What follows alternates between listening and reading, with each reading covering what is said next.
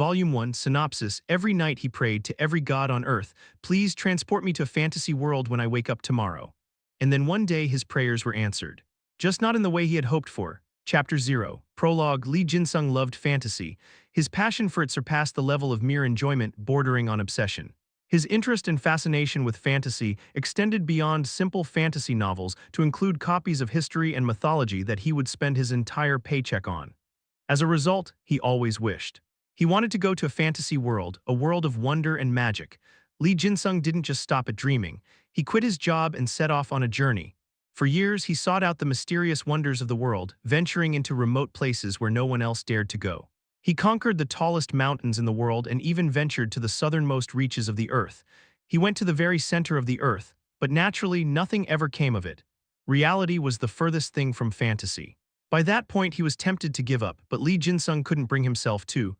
Every night he prayed to every god on earth and even to those beyond. He prayed that when he woke up the next morning, he would find himself in the midst of a fantasy world. And then one day his prayers were answered, just not in the way he had hoped for. "This isn't what I wished for." A sigh escaped him. His breath froze and fell to the ground. He lifted his head with a despondent expression. Before him stretched out an endless expanse of bitter cold. Chapter 1. The Barbarian of the White Snowfield. Part 1. The man gazed at the horizon with a sullen expression. Despite the biting chill of the merciless blizzard, he stood there clad only in a light leather vest, his eyes fixed on the distant expanse. "What are you doing?" a voice came from behind him. A gray-haired woman, similarly dressed in thin clothes, tilted her head in confusion. The man opened his mouth, admiring the scenery. "Why, to calm my mind." "Why calm your mind?" "Because I'm tired, you ignorant barbarian." "Stop asking questions." "Your mind is tired." The woman seemed to not understand his words, her head cocking repeatedly. "Why is your mind tired, not your body? I don't understand what you're saying." "Enough, idiot," the man sighed.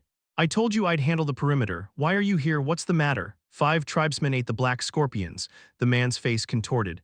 "Again, I clearly told them not to eat them because they'll make you sick. It hasn't even been a week and 5 of them have already eaten them. It was a glorious challenge. I was proud of them." The woman laughed brightly. "Ugh, fuck." The man exhaled a heavy sigh. "Go back and clean up the bodies. And don't eat them again while you're at it. I'll kill you if you do." "But," the woman hesitated. The man clicked his tongue. "If you eat them, you'll die by my hand." "Ah, I understand. I'll never eat them." The woman shivered and scurried away. The man watched her retreating figure and sighed again. "Ignorant barbarians. Of course they're scared of his threats because they'll die if they eat them anyway. Ignorant, stupid fools." The man kicked the snow gloomily. His figure disappeared into the snowfield. Snowfall, a world of pure white as if made entirely of snow. Several carriages were moving through this landscape. Creak, creak. Plague. "It's freezing cold." The man escorting the carriage pulled his fur hat down tightly. The breath he exhaled instantly turned to frost and fell to the ground. His eyebrows were also frozen, ready to fall off if he touched them. "Wrap yourselves in your furs even tighter, otherwise you'll freeze to death."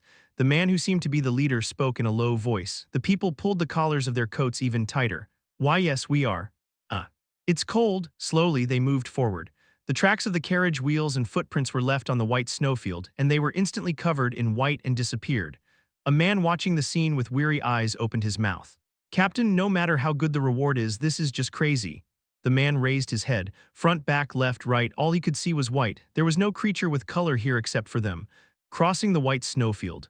"Isn't that really crazy?" "Quiet," a harsh voice rang out. "You all agreed. That's true, but then be quiet. We're getting close to the border." "Damn it." With a small curse, he closed his mouth again. In fact, they didn't have much time to talk. The moment they opened their mouths, the cold air would penetrate their lungs. In the silence, they moved forward again. And in the carriage they were escorting, an old man clicked his tongue. "Tusk." The old man had a long white beard and was dressed in a fancy suit. He asked with a worried face, "Are you all right, young lady?" "Yes." The young woman nodded. Her blue hair swayed. Her black eyes met the old man's. "I'm fine. What is this really?" The old man sighed deeply, seemingly in despair. "There was no need for you to take this arduous journey yourself, young lady." "No, I have to go." The young woman shook her head. "That was the condition of my contract with my father." "Oh, old man, you don't appreciate the young lady's efforts to save the family and, hey, I'm going to freeze to death." The old man's words of lament were cut off by a grumble. The old man's face turned red. "Those disrespectful creatures. Don't be too hard on them. They're the only ones who agreed to escort us through this white snowfield." "That's true, but anyway, can't we bring them inside now? They look so cold." Crash, crash, the carriage screamed in the cold. Even though it was protected by magic, it was hard to ignore the extreme cold. It was hard to imagine how cold those outside must be. The young woman spoke with concern, but the old man firmly refused. No, you don't understand what exists in this white snowfield. Monsters, is that right? Monsters lived in the white snowfield. Horrifying creatures beyond imagination lurked outside. The probability of encountering them is low, but we must be careful. That's why we have escorts. Yes, but the young woman looked out the window. All she could see was white. No other colors were visible. Can people really live here? That's just a legend. There's no way humans could survive in this environment, but it's a credible legend. Well, that's true. Even the old man didn't completely deny it. Long, long ago, an empire that once ruled the world. That empire had incorporated everything from the ends of the earth to the ends of the sea within its territory, except for the White Snowfield. The White Snowfield, which occupied more than half the world, lay at the very center of the world. It was a hellish realm from which no one had ever returned alive. But the emperor, who wanted to grasp the world itself in his hands, desired to rule the White Snowfield. And so he led all the strong and soldiers and even entered the White Snowfield himself. And several years later, around the time the empire, having lost its master, had fallen and been forgotten by all, the emperor returned. Having lost countless strong men and soldiers, he returned with only his body. Looking decades older, he spoke like a madman. That monster lived in the White Snowfield, white snakes that devoured icebergs, white bears that caused earthquakes, ugly rats that polluted the oceans. And he said that the most dangerous thing in the White Snowfield was not monsters, but humans. Did he say ash-colored barbarians with scars on their chests? There were barbarians here. It's just a legend, right? But the emperor's words are credible. Most of the monsters he saw have been discovered. After the emperor's death, all kinds of strong men and expeditions entered the White Snowfield.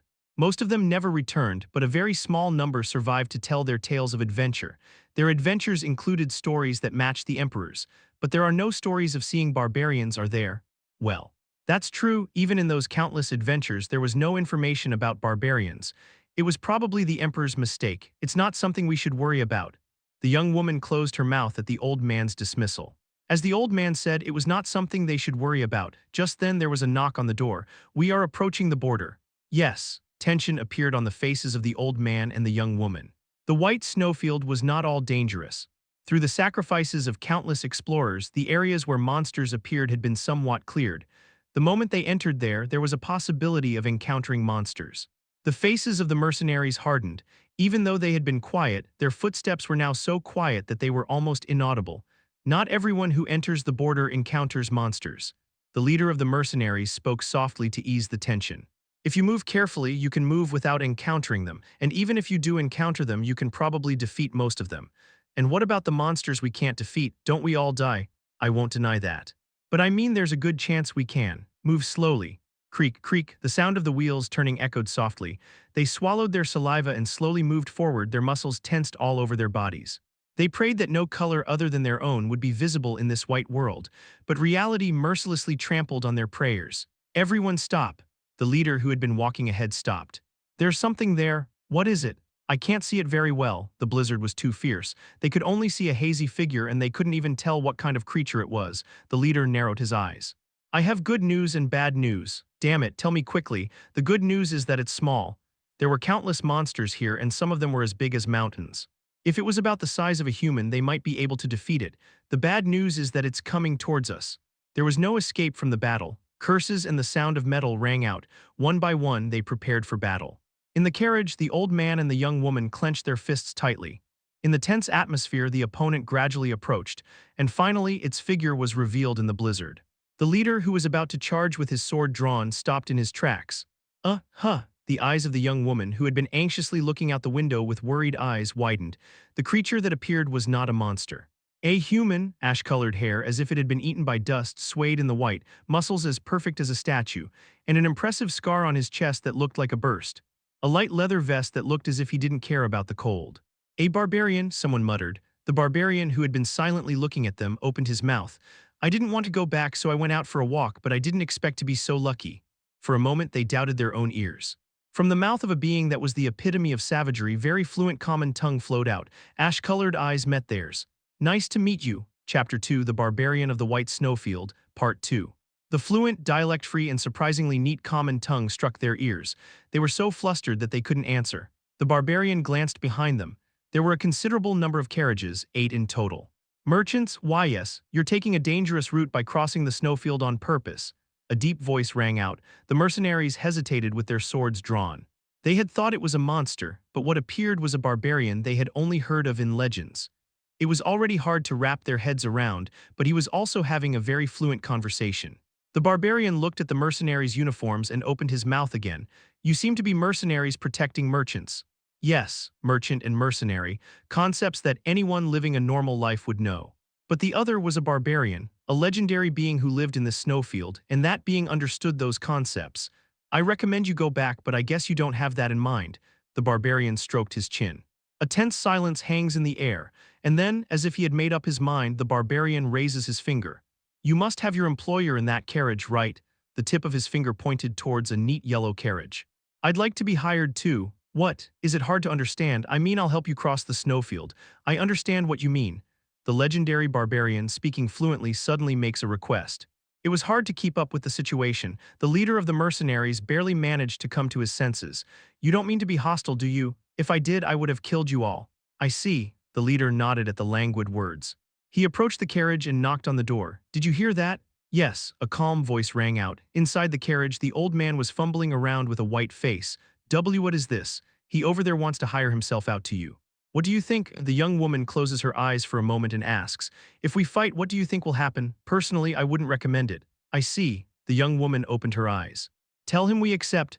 Yes, the leader stepped forward. Your request has been approved. That's good news. The barbarian smiled satisfactorily and approached them. The mercenaries flinched back in fear. Don't be afraid.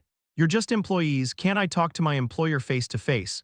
What if you do something strange? Be careful. The barbarian replied leisurely and passed the leader. The mercenaries belatedly approached and whispered, Captain, is it okay to let him meet her like this? The employer has agreed. Even so, we are mercenaries. How can we stop him? Stop him? The leader chuckled bitterly. That thing.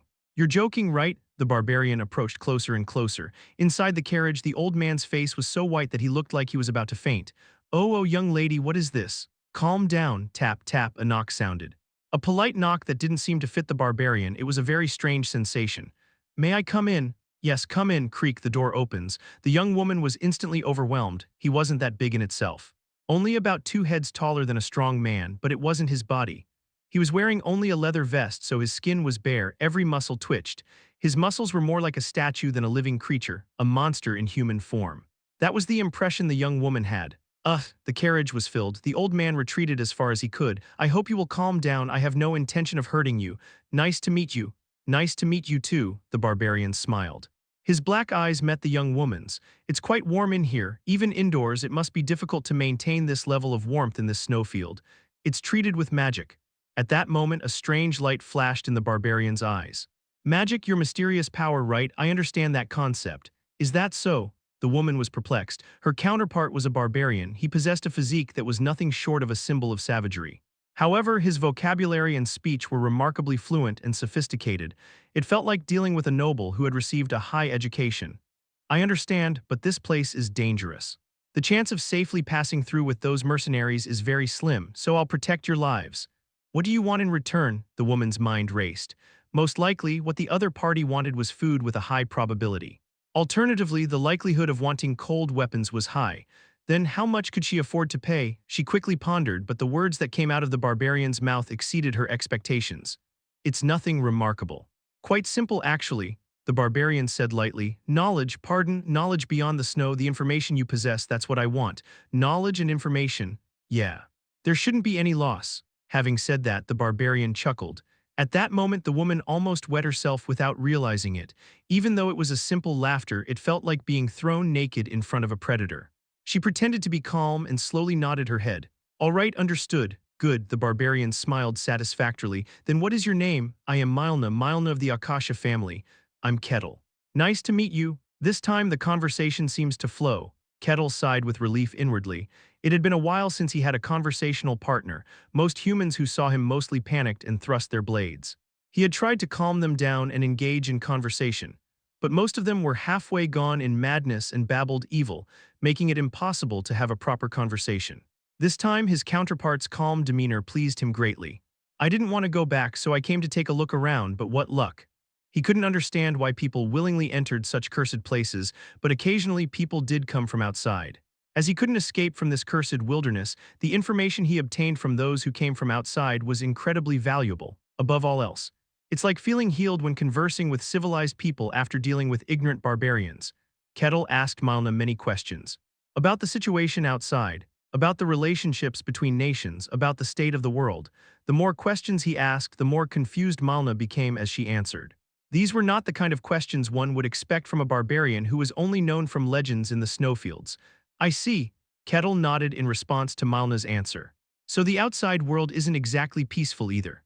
Yes, the Empire and the Kingdom are at war. The current world was in a state of war. A powerful empire and the largest kingdom were fighting a war for the survival of their nations. The Empire is slowly pushing forward with its overwhelming numbers and naval power, but the kingdom is not giving up easily. The Swordmaster and the Hero are defending the border. Hero, Swordmaster, interest lit up in Kettle's eyes. Are they strong? They are strong beyond human comprehension. Some of them have even slain dragons. Dragons, you say? Kettle muttered softly. A Swordmaster and dragons, how fantastical a name that was. What would a real dragon look like? An Eastern dragon or a Western dragon? Would it be serpentine or reptilian? I would like to meet them. Fantasy existed beyond the snowfields. How long had he been trapped here? He couldn't even remember anymore. He had only been desperate to survive. All he knew was that this was a snowfield in the middle of a fantasy world and that he couldn't escape. Outside, a fantasy world, he really wanted to go out. And then Milna felt a chill run down her spine. Surely not. Could this barbarian be planning to attack the outside world? Was he asking about the strong and the information outside in order to do so? That was her delusional thought. Malna asked cautiously, "You are a barbarian, aren't you? I suppose you could say that. From your expressions, it seems you know of my existence." "Yes, there are legends." "Legends?" Malna told him about the legends she knew.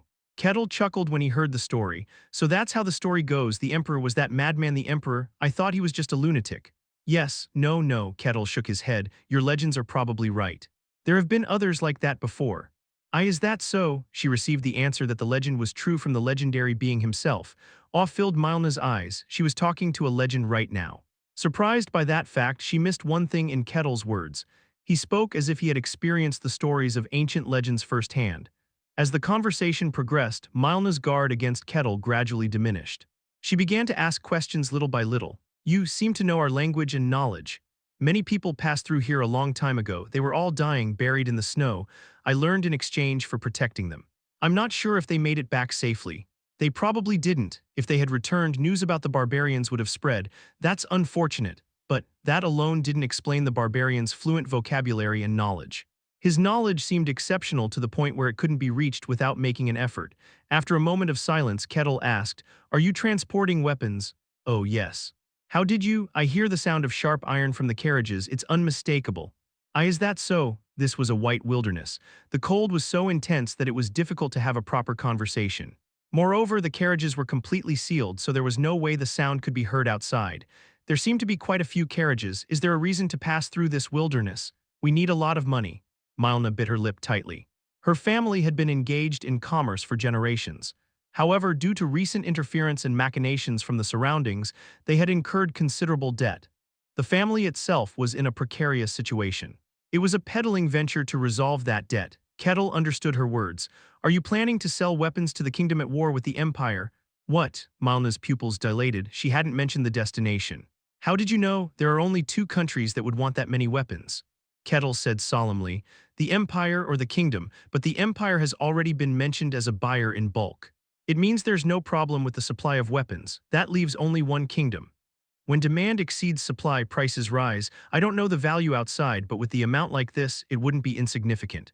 Seems like a worthwhile investment." Milna blinked rapidly. "If you're trying to pass through the White Wilderness, it seems like there's no other way to reach the kingdom, right? Is it because the Empire shares a border with it?" "That's correct." It was a perfect answer. "Even so, trying to pass through here is a risky choice." Milna was so shocked that she couldn't be more surprised. "Who are you? Are you really a barbarian?" Just as she was about to ask that question, the carriage stopped. Outside, the sound of a monster echoed. "Uninvited guests have arrived," Kettle said quietly. Chapter 3. The Barbarian of the White Snowfield, Part 3. Grumble, a strange sound is heard. The mercenaries' faces hardened. They drew their weapons and tensed their bodies. "Stop." The leader who was walking ahead raised his hand and stopped the mercenaries. Through the frigid cold, the monster appeared. A black mass of slime emerged. "Black slime," Milna groaned. "Is that its name?" Yes, it's a monster that exists in the records. There are many strong people who challenge the White Snowfield. And there are a few who have survived, but they definitely exist. They recorded the monsters they saw in the literature, and the black slime was the most recorded monster. Do you know about it too, Kettle? I know it or not. They're quite edible if they're chewy, they're good for a snack. You eat them? Malna thought she might have heard wrong for a moment, but Kettle had a very serious expression. Do you want to try them? Then I'll have them catch one for you. Oh no, Malna shook her head hastily. Grumble, the black slime, slowly approached. The mercenaries tensed up, sensing the clear hostility. Kettle, Malna looked at Kettle. But Kettle was leaning against the carriage, leisurely looking out the window. Malna was confused by his posture that showed no intention of moving. Kettle, I made a contract with you. I promised to protect your lives. I don't intend to move when it's not dangerous. What? That's enough for them, Kettle muttered softly. More than anything, I need to check the level outside as well. Grumble, the black slime, rushed in. The captain shouted. Shields? Yes. A mercenary with a shield in both hands stepped forward roughly. He put strength in his legs and waist and tried to hold his ground. The black slime bounced its body and charged. Zzzzzang. Hugh, the shield-bearer, was knocked back. The sturdy man rolled on the ground. Another mercenary swung his sword down at the black slime. Quaang, Hugh. The sword was knocked back along with the recoil. The mercenary, who staggered and regained his stance, looked at his sword with a bewildered expression. The part that had hit the black slime was chipped. What the hell? Grumble, the black slime bounced its body again. The mercenaries scrambled to dodge. The captain shouted loudly. Black slimes can only move in straight lines, respond by rotating. Yes, yes, don't respond head-on. Flow with it. The mercenaries move quickly under the captain's orders. They form a formation around the black slime. Zzzang, Hugh. The shield-bearer was pushed back, but he didn't fall. He twists his body and throws off his balance of power. Simple attacks won't work. Aim for the core somewhere outside. Yes, the mercenaries fought the black slime with all their might, and so 30 minutes later. Hupe, the captain, thrust his sword. The sword smoothly sunk into a tiny hole in the black slime. Coo! The black slime instantly melted into slime and flowed down. They had won. The mercenaries erupted in cheers at the fact. Wow, we won, they rejoiced. Malna inside the carriage also clenched her fist. That's it. They had defeated a powerful monster of the White Snowfield with their own strength. They couldn't help but be happy. However, Kettle watched the battle with an unchanged expression. I have one question. Yes, how strong are those mercenaries? They are quite strong.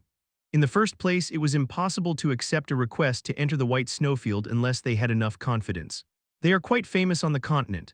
Is that so? Kettle's eyes slowly sunk. After that, they continued on their way, and monsters occasionally appeared to block their path. The mercenaries fought with all their might to defeat the monsters. Whether they were lucky or well documented, all the monsters that appeared were known monsters. Since they knew their weaknesses, they were able to defeat them more easily than they thought. Hey, the White Snowfield isn't so bad. The mercenaries' tension gradually eased and their confidence began to build. It was natural since they were advancing without a single casualty. It's not a big deal, Captain. Don't be careless. We're not even halfway there yet. But we've been doing fine so far, haven't we? Maybe the danger of the White Snowfield was exaggerated in the first place, a mercenary said doubtfully. There hasn't been a proper expedition since the Emperor's legend. Most of them are just a bunch of riffraff. It wasn't wrong. The Emperor's legend was very famous and widely known, and those who were in power didn't want to stir up the hornet's nest unnecessarily. The White Snowfield is dangerous. There's no denying that, but it's also been greatly exaggerated. They should be able to conquer it just fine. That realization began to sink into the mercenaries' minds. And naturally, their gaze towards the barbarian gradually changed, from a monster that existed only in legends to an ordinary barbarian. He's kind of annoying, someone muttered. They had to sleep outside for security, shivering in the cold. If it weren't for their magically treated cloaks, they would have frozen to death long ago. But the barbarian is resting comfortably in a warm carriage. When he sleeps, he borrows an extra carriage and sleeps very comfortably. He also never participates in battles and just watches from the comfort of the carriage. After all, the barbarian is also a mercenary who has taken on the same request as them. It was inevitable that they would be resentful of the preferential treatment he was receiving. Is he really that strong? Their doubts grew stronger. I don't think he's that strong. Even if he's a barbarian or a monster, it's still the Emperor's legend, isn't it? He's at the bottom of the food chain in the White Snowfield, isn't he just clinging to us? Their doubts became more and more certain. Quiet, the captain said curtly. It's the client's orders, it's not our place to question it. Doesn't that mean the client is being deceived? The mercenary narrowed his eyes. At least shouldn't we confirm his strength? Nonsense. The captain dismissed it, but the mercenaries' dissatisfaction didn't easily subside. And whether they did or not, Barbarian Kettle was chewing on an apple with a satisfied expression on his face. Delicious, I'm glad you like it. It seems like it would be difficult to keep fresh fruit on a long journey. Is this preserved by magic as well? Yes, yes, magic can really do anything. Kettle popped the apple, seeds and all into his mouth. With a slurping sound, the apple disappears without a trace. The old man looks at him with a weary face. Kettle licked the fruit juice on his fingers with a satisfied expression. How long has it been since he's eaten fresh fruit? Eating fruit after chewing on monster meat every day felt like it was refreshing his mouth. His desire to leave the snowfield grew stronger and stronger. Kettle seemed to come up with something and asked, "Speaking of which, I'm curious about something. What is it? Judging by your attire, posture, and speech, you don't seem to be a mere representative of a family." Malna's attire was simple, but upon closer inspection, one could tell that the material was of considerable luxury. Malna nodded in affirmation. "I am the daughter of a concubine of Lord Kasek Akasha. I am the first daughter of Lady Biliaka." "Concubine, you mean a second mother?" "Yes. My poor mother came as a political marriage tool but was used and abandoned, unable to hold any real power." "Is that so?" Kettle nodded indifferently. Milna, who had been watching him for a while, opened her mouth without realizing it. "My mother and I are only family in name, not in reality. We are treated like servants." She had not intended to say this much, but Kettle's seemingly indifferent attitude made Malna gradually start talking about herself. "Didn't you say that the family is on the verge of collapse?" "Yes, we are losing our customers one by one due to the aggressive competition from other merchant houses. If this continues, we will go bankrupt soon." Despite this, the head of the family, her father, was terrified. He had to find a way out, but in his desire to avoid competition, he ended up conceding everything and the collapse of the family was imminent. So to speak, this peddling trip is the one that will decide the rise and fall of the family. If they sell this much weaponry to a kingdom at war, they will gain enough capital to revive the family and have more to spare. "Is that so?" Kettle muttered as if he understood. "But I have a question. Even if you don't have any real power, you are still blood-related, so why did you have to go on this peddling trip yourself?" "This was my idea." "Yours?" "Yes. A life-threatening peddling trip, someone has to set an example." "Lady," the old man looked at Malna with a face full of admiration. It was indeed an action worthy of a paragon of noblesse oblige. "I see," Kettle nodded. "You're quite clever. What? And you have great ambition, you're greedy." "Hey, you bastard, what are you talking about?" The old man didn't understand Kettle's words, but Malna's eyes wavered. "You," the moment she was about to say something. Knock knock, a knock on the door echoed. The old man got up clumsily and opened the door. "What is it?" "I have something to tell the lady." The mercenaries were standing outside the door. Chapter 4, The Barbarian of the White Snowfield. Part 4, what's going on? "First, I need to confirm one thing. We are mercenaries. We have a contract with the young lady and are officially carrying out a commission. Is that correct?" Malna nodded. "Yes, that's right. I'm always grateful that you accepted the commission." A commission to traverse the White Snowfield. All other mercenaries had fled in terror as soon as they heard the details of the commission. If it weren't for them, she wouldn't have even attempted it. "We are risking our lives to carry out the commission. It's only natural since we have a contract." The mercenary narrowed his eyes. "But I don't like this one bit, that barbarian." His eyes turned to Kettle. "That barbarian also received the same commission, so why is he getting special treatment?" Ah, Milna finally understood the mercenaries' grievances. The mercenaries and Kettle had received the same commission. So to put it simply, they were on equal footing. However, the barbarian was resting comfortably inside the carriage while the mercenaries were braving the cold and fighting monsters in the snowfield. It was a situation that was bound to build resentment. Malna bowed her head apologetically. "I'm sorry, I haven't been paying much attention to you." "No, it's not your fault, miss. Of course, I understand that the barbarian is a legendary figure and deserves special treatment, but I need to be sure." "Sure. That barbarian, has he ever been in a real battle?" Malna's face hardened. "So you want to confirm it? We are faithfully carrying out the commission we received. It's because we have the skills to do so. But how can we know if the barbarian has the skills? Isn't he just shivering at the bottom of the food chain, trying to survive in this white snowfield? Can he really defeat the monsters?" That was the implication of the question. Kettle grinned. "So you want to see my skills? How do you plan to confirm them?" "I'll do it." The mercenary pounded his chest. He was a strong warrior, even among the mercenaries. After discussing it with the others, they decided that he would step forward. Milna looked at the mercenary captain. The captain shook his head nervously. "I tried to stop him, but he wouldn't listen.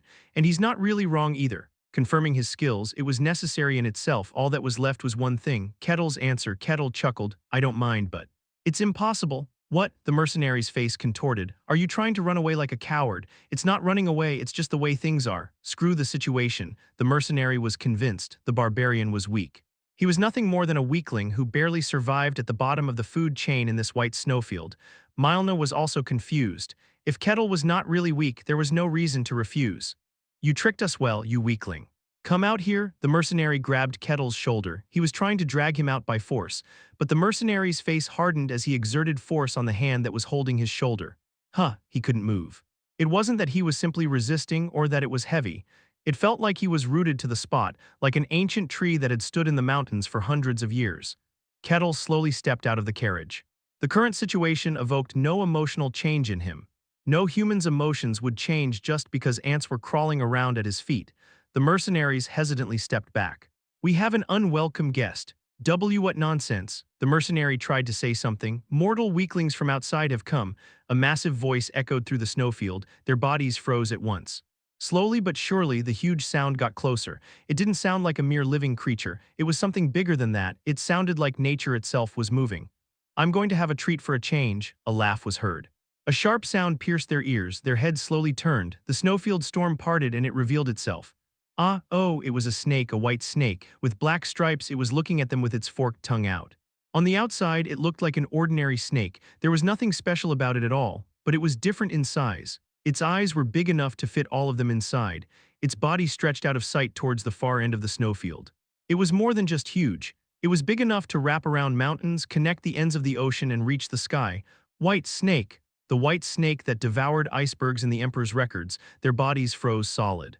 Like mice exposed to a predator, their very bodies stiffened and they couldn't move. The mercenary's lower body became wet. His limbs lost strength and he was forced to urinate. Bark, mortal beings, the snake mocked them. Spill your filthy fluids and beg for your lives. Squirm at my feet. Struggle as much as you can. It will all be my seasoning. Cuckoo, the earth trembled, an earthquake occurred. Nature shook simply because it moved. They are going to die, there is no escape. The absolute truth fell upon them, just as they were all about to give up on life and let go of their minds. Stop, a slow voice echoed, a calm voice as if he had just gone for a walk.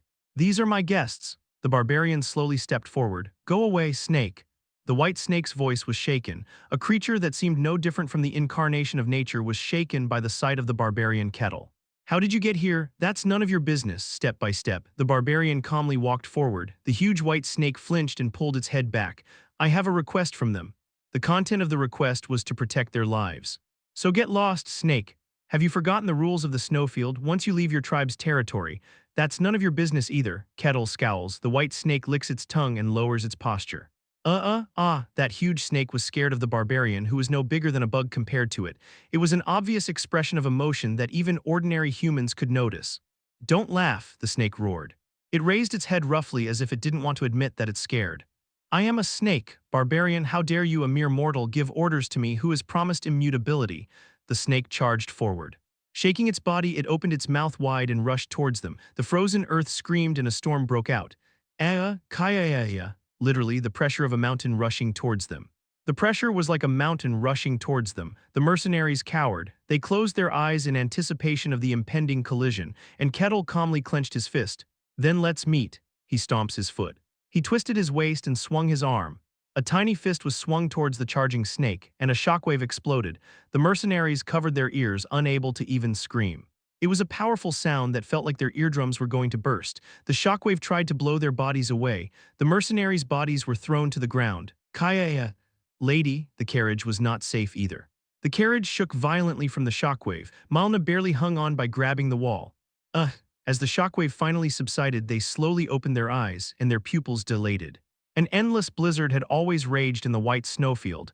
It was so fierce that they could barely see even the tip of their noses.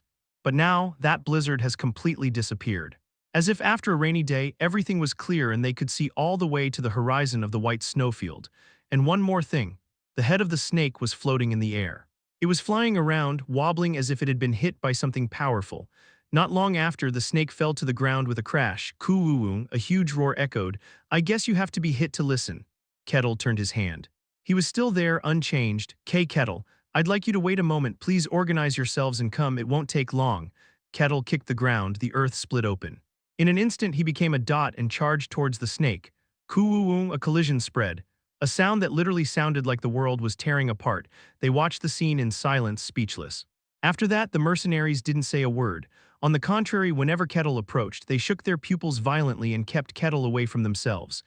Sorry. No, it's natural not to trust strangers easily. I understand. I deserve to die. Please spare my life. No matter what Kettle said, they just kept repeating their apologies. The conversation was impossible to continue, so Kettle backed away hesitantly. They silently defeated the monsters that appeared and moved forward. After finishing his work, Kettle relaxed in the carriage, and the old man volunteered to go outside, and finally, they reached the end of the snowfield. Oh, grass, green vegetation could be seen beyond the white. The mercenaries cheered. They successfully crossed the white snowfield. We've arrived, Kettle said casually. Milna bowed carefully. Thank you, Kettle. What will you do when you return? Then we'll just have to go through the Empire. Aha, since you've sold your weapons, you'll be empty-handed. It shouldn't be too difficult to cross the border. Yes, he had even seen through that in an instant. Milna looked at Kettle with strange eyes. After thinking for a while, she opened her mouth. Kettle, you told me I was smart and ambitious, didn't you? The mercenary had blocked her off and she couldn't hear the full meaning. What did you mean by that? It's exactly what I mean. You're smart and you're ambitious. Kettle lazily chewed on a tangerine, skin and all. Your family was once prestigious, but now it's teetering on the brink of collapse due to lack of capital. Naturally, your family's retainers' faith in the family is also wavering. A merchant family is a family built on capital. If the capital disappears, the value of the family naturally disappears as well. On the brink of extinction. The one who just sits there and waits for extinction in that state, or the one takes action and tries to find a way out, who will the people below trust and follow? There was no need to think about it. Kettle put the tangerine in his mouth whole.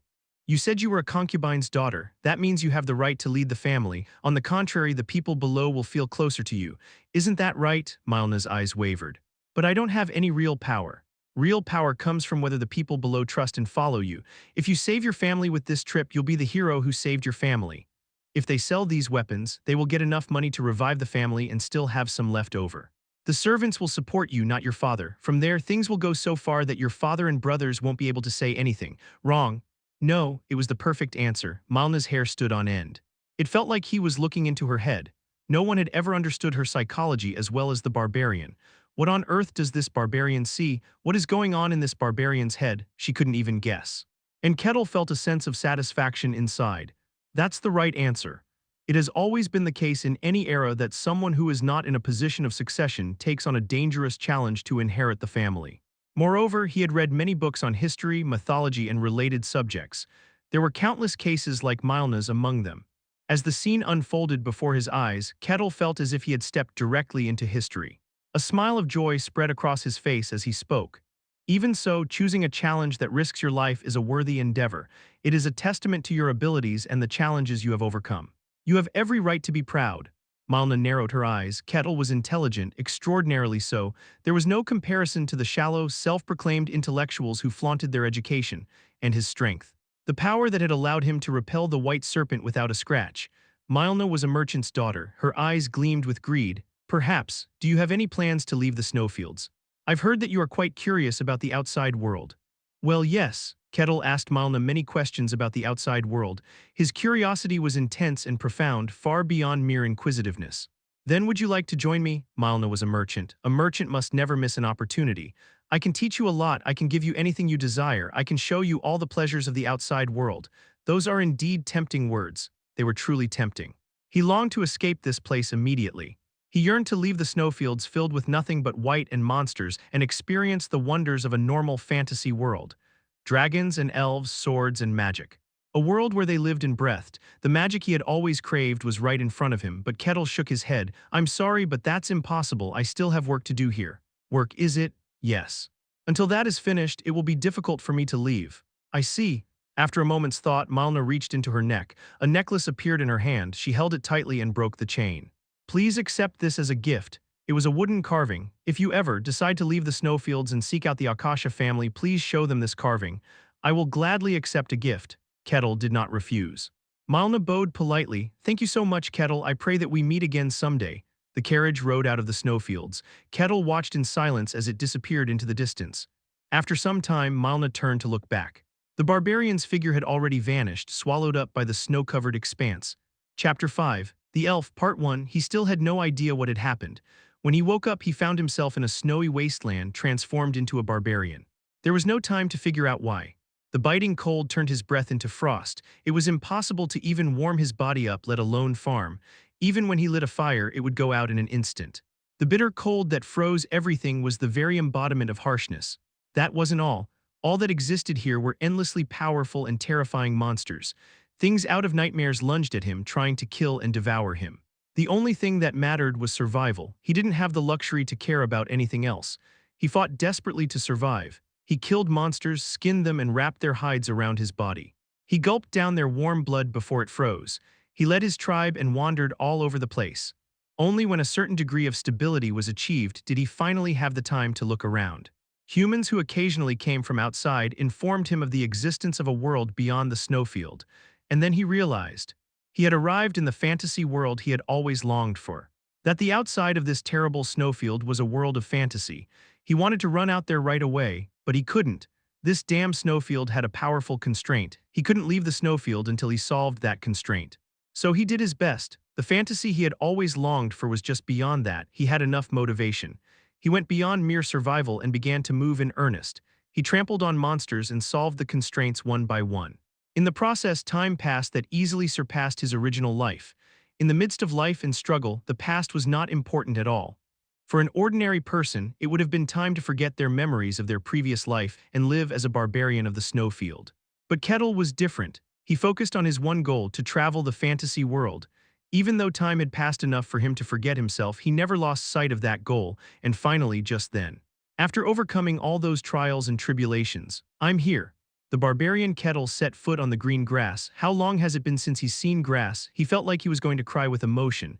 Kettle took a deep breath. Phew, the smell of a radius of several kilometers filled his lungs and lungs. The fragrant smell of grass, the smell of animals, the smell of the river, all things that he couldn't smell in the snowfield. Kettle chuckled. Good.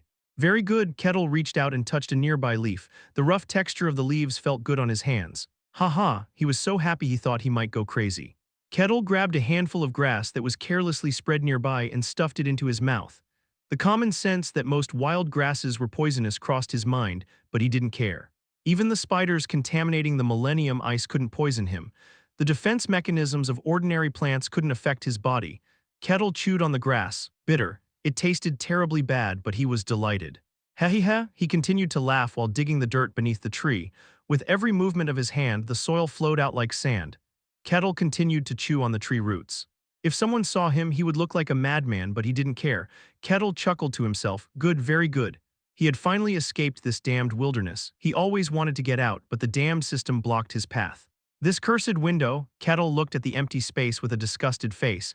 There a system window appeared. 784th quest completed. Reward distribution completed. Conditions fulfilled. You can leave the wilderness. Because of that damned quest, he couldn't leave the wilderness. Whenever he tried, some strange force blocked him, but that was over now. He had cleared all the conditions. He had succeeded in escaping the wilderness. What a damned place. Let's never see each other again. Kettle energetically raised his middle finger towards the snowy mountain. Ha ha ha. The laughter didn't stop. He knew from sporadic conversations with outsiders looking for the wilderness. This was a fantasy world. It was the fantasy world he had dreamed of but thought he would never reach. Thanks to that fact, he could find the motivation to keep going. Now, despite being far from a boy, he felt excited like one. Even though the starting point was seriously messed up, he had survived somehow. Now he would enjoy this world. There were countless things he wanted to do, swords and magic, dragons and elves. He would enjoy the essence of fantasy. If it weren't for that desire, he would have died a long time ago. That inner self was a hell that couldn't survive on mere survival instincts. Kettle leisurely moved his steps. He could explore forests like this in an instant, but this extraordinarily enjoyable walk was pleasant, and he kept walking. But even after a long walk, the forest didn't end. How far do I have to go? He could move leisurely now that he had gained freedom, but his desire to meet people quickly was strong. Eventually, he gave up his leisurely walk and expanded his senses. Many things began to be felt.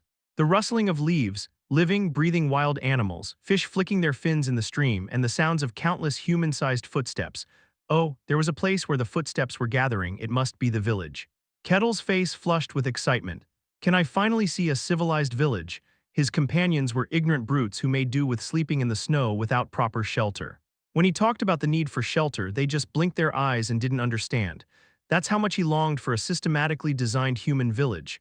What would be a good first greeting? Should he say hello? Or should he ask what kind of world this is in the traditional way? Whatever it was, he would treat them with respect. He walked forward with anticipation. Whoosh! A hemispherical tent was formed in the blue forest. The elves lowered their hands with relieved faces as the tent was tightly closed without a single gap. "It's done, Elder. Yes, good work." The wrinkled elf smiled with satisfaction and shouted, "Everyone, this is our new home." Wah! Numerous elves cheered, some were even shedding tears of joy. After fleeing and evading the slave hunters, they had finally arrived here, to the extreme wilderness untouched by human hands.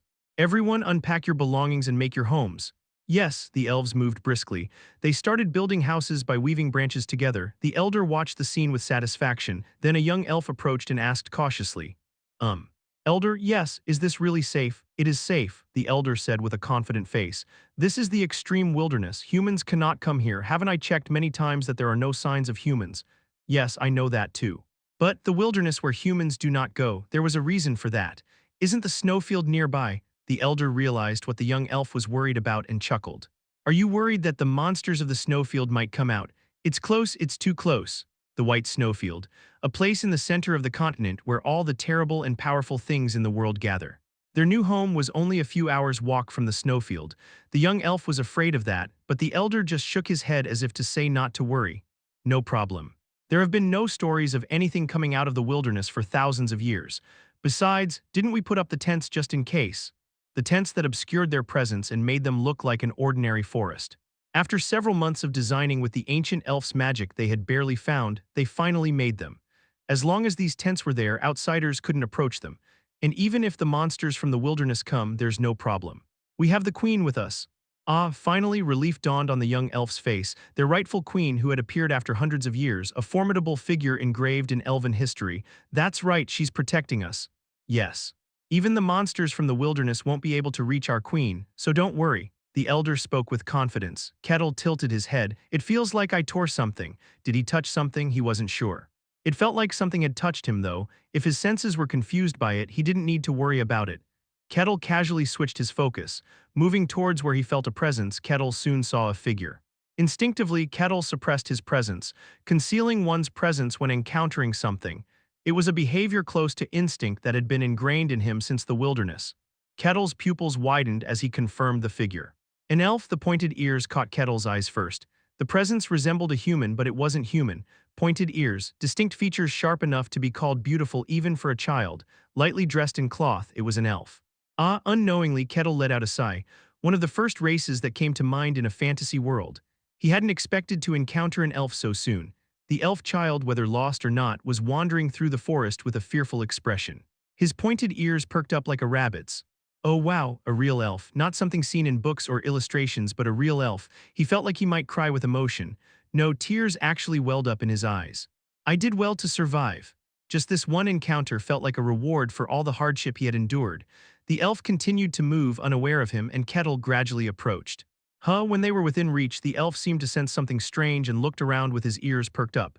Then his gaze fell on Kettle. Unknowingly, Kettle tensed. The first meeting, he cautiously raised his hand. "Hello?" The elf stared blankly at him, looking up at him as if his neck would break.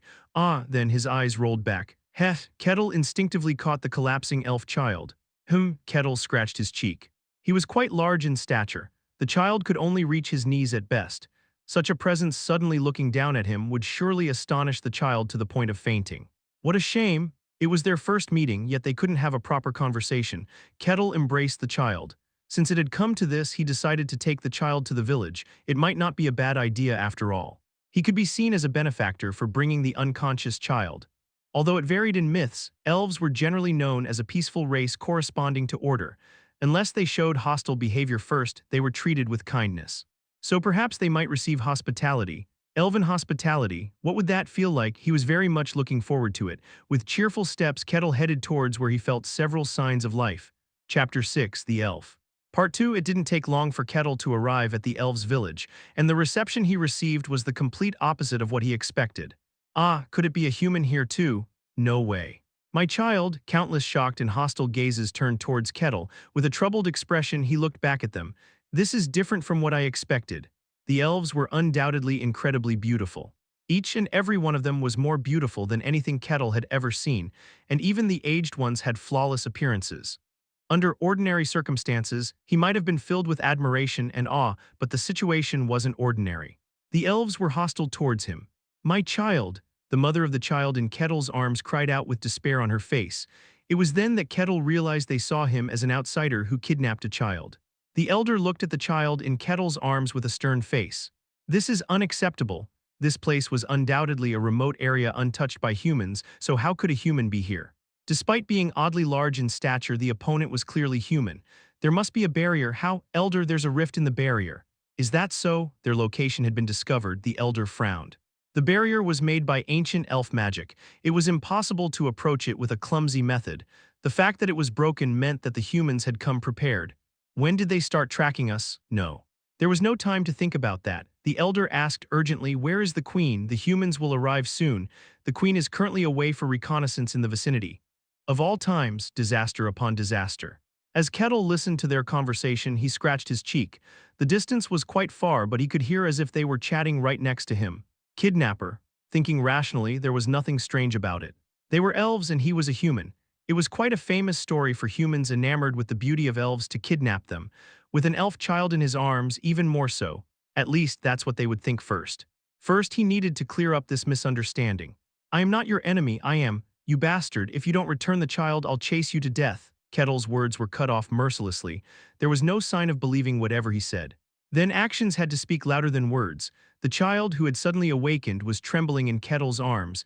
Carefully, Kettle put the child down. "Go, return to your kin." Click. Kettle forced a bright smile as much as possible. The child, upon seeing his face, couldn't help but burst into tears. "Wah!" The child ran towards the village, crying. Kettle felt deeply saddened. "Am I really that scary?" Anyway, the child was returned. Kettle stood up and raised his hands. "Elves, as you can see, I am not your." The hostages released. "Everyone attack!" The elves, as if they had been waiting, tightly pulled their bowstrings. Sharp arrows flew towards Kettle. Thunk. The arrow collided with Kettle's body and bounced off. The elves did not hesitate and continued to draw their bows. "He's wearing a protective artifact. There must be a limit." "Keep attacking." Now, not only arrows but also blades made of flames and water flew towards him. Kettle shook his head with a melancholic expression. "Elves are more savage than I imagined. They loved nature, yearned for peace, and were a race of gentle order, or so he thought. But they weren't. In reality, elves were more wild and savage than that. His fantasies and illusions were shattered. Is this what reality is like? Well, elves were a race that lived in nature, and nature was a world of survival of the fittest. Peace was far from their reach, so it wasn't surprising that they were savage. Of course, in reality they weren't. Elves were not a savage race. They were in fact gentle and peace-loving beings. If Kettle were a typical human, they might have been startled but would have been grateful for returning the child and would have shown gratitude in return. But the problem was that Kettle was Kettle.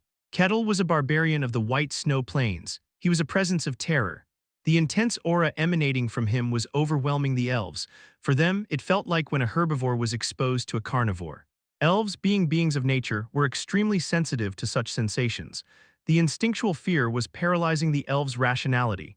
It was like when a lion intrudes into a rabbit hole and stares at them intently. That was the situation for the elves. Desperately trying to drive away the lion was a natural act from the rabbit's perspective. But from Kettle's perspective, who didn't know that, he could only think of the elves as savage. All right, let's accept without prejudice. Because this was the fantasy world he had been yearning for, it was also somewhat enjoyable to find differences from the books. As he organized his thoughts, he found something to watch. Swish. He caught the flying arrows. Examining the arrows closely, he noticed a faint whirlwind rotating sharply at the arrowheads. Elemental magic. Blades made of flames and water were also flying towards him. Kettle's eyes sparked with interest. Strange forces like that were quite common in the snow plains, but thinking of it as elf elemental magic or sorcery made it seem somewhat different. As Kettle watched their attacks with fascination, the elves were shocked. Why does he have such an artifact? There was a limit to the damage even a defensive artifact could withstand.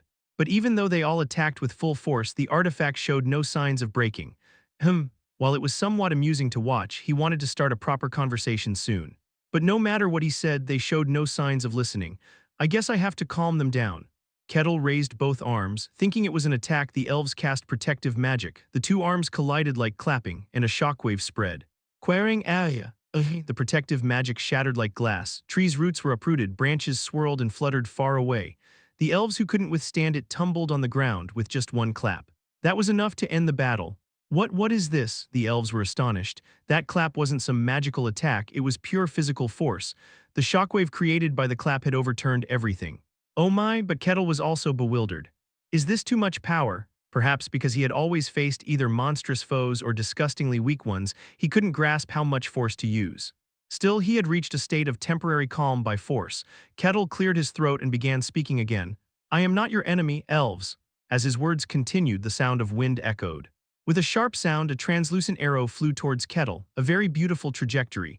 Kettle stared blankly at the arrow. Quang, the arrow collided with Kettle's body and an explosion erupted. Flames roared and engulfed Kettle. One elf landed in the middle of the battlefield. Blonde hair swayed and blue eyes shone sharply from a sharp face. Oh, it's the queen. What's going on? The queen asked calmly. The elder rushed over in a panic. Humans have attacked. I expected as much. The queen's gaze sank. Is nowhere safe. That man is only a vanguard. The main force will arrive soon. The queen's expression was puzzled. I scouted the entire area, but there was no sign of humans. Yes, yes. So, a voice echoed from within the flames. The elves recoiled in terror. Soon, a hand emerged and swept away the flames. I hope you'll listen to the story. Kettle was still in the same position as before. This can't be. How can he withstand the queen's blow without a scratch? What kind of artifact does he have? Artifact? The queen's eyes narrowed.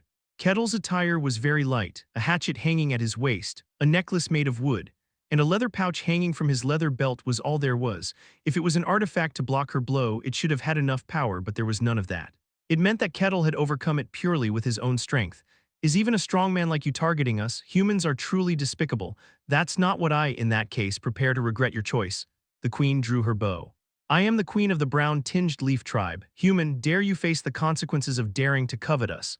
Can't we communicate? For a moment, the conversation didn't flow to the point where such doubt arose. But he was speaking the same language as the elves. It was understandable, so it seemed like they were ignoring Kettle's words as if they weren't worth listening to. Isn't the relationship between humans and elves good? He said he was not an elf hunter. Even if they were a race that kidnapped his child as a slave, he shouldn't think well of them. Kettle became very gloomy. It can't be helped. One of the common senses he learned in the snow plains, if you hit, they listen. Of course, he wouldn't resort to violence. Hitting elves, it was an unthinkable option for him. Just make them listen to me. Kettle came to a conclusion and the queen drew her bow. A translucent arrow hung from the bowstring. The bow was released and the arrow was shot. It was truly swift. A speed that surpassed the speed of sound, impossible to follow with the eyes. As the arrow was about to collide with Kettle's body, Kettle's hand moved. He caught the flying arrow. Naturally, it exploded. Flames rose fiercely and tried to engulf Kettle. And Kettle responded very simply. He just clenched his fist. With a soft sound, the flames vanished. The pupils of the elves dilated. What? The queen was astonished. Her arrows were not just ordinary arrows. They were arrows imbued with the spirits of nature, with flame spirits imbued in each arrow. Even if he was a superhuman, it was impossible to stop it without a scratch, yet he simply clenched his fist. Then, she drew the arrow sharply. Burn, whoosh. The bow itself was tinged with flames. Controlled to the extreme, the flames distorted the space wildly. Go and shoot him dead. With a rough shout, she let go. The thing made of flames rushed forward at a dizzying speed. As it rushed, it gradually took on a form. A phoenix with dazzling wings. Oh, the elves exclaimed in admiration. It was the queen's ultimate technique. An arrow of a phoenix that would never extinguish until it turned the opponent into ashes, the ultimate technique that had never been blocked. But the queen could only be bewildered. Even though she had displayed her strongest technique, the barbarian's face remained incredibly calm. Amazing, Kettle exclaimed. An arrow of a phoenix, truly a fantastical technique. Moved by it, he simply clenched his fist, and he launched his fist towards the phoenix. Quarring, everything in the trajectory of the fist exploded. Branches snapped and created a vacant space in the dense thicket in an instant. Forced the flames that wouldn't extinguish to go out. The pressure didn't stop and overwhelmed the elf queen. The queen rolled on the ground with a face full of injuries. Kettle clicked his tongue with a face of realization. I should have adjusted the power more. The elf queen's face, full of injuries as she rolled on the ground, stiffened. Through this encounter, she realized the opponent was a strong one and it was incomparable to her. Superhuman or higher. A strong person like that was here. The queen gritted her teeth at this. She was confident in her own strength, but there was another wall beyond the wall. Her opponent had reached a level she could never reach. She seemed determined and shouted loudly. Everyone, get away from here right away. Why, your majesty? Now, I understand. The elder, realizing what the queen was about to do, gritted his teeth and shouted. Everyone run away. Yes, yes. The elves fled in a hurry. The queen stumbles to her feet. Human, I acknowledge your strength, but you will never achieve your goal. Kettle looked at the queen with a trembling heart. It's not working. He was getting a little annoyed. If it were him in the snowfield, he would have smashed all their heads and forced them to listen. As they continued not to understand, he felt like slowly raising his fist. No, but Kettle suppressed himself like that. This was the fantasy world he had so longed for. He wanted to be relaxed and act calmly. Kettle calmed his mind, and while Kettle was doing that, the queen put her hands together. The flames began to gather and take shape. I call upon you, the one who holds the pure origin. I call upon you, the one who burns the dark darkness. It was a spell. Kettle forgot about the situation and was impressed. Of course, if it was magic, there had to be a spell. He felt his heart pounding as he watched real magic. He was glad he had taken it easy. Oh come, the one with horns that hold the pure flame. Piego, the shape made of flames, becomes a door and a beast jumps out of the door, a flaming bull. Oh, Kettle let out a cheer. The reason was simple. The bull that appeared was so cool. Red flames gleamed all over his body. The mere existence of it raised the temperature of the forest itself. The most distinctive feature was the horns that rose above its head. The bull itself was very powerful, but the horns were of a different order.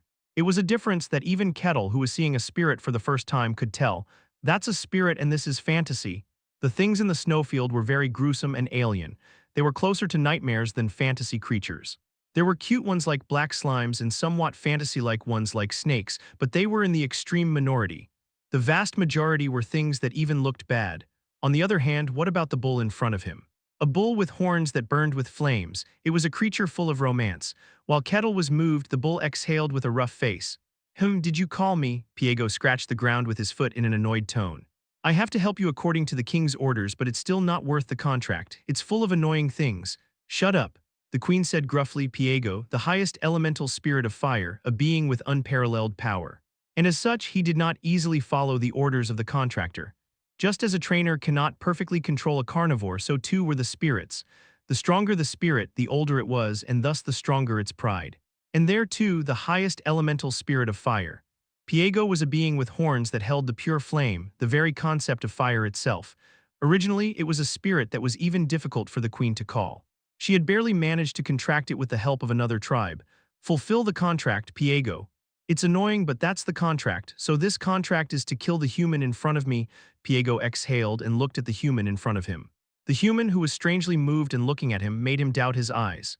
Is that a human? It was a body so perfect that it made him doubt. If it wasn't for the thorax moving with his breath, he would have thought it was a statue.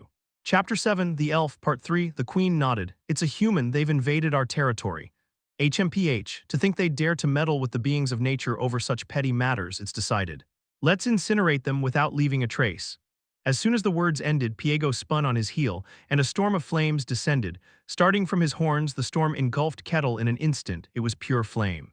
A concept that burned away all darkness and brought a bright red light to the world. Quang, in an instant, Kettle's body was consumed by flames. It's over, Piego said calmly, but the queen shook her head. No. It's not over. What? A hand emerged from the flames. It moved roughly to extinguish the flames. Kettle was still there in the same position as before. It's quite hot.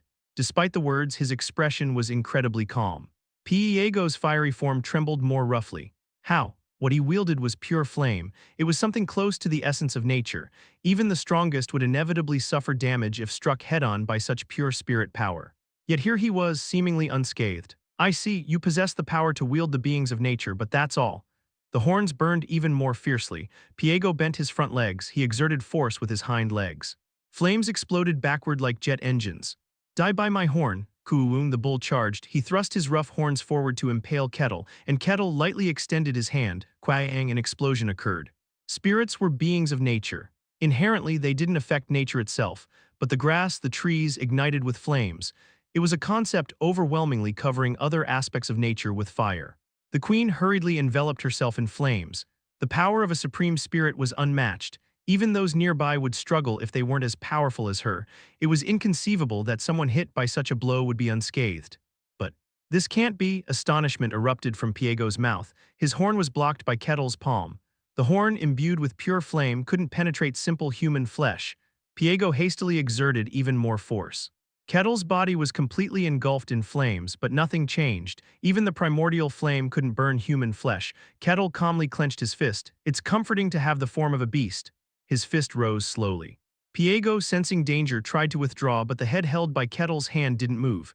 There's no reluctance to strike you down. The fist collided with the horn, quad duck. Aurg, the horn, the unyielding horn imbued with pure flame, shattered against the human fist. Piego's entire body exploded and scattered. In a single blow, Piego was banished back to the spirit realm. Ah, a being of incomprehensible strength, the queen gave up. If even Piego was banished, there was nothing more she could do. She quietly closed her eyes. May her tribe be safe against the hands of the barbarians. Thud, thud. Footsteps echoed, the queen flinched but didn't flee. The barbarian arrived before her. Please show mercy to my people. At the quiet plea, Kettle placed his hand on her head, a very gentle and warm touch. In astonishment, the queen opened her eyes. The barbarian spoke softly, I am not your enemy, elf. After a long story, the queen reluctantly accepted that Kettle was not their enemy. I apologize, human. We judged too hastily. The queen bowed politely. How rude they were to mistake the one who brought the child to them as an enemy. The queen felt ashamed of herself. Kettle tilted his head at her gesture. It's all right. I heard you were driven here by humans. Still, it's a bit sad that you never listened to my story. The queen glanced at Kettle, ashen hair that looked like it had eaten dust. He was taller than an average person by at least 2 heads. It was only by raising her head to the limit that she could barely look at him. And what about his physique? Covered from head to toe in densely packed muscles without a single ounce of waste, he looked more like a sculpture than a human being. And above all, there was an aura of intimidation. It was a sensation akin to being naked before a predator, one that couldn't be expressed in words but was instinctual. Elves were a race close to nature. Their senses were even more acute than those of humans. When herbivores see carnivores, they instinctively recoil just as prey automatically identifies predators. Upon hearing the story, Kettle wore a troubled expression. Is that so? I didn't know because such a thing had never happened before. Are you really not the humans who chased us? I've never seen an existence like elves before. Besides, there are no elves in the White Snow Plains to begin with. What? The queen's pupils dilated. The White Snow Plains? Yes, the ashen barbarian of the White Snow Plains. That's how the humans from outside often refer to me, considering that your speech is too fluent. I learned from the humans who occasionally come. The queen muttered in disbelief. I thought humans couldn't survive there. The legend of the Emperor was widely known not only to humans but also to other races, the terrible monsters of the White Snow Plains, and the most dangerous ashen barbarian there. The existence from that legend stood before her eyes, but if he really was such a being, his strength could be understood, to withstand Piego's blow with his bare body. At least among humans, it was unbelievable that such a being existed. Well, I wouldn't believe it if such a being came to my land either. Your suspicions were reasonable. As the conversation started to flow somewhat, Kettle finally looked at her calmly. Beautiful, the structure of her features was perfect. It was so flawless that one couldn't find a more perfect beauty. Kettle sighed with pure admiration. The queen glanced away subtly at his gaze. She had received such looks many times before, but this one was a little different. Rather than containing human desires, it was more like looking at a work of art. By the way, is that summon all right? It was split in half. That summon attacked you, worrying about the being that attacked him. The queen shook her head in disbelief. You don't need to worry, spirits are beings of nature. They'll just be banished back to the spirit realm. After that, they exchanged miscellaneous stories. Kettle asked about the elves and the queen answered cautiously. The more they talked, the more the queen couldn't help but be surprised. Kettle was very intelligent and gentle. He was sensible, polite, and considerate of others. He was closer to an intellectual than a barbarian. Are all the barbarians in the snowfields like you? No. I must be special. I see. It would have been even more surprising if all the barbarians in the snowfields were like that. Then there was one thing to worry about. The fact that you came from the snowfields means that other beings can also come out of the snowfields. Well, I don't think that would happen like this. There is order in the snowfields. Even powerful beings like that snake could not break that order. Kettle had escaped it in the form of a quest. Then that's a relief. The queen was sincerely relieved. Their territory was not far from the snowfields. If someone had the same power as Kettle but was hostile to them, she didn't know how to respond. After some more miscellaneous talk, Kettle stood up. I should be going soon. So soon? You also need to tidy up your territory. Having me around will only be a hindrance. A hesitant gaze could be felt. Although the elves had gotten somewhat closer, they still kept their distance as if they were afraid. Having him around would only be a hindrance. The queen bowed her head, seemingly genuinely sorry. I'm sorry. It's all right, it's a shame, but I can always come back later. Be sure to visit whenever you like, you'll always be welcome. That'll do. The queen looked at Kettle with a strange look in her eyes. It was only natural, an eye for an eye. It was the natural order of the world. Even if it was a misunderstanding, she had tried to kill Kettle, she had to pay the price for it. But Kettle didn't show much of a reaction, as if the misunderstanding had been resolved. To be so kind to someone who had tried to kill him, if such adults existed, would they be like him? The queen's gaze softened. Apology is necessary. It's not necessary. No, I'm not at ease. Is there anything you desire? If there is, I'll grant it for you. Even if Kettle wished for anything. Kettle's eyes sparkled at the offer, filled with determination. In that case, is something like a contract with a spirit possible? What? The queen was taken aback by the unexpected request. Kettle's eyes were shining like those of a child. After staring at Kettle for a moment, the queen lowered her head. I'm sorry, but it seems impossible. Of course, among humans, those closer to nature can make contracts with spirits, but is it difficult for me? Even the elves are intimidated by you, so the beings of nature would be even more so. Is that so? Contracting with spirits is impossible. Kettle's face darkened. Watching his expression, the queen hesitated for a moment before making a decision. If you truly wish to contract with a spirit, go to the Elfo Sagrado. Elfo Sagrado, it's where our elven god resides. The holy land of all elves. There, it might be possible. I'll give you the location, but keep it to yourself. The holy land of the elves. Can I, a human, go there? Originally, it would be impossible, but with my introduction, it should be possible. The holy land of the elves. Elfo Sagrado, it was a dream location for all who studied elves. But no elf would ever reveal that location to another race, no matter how much they were tortured or tempted. It was a place more precious than life itself to the elves, and they maintained their silence no matter what. But she made up her mind. She reached out her hand into the air, kiving. A jewel of flame materialized. It fell into Kettle's hand. You can take this with you, of course. Even if you're nearby, our god will probably test you. But if it's you, there shouldn't be any problem. I'll gratefully accept it. It was time to leave. Kettle stood up to leave the forest. The queen bowed cautiously. I am Marsilia Hassian Kaluja, queen of the brown-tinged leaf tribe. What is your name? I am Kettle, just Kettle. All right, Kettle, I will never forget this debt. Make sure to come back later. I will do so. With a chuckle, Kettle turned around. Marsilia watched him quietly until he disappeared. Chapter 8, First Encounter, Part 1, the first meeting after leaving the snowy wilderness. The counterpart was an elf. There were various problems, but it wasn't bad. Through conversations with the elven queen, he learned various things about the elves. He wished to stay longer, but he had to leave since the elves feared him, but still, he was satisfied enough. I also received this. A red gem shook in his hand. Inside, flames were flickering. The elven sanctuary, Elfo Sagrado, he could go there, the elven sanctuary where their god resided. What kind of place would it be? How many elves would be there? Would the spirits of nature be roaming around? Scenes from various fantasies he had seen came to mind. Just imagining it made his heart flutter. He wanted to run to Elfo Sagrado right now if he could. But he restrained himself. In a fantasy world like this, there was nothing to stop him anymore. He could enjoy it leisurely and at ease. But first, I need to meet people. He heard of a place close to the Elven Queen's domain. If he left the forest and went west, there was a fairly large territory. People, a realm of fantasy. His heart was pounding. His restless body couldn't wait. I should go a little faster. Kettle tapped his foot. The ground cracked and trees overturned. Kettle's body turned into a dot and disappeared in an instant. The guard at the outer gate yawned long. He looked straight ahead with sleepy eyes. There was no one as far as the eye could see in the empty wasteland. Youngest. Yes, yes, the guard with a stern bearing replied. Can't I go to sleep? Oh no, you can't, it's working hours. If it's working hours, so what? No one is coming anyway. But whatever, just keep quiet and you'll be fine. I'm going to sleep, so if you tell anyone you're dead. The youngest stuttered. Just as the guard was about to stretch and go to his own shelter. You can sleep if you want to get fired. The guard froze at the voice coming from behind. He awkwardly turned his head, forcing a laugh. Le leader. Are you here? Don't bother the youngest for no reason and do your job. The guard leader slapped the guard's head. The guard rubbed his sore head and muttered. There's only the snowy wilderness in the direction of the east gate. No one has come today. Is there any meaning in guarding here? Keep quiet and do your guard duty properly. I'm considering giving you special training because I heard that the Lord is not satisfied with your work. The guard's face quickly fell. The guard leader said solemnly, events don't happen according to our convenience, you know. We don't know when dungeons or monster lairs might appear, so guard properly. What are the chances of that happening? It's your job to check the possibility of that happening. Focus. Besides, there are already ominous rumors going around and they're quite bothersome. Come to think of it, is that true, that demons and monsters are showing up in the world again? A long time ago, after the Demon King was defeated by the heroes, demons and monsters were no longer able to interfere in the mortal realm. After hiding their traces for thousands of years, they were revealing themselves again. There are rumors that the kingdom has fallen, but there's no way to know here. Anyway, do your job first. The demon army might suddenly appear from beyond. What are the chances of that happening?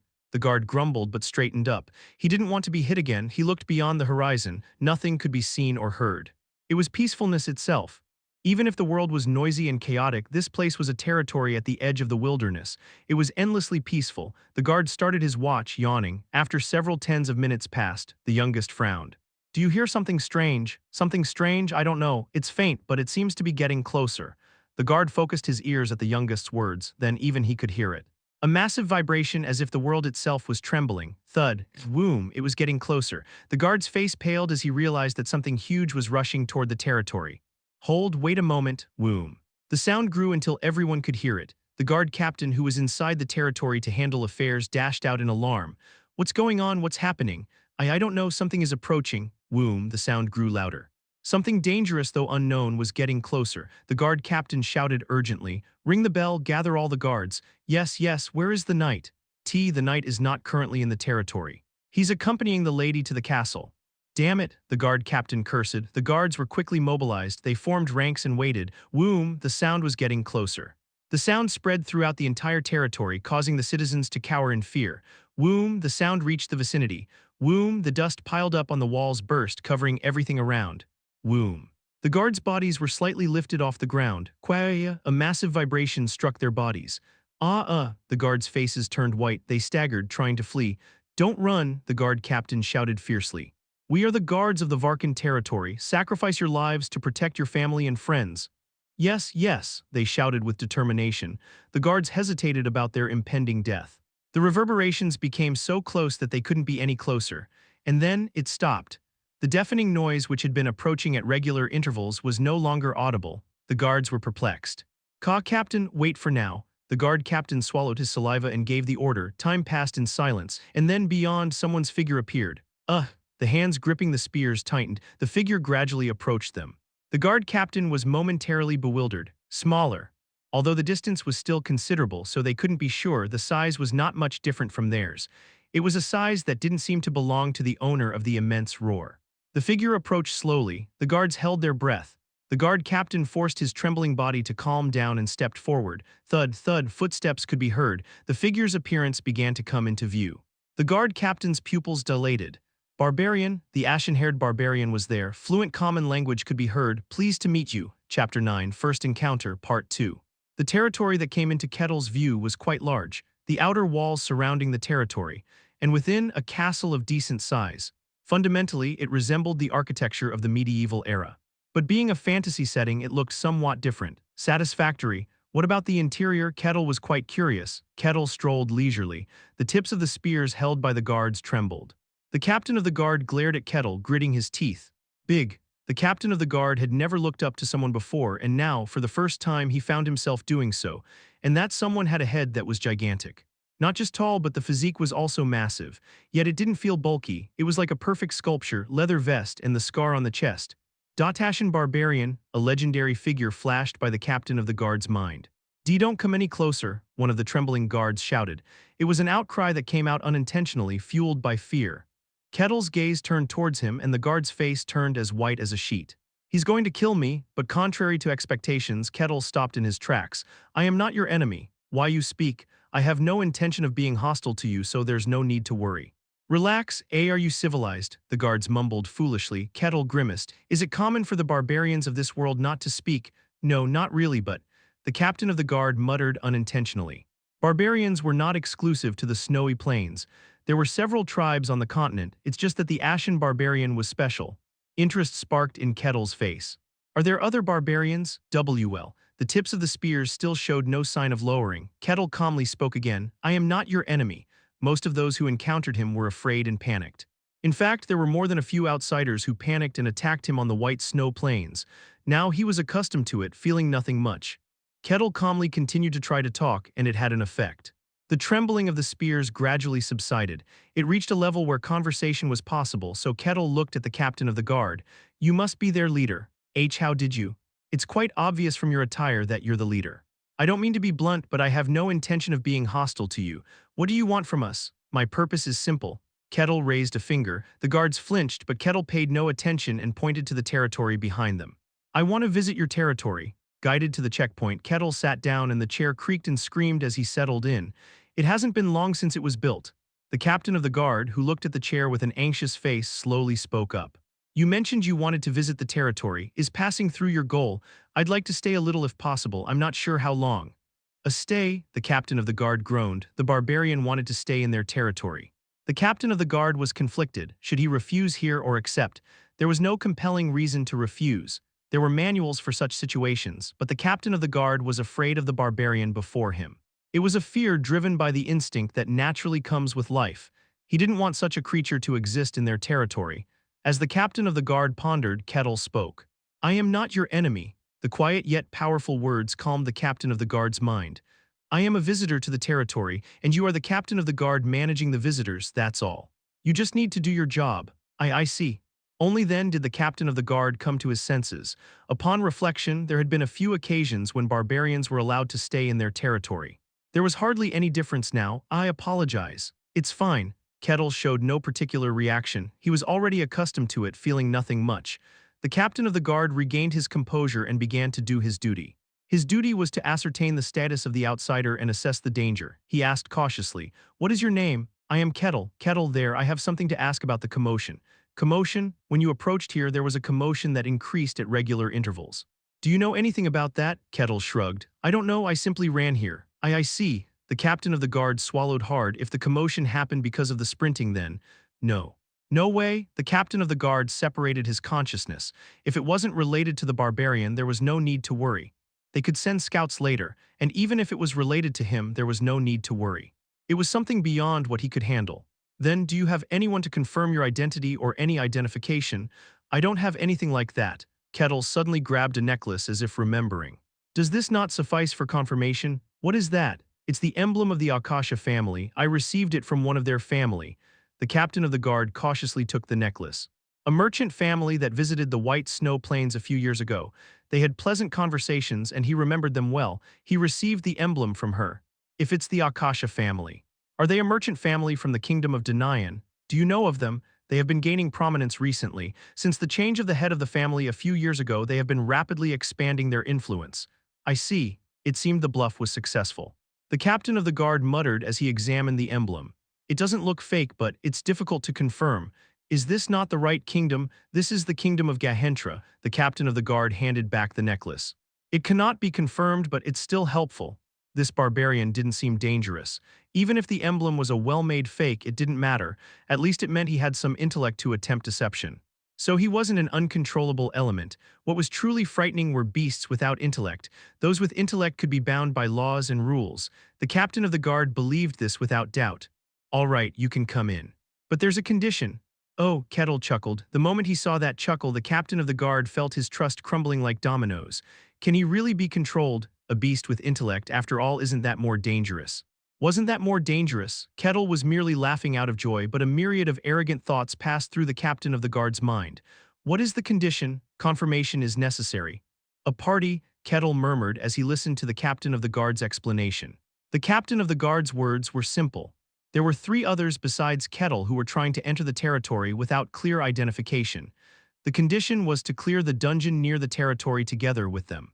Just to let you know, if you don't accept this condition, you cannot enter. This is the minimum requirement. The captain of the guard spoke like a player making a move.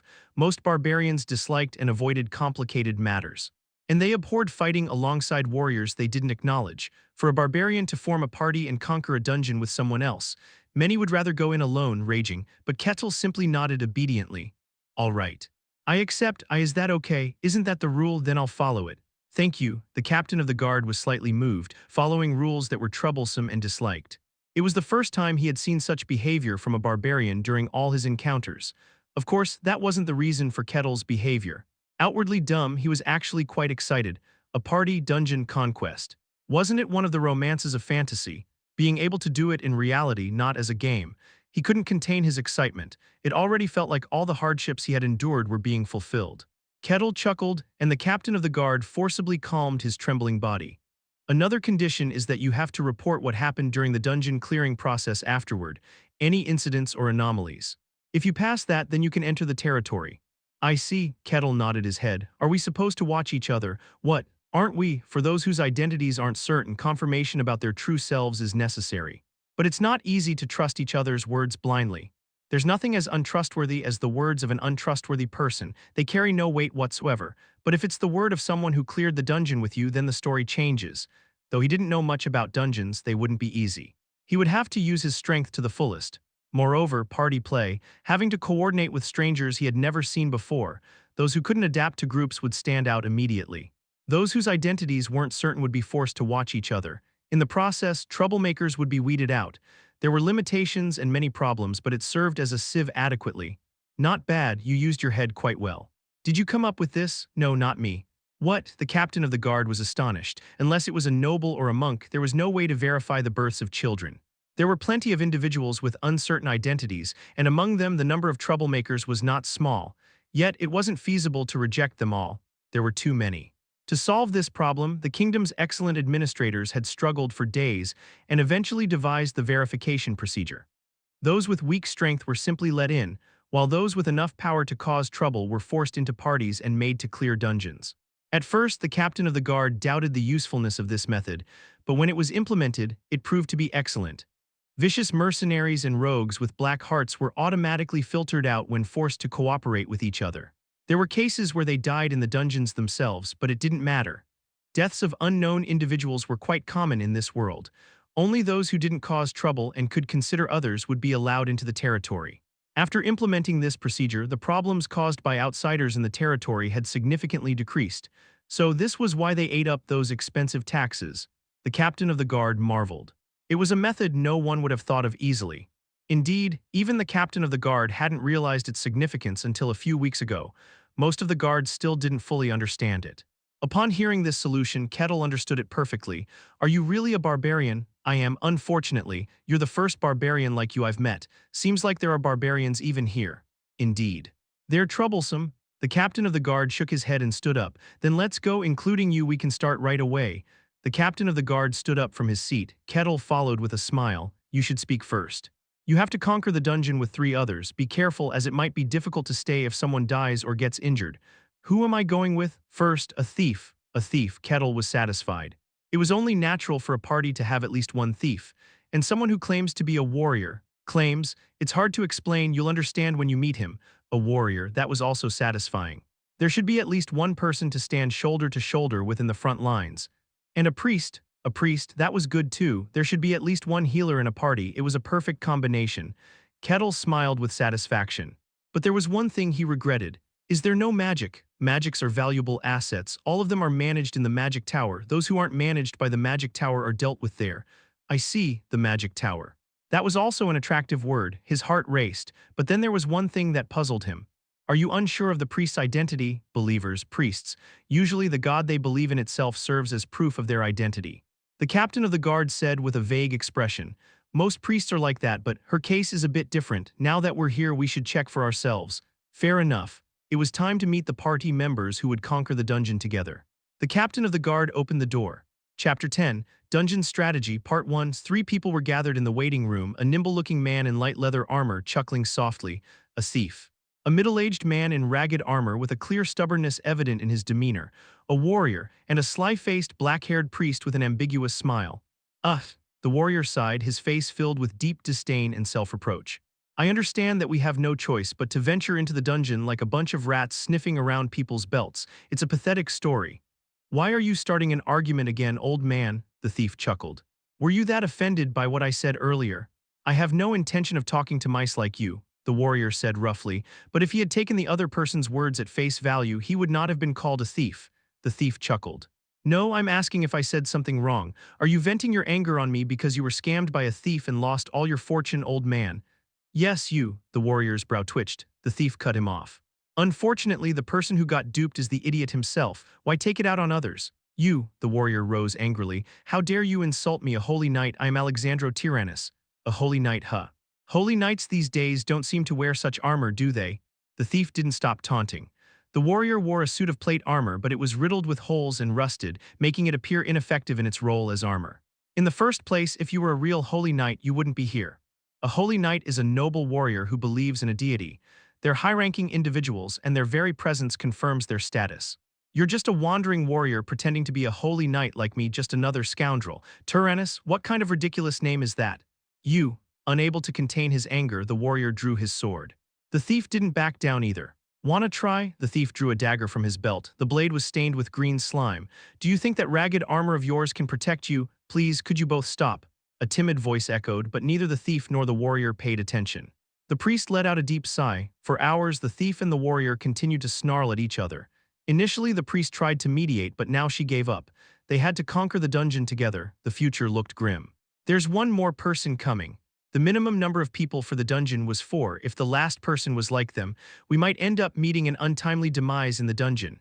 It wasn't an impossible scenario. The priest felt very sad. In the heat of the moment, the door suddenly opened. The thief and the warrior hastily sheathed their weapons, but they were all in plain sight. The guard captain who entered frowned. "Understand that you're being evaluated." "Well, I understand, but I don't think that guy pretending to be a holy knight does." Is that all you can say, old man?" "Quiet," the guard captain didn't care. "It wouldn't matter if they all died in the dungeon. The last person has arrived. Oh, this time I hope they're somewhat normal. Judge for yourself this way," and he entered Barbarian Kettle. For a moment, the heads of the thief, the warrior, and the priest all turned. He was a colossal figure. "Huh, you guys are my party members, nice to meet you." Kettle smiled and raised his hand. The room was filled. Despite the waiting room being spacious enough for 10 people, it felt crowded in an instant. The barbarian in front of them had that presence. Cross him and you'll die. Instinctively, they all shut their mouths and became as innocent as lambs. The guard captain seemed to have expected this and left the room.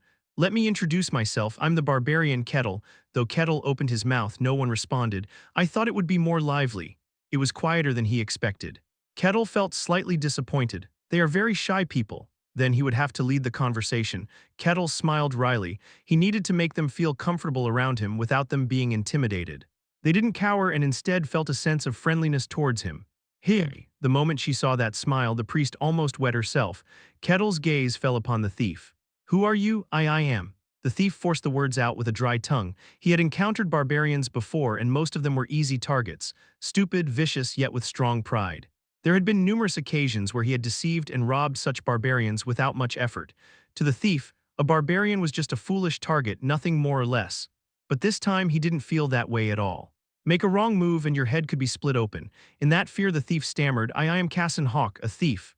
"A thief, huh? And what about you?" Kettle's gaze turned to the warrior. The warrior closed his eyes and clenched his teeth.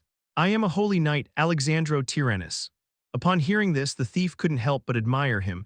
How could he confidently claim to be a holy knight in front of this barbarian? It was truly commendable. Kettle chuckled.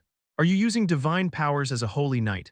"Well, normally I would, but I'm a bit of a special case. I can't use them." "I see." Kettle didn't say anything more. This time his gaze shifted to the black-haired girl. "And you?" "I am a priestess of the god of deception and trickery, Kaloja. My name is Heiz." The priest spoke with a trembling voice, looking at the barbarian with fearful eyes. "Barbarian, savage beings who deny and mock the gods." The conflict between priests and barbarians was so well known that it wasn't even worth mentioning. Moreover, she had heard countless stories about barbarians from her seniors in the church.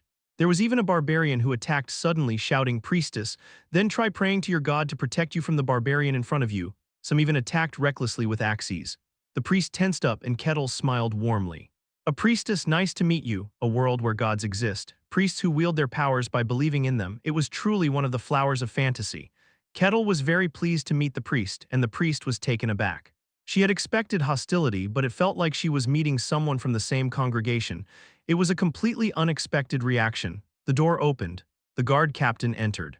"Is the conversation roughly over?" "The rough evaluation is done." "Good, then let's get going. Follow me." They followed the guard captain towards the open plains outside the territory. Meanwhile, Kettle continued to be intrigued by the priest. "Is your status as a priestess uncertain?" "Well, the god I serve is the god of deception and trickery, Kaloja." The priest hesitated to speak. "I'm sorry to say this, but many of the followers of my god don't have a good reputation, so." "Is that so?" "Not all gods are benevolent just because they're gods." Kaloja was called the god of deception and trickery. Perhaps she felt a sense of rejection from the territory due to causing trouble. She carefully nodded her head. Yes, I'm just a low-ranking priestess, so I can't do anything impressive." "What can you do? Deceive with dice rolls or perhaps enchant opponents?" Kettle nodded. "Not highly regarded, I suppose." "Ha ha ha, what is it?" The priest forced a smile. The barbarian was treating her so kindly. It was incredibly confusing. Is he considering joining the church? Was the barbarian who denied the gods, realizing the greatness of the gods and planning to dedicate himself to Kaloja? If so, as a priest, she would naturally have to accept him. Her journey was for her personal training but also for guidance. But it was scary. Personally, she hoped he would do it to someone else. She harbored thoughts as a priest that she shouldn't be having. We've arrived. The guard captain who led the way stopped. In front of them was a cave. Wow, Kettle's eyes lit up. There it was, the dungeon. That's the dungeon. It's a dungeon with a total of 3 floors. Undead monsters appear if you combine your strengths. The guard captain trailed off and looked at Kettle. Anyway, you should be able to clear it. When you do, make sure to come back with the proof. Got it. Thanks for the explanation. Good luck. With gratitude from the barbarian, the guard captain left with a complex expression on his face. They stood before the dungeon. Kettle applauded. The bodies of the other 3 trembled simultaneously. Well then, I'd like to start the strategy, but how should we do it? This kind of party play is new to me, so I'd appreciate an explanation. Well, the thief glanced at Kettle. Has anyone here cleared a dungeon before? No one raised their hand. The thief spoke cautiously. I have some experience, so I'll take the lead. Since it's a standard dungeon, shall we proceed conventionally? What does conventional mean?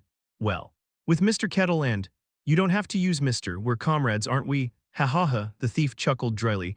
Kettle and that, the warrior will take the lead and I'll check for traps. Then the priest will support us with various abilities from behind. That's the basic structure. Understood. Kettle stepped forward. He tapped the warrior's shoulder. The armor creaked. Let's stand back to back and support each other. Ah, got it. The warrior nodded frantically. Kettle smiled and entered the dungeon. The rest followed him with worried expressions. The air in the dungeon was damp and musty. The thief cautiously surveyed the dungeon and advanced, with the others following behind. After some distance, the thief raised his hand. Stop, it's a monster. Even though we can't see it. Do you see the scattered bone fragments on the floor over there? It's a skeleton. It'll rise and attack us if we get too close. Ah, I see, Kettle chuckled. A skeleton, huh? That was a very typical fantasy monster. He wondered what form it would take, but interpreting that laughter differently, the thief shivered. This barbarian was thirsty for battle. He forced himself to calm down and spoke calmly. Skeletons are quite powerful monsters. We need to prepare properly. Even if they're wounded, they'll still move and try to kill their enemies. Being made of bones, they also had considerable defense. The dungeon difficulty is higher than I thought. A dungeon with skeletons appearing as well. The thief had cleared dungeons like this several times before, but this level was a first. And the reason became apparent. He glanced at Kettle. With this barbarian, they could clear dungeons of this caliber, but they still had to be cautious. Priest, prepare your abilities. Warrior, raise your shield. Kettle, I'll ask for your preparation too. I'll aim for the gaps in battle. How do we defeat skeletons? You have to sever their necks. Other parts of their bodies will still move even if destroyed, so you must aim for their necks. They're quite tough, so you'll need to strike their necks several times. Got it. After all preparations were made, Kettle and the warrior approached. The skeleton, sensing enemies, rose with the sound of bones clashing. Battle, the thief shouted.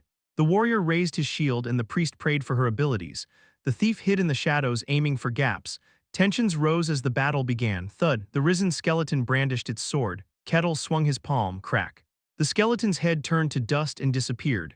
Chapter 11, Dungeon Strategy, Part 2, Bone dust scattered on the floor like sand. Skeletons without heads turned back into bone fragments and fell to the ground.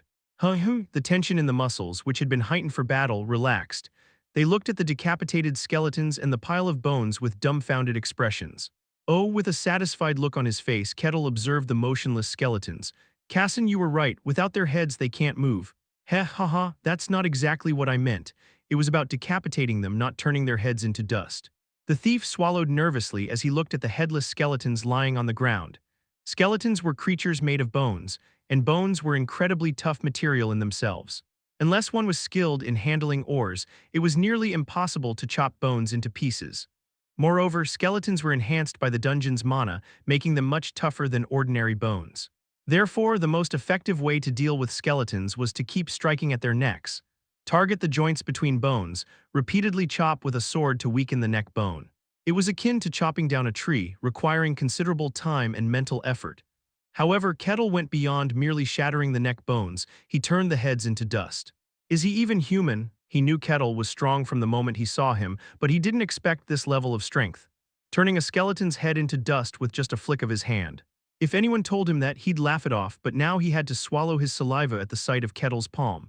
The gaze of the others turned towards Kettle's hand. If that hand were to move towards their heads, a shiver ran down his spine. He hadn't just imagined such a thing. Both the warrior and the priest trembled involuntarily. Only Kettle spoke cheerfully. Well, let's continue. Yes, understood. The thief's tone became even more polite. Once again led by the thief, they moved forward. How far had they gone? The thief raised his hand. Is it a monster? Oh no, Kettle asked with shining eyes, and the thief quickly shook his head. It's a trap. I'll disarm it and we can pass. A trap? Kettle's eyes shone even brighter. The thief found his gaze terrifying. What kind of trap is it? If you look over there, you'll see a notch in the wall. The thief pointed his finger at a spot on the dungeon wall. Indeed, there was a round notch. It works by detecting the weight of the dungeon floor. From the looks of it, a spear will likely shoot out. I'll disarm it. The thief took out a thin wire and inserted it into the notch.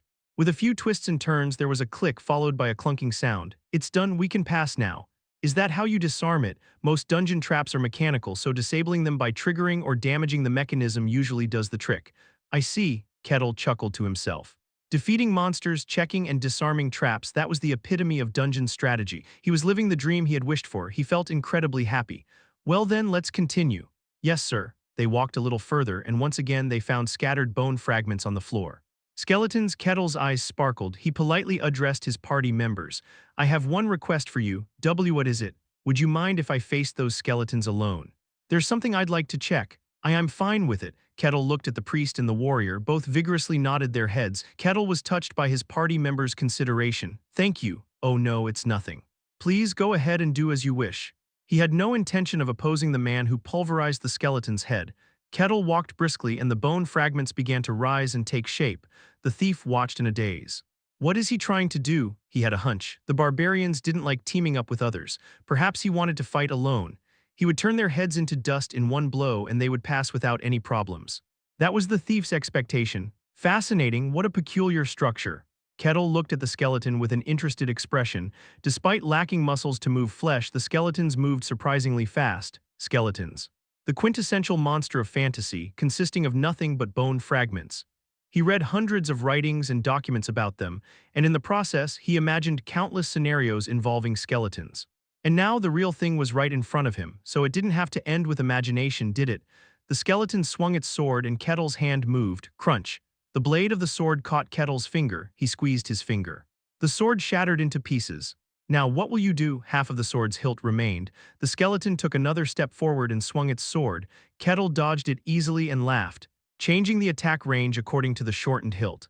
Quite intelligent, or is it the dungeon's mana that makes it so? Kettle reached out his palm and grabbed the hand wielding the sword. What will you do now? Crack. The skeleton's hand turned into dust. The broken sword fell to the ground. The skeleton bent down, picked up the broken sword with its remaining hand, and Kettle marveled.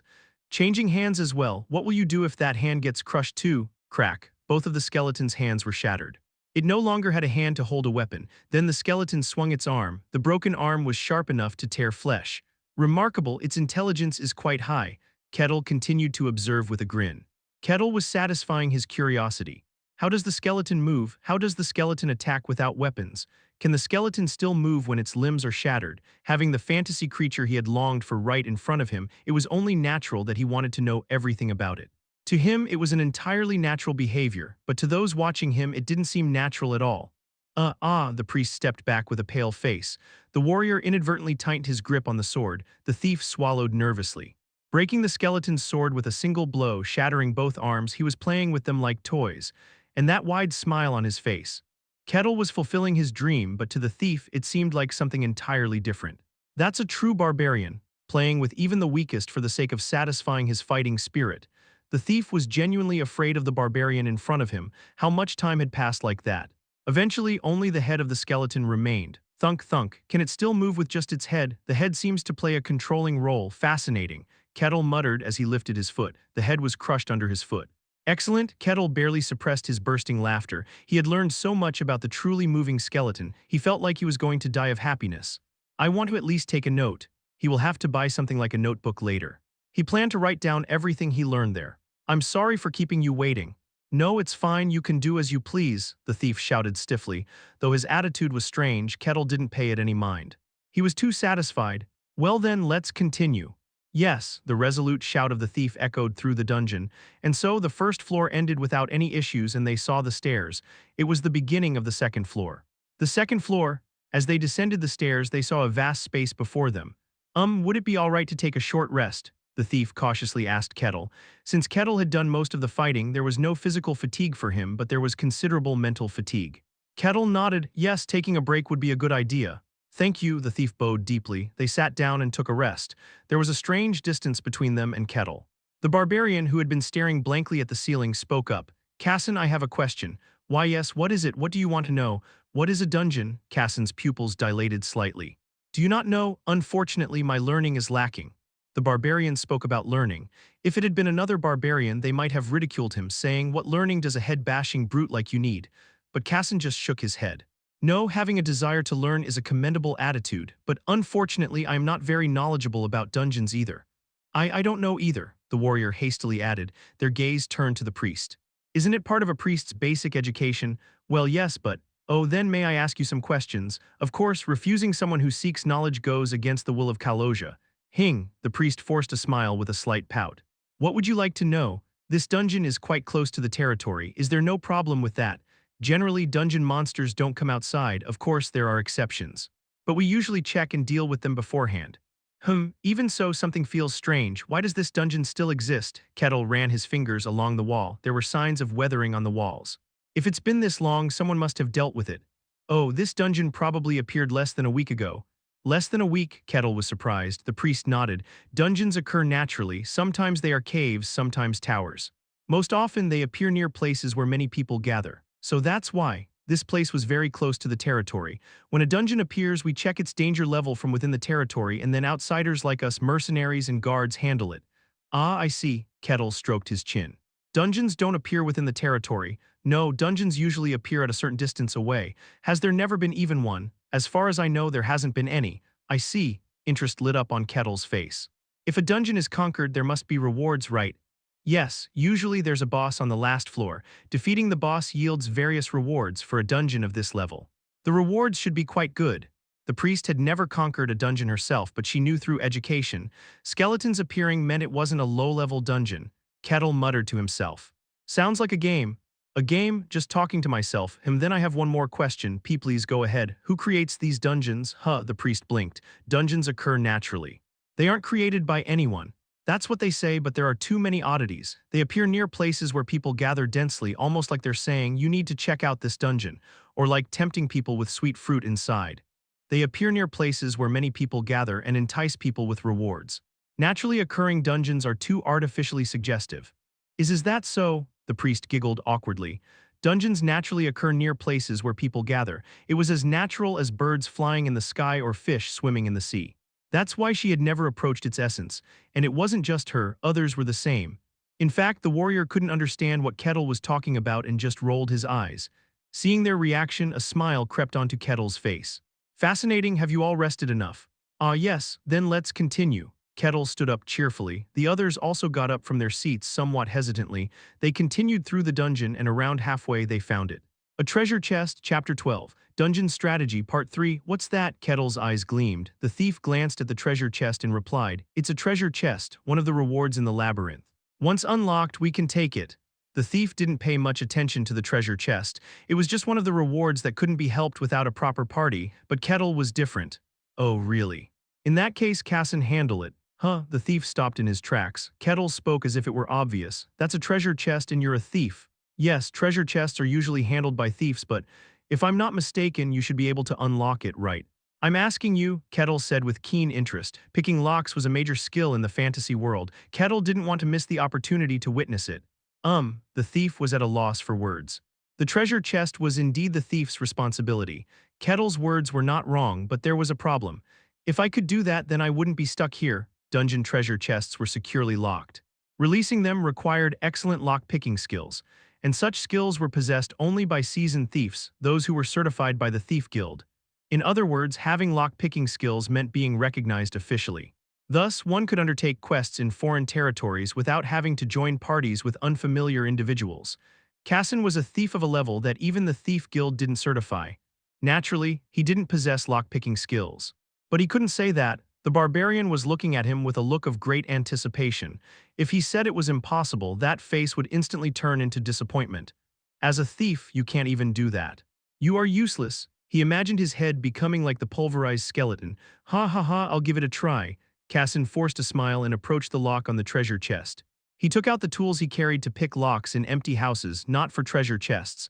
Oh, is lock-picking done with such equipment? Interesting. The barbarian behind him peered over his shoulder. Casson felt like his heart would stop from the pressure. Suppressing his trembling hand, he slowly reached for the lock. Remember, the techniques demonstrated by the thieves who boasted to him in his childhood. Mimic the skills they showed while he worked as a porter. Risking his life, Casson moved his hand. A miracle happened. Click, it was the sound of the treasure chest unlocking. Casson almost collapsed unknowingly. I did it. Oh, really? Amazing, even the priest who had been watching was astonished. Unlike Kettle, she knew that unlocking a treasure chest was a task only skilled individuals could do, and Casson himself was bewildered. How did I do that? He succeeded by following what he had seen with his own eyes. It was truly miraculous.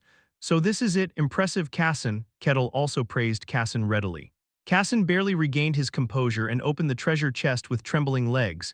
Inside were a few silver coins and some rusty but ornate trinkets. Wow, there's quite a bit, the priest's eyes sparkled. As Kettle inspected the trinkets, he asked, roughly how much value do these hold? It's enough for a robust adult to live luxuriously for about a week. Is that so? Excellent, Kettle chuckled. I'll leave the distribution of rewards to you. Yes. The thief pocketed the rewards. The thought of stealing crossed his mind briefly, but he quickly dismissed it. He didn't want to end up as a headless corpse. And so they continued on and reached the end of the second floor. There were several pieces of bone scattered around. Looks like there were 4 skeletons. I'll take 3, I'll leave 1 for you. Okay, there was no refusal. As they approached, the skeletons rose and the thief skillfully lured one away, and Kettle could witness the party's battle. Hup, Kong, the warrior raised his shield to block the skeleton's attack, and the thief seized the opportunity to stab the skeleton's neck with his dagger. The skeleton tried to turn and attack the thief, but the thief had already backed away. In that moment, the warrior struck with his sword, aiming for the neck. The priest was not idle either. Shadow of beguilement. With her cry, the warrior's movements momentarily distorted. The confused skeleton staggered, and both the warrior and the thief thrust their blades simultaneously. Kettle, watching the battle, trembled with emotion. The warrior stands at the forefront, the thief aims for the back, and the priest provides support. It's the textbook formation for a party. Just watching fills him with happiness. Of course, things wouldn't normally fit together so perfectly. They were strangers at first, and their relationship wasn't good. Normally, they would have barely managed to clear the dungeon with much grumbling, but under the clear gaze of the barbarian behind them. The barbarian is testing us. If we show weakness, we die. Beneath that shared thought, they could perfectly synchronize their actions. Before long, they managed to defeat the skeleton. Kettle watched, silently observing their actions. Let's take a short break. Whatever you want. The warrior and the thief breathed heavily as if exhausted. Kettle assessed their approximate strength based on their appearance. The guys who came to the snowy field were quite strong. Now he could roughly estimate the power balance outside. After a short rest, they continued descending into the dungeon. The monsters on the 3rd floor were also skeletons. Their numbers had increased, but with Kettle leading, they could advance without much difficulty. Finally, they arrived at the heart of the dungeon. In the spacious room, there was a skeleton clad in armor. Unlike before, this skeleton is not scattered bone fragments. Skeleton Knight, the priest let out a groan. This can't be. Why is something like this here? Is this skeleton different from the ones we've faced before? Yes, it's strong, very much so. The priest nodded with a tense expression. The Skeleton Knight. A monster so powerful that it cannot be faced without the level of a knight. It is a monstrously strong monster that can freely wield a longsword and shield, and cannot be dealt with unless you are at knight level. It wasn't a monster for them to face. If we judge that we can't clear it and decide to retreat, what happens? In that case, an investigation will also be conducted by the territory. If it's confirmed to be a reasonable decision, there shouldn't be any problems. Sounds reasonable. With that said, Kettle stepped forward. They had no time to hesitate. As soon as the skeleton confirmed its target, it advanced with a clatter. Kettle raised his palm. Sure enough, the Skeleton Knight, like a powerful monster, raised its shield to block Kettle's attack. Crunch! The shield crumpled like styrofoam. Kettle's palm connected directly with the skeleton's head, and its skull, along with the helmet, turned to dust. Is that it? Kettle casually shook his hand. Yes, why yes. The priest responded with a horrified expression. With the boss defeated, there were no more monsters to face. Before them lied the treasure chest guarded by the Skeleton Knight. Kettle smiled. Casson, that's impossible. Casson hurriedly shook his head. The treasure chest, unlike before, was emitting a red light. It's locked with a high-level lock. I can't unlock it with my skills. There was not even a single possibility. Kettle murmured with a tone of disappointment. Is that so? That's a shame. Yes, unfortunately, we'll have to give up on the chest. Crack. Kettle delivered a swift punch. The treasure chest shattered into pieces. Silver coins and ornaments spilled out from inside. Kettle nodded satisfactorily. The rewards are indeed greater. Casson, please handle it. Yes, Casson walked forward hesitantly. To smash a treasure chest with brute force, it was an unheard-of story. But if you could smash it, why did you ask me to unlock it? He felt somewhat unjust, but he wasn't foolish enough to voice it aloud. After completing all the checks, they exited the dungeon. As they did, the entrance to the dungeon began to close with a rumble. What's happening? When you completely clear a dungeon, it disappears. I guess there was no such thing as a secret room here. Secret rooms, are there really such things? Yes, there are, although they're not very common. That sounds interesting too, Kettle laughed joyfully. At that laughter, the party members shivered for a moment. They were genuinely relieved to know that there were no secret rooms in the dungeon they had entered. They soon returned to the castle wall. The guard captain who was waiting stood up. How was it? It was very satisfying. I feel fortunate to be alive. I see. The guard captain hesitated for a moment and then cleared his throat awkwardly. Then I'll proceed with the verification process. Follow me one by one. Clearing the dungeon wasn't the end. It was necessary to confirm what happened during the process and whether there were any suspicious individuals. Usually during this process, there would be gossip and insults exchanged about the other party members. Since they were forced to form a party with strangers to conquer the dungeon, there was no room for niceties. But this time was different. There don't seem to be any major issues. From the priest to the thief and even the warrior, everyone gave vague, generalized comments about the others. They all seemed very worn out. The guard captain asked them, "What about the barbarian? Shouldn't he be fine?" They vaguely trailed off in their response. "He doesn't seem like the type to cause trouble." The barbarian had the strength of a monster, but he hadn't harmed them. No, now that he thought about it, he was quite gentlemanly. They had simply been intimidated by him. He was very different from the typical barbarian. And Kettle passionately praised the excellence of his party members. Casson was excellent. He removed traps as a thief and even unlocked the treasure chest. Alexandro stood firm as a warrior on the front lines, and Hayes did the same. She supported our battles with numerous prayers. I see. The guard captain pondered over the unexpected comments. And he made a decision. He granted permission for all four of them to enter. Permission is granted, but if any problems arise, you may be expelled. Be careful. Yes, understood. The guard captain handed them something, and this. It's the reward for clearing the dungeon. Distribute it among yourselves. Often the rewards for clearing dungeons were taken by the guard, but this time it didn't feel right. Oh, thank you. The barbarian readily accepted the reward. Now let's divide this fairly. Huh? Oh no, it's fine. They tried to protest and refuse, but Kettle shook his head. We're all in this party together. Rewards should be distributed fairly. Don't refuse. Ah, okay, now then. Shall we have a drink to celebrate? Shall we find a tavern nearby? Sure. They wanted to get away from the barbarian as soon as possible, but they couldn't bring themselves to refuse the laughing barbarian's invitation. In the end, they were dragged along by the barbarian. Watching them, the guard captain sighed. Is he the barbarian who defeated the skeleton knight with a single blow? He's strong, monstrously strong. It meant he was at least on the level of a knight. But he wasn't a typical barbarian. He had manners, knew how to consider others, and possessed considerable intelligence. A barbarian of legend, an alien existence. After a long deliberation, the head of the guards made a decision. I don't need more guards. Yes, sir. The head of the guards walked away. His steps were directed towards the castle of the territory. Chapter 13, Barcan Territory, Part 1. The chief guard knocked on the neat yet luxurious door cautiously. A voice from inside beckoned him to enter. The chief guard opened the door and entered, respectfully bowing. I greet the Lord. A middle-aged man sat at the study desk.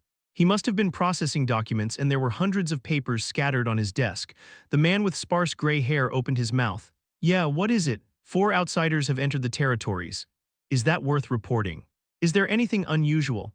Yes, the chief guard nodded. There was a barbarian. The Lord's face wrinkled. Barbarians, beings who were simple, ignorant, and sought to solve everything with brute force.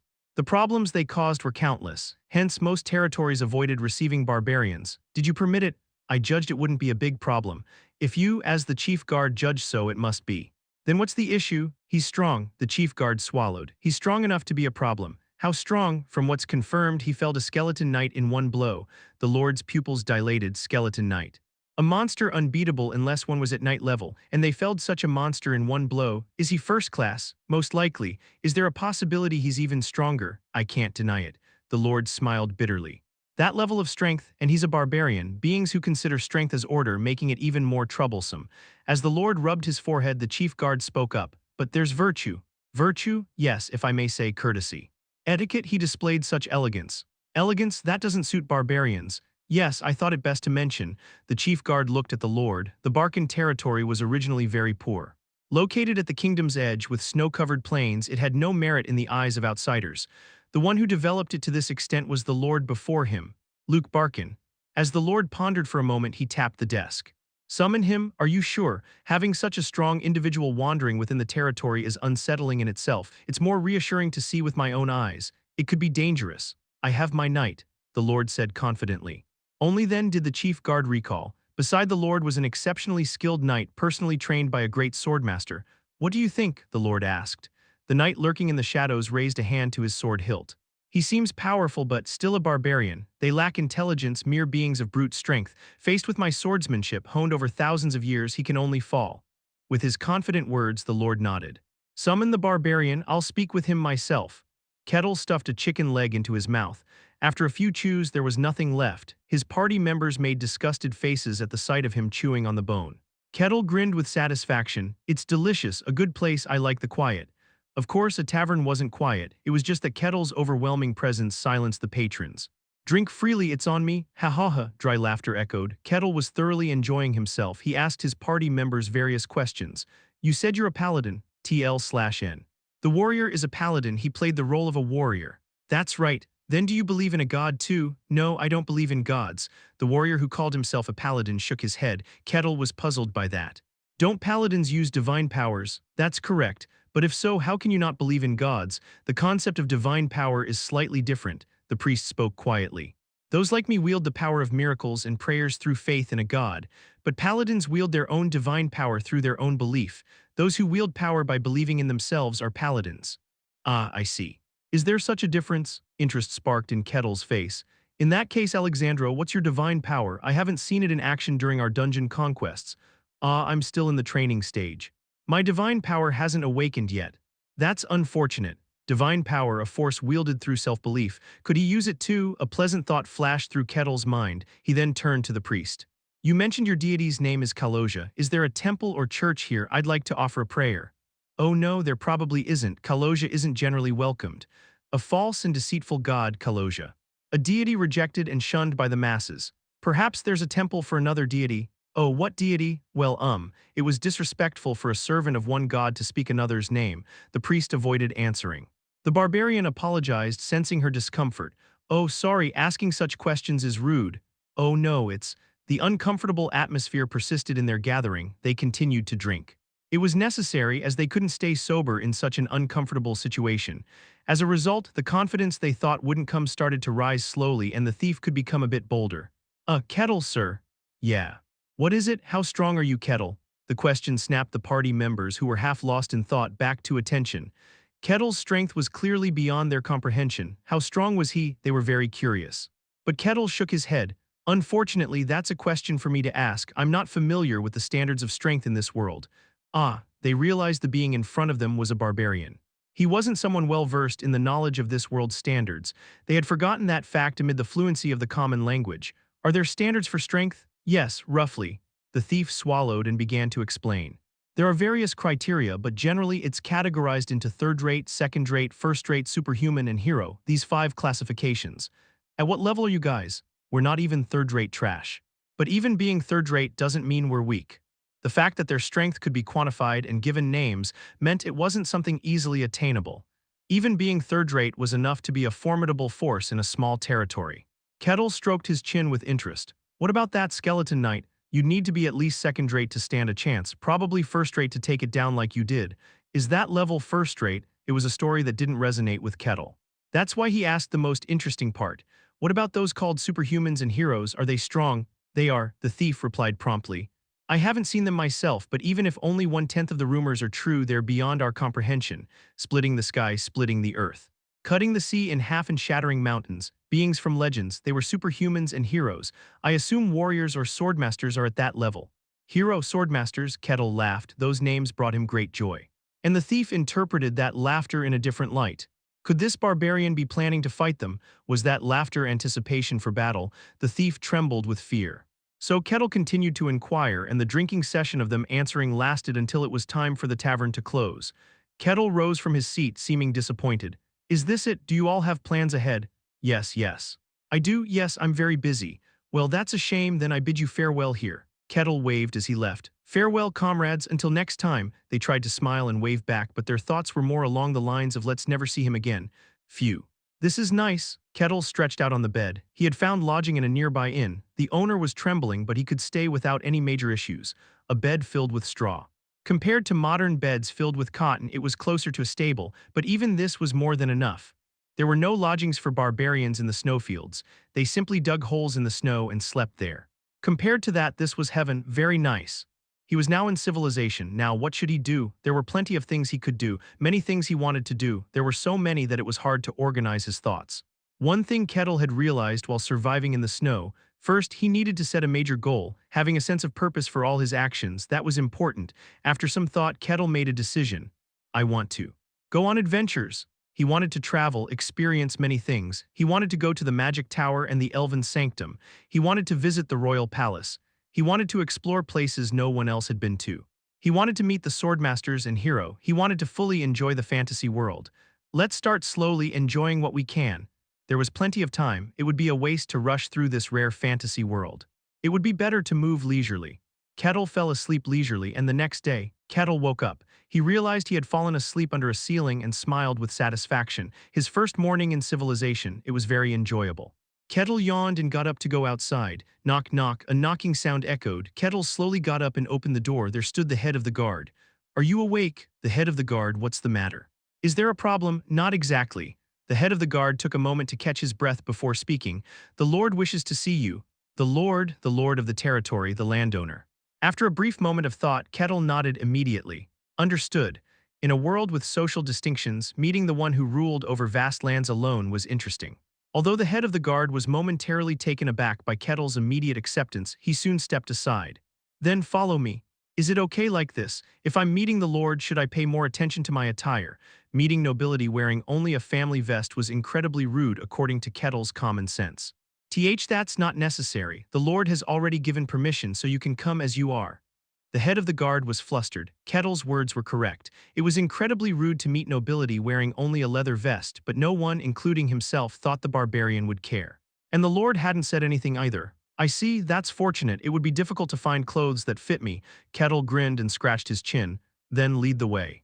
"I'll follow." "Why, yes." The head of the guard led Kettle to the Lord's castle. Kettle leisurely looked around as he walked. When he first entered the territory, it was nighttime, so he only briefly checked the surroundings. But now, taking his time to explore the territory proved to be quite interesting. "It's cleaner than I thought." Kettle's first impression of the Middle Ages was that it was dirty. There was a saying that umbrellas and shoes with arches were made to avoid stepping on or being hit by things on the ground. As hygiene wasn't developed in that era, it was inevitable. But this place was different. The streets were clean and there wasn't a single piece of garbage on the ground. Could it be the existence of magic and gods that makes the difference? Kettle looked around with interest, and the head of the guard found his behavior strange. At first, he thought Kettle was amazed by seeing a city for the first time, but upon closer inspection, it wasn't the case. He seems more like he's investigating. Like a scholar with a strong thirst for knowledge, he carefully examined his surroundings. After a brief moment of thought, the head of the guard blocked out his thoughts. Anyway, it was something the Lord would decide. He didn't need to worry about it. How far had they gone? They arrived at the Lord's castle. It's the Lord's summons. "Make way, yes, yes." The guards of the inner keep were startled to see Kettle and pushed their spears forward, then looked back at the head of the guard and hastily corrected their posture. Kettle entered the castle. The maids and servants who saw him screamed and backed away, but he paid them no mind. He was too busy enjoying the sight of the castle interior. As he progressed through the castle, the head of the guard stopped in front of the audience chamber and knocked. At that moment, the head of the guard turned to Kettle. "Sorry, but this is the Lord's presence. You can't enter armed." "Understood." Kettle obediently handed over his axe. Though it had been weathered by time, the axe, which hadn't lost its edge, passed into the hands of the head of the guard. The sight caused the head of the guard's face to undergo a strange transformation. "A barbarian is giving up his weapon so easily." "I've brought him, my lord." "Come in." The door opened. There stood a middle-aged man with scattered gray hair. He was the owner of this territory. Kettle felt a slight sense of emotion. In the past, there was a saying among nobles that they had blue blood. Because they didn't do physical labor, their skin didn't tan, and their blood vessels were visible, but at that time, nobles were considered a different species from commoners. Now he was meeting a true noble in the truest sense. The man approached and extended his hand. "Pleasure to meet you, Barbarian. I'm Luke Barkin, the owner of this territory." At that moment, a piece of information flashed through Kettle's mind. He had studied myths and fantasies extensively in the modern world, and history was no different. Among the customs practiced when meeting medieval nobles was one of protocol. Kettle took the lord's hand. With proper posture, he observed the protocol and greeted him respectfully. I am Barbarian Kettle. Pleasure to meet you, Lord of Barkin Estate. Luke Barkin, Chapter 14, Barkin Territory, Part 2. Kettle politely observed the etiquette and bowed deeply. The fact that he, a barbarian, adhered to the formalities surprised the lord. Barbarians never bow to those they do not acknowledge, especially if they are nobles. To them, power was everything. Nobles who held power only through lineage were objects of contempt. Therefore, the lord didn't expect Kettle to observe the proper etiquette. No matter how dignified he appeared, he was still a barbarian. However, Kettle's demeanor was more refined and perfect than most nobles. At the moment when the lord was surprised, Kettle was inwardly cheering. I greeted him, a real noble. He was a true noble, acknowledged despite his lineage. Of course, there were still countries where the feudal system existed, but it was a distant tale in South Korea. Meeting a noble, shaking his hand, and observing the manners he learned, Kettle found the situation itself enjoyable. Unable to contain his laughter, it leaked out on his face. The lord, who was gazing at him with a grim expression, spoke, "Please have a seat." Responding would almost make him burst into laughter. Kettle silently nodded and sat on the sofa in the reception room. The sofa, which could accommodate 4 people, was already full. The lord sitting across from him ordered a servant. Go and fetch some tea. Yes, sir, the servant hurriedly left. Kettle remembered and spoke up. Oh, would you like me to use honorifics? No, forget it, you're not one of my people. Still, I am your guest and your lord's guest. It's proper to show that level of respect to the host. No, just use casual speech. I find it uncomfortable. Barbarian honorifics. Just imagining it made his body cringe. Casual speech was more comfortable after all. Then I won't insist. Kettle leaned back against the sofa's backrest leisurely and surveyed his surroundings, ornate medieval decorations, but they were subtly different from what he knew. This was not the medieval era but a fantasy world, so there were bound to be some differences. Examining those subtle differences was also fun. As Kettle looked around, he noticed a knight behind the lord. The knight was gripping the hilt of his sword and sending hostile glances towards Kettle. At least he wasn't a friendly opponent, but Kettle's eyes lit up. A knight. The knight was clad in neat but luxurious armor. The suit of armor made of plate enveloped his chest. A real knight, a human-shaped monster wielding a sword and roaming the battlefield. Kettle's passionate gaze focused on the knight. Unknowingly, the knight tightened his grip on the sword handle. He's threatening me. That seemed to be the knight's judgment as he was about to unexpectedly lunge forward. The lord spoke up. You've learned the etiquette. What Kettle had shown to the lord was clearly the etiquette of someone educated. And it was quite sophisticated, because I learned it from someone. Which kingdom's etiquette is this? It was slightly different from here. Kettle shook his head. I don't know. I learned it when the opportunity arose. As he tried to gauge the truth of those words, the door opened. A maid entered pushing a cart. I'll serve tea now, she trembled as she approached. She served the lord tea first and then approached Kettle. Her face turned even whiter against her already pale complexion, and Kettle felt a slight thrill, receiving tea from a real maid. This too was meaningful to him. But the maid seemed too nervous. As a gesture to ease her tension, Kettle smiled lightly. Thank you. The moment she saw his smile, the tension drained from the maid's body. The teapot she was holding slipped from her grasp. Hot tea spilled over Kettle. The maid's face couldn't get any paler. If this continued, the barbarian's attire would get soaked with tea, and then the enraged barbarian would surely break her neck. A flash of horror passed through her mind. Kettle picked up a teacup. He gently moved his arm holding the cup. The cup caught all the spilled tea. He then reached out with his other hand to grab the teapot. Plink. A very slight clinking sound echoed. The lord was astonished and the knight's pupils dilated. Kettle poured all the spilled tea into the cup and even held the teapot. Nicely done. Smelling the fragrance of the tea, Kettle smiled satisfactorily. Oh, the maid, who had been wide-eyed in amazement at the miraculous feat, barely managed to regain her composure. She quickly stood up and bowed her head. I'm sorry, please. Please forgive me just this once. It's fine, you only spilled some tea, you haven't done anything wrong. Kettle spoke calmly. Or perhaps you seek forgiveness from your master. No, her rudeness was directed towards you. If you forgive her, that settles it. The lord was surprised not only by Kettle's miraculous feat but also by his attitude. It was clear that the maid had been rude to Kettle. While he had managed to prevent the tea from spilling with his miraculous movement, it was still a clear act of rudeness. It wouldn't have been surprising if the enraged barbarian had snapped the maid's neck right then and there. No. Not just the barbarian, but most nobles and knights would have likely reacted the same way. Angered by the maid's behavior that had tarnished their dignity, they would have sought to punish her. But the barbarian forgave the maid with a nonchalant attitude. Indeed, he's different. He wasn't your typical barbarian. The Lord dismissed the maid and got to the point. I called you here to assess you as a person. Have you assessed me enough? Enough, I suppose, so now I have a few questions. The Lord's gaze softened. Where do you come from? From the coldest place in this world. From a world painted white. The Lord let out a small groan. The barbarian before him was claiming to have come from a snow-white wilderness.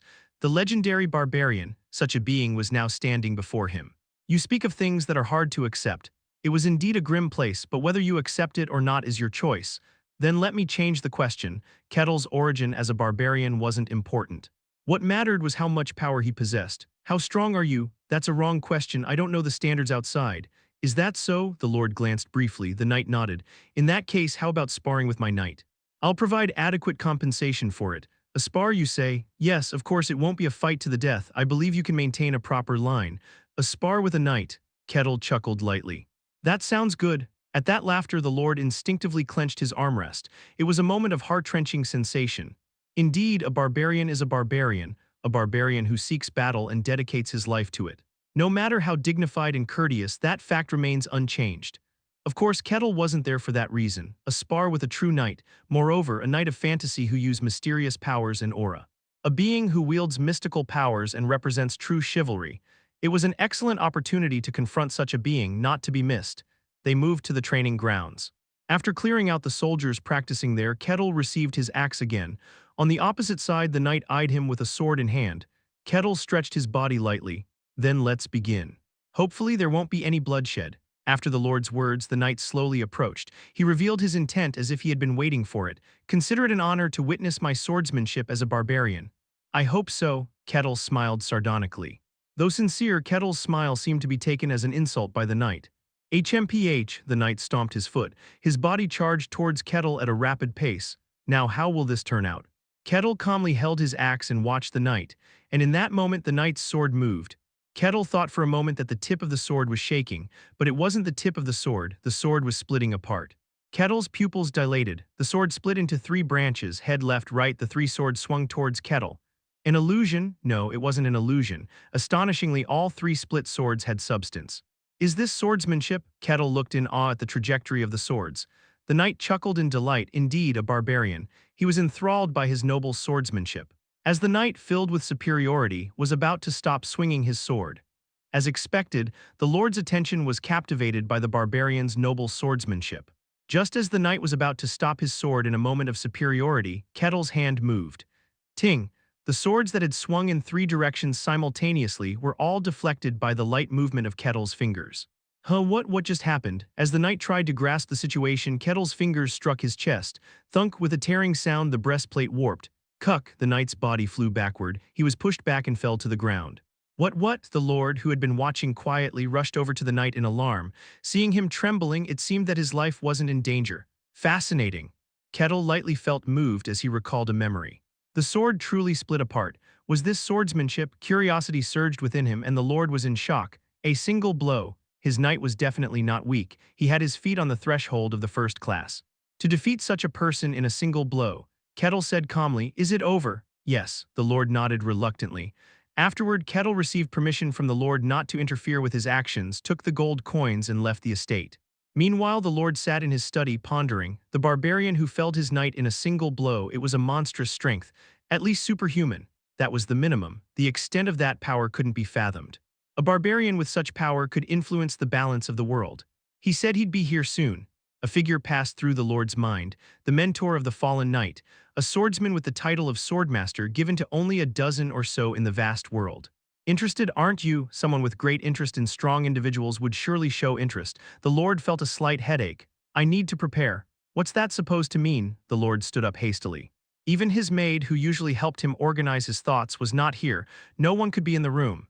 But suddenly, at the open window stood an old man. He grinned mischievously as he looked at the Lord. Relaxing upon confirming his identity, the Lord sighed. Your hobby never changes. As I grow older, teasing young people becomes more enjoyable, so you were having quite interesting thoughts. The old man asked with a face full of laughter. The Lord sighed. This headache was going to worsen. Calmly, he bowed respectfully. I greet the esteemed swordmaster, Master Kane. Chapter 15, Barken Territory, Part 3. The knight groaned in pain as he lay there. His expression twisted in agony, clearly suffering. At that moment, the door opened and the Lord entered. Is your body all right? I should be fine in a few days. I apologize, my lord. You should be apologizing to me. Losing to a barbarian who knows nothing. Behind the lord an old man appeared, the knight's face stiffened. Master, he tried to rise to bow but only exacerbated his pain with the sudden movement. The old man seemed to understand.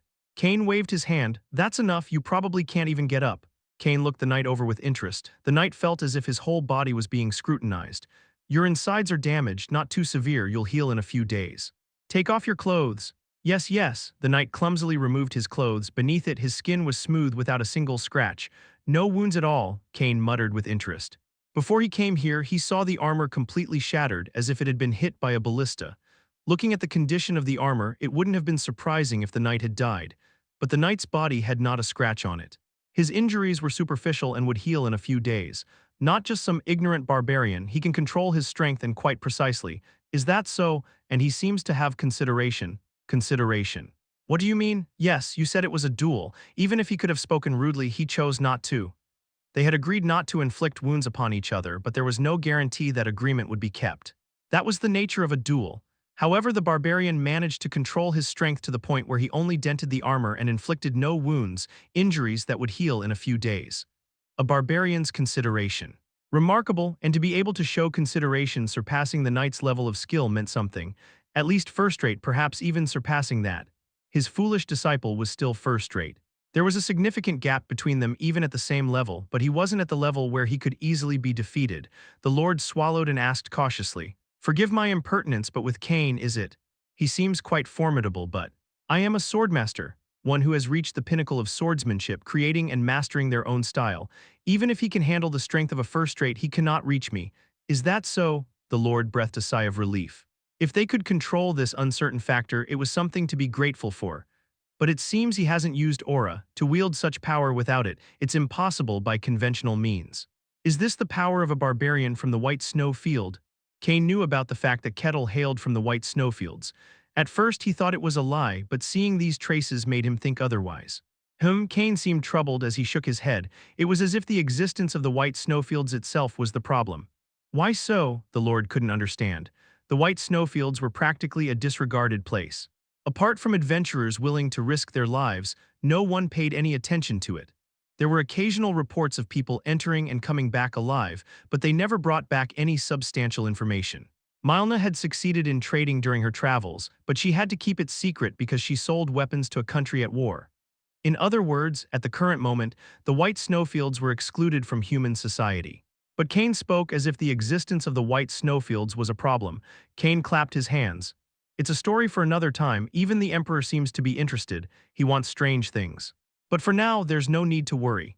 Is he here on this territory? He's said to be staying here temporarily. It might be worth confirming.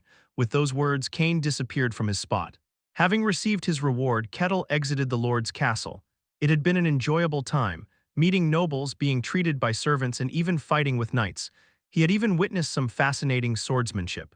And on top of it all, she had received gold coins, so it had been a very satisfying time.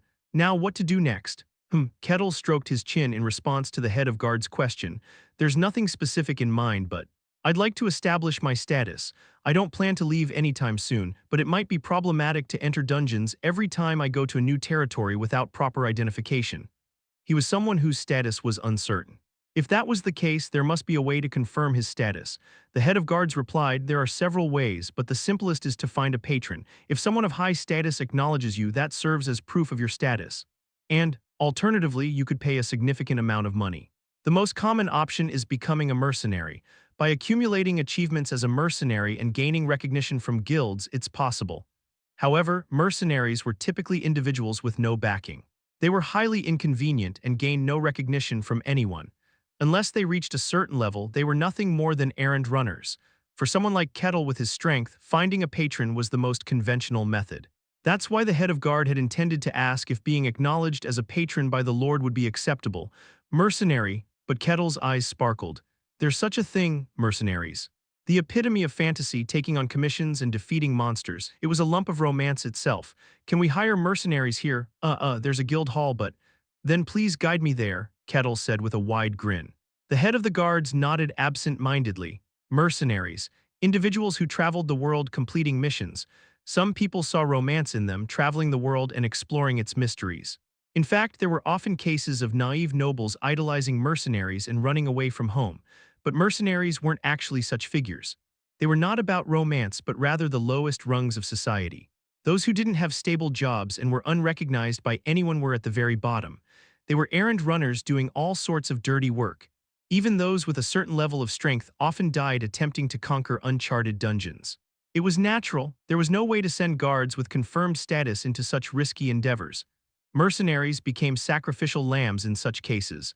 Only a tiny minority at the top received recognition and they were rewarded accordingly, but that was only a very small number.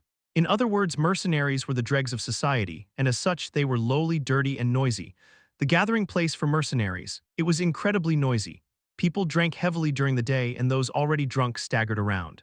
Broken tables and chairs were scattered everywhere. Someone bumped into another while staggering. The offended party got up with an angry expression and swung a punch. "How dare you touch me? Want to try me?" The one who was punched also got up without backing down. The onlookers who either joined the fight or watched with snacks in hand. A brawl broke out in an instant, and the receptionists were organizing documents as if they were familiar with it. "Rosa, how are the new recruits this time?" "They're screwed."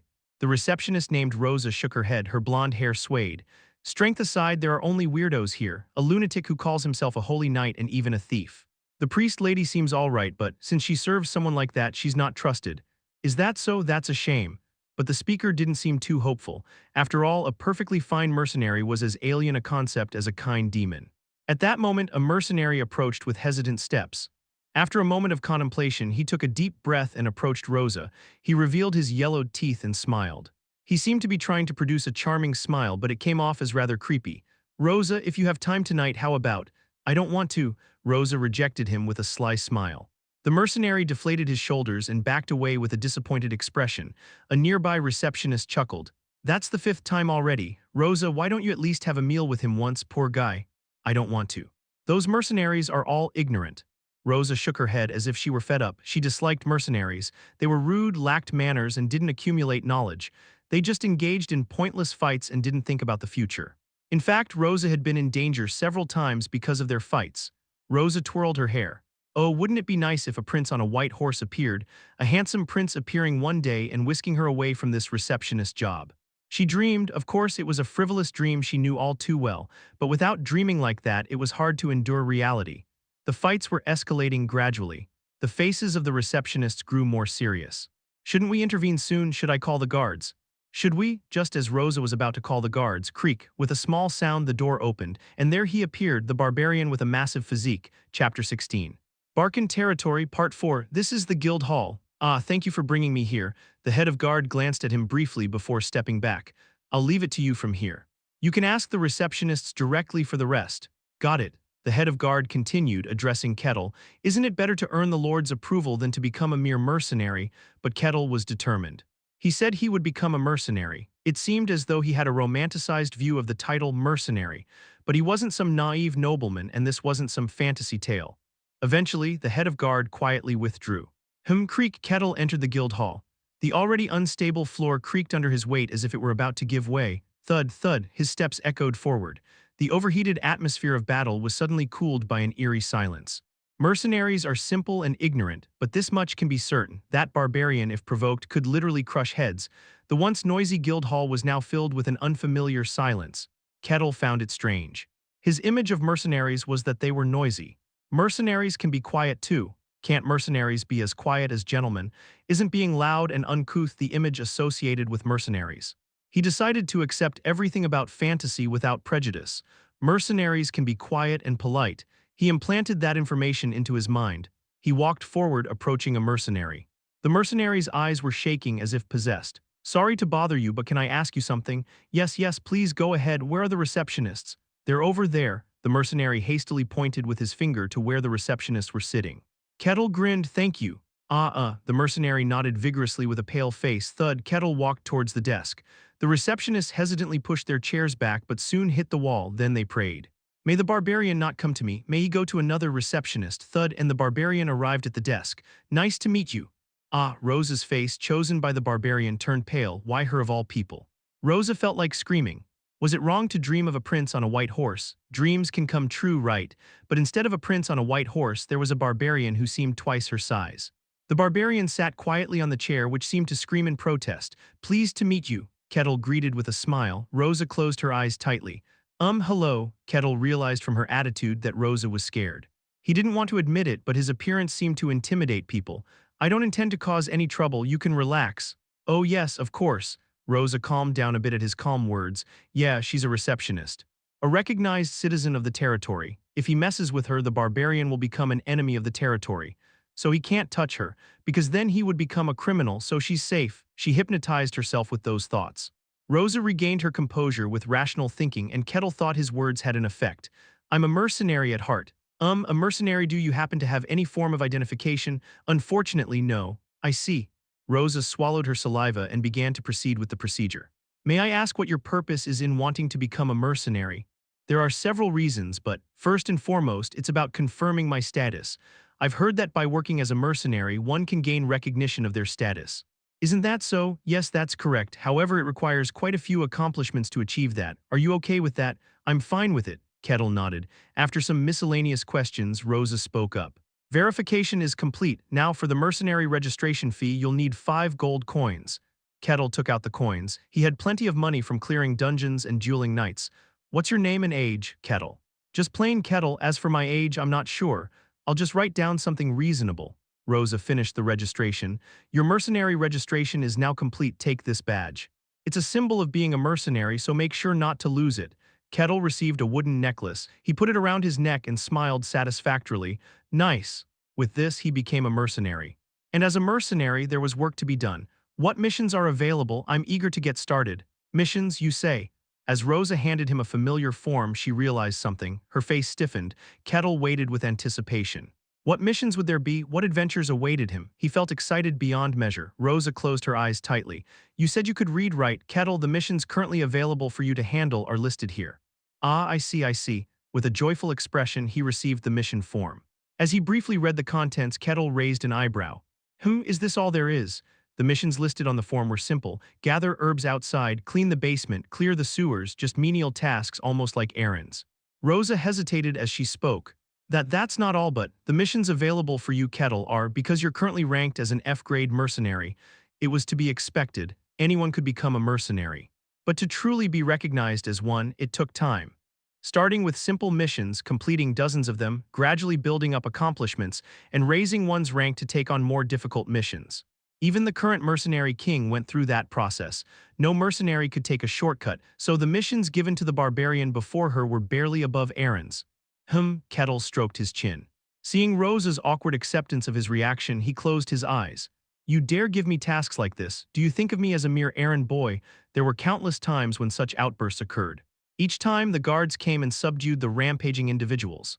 But could the guards really subdue the barbarian in front of her, even though his arm was thicker than her waist? The barbarian, who revered strength, couldn't just sit still with such missions. Trembling, she pressed her body as far back as possible, and as Kettle looked at the mission form, he raised a finger. I'll take this one. Rosa opened her eyes. At the tip of his finger was a mission to gather herbs. Are you sure? It's a mission that needs to be done, isn't it? There's no problem. Well, if you say so, I know.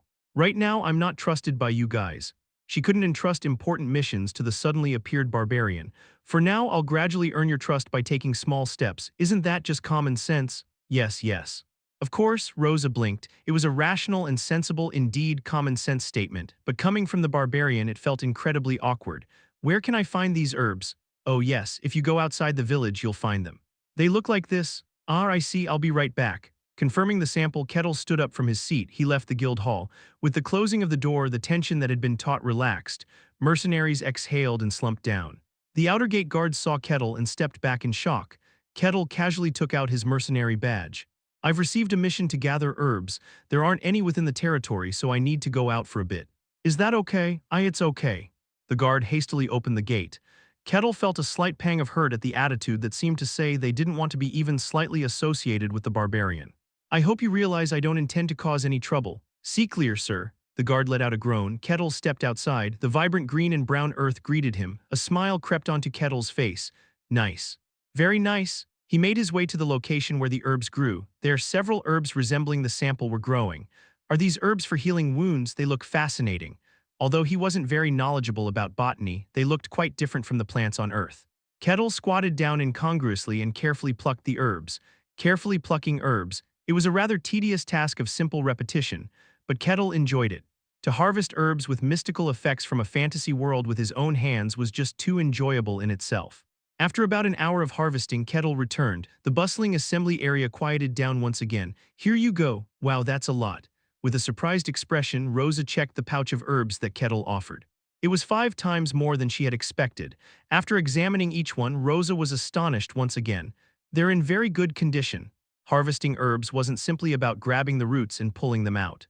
It required delicate work to ensure the roots weren't injured while digging into the soil and the leaves weren't scratched while being handled. That's why most mercenaries' harvested herbs were of significantly lower value. They just dug them out roughly without much care. So Rosa hadn't held high expectations for the herbs Kettle would bring. Kettle was a barbarian, he had some common sense, but he was fundamentally a wild being who worshipped strength. She didn't think such a being would carefully harvest herbs, but she was wrong. Among the many herbs he brought, it was hard to find ones with damaged roots or leaves. It was as if he were a skilled herbalist.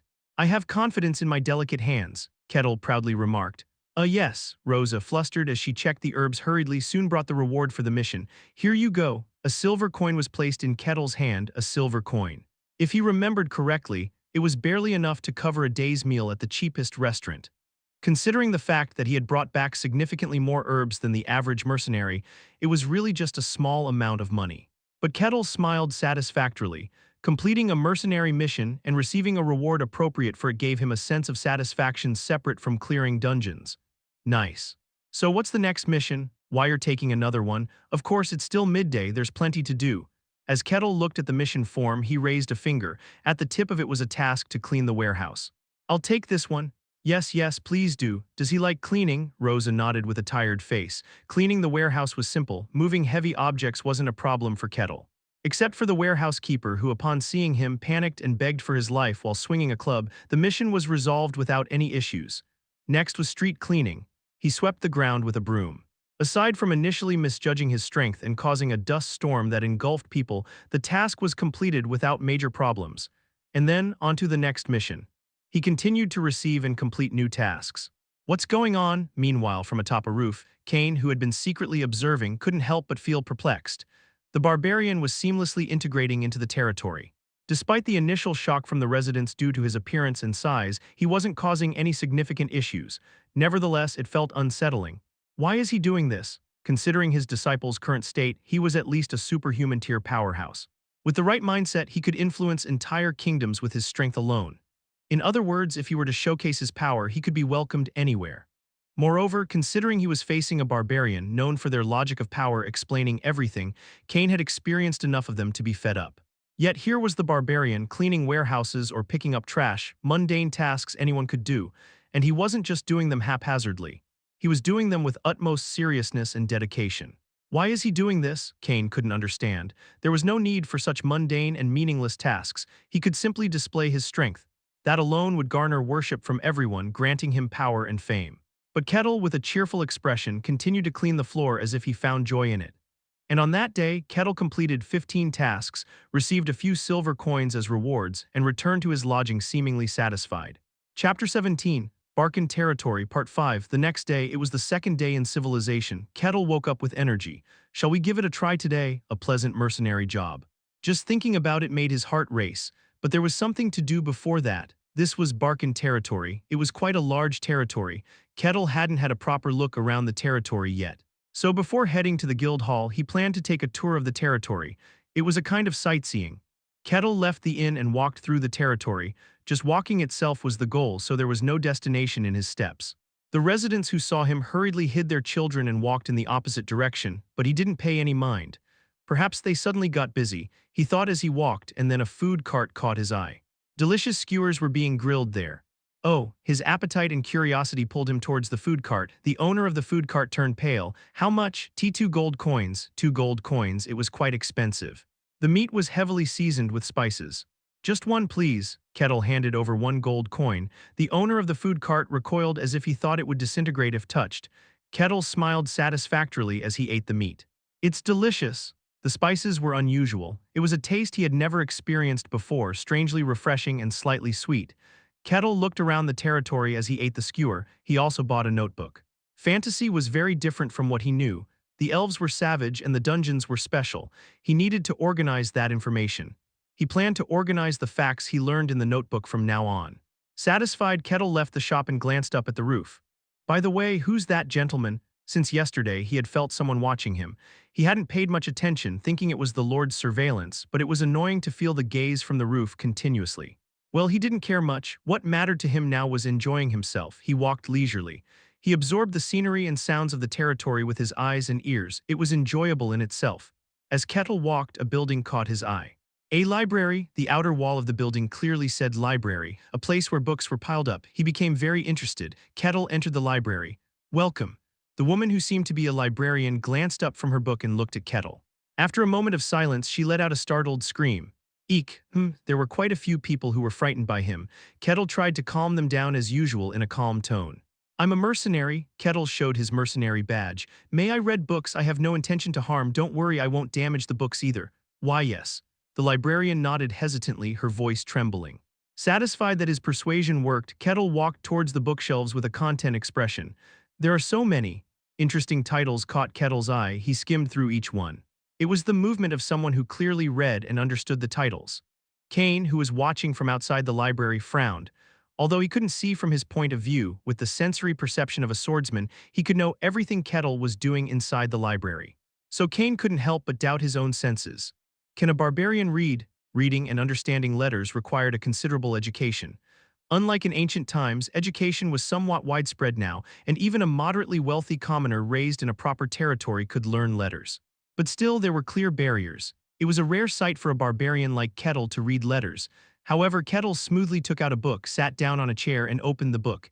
His movements were so natural. Has he read books before? It wasn't just a couple of times handling a book. It seemed like he had done it hundreds, if not thousands of times, very familiar with it. His demeanor made him look like someone with a wealth of knowledge and refinement. But Kettle was a barbarian. Moreover, he was from the White Snowfield. According to the Lord's story, he had just arrived in the human world.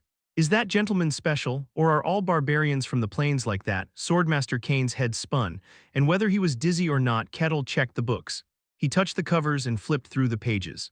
Sarah, with an anxious expression, watched in case the barbarian might tear the books apart. The quality is good. It was the same with the meat sold at the food cart earlier. The quality of the meat itself wasn't bad. Perhaps it was just this territory, but the economy seemed better than he expected. At least it wasn't like the old England where people filled their stomachs with just potatoes and coffee. After a quick check, Kettle focused on the contents of the book. The book he brought was a history book of the continent, summarizing the history up to the present. As Kettle skimmed through the contents, his eyes widened. So the Empire won after all. Mylna went to sell weapons to the kingdom that was at war with the Empire. The result of that war was ultimately the Empire's victory. As he quietly read through the contents, it became apparent that the Empire was extremely powerful at the moment. The kingdom to which Barcan territory belonged was currently under imperial rule, a kind of vassal state. The Empire was devouring half of the human world and advancing more aggressively, as if trying to swallow the entire world. World conquest, it was something countless conquerors had desired since ancient times. It didn't seem too different in this fantasy world. Ultimately, it wasn't his concern as a human issue. What truly interested him was something else. Books that documented things beyond human expectations. Kettle eagerly opened one of them. He read every word meticulously, as if not wanting to miss a single one, and the content of the book fulfilled his expectations. Mithril. Adamantadium, remnants of meteorites. The world's greatest cave overflowing with all kinds of rare ores. Dwarven caves, Mantamia. The mythical town where all the world's mysteries exist. Fairy villages, Pisaraphia. The floating island soaring through the high skies and exploring the world. The aerial city of the Celestials, Legemeria. In addition, there were numerous cities and capitals of various races listed. Kettle couldn't help but laugh. He had read books written in a similar manner before, but they were all nothing more than imaginary constructs. But not here. The fantasies written in this book actually existed here. That fact delighted him to the point of losing his mind. Continuing to read through the text, Kettle's eyes caught another piece of information. The Sanctuary of All Elves, a mysterious sanctuary where no one, including other races, can approach or even draw. The Elven Sanctuary. Elfo Sagrado, no one knows its location. Powerful figures tried all means to find out but eventually gave up. But Kettle had obtained the qualification to visit the Elven Sanctuary. I should visit someday. Ignoring favors wasn't good etiquette, but there were too many things to enjoy in this world right now, and Kettle had the habit of saving delicious things for later. Suppressing the urge to rush out immediately, he continued to read the book. As he joyfully scanned through each letter, Kettle realized something. What's this? Kettle tilted his head curiously. Are there more places like the White Snow Plains? The book described something called the Forbidden Lands. Places that didn't allow human access, filled with strange and distorted things. The silent forest where everything quiets down. The abyss where everything in the world disappears. The underwater sea where the fairies live and breathe. Places where nothing exists, deep holes, and the White Snow Plains. There were also numerous other forbidden lands listed. Places unknown to humans. That too was a staple of fantasy, but Kettle looked grim. Places like the White Snow Plains. He had suffered greatly in the White Snow Plains alone. If it weren't for his desire for fantasy, he would have died a long time ago. He didn't plan to visit other forbidden lands, even if they were at the same level as the White Snow Plains. But with that thought, another one naturally came to mind. How big is this world? Just the White Snow Plains alone were enormous. It had taken a very long time for him to confirm everything about the White Snow Plains. And there were not just one but many such places. Moreover, they were divided into the human world and the territories of other races. It's bigger than Earth, that much was certain, but he couldn't know how big exactly. This world had not yet measured the circumference of the world. Anyway, that's enough for now. Since the library itself wasn't large, there wasn't more information than that. Satisfied enough, Kettle stood up from his seat. I've checked enough. Thank you, yes, yes. The librarian stood up to bid farewell. She felt relieved only when she realized that Kettle was leaving, but her relief turned into worry at his following words. I'll come often if I can. Count on it? Yes. And Kettle arrived at the guild hall. The guild hall was quiet as it was yesterday. Kettle leisurely walked towards Rosa. She greeted Kettle with a tense face. Oh, you came? Yeah. What's the request for today? Here it is. Rosa handed him the request form. Kettle accepted it with a smile. Rosa relaxed a bit. After quietly conversing for a while, she realized that despite his appearance as a barbarian, he was actually quite sensible. There was instinctual fear, but there was no need to be overly frightened. After briefly looking at the request form, Kettle raised his finger. Let's go with this one today. It's for herb supply, understood. The samples are here. Kettle checked the samples and went outside. Just like yesterday, he gathered herbs and returned. He completed the request and received a new one. They were all trivial tasks that anyone could do. Watching him like that, Kane was bursting with frustration. Why does he do such things? Kettle was strong. Even just a glimpse of his strength would gain him instant recognition. There was no reason for him to do such trivial tasks. That's why Kane couldn't stand the frustration. It felt like seeing precious gems being casually handled in children's play, but Kettle himself seemed to enjoy such tasks immensely. He's really peculiar. He was strange in many ways. Kane couldn't grasp anything about this person. After some thought, Kane made a decision. I should meet him. He was a peculiar being in many ways. Just observing him wouldn't yield much useful information. Swordmaster Kane decided to meet Barbarian Kettle face to face. Chapter 18, Swordmaster Kane, Part 1, Late at night. The only light illuminating the area was the moonlight. Kettle, satisfied after completing the nighttime patrol mission, was walking towards his lodging with a contented expression. He had resolved 10 tasks today. Even the minor tasks felt quite fulfilling. And as he speeds up like this, the time it takes for him to be recognized as a true mercenary will become even shorter. It was a very fulfilling time. Kettle leisurely made his way to his quarters, and then he saw it.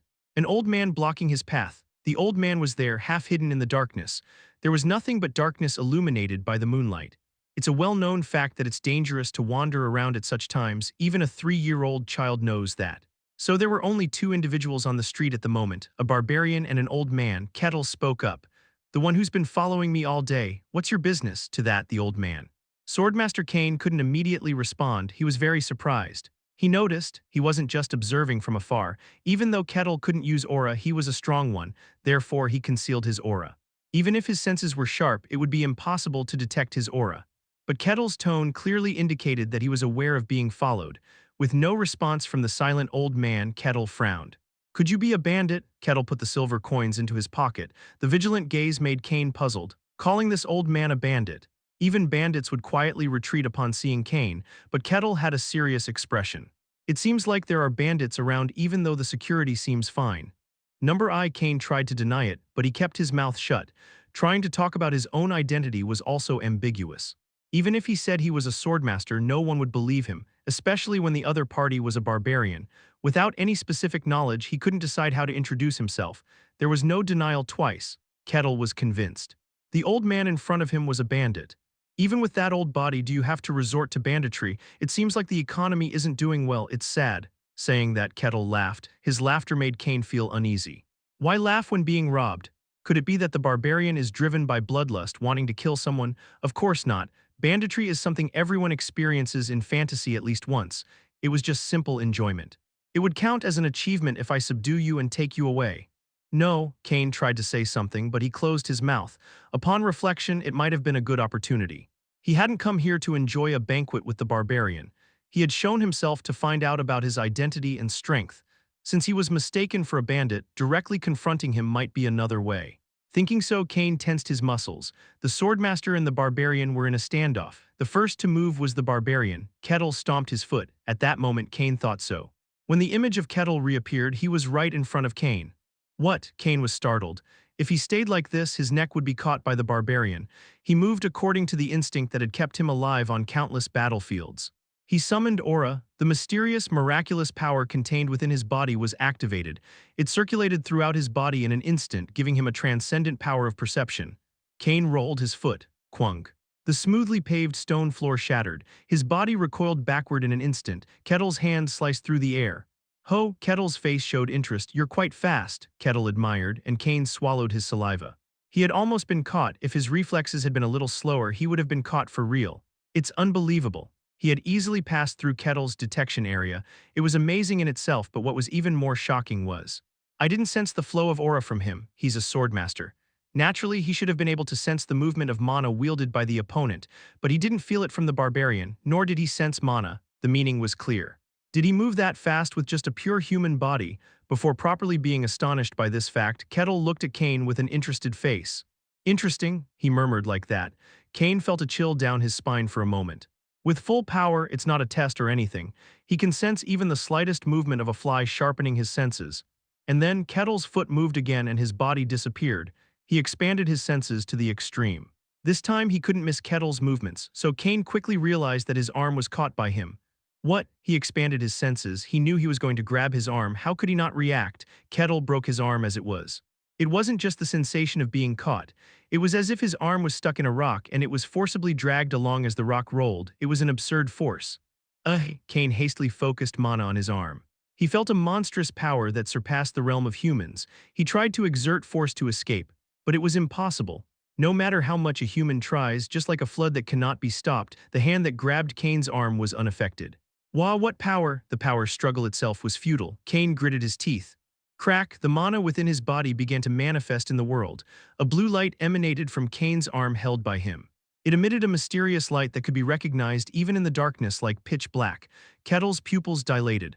Ho, crack, and that blue energy like slippery oil allowed Kane's hand to be pulled out of Kettle's grip. Pant, pant, Kane breathed heavily. He widened the distance and expanded his senses even more.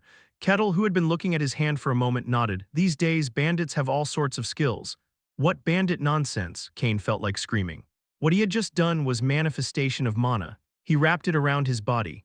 It was a state that only the top ranks of the first class could achieve. Why would someone at such a level do something like banditry? But Kettle sincerely believed in bandit skills. Kane looked at Kettle's arm that had grabbed him with amazement. Reflexively, he manifested mana. The manifested mana tore even hard steel to shreds. For a human body to be so shattered upon contact was normal, but Kettle's arm was perfectly fine. There was not a single scratch. That made Kane even more bewildered. What kind of body is this? Even the manifested mana couldn't withstand it. He couldn't help but burst out laughing. It's interesting but not that impressive. I think it's time to finish this. Kettle declared so. He intended to keep his word. He moved his body again. He arrived near Kane at a speed even Kane couldn't grasp. Kane reflexively grabbed his sword. The mindset of not using the sword because it's a test had disappeared. Only the thought that he'd be in trouble if he didn't draw it dominated his mind. But that judgment was too slow. He should have drawn the sword as soon as he saw Kettle. Thud. Kettle's hand lightly pressed on Fomal. Just that made it impossible to draw the sword. Kane tried to resist somehow, but his consciousness was finally severed as Kettle's hand approached his head. Kettle held the fallen Kane and was quietly impressed. Is this what bandits in the fantasy world are like? A mere bandit using such strange skills. Indeed, it's fantasy. If you can't do that much, you can't survive in this world as a bandit. He seemed stronger than that night. This is the class of bandits in fantasy. Kettle was satisfied. It might have seemed strange in a rational sense, but he had an attitude of accepting everything in fantasy. Kettle lifted the fallen Cain. He had succeeded in controlling his strength, so he had only made him unconscious. Well then, I'll wake him tomorrow. He dragged him into the lodging without delay, and the next day. The head of guard, who came to work as always, doubted his eyes. Barbarian, what's this? Kettle confidently raised his hand. In that hand an old man's neck was held, dangling limply. The old man had a very humiliated and embarrassed expression, bowing his head. It was a ridiculous sight, but as the head of guard who knew the old man's identity, he couldn't possibly laugh. What on earth happened? Why is Cain here? No, the Lord said he would be coming soon. Then did the barbarian attack Swordmaster Cain? No, the other way around. Swordmaster Cain became interested in the barbarian. So did he attack him, but then he lost. In that case, is the barbarian stronger than Swordmaster Cain? No, that couldn't be. He must have let his guard down. Then what happened? Will the barbarian become hostile to us? Countless possibilities flashed through his mind in an instant. And Kettle calmly shattered those possibilities. I caught a bandit. A bandit? It was a completely unexpected word. Kettle repeated it as if he had heard it correctly. A bandit. I'll hand him over to the guard. This will also be a mercenary achievement, right? Kettle said with an expectant face. The head of guard looked at him with a bewildered expression. Chapter 19, Swordmaster Cain, Part 2. What is this scene? The head of guard seemed to be dreaming. A great swordmaster, a rare figure in the world, a person who has reached the pinnacle of greatness. Swordmaster Cain, he was being held by a barbarian. And not just held, but in a humiliating position, dangling in midair with his neck caught. And the barbarian was calling the swordmaster a robber. He couldn't even begin to comprehend what to say. The head of guard forced his closed mouth open. That he is not a robber. Kettle's face showed confusion. Are you acquainted? He looks like a criminal with a face, if not a robber then a pickpocket. That no. Never mind. The head of guard gave up on explaining, and he assumed the posture he should have taken originally. A respectful posture, bowing his body. It was respect and courtesy towards someone who transcended the boundaries of humanity. The only swordmaster of the kingdom of Jehentra. We are honored to meet Swordmaster Cain, who has reached the end of the great sword. At those words, the expressions of both the barbarian and the swordmaster changed. Cain's face contorted even more disgracefully. Seeing this, the head of guard realized that Cain had not revealed himself as a swordmaster. A swordmaster? Kettle was equally taken aback. A swordmaster. Was this grand figure really a robber? That's impossible. This man is a robber. He attacked me to steal my silver. No, he is a swordmaster. I remember he made a promise to come here. Could he be a magician disguising his face? A magic that perfectly disguises even the physique. If that's the case, such a high-level magician would already be a figure respected like a swordmaster. The possibility that swordmaster is just another term for a robber. What do you mean by that? It was then that Kettle realized. A real swordmaster? Yes, He released his hand with a face that seemed to understand and yet be puzzled. The landed swordmaster straightened his clothes like a scene from a dream. The head of guard, who was staring blankly at the scene, hastily snapped out of it. This was not a problem he could solve. I will inform the Lord. Please wait a moment. The head of guard ran out. His movements were swift, as if he didn't want to stay in that place any longer. Thunk. A headache struck the head of guard as he ran towards the Lord's castle. He had a grim premonition that as long as that barbarian was around, this headache would continue. The Lord, upon hearing the story from the panting head of guard, also jumped up in shock. He hurriedly ran over, saw the barbarian and the swordmaster, and made a puzzled expression. Then he brought the two to the reception room and desperately explained the situation to the still perplexed barbarian. Is that so? Finally, Kettle also became convinced that Cain was a swordmaster. He said cautiously, I'm sorry. I should have listened to the whole story. No, it's my fault for not speaking up. The barbarian and the swordmaster exchanged awkward words. Watching them, the Lord's head throbbed. Did Cain lose? He had a long-standing relationship with Cain. He could roughly read his movements. He predicted that he would seek out the barbarian for a duel, but the fact that he would lose was completely unexpected. Cain lost to the barbarian. He didn't know the details, but that was certain. In other words, that barbarian was stronger than the swordmaster. Of course, there was a gap even at the pinnacle. Cain was a newcomer to being a swordmaster. His level itself would be lower among the superhumans, but still, he was a swordmaster. A person bestowed with the grand title of the owner of the sword. To think that such a swordmaster could be defeated by that barbarian.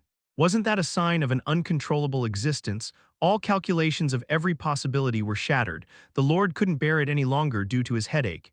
It seems there was a misunderstanding. I'll leave the two of you to talk for now. The Lord stood up from his seat. The barbarian and the swordmaster didn't even try to stop him. The door of the reception room closed, leaving only the barbarian and the swordmaster alone. The barbarian looked at Kane with a solemn face.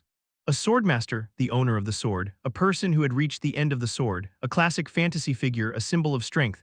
That's why he fantasized countless times in the White Snow Plains. What do swordmasters handle? How mysterious powers do they wield? And how strong are they? But this something. Kane also realized that gaze. It was so humiliating, but he couldn't say anything more because he had lost. And it was a perfect defeat to the point where he couldn't say anything more. Beyond wounded pride, he became a complete wreck. Anyway, let me properly introduce myself. I am Swordmaster Kane. At his words, Kettle also suppressed his emotions and spoke. A lord who is a swordmaster, once you reach the level of swordmaster, human titles no longer have meaning. It was a courtesy towards someone who transcended cognition. Respect for reaching a position where human lineage could no longer be tied. But what did it mean? He lost to the barbarian. Kane shook his head gloomily. On the contrary, Kettle was gradually regaining his composure. A swordmaster. A person who has reached the end of the sword. A person whose very essence changes to that of a swordmaster, the being he so wanted to meet, despite the strange process being with such a person. Curiosity, forgotten until now, sprouted again. Kane spoke up. I'm sorry once again. No, as I said earlier, I didn't listen to the whole story either. But why did you do that? I heard stories about a barbarian coming out of the White Snow Plains. Ah, Kettle realized the swordmaster was testing him. So are you satisfied? Quite, Kane gave a bitter smile. More than satisfied, indeed a presence from the Forbidden Lands. I thought I knew enough about it, but I was completely mistaken. Kane's words stimulated another curiosity in Kettle. Kane said he knew about the Forbidden Lands. Probably about the alien places he saw in the library. There was also the White Snow Plains there. He wanted to ask about it, but Kane spoke first. What do you think of us? Kettle understood the meaning of that question. He lowered his head. I have no opinion, I'm just enjoying the journey. It may be hard to believe just by words, but I have no intention of lying. No, I believe you. Just by not killing me, I can tell. Killing would have been much easier, but he subdued and dragged him along. The tension between them somewhat eased. Before Kettle's eyes was a swordmaster, but with it came a strong curiosity. Could what you showed me also be swordmaster's technique? You mean this? Kane raised his arm. A bluish light appeared there and soon completely enveloped his arm. Wow, Kettle exclaimed. When he showed it before, he thought it was a robber's technique and didn't pay much attention. But now, thinking of it as a swordmaster's technique, he became very curious. It's the embodiment of mystery. Also called aura. Aura, Kettle's eyes sparkled. Was that aura? Yeah, that's right, Kane replied, bewildered by the sudden change in attitude. While during the battle there wasn't much reaction to calling it a robber's technique, now he was shining his eyes like a child.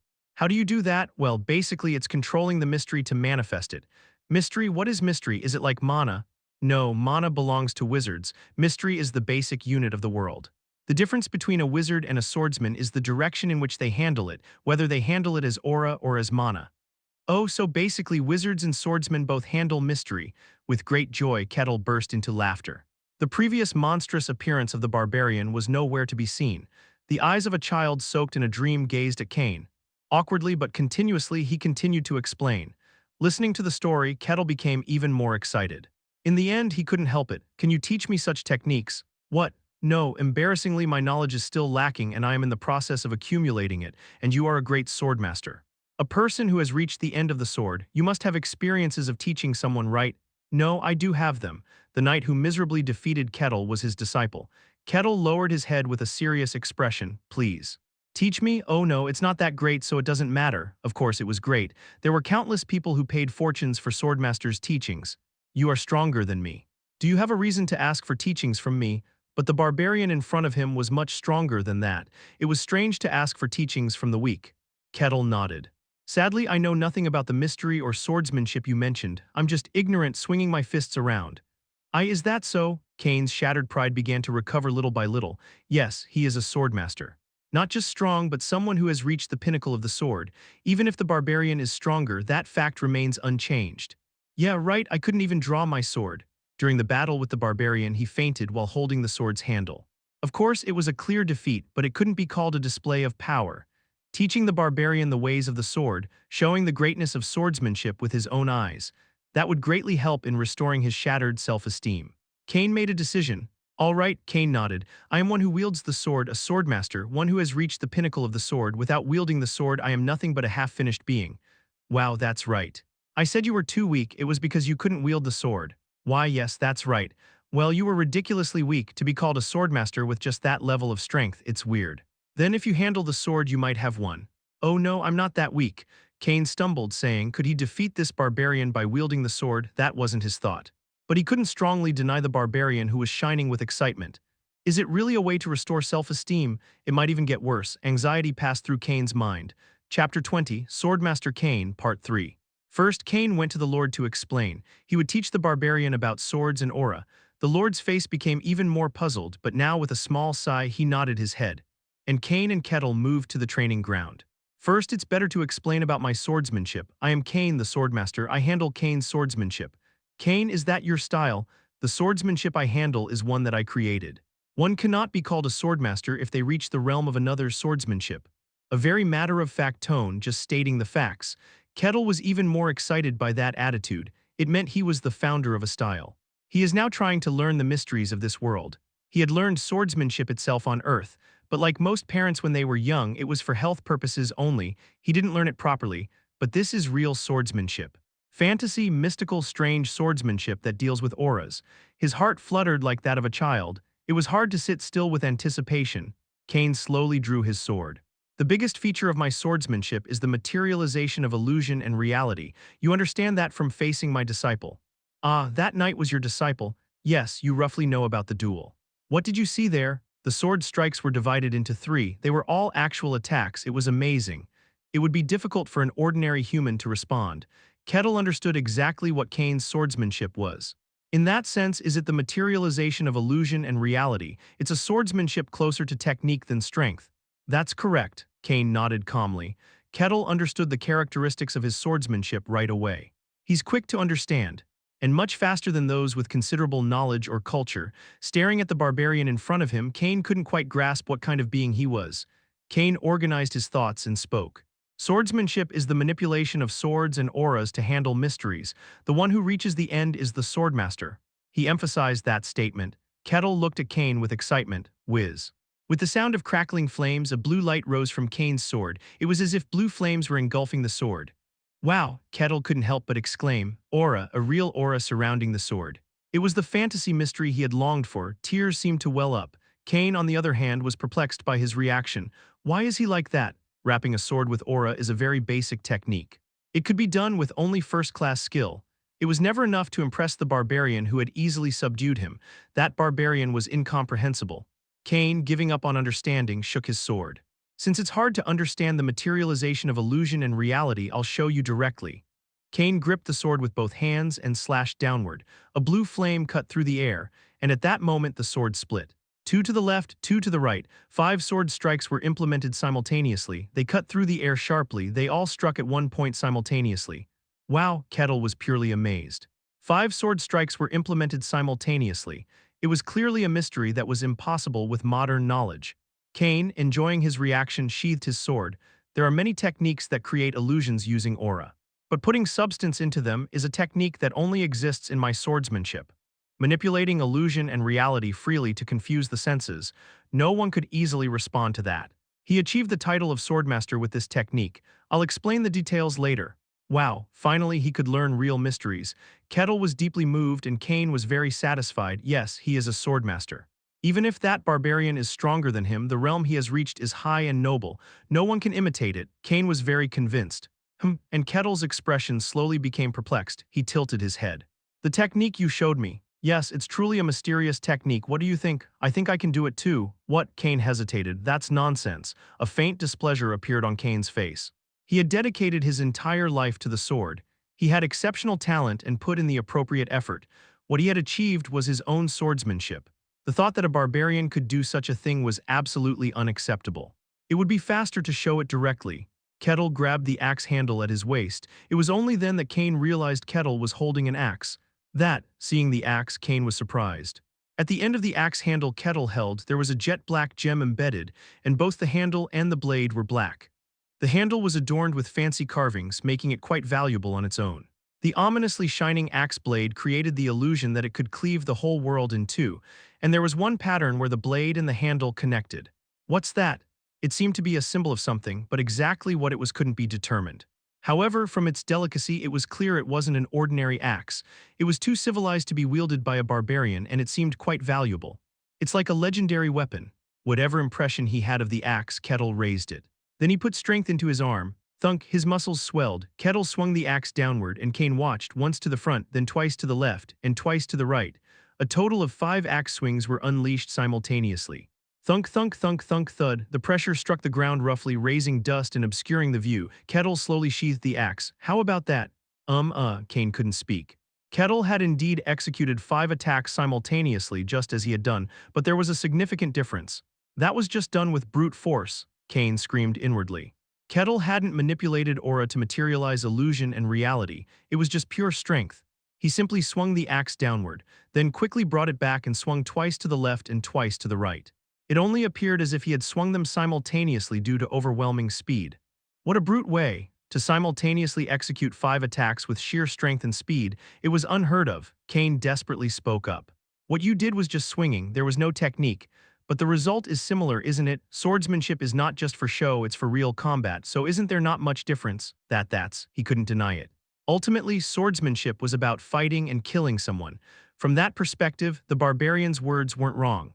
But he didn't want to acknowledge that he had solved the mysteries he had accumulated with mere strength. What about this then? Kane gripped his sword again. As if responding to his emotions, the aura rose rougher. Kane exerted all his power. He swung the sword forcefully as he advanced roughly. Afterimages were drawn. It wasn't just the sword separating. Kane's body itself split into 7. It was one yet not one, a miracle created by extreme control of the aura. Like a storm, the rough connection swept through as if multiple entities were collaborating. Those facing him would feel as though they were facing 7 simultaneously. Try to replicate this, Kane shouted roughly, catching his breath. Kettle silently raised the axe, and the axe swung. A storm even more relentless than what Kane had done, to the point where even opening one's eyes was difficult, swept through. It was different from Kane's. It wasn't a technique that materialized afterimages into substance through delicate aura control. It was just simply fast, and that speed intensified to the point of creating afterimages. Kane watched, Kettle's body creating over 8 afterimages simultaneously. Thud, the storm subsided. Kettle sheathed the axe. How about that? Kane was at a loss for words. The skills he had accumulated throughout his life, the mysteries he had been proud of, thinking no one could match. Now they were shattered in the most primitive and ignorant manner. Kane couldn't say anything, and Kettle had a melancholic expression of his own. I didn't want it to happen like this. What is this? He simply swung the axe quickly and brutally, yet that alone achieved the mystery. But this wasn't a mystery at all. Kettle's emotions cooled down like a child who had seen the backside of a magic set. No way, Kettle shook his head. He had suffered greatly. He had overcome death hundreds, thousands of times. He surpassed dozens of times the amount of time an average human spends in their lifetime. The strength he possessed was what he had achieved in the end. Just simple strength without any aura, mana, or miracles, but because of that it was simply strong. And the swordmaster before him had shown such results using his own technique. He might be around 40 or 50 years old judging by his appearance. To achieve such results with just a modest investment of time was remarkable. The value of mysteries had increased even more. Above all, what he had seen was just one technique. There were still so many things he wanted to know. Magic, more swordsmanship, spirits, alchemy, miracles, divine power, prayers. He wanted to know and acquire all those things. Hadn't the Elven Queen dealt with mysteries that he could never touch? What's the difference between judging everything based on Kane's technique alone and being like a frog in a well? Kettle quickly recovered his emotions, and Kane was still unable to recover. Words wouldn't follow. Kane blankly opened his mouth. Chapter 21, Swordmaster Kane, Part 4, Hey Kane. Snap out of it. Kettle waved a hand in front of Kane's eyes, but Kane didn't seem to be coming back to his senses. He was staring blankly, lost in his own world. There seems to be a single tear welling up, as if something very sad had happened. This can't be happening. How much time and effort did it take for him to reach this state? He gave up everything but the sword, the love of his parents, the love of his fiancée. He abandoned it all to dedicate his life to the sword. It was truly his own realm, one that no one else could reach, achieved through dedicating his entire life. But now that skill was shattered with a mere display of brute force without any special skill. The pleas of his family to please give up the sword and be with them, the lament and curses of his fiancée, saying he's nothing without even a single sword skill. All of it flashed through his mind like a lantern.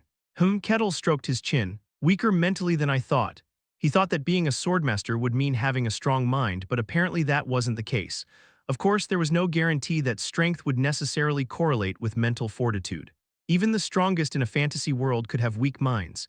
He made a mental note of that information. He would write it down in his journal later. Of course not. A true strongman at the level of a swordmaster would also have a strong and sturdy mind. It was just that the existence of Kettle was so alien that it shattered that mental fortitude.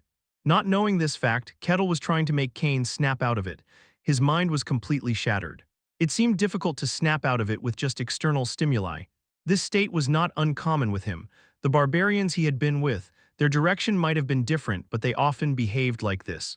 They would throw their minds into combat, swinging their weapons wildly according to instinct. They were very annoying creatures who wouldn't come to their senses until they were completely subdued. And there was a fast way to get them to come to their senses. Kettle looked silently at Kane, and he held one intention in his heart: I will kill you. That was materialized and attacked Kane. Quang, an explosion occurred. Kane drew his sword. He surrounded his whole body with a defensive stance and planted his feet firmly. In an instant, he moved dozens of steps away from Kettle. Cold sweat was running down his face. Are you awake? What are you doing? Your mind seemed to be half gone, so I woke you up. It seems direct methods work best after all. Kettle nodded as if satisfied. Kane's heart was beating fast. Just now he felt death. Not metaphorically, but in the truest sense, death enveloped his throat. His shattered mind rose again in the face of the terror of death. It was an experience he didn't want to go through again. Kettle said calmly, your swordsmanship is impressive. What? I just swung my axe quickly. That's all I did. That's the only thing. I can't even touch the skill you showed. Kettle quickly swung his axe to create a phantom. It was just incredibly fast, not a true simultaneous attack. Above all, if the opponent blocks the first attack, no phantom is created, but Kane's swordsmanship truly attacked simultaneously. It was a skill that had to block attacks from all directions. Kettle healed Kane's mind like that. Light gradually returned to Kane's eyes. Yes, that's it. The value of his swordsmanship was by no means low. Materializing the essence of illusion and reality was a skill possible only by his technique in this world. Of course, even if that was the case, it was still half shattered. Kane, who was becoming depressed again, desperately regained his composure. No, it wasn't a problem with his skill, it was that this barbarian was insane. Who on earth could move so fast without even using aura to the point where phantoms become solid entities? It was hard to even consider him in the same category as a human anymore. Kettle was just too abnormal. Kane protected his mentality by making Kettle an exception. I'm sorry, I let my emotions get the better of me. No. It's quite interesting. I'm the one who should apologize for acting like a child. Kettle's face lit up with interest again. As he said himself, it was similar, but if you looked closely, the results were completely different. If he were to handle aura, he too could use such a skill, truly attacking simultaneously. Kane cleared his throat and straightened his head. Well, let's continue the conversation. In any case, the important thing is to sense and be able to handle aura. Yeah, mystery, that's it. That's the most important mystery in this world. Kettle revealed it. Kane begins to explain slowly. Mystery is the fundamental unit that makes up the world. Without realizing mystery, no magician, swordsman, or witch can reach a high level. Only those who believe in the gods can do it. Is divine power separate? Their miracles are directly given by God. It has nothing to do with personal abilities. What about paladins? Their power comes from their belief in themselves. It's a difference in direction. Spirits are the same. Courtesy aside, ultimately what matters is mystery. Handling it is the first step. I'll start by explaining the basic concepts and levels, but if it gets boring, we can skip. No, please continue. Kettle shook his head. There's no way an explanation about the mystery he was longing for would be boring. Then let's start with the explanation about mystery. Mystery, literally, it's the mysterious power you possess. How you handle it determines everything. Wow, mystery is the basic unit of this world. To obtain fantasy powers such as handling aura, gaining mana, or dealing with spirits, it starts with understanding this mystery. Let me tell you about the stages. There are a total of 5 stages: sensing mystery, controlling it, manifesting it, mastering it, and visualizing it. Kane spoke. The most basic stage here is sensing mystery. It's a stage where you know, realize, and feel mystery. It's also a stage where you take the first step towards a high level without properly handling mystery. Can anyone feel mystery? Only those with talent can feel it. Those who can sense mystery are called third-rate. You have to reach the level of sensing mystery to be considered third-rate. Kettle recalled the words the thief said in the first dungeon. There are various criteria, but generally they are divided into 5 categories: third-rate, second-rate, first-rate, transcendent, and hero. What level are you guys? We are just beggars who couldn't even become third-rate. But being third-rate doesn't mean they're weak at all. They said they couldn't even become third-rate. It meant they couldn't feel mystery. And then, controlling mystery. It's a stage where you can control and utilize mystery. From this stage onwards, you can use various powers by utilizing mystery. Kane swung his arm, the air burst roughly. The arm that was swung was clearly faster than cognition. Basically, you can strengthen your body like this. Wow, from this point on you can call yourself second-rate. Those who have reached this level can never be defeated. As Kane was saying that, he hesitated for a moment and Kettle looked at him. Kettle stared at him blankly. There are exceptions but most can't be beaten. Kane cautiously changed his words. Next is manifesting mystery. It's simple stuff like this. Kane drew his sword, a bluish light flickered.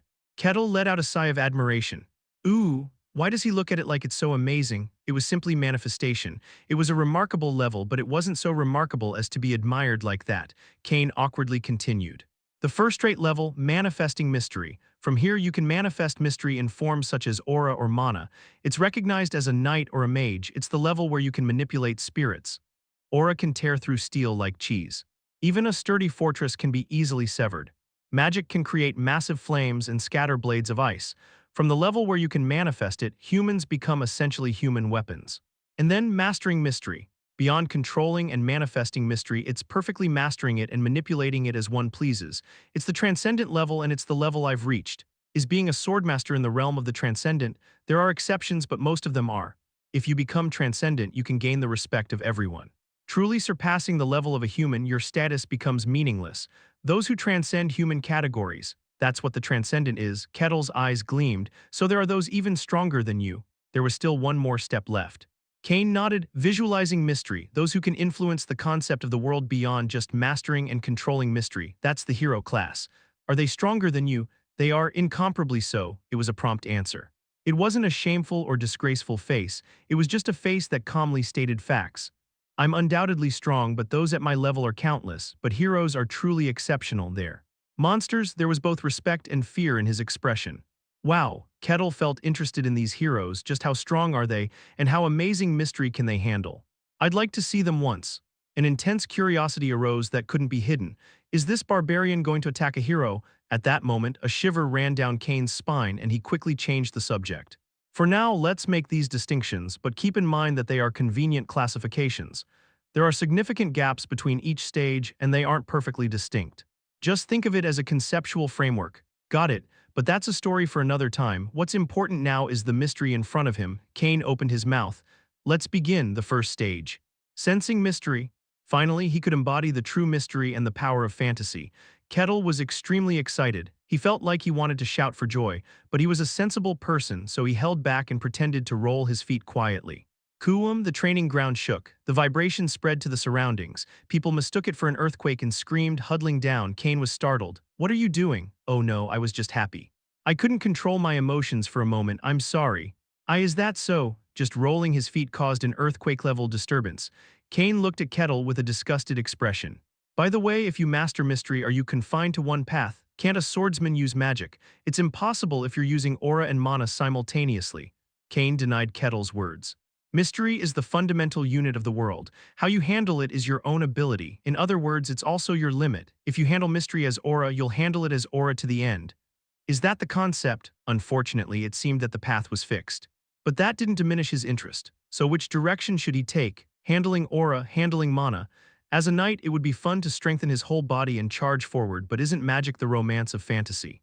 He also wanted to try using magic at least once. He was very excited about either direction. Well then, sit comfortably. All right. Kettle smiled and sat down in a cross-legged position. Seeing his posture, Kane cocked his head. What's that posture? You don't know. It's the first time I've seen it. It's fascinating. It looks uncomfortable. Are you okay? They didn't know what a cross-legged position was. Come to think of it, the cross-legged position originated from Buddhism. It was strange that they didn't know. It's a posture for concentration. It's not uncomfortable, so don't worry. Well then. Close your eyes and concentrate. Kettle closed his eyes, sensing mana. It's finally beginning. He could learn real mystery. Suppressing his pounding heart, he began to concentrate. Chapter 22, Swordmaster Kane, Part 5. Feel everything, Kane spoke calmly. To feel the mystery is to awaken senses you have never felt before. Expand your senses to the fullest. Kane's words were followed. Kettle expanded his own senses. Feel the sensation of the passing wind. The strength and angle of the wind, how it collided with Kettle's body, how its trajectory twisted and how it moved. The wind touching his arms was slightly stronger. He sensed all the subtle movements of the gently swaying wind. Feel the touch of the earth, the ground of the training field touching his hips and legs, the thousands of grains of sand there. He sensed the shape of each and every one of them. And feel the separate sensation within that. Expanding the senses even further, unfathomable information entered Kettle's mind, and Kane's expression changed. Kane involuntarily stepped back. He felt a sensation of something passing through his entire body for a moment. He realized why he felt that way. Just by expanding the senses, is this the extent? Kane was astonished. It wasn't using mystery to enhance the senses.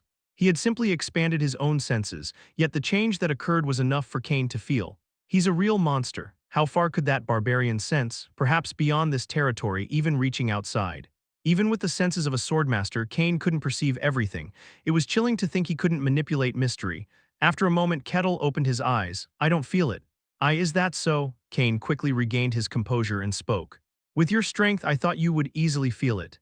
It wasn't a fixed rule, but someone strong would likely have a high chance of sensing mystery even without mana, but Kettle was an exception.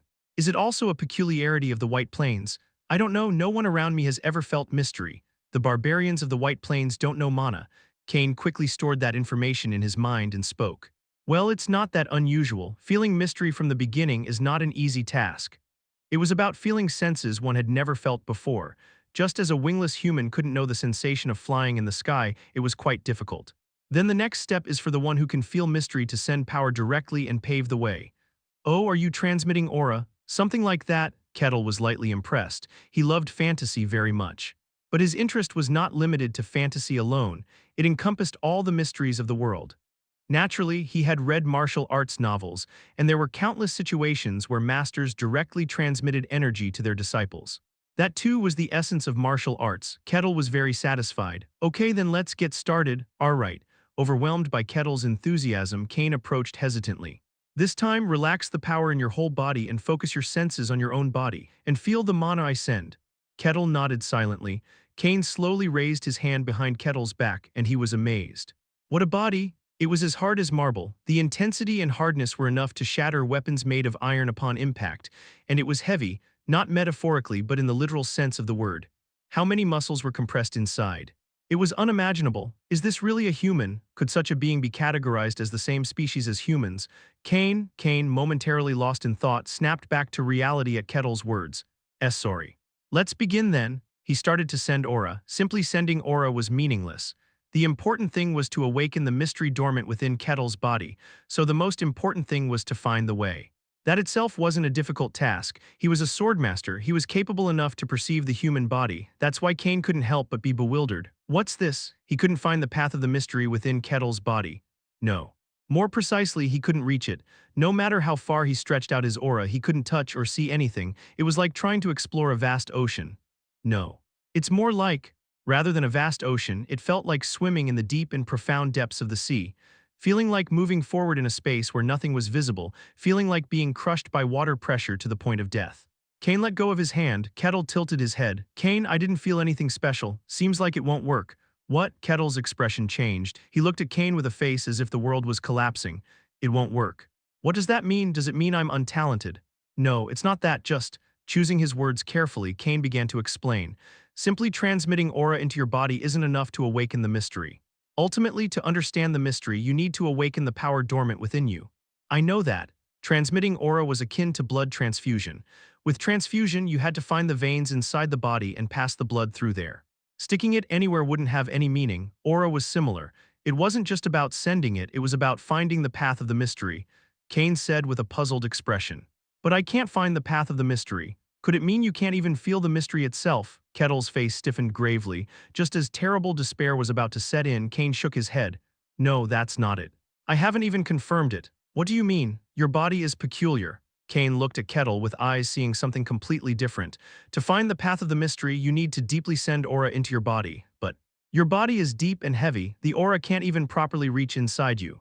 This was the first time Kane encountered such a situation. Pure physical force was blocking the aura. So does that mean it's impossible? Kane also roughly understood the meaning. It was harder to find the veins of a fat person than a skinny one, because the fat obstructed it. It seemed that it wasn't fat but rather the muscles of the body that were the problem, but it could be seen as an extreme case of that. At least for me it seems impossible. Even for a swordmaster, Kettle's face grew gloomy. Then am I unable to obtain the mystery? It's hard to say that, ultimately since I haven't confirmed it. As Cain, he also didn't know whether the path of the mystery existed or not. In other words, if there were those who could know it, Kettle could also feel the mystery. Others might handle aura better than me, other swordmasters, or maybe you could visit the towers, or try to find a path through alchemy. Alchemy. Is that possible too? Some have become transcendent by artificially awakening the mystery with the power of alchemy. It's not impossible. Oh, this world seemed to place considerable value on alchemy too. Curiosity crept onto Kettle's face without him realizing. Cain shook his head. Anyway, it's impossible for me, I'm sorry. No, it's okay. It's not impossible. There's enough possibility, that's enough. After all, there's interest in the towers and alchemy. It could be left for later enjoyment. He had already had enough fun. This place was the fantasy world he had longed for, the continent of mystery and fantasy. Can I ask you for one thing then? What is it? Cain felt a little sorry for giving only expectations, but speaking of impossibility, if he asked for money or something, he was willing to comply. But what came out of Kettle's mouth was completely unexpected. Could you explain how to use aura's movements or swordsmanship? It's possible, but it wouldn't have much meaning, would it? You still can't handle aura. I just want to hear it, how the power is used. Okay then, Cain nodded reluctantly. Cain didn't have big thoughts while explaining. What he said was nothing more than a very simple theory. It was as uninteresting as a professor teaching history at an academy. Moreover, the listener was a barbarian who thought in terms of strength. Cain thought Kettle would quickly lose interest. But Kettle listened as if every word Cain said was very interesting. Oh, I see. Controlling aura in that way is the foundation. Interesting, I'll have to try it later. Finding Kettle's reaction amusing, Cain continued to explain. And before they knew it, it was already night. A maid who heard about the Lord's orders came to them cautiously. Swordmaster, it's getting late. Ah, has it already come to that? Do you have an appointment? I originally came here for something. Unexpectedly, I took up a lot of time. Is that so? Well then, this is farewell. A sense of regret crossed Kettle's face. Although some expectations were shattered, meeting the Swordmaster was still enjoyable enough. Thank you. Thanks to you, I've learned a lot. It wouldn't be an exaggeration to call you my mentor. About aura, about enlightenment, and about controlling it. He learned many things except swordsmanship. When someone asks who my mentor is, I'll mention your name, Cain the Swordmaster. No, there's no need for that. This barbarian calling himself a mentor, a being stronger than himself yet unable to use aura, calling him that. Cain liked to elevate his reputation, but he could be sure. If that barbarian were to call him a mentor and follow him, it would be a noose around his neck. I'd appreciate it if you refrained from that. I haven't imparted teachings worthy of being called a mentor. Well, if you put it that way, don't respond unless someone asks who your mentor is. Kettle decided that. And seeing Kettle willingly accept it, Cain felt a strange emotion. The barbarians he had met so far were uncontrollable. All they desired was alcohol, violence, and death. They refused to accept the concept of trade and obtained what they wanted through plunder. Even the considerable strong ones were no different. That's why barbarians were excluded from society. But this barbarian was different. This barbarian could be controlled, such incomparable strength in a barbarian like this. Desire gleamed in Cain's eyes. If you wish, do you have no intention of settling in this kingdom? What do you mean? Exactly as I said. Swear allegiance to the kingdom and receive a position. With your power, you would receive a high position. I'll be your sponsor. That's also interesting, but Kettle shook his head. I decline. I have no desire to be bound by anything. A position will give you many things, wealth, women. But I will be bound to the kingdom, right? Unable to act as I please and have to follow orders. Isn't that so? That's true, but, Cain quickly interjected. If he could put this barbarian in the hands of the kingdom, they might be able to break away from the empire. It was a persuasion filled with such greed. Even so, you can obtain a noble status. Don't you find that attractive enough? Cain seemed unwilling to back down, therefore, seeing him like that, Kettle smiled quietly. I will play my game. Chilling, a moment of goosebumps. An irresistible will that wasn't a threat but was simply spoken. Cain slowly nodded. It was the best action he could take. Is that so? Understood. Anyway, thank you, I won't forget this favor. You can think of it as repaying the favor of not taking my life. Is that so? Then I'll see you later if I have the chance. With a smile, Kettle bid farewell to Cain. Cain walked through the castle with the maid and thought, I had absurd thoughts. Controlling that barbarian, that's impossible for anyone. That's a being that acts solely on their own will. They may consider the surroundings and be able to socialize, but that's it. Within them, there's only their own thoughts. Since it was impossible to read them in a sense, they were more unsettling than other barbarians. The barbarian of the White Plains, is that what they are? That's the existence of the Forbidden Lands. Cain sighed deeply. A conquest of the Forbidden Lands, what on earth is the Emperor thinking? Chapter 23, Uncharted Dungeon, Part 1. Well, the Lord of Barcan territory groaned at Cain's words. His Majesty wishes for the conquest of the Forbidden Lands. People are sacrificing their lives in vain under the guise of reconnaissance. Cain flicked his tongue as if he was fed up. The Lord asked seriously, is this true? It is, to an unstoppable extent. Does His Majesty wish to become the reincarnation of the ancient emperor who once held this world in his hands? Cain shook his head. The emperor who ultimately went to conquer the White Snow Plains only to be defeated and die. That legend was incredibly famous. The White Snow Plains, the barbarian of that place were here. Cain smiled bitterly. Well, it's quite a story. We haven't even conquered all the human territories yet. The White Snow Plains are the largest and most unknown place in the Forbidden Lands. There's still a long way to go, however, someday it will come. That's right. This place is also part of the Empire's territory, so it could be summoned. It's better to give advance notice. Thank you, the Lord bowed. Cain leaned back on the couch, seeming troubled. The world is already strange enough, and the Emperor is half out of his mind. It's really giving me a headache. Is the rumor true? Yes, the movements of demons are starting to become visible one by one. And the cycle of dungeon occurrences is unusual. There are rumors that the abnormalities of the Forbidden Lands are leaking out. Something is happening, and it's not good for humans. Cain came to Barcan territory to deliver that warning. This was his hometown. Suddenly Cain smirked as if something had occurred to him. Well, when you think about it, the most bizarre thing is already here. That's true, the barbarian of the White Snow Plains. The human who appeared in the oldest and largest area of the Forbidden Lands, Kettle, he was here. What do you think? I'm not sure, the Lord spoke honestly. He's not a hostile presence to us, but beyond that we can't know. What do you think, Cain? I think similarly. He's a being who fundamentally knows how to consider others. If left alone, there shouldn't be a problem, but Cain swallowed his saliva. The laughter Kettle showed at the end still sent shivers down his spine. Is it amusement? He may consider others and follow order, but he's not a being who will bend his will.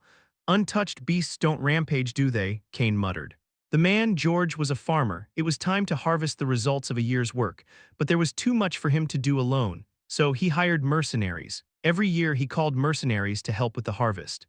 They were noisy and rude, but they got the job done reliably. He never regretted his decision as their price was cheap. But this year, for the first time, George regretted that choice. Do I have to harvest potatoes? Yes, George stammered, biceps larger than his torso, muscles that looked like pieces of a statue covered in leather armor. Kettle stood before him. Ah, a barbarian, he had heard rumors. A ridiculously large barbarian was in the territory. But he didn't think it would be related to a simple farmer like himself, so he didn't pay attention. But to receive a request for harvesting, that was unexpected. George trembled as he shuffled his feet. This way, please, George led Kettle to the potato field. Kettle murmured as he confirmed the size of the potato field. It's vast. The area of the potato field was considerable. It was so large that even if he worked all day, he couldn't dig it all up. George forced a smile and said, If you find it too difficult, you can take a break. I'll handle it myself. So far, George had yelled at the complaining mercenaries to dig the potatoes immediately. It was good to treat the ignorant mercenaries like that, but he couldn't do that to Kettle. He felt like Kettle would snap his waist if he shouted. Kettle nodded. No, I've been given a task, I should act accordingly. But still, it's too vast to dig one by one. Kettle stroked his chin as he looked at the potato field. As George watched him nervously, he heard Kettle's footsteps. Thunk, and then it sounded like something hit the ground. A loud noise spread. George momentarily thought that an earthquake had occurred. However, the range of that earthquake was limited to the potato field. Soil flew in all directions and potato leaves scattered. George's face turned pale. What's happening? There, the preparation is done. Now we just need to harvest. Kettle crouched down and started picking potatoes one by one, and in that sight George realized, what? Harvesting potatoes was quite laborious. As the potatoes were buried deep in the ground, one had to dig through the hard soil and find each potato seed. It was also physically taxing to dig through the tough soil, often causing backaches. But now, as if the potato field had been plowed, all the potatoes were overturned and scattered around. There was no need to dig the soil, just picking up the potatoes as they were would suffice. What's going on? Did that barbarian do this with just a kick? A chill ran down his spine. Cold sweat trickled down his back. While George was harvesting potatoes, Kettle, who had caused this, chuckled. Are you all right? You don't look too good. I'm fine, I'll help too. You're the client, you can leave it to me. No, I insist, I'll help, George shouted desperately and hastily put the potatoes in the basket. The potato harvest ended at a much faster pace than usual, but George never thought of calling Kettle again. The task is complete. Yes, I received the message, you're still quite fast. Rosa looked at Kettle with an amazed face. Harvesting the potato field usually takes at least 2 days. Kettle finished it in just 2 hours. It was still an astonishing speed. Here's your compensation. Thank you, Kettle smiled and accepted the silver coins. Looking at the task sheet, Rosa opened her mouth. Are you considering taking on more tasks? You seem to have plenty of time so you can do as you please. Rosa's attitude towards Kettle had somewhat become familiar. Kettle had been coming to the guild hall every day for a week now. She was gradually getting used to Kettle. Not only her, but other mercenaries had also grown accustomed to this giant presence. Although the bustling guild hall quieted down whenever he appeared, it didn't fall silent like before. Quiet conversations still went on as long as they didn't disturb him. Normally, Kettle would have immediately requested another task. But Kettle was just staring quietly at the silver coins in his hand. Rosa was puzzled by his attitude. Soon Kettle spoke up. The enemy. What? Rosa's heart stopped for a moment. It wasn't a metaphor. Her heartbeat literally paused temporarily. Did this barbarian have some dissatisfaction? She stuttered with a pale face. Of course, Kettle is an incredibly skilled and remarkable mercenary, but the compensation for this task is set at that level. Of course, I also feel sorry, but even if you're Kettle, there should be fairness, so increasing the reward for the task. No, I know that, I'm not saying that. Kettle shook his head. Rosa barely managed to calm her racing heart. Is that so? I just need money. Do you not have enough? I think there's plenty of flexibility. Although the compensation for the task itself was minimal, Kettle handled an overwhelming number of tasks. At least it wasn't enough to cause discomfort in his life. No, I have something I need to buy, Kettle suddenly realized. How long should he continue wearing this leather vest?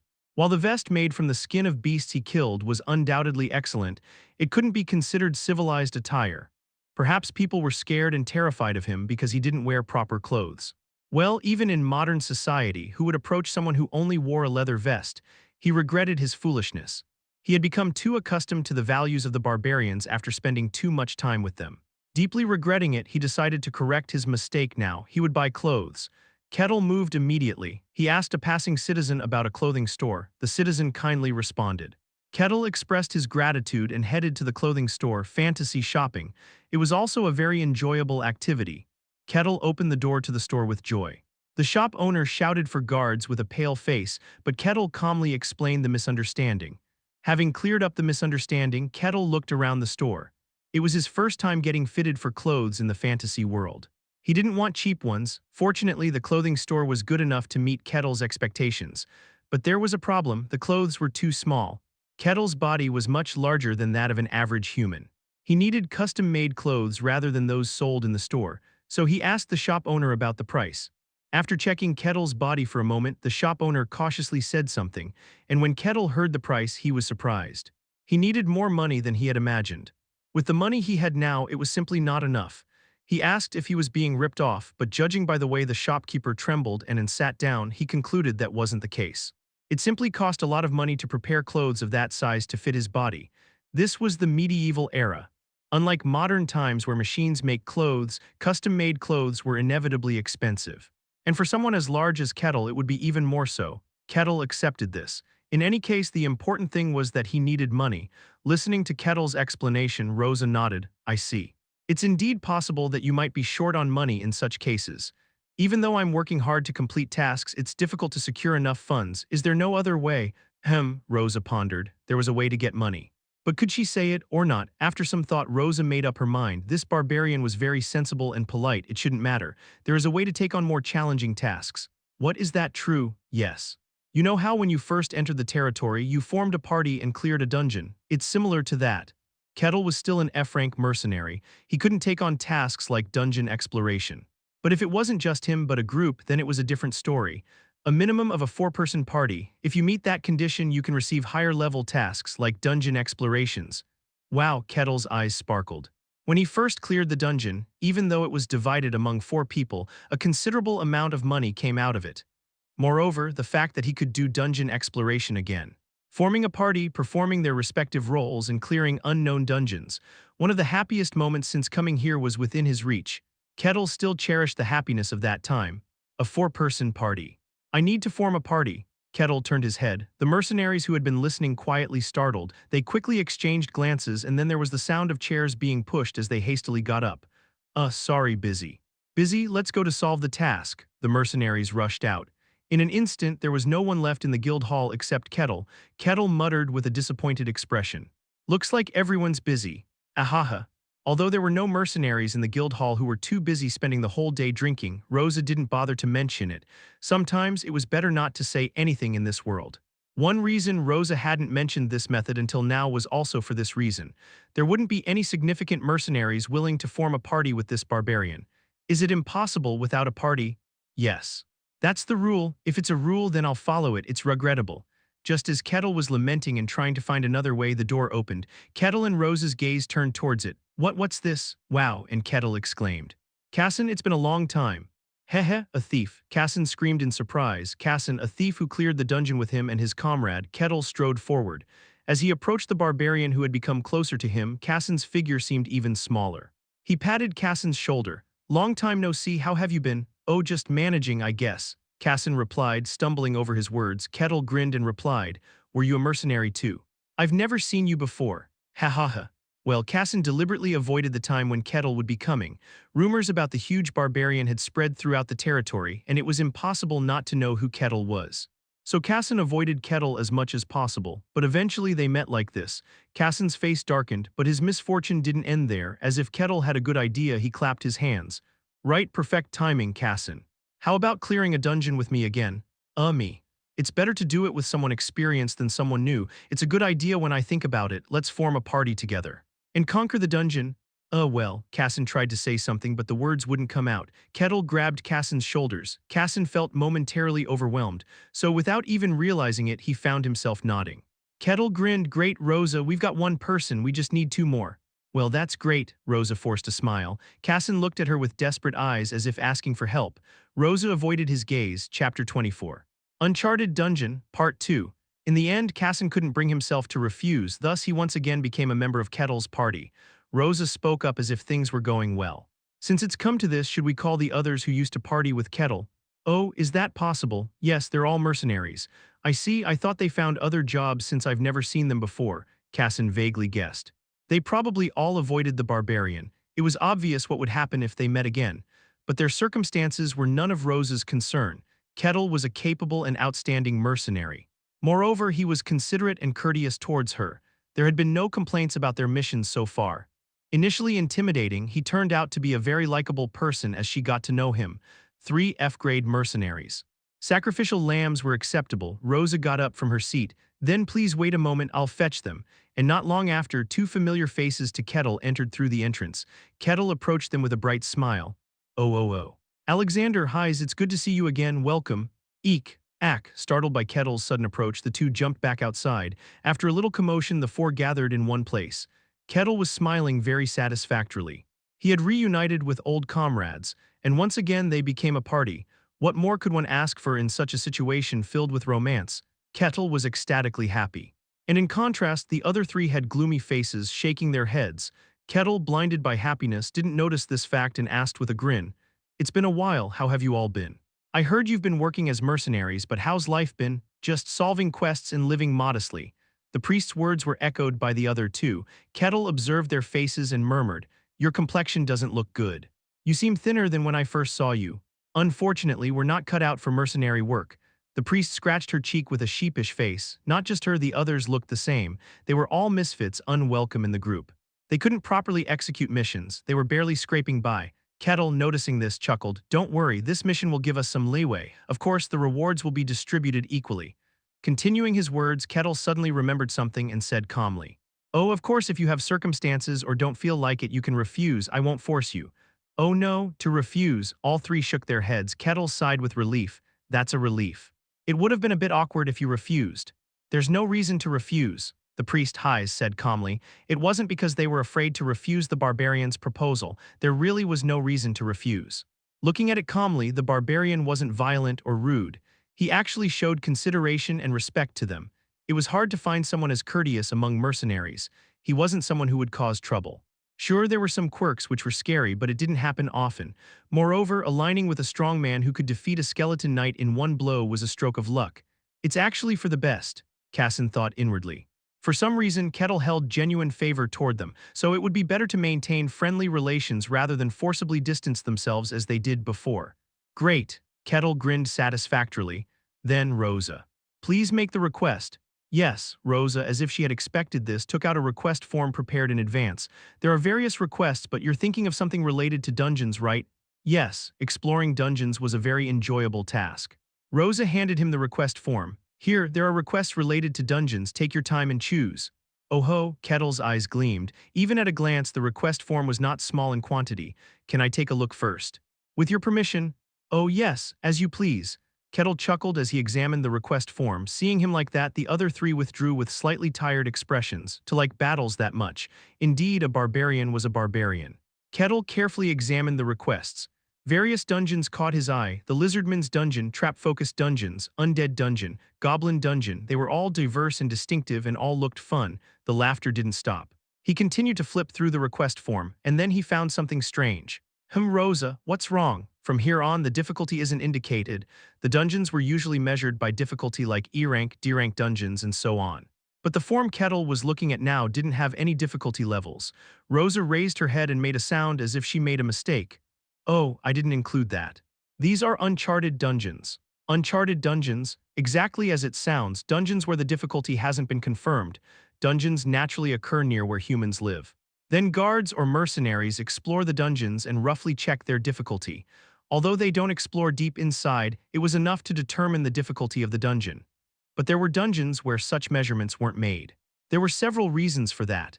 There might not be enough manpower to explore the dungeon, or it might be a dungeon that requires certain qualifications to enter, or it could be a dungeon where you can't return until you clear it. Kettle's mouth curved up. His party members sensed unease for a moment from his smile. Kettle leisurely examined the uncharted dungeons. Among them, there was a dungeon that caught his eye. Labyrinth of Infinity, what's this? Exactly as it sounds, the dungeon itself is a maze. A maze? Is it really a maze? Kettle was extremely excited. When it comes to mazes, the most famous one is the Labyrinth of Minotaur. It was a story from Greek mythology that he had read with great interest.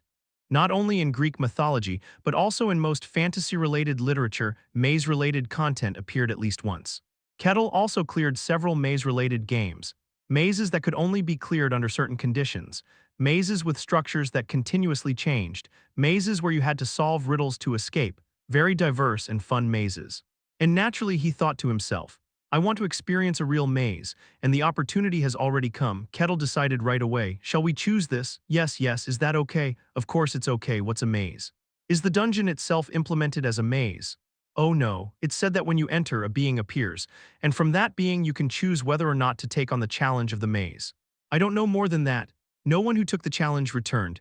Yes, Kettle grinned. Great, I like this. What do you all think? Yes, Casson was startled. An uncharted dungeon, and one where no one returned. In essence, it was a suicidal act. Who would want to go to such a place? Casson wanted to refuse immediately.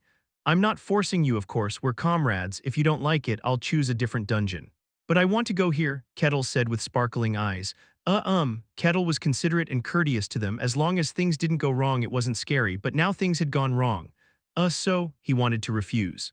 He didn't want to go to an uncharted dungeon, but he didn't want to refuse. It wasn't scary, but he was afraid. I'm fine.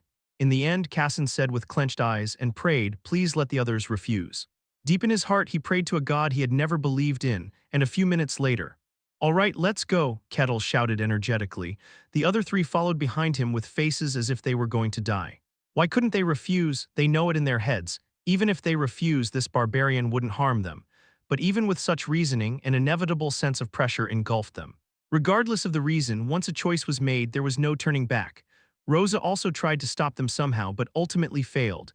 They had to conquer the maze, the uncharted dungeon with the barbarian, whether they liked it or not. Is this the place? There was an entrance made of bricks a little away from the territory. In front of it, there was a signboard stuck in the ground. Danger, uncharted dungeon. No survivors? Then let's go in. Yes, they entered the dungeon with faces of impending doom. As Rosa said, there were no traps or monsters in the dungeon, and that made the party members, except for Kettle, even more uneasy. It seemed to imply that minor risks were unnecessary, as if true despair was waiting and no one had ever returned. And after how long they walked, they saw it.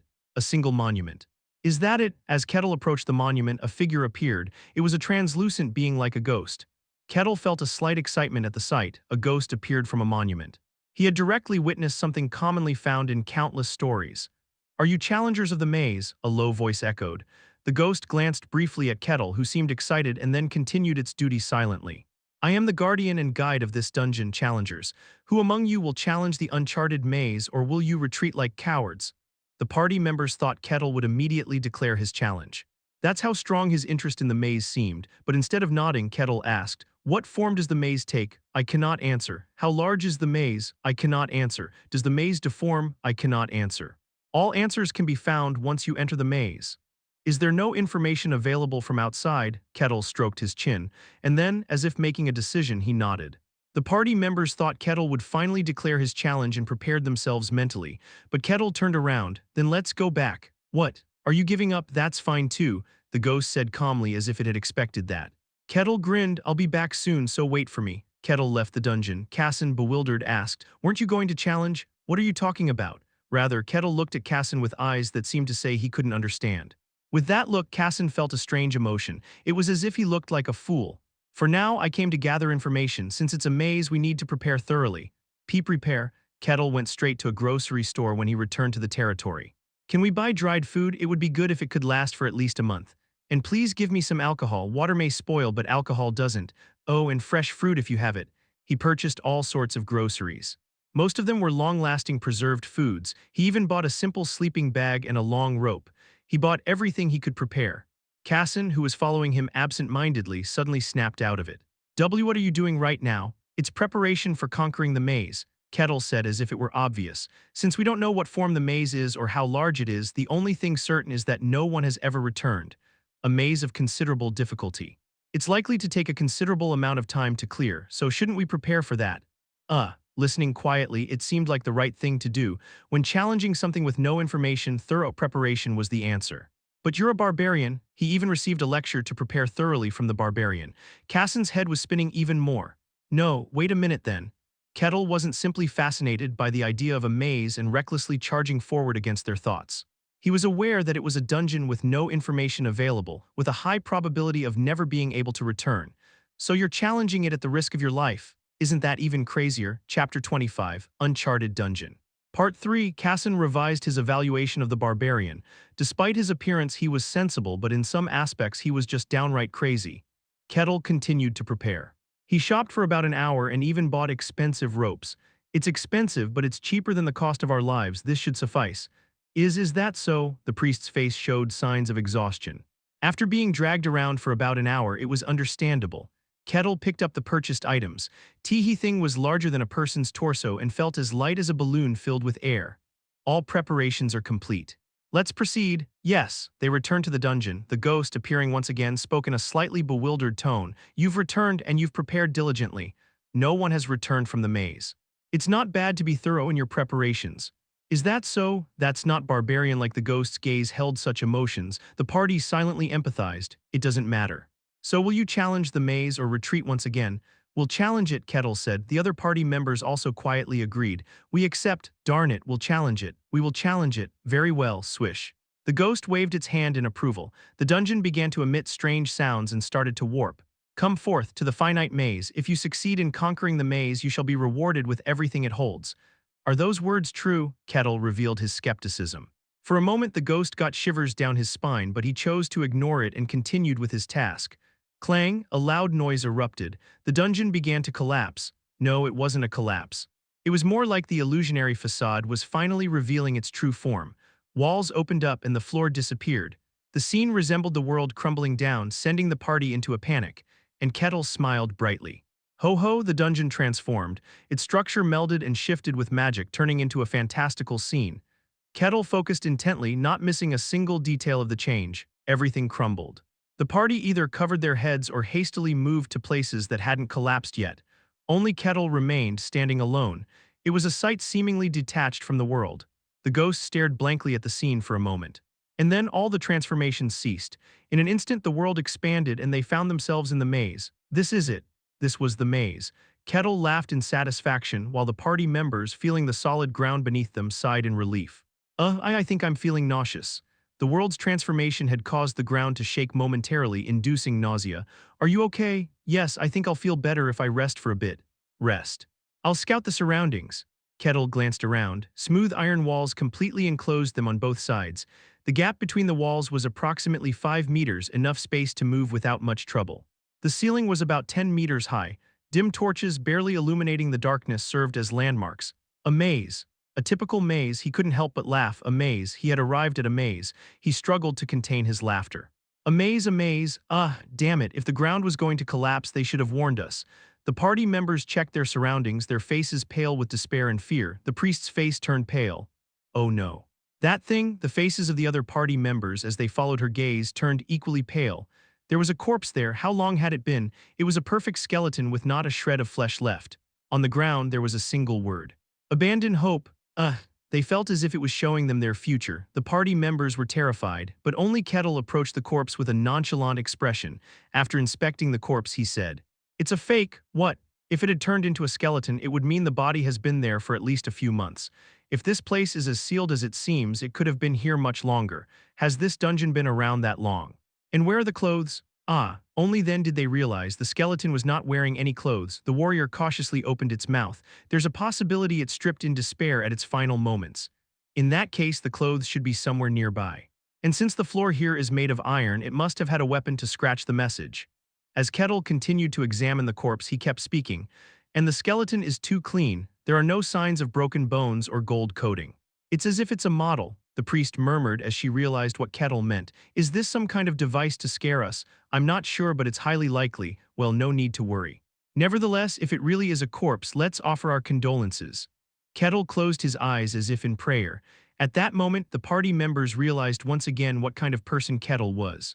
This barbarian was strong but not ignorant. He could calmly assess situations and see through things to their core. With him, they could escape even a maze. Their despair began to slowly fade away. Facing life-threatening situations has happened many times during our missions. There's nothing new about it now. They were mercenaries, adventurers who roamed the world. As the warrior said, they had faced life-threatening situations many times before. Even if we get teleported into the abyss, we can survive as long as we keep our wits about us. Isn't that right? Is that a common saying here? Kettle murmured as if it were funny. As the warrior began to slowly explore the maze, the priest exclaimed in panic. Wait. You can't just move around recklessly. The warrior abruptly stopped, turning around with a puzzled expression. This is a maze. Since we don't know what kind it is, we need to ascertain its layout first. All right. My mistake, the warrior returned hesitantly. Normally, the thief would have mocked him for his actions, but not now. If the warrior hadn't moved, the thief would have been the first to do so. The party members began to survey the area within their line of sight. Kettle also inspected the walls. Solid. The iron walls were as sturdy as they appeared. As he tapped on them, a solid sound echoed, indicating their considerable thickness. Kettle closed his eyes and expanded his senses. Many pieces of information beyond his line of sight were felt by his senses. Despite expanding his senses considerably, he couldn't see an exit. It's vast. He withdrew his extended senses. It would take quite some time to confirm it by walking normally. A space of this size made within such a small dungeon. Is this also the power of magic? What is a dungeon? What lies at its end? He felt a surge of curiosity. Amidst this, the party members discovered some writing on the wall. Kettle, come see this. Oh, an explanation. Kettle looked at the wall with interest. 1. This maze is finite. 2. This place is the center of the maze. 3. This maze is in the shape of a square. 4. This maze consists of one floor. 5. The exit of this maze exists at the edge. 6. There is no time limit. 7. There are no riddles or special methods to escape the maze. 8. This maze does not change. 9. There are no elements in this maze that directly threaten adventurers. Are really a maze. They painstakingly deciphered each word in an attempt to gain some information. The priest muttered, So this is the center of the maze and the exit is at the edge. It's not a multi-story structure. They racked their brains, trying to figure out any hints they could gather, but in the end they gave up. The warrior spoke up. This is too little information. I wish there were more hints at least. Isn't this enough? And amidst their murmurs, Kettle intervened. He looked at the party members with a puzzled expression. Is this not enough? Based on the writings here, this maze doesn't change and there are no riddles or special methods. It means it's a very typical maze. That's right. Then it means we just have to use conventional methods to conquer the maze. No need to overthink it. Conventional methods? What are conventional methods? They were just simple, ignorant mercenaries. They didn't know how to tackle a maze, but suddenly the priest seemed to have a realization. I know. What? You do? I've learned about this before. She was a priest. A woman who had received education in the teachings of God. As she was about to embark on her mission, she received substantial education. Among them, there were stories about mazes. She hesitantly placed her hand on the iron wall. You just have to move along the maze walls like this. That's the method. I don't understand. The warrior and the thief had faces of incomprehension. Merely placing a hand on the wall was the method. It didn't make sense to them logically, but Kettle nodded as if he understood. Left-hand rule and right-hand rule. Oh, you know about it. It's not a very difficult concept. No, it wasn't. When the priest first heard about it, she couldn't understand it properly and spent hours agonizing over it. Yet this barbarian seemed to understand it perfectly. After a brief surprise, the priest cleared her throat and began to explain. Think about it. The shape of the maze is ultimately connected. Connected? It was hard to explain verbally, so the priest picked up a dagger. She was planning to draw the shape of the maze on the ground. But clink! What? However, the iron floor didn't even scratch under the dagger. Despite several attempts, it remained intact. Watching quietly, Kettle picked up an axe. Let me try. Oh, please, the shape. The priest was about to say more, but Kettle started drawing on the floor with the axe. Unlike her dagger, where the axe met the ground, it started to split smoothly like clay. I should explain how to draw it. The priest's voice gradually faded. The shape of the maze was drawn from the end of Kettle's axe. It was a truly typical maze. There were no contradictions, and the structure was neat. Chapter 26. Uncharted Dungeon, Part 4. How? The priest was astounded. In a way, a typical maze was one of the most difficult things to create. Any form of maze could be made by even a 3-year-old child. However, within it lay all sorts of contradictions and distortions. The term canonical implied a defined structure and rules. It had to be followed and understood to create, and to comprehend those structures and rules, one needed sufficient education. Understanding the structure of the maze required studying space, which was a considerable higher education. It was something a barbarian couldn't possibly learn, but this was. Have you ever received any education about mazes? The barbarian probably hadn't received such an education. However, the situation made such a question necessary. Kettle shook his head. I haven't received such education explicitly. What he knew about mazes was something he had discovered for himself rather than learned. Above all, it was somewhat ambiguous to explain since it was a matter of a different dimension. However, that question further astounded the priest. Well, is drawing a maze such a remarkable feat? The warrior had a puzzled expression. The thief's face wasn't much different. Drawing this ordinary maze seemed like something anyone could do at a glance. However, as someone who had studied the concept, the priest couldn't say such a thing. She knew how many laws were involved in such a simple thing. Until she and her sisters who were studying together had practiced, she hadn't been able to draw a maze properly. Yet this barbarian had grasped the concept perfectly with just listening and thinking. A genius was this barbarian, beyond her realm of common sense. A genius, barbarian and genius. The priest's head spun with the two words that seemed impossible to reconcile, but that's not important right now. What's important is whether they can break through this maze or not. If the barbarian understands the concept, it would help with the escape. The priest quickly changed her thinking. Anyway, look at the form in front of you. Got it. Understood. The thief and the warrior looked at the maze drawn with an axe with serious eyes. The priest pointed her thin finger at the center of the maze. Let's assume we're here. And we move by touching this left wall. At first, the thief and warrior watched uncertainly, but as the priest's finger moved, their astonishment grew. The finger touching the wall moved and moved, exploring the entire maze. All the walls of the maze are connected. If you keep touching either left or right, you'll eventually reach an end.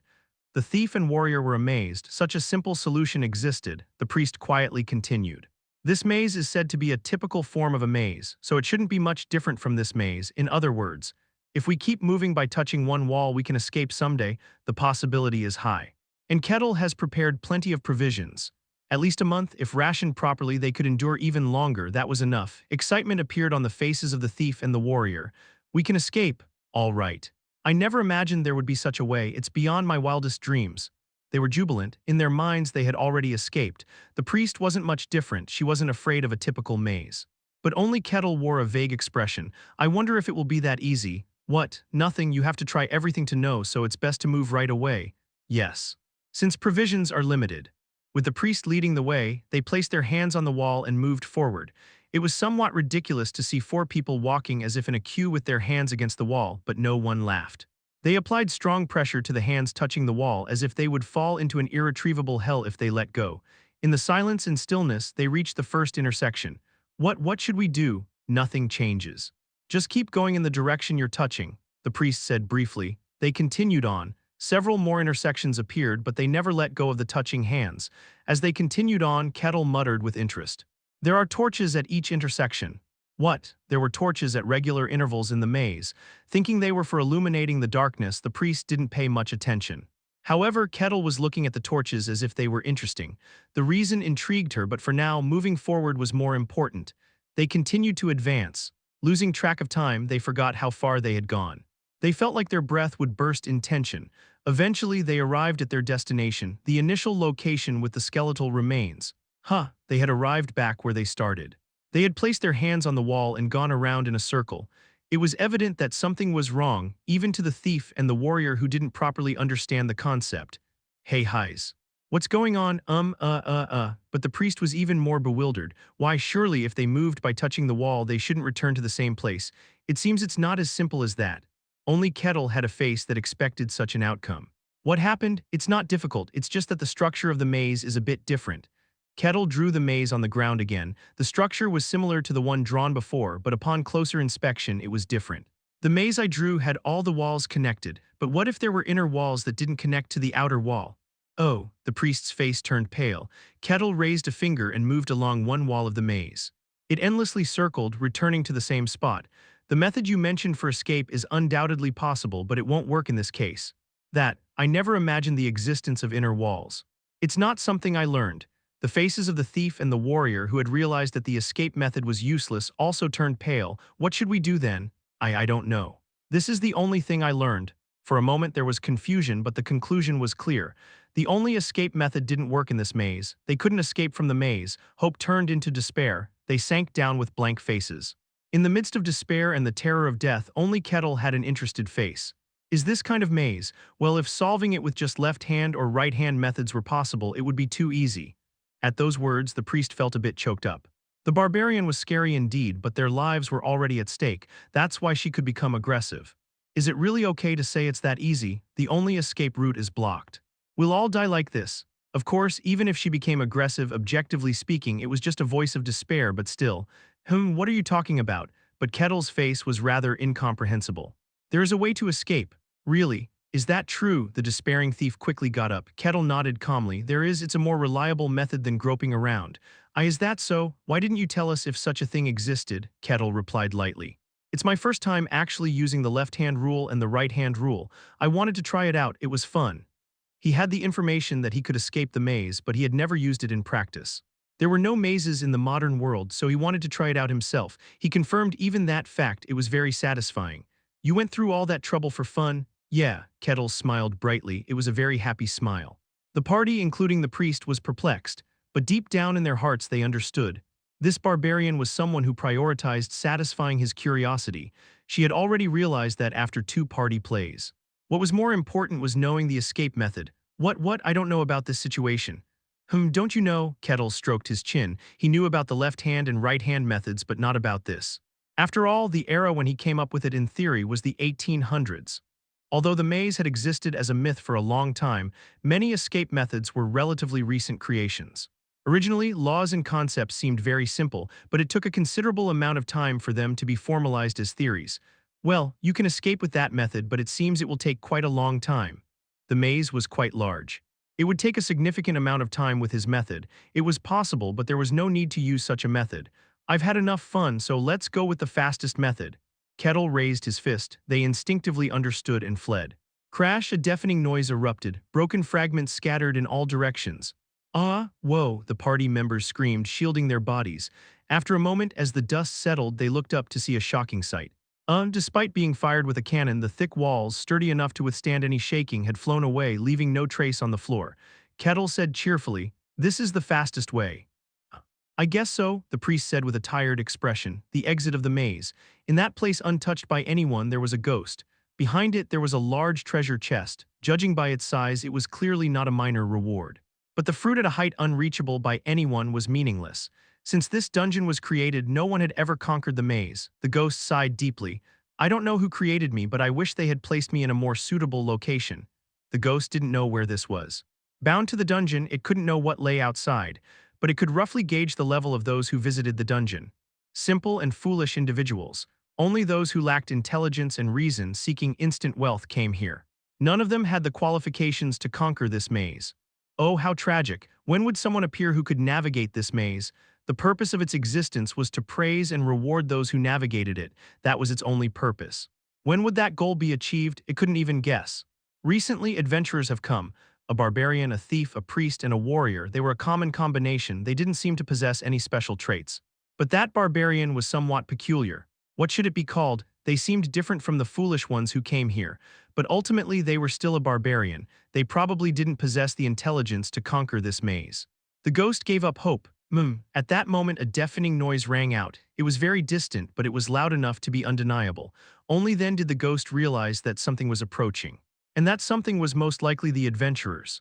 Wait, they hadn't been in the maze for long, yet they had already found the exit. It couldn't be, it was impossible, it didn't make sense logically.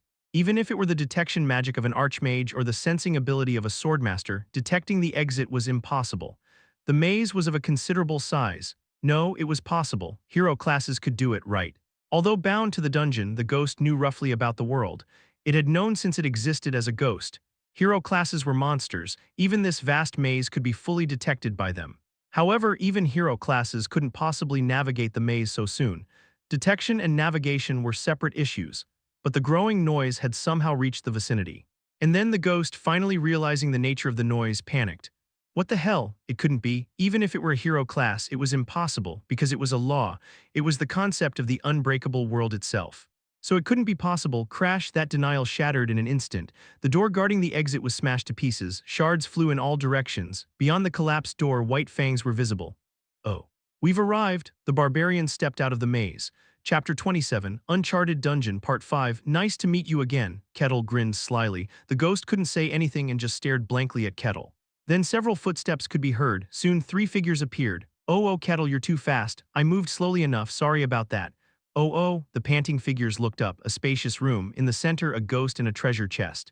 They realized that this was the end of the maze and their faces turned pale. Kettle spoke slowly. This must be the end of the maze, right? We've cleared the maze, ghost. You. Only then did the ghost speak.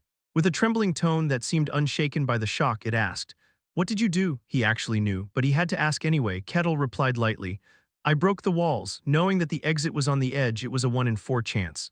I didn't expect to succeed, though." Kettle proudly boasted with a smirk. The strategy for the maze, there are various methods, but the most rational one is simply breaking the walls. The maze is a space consisting of square sections blocked by walls. So if there are no answers, finding a way through the maze is very simple. Therefore, break the walls. Do not keep the maze in the form of a maze. It's a simple but surefire solution. Oh wow, indeed, the priest, the warrior, and the thief marveled.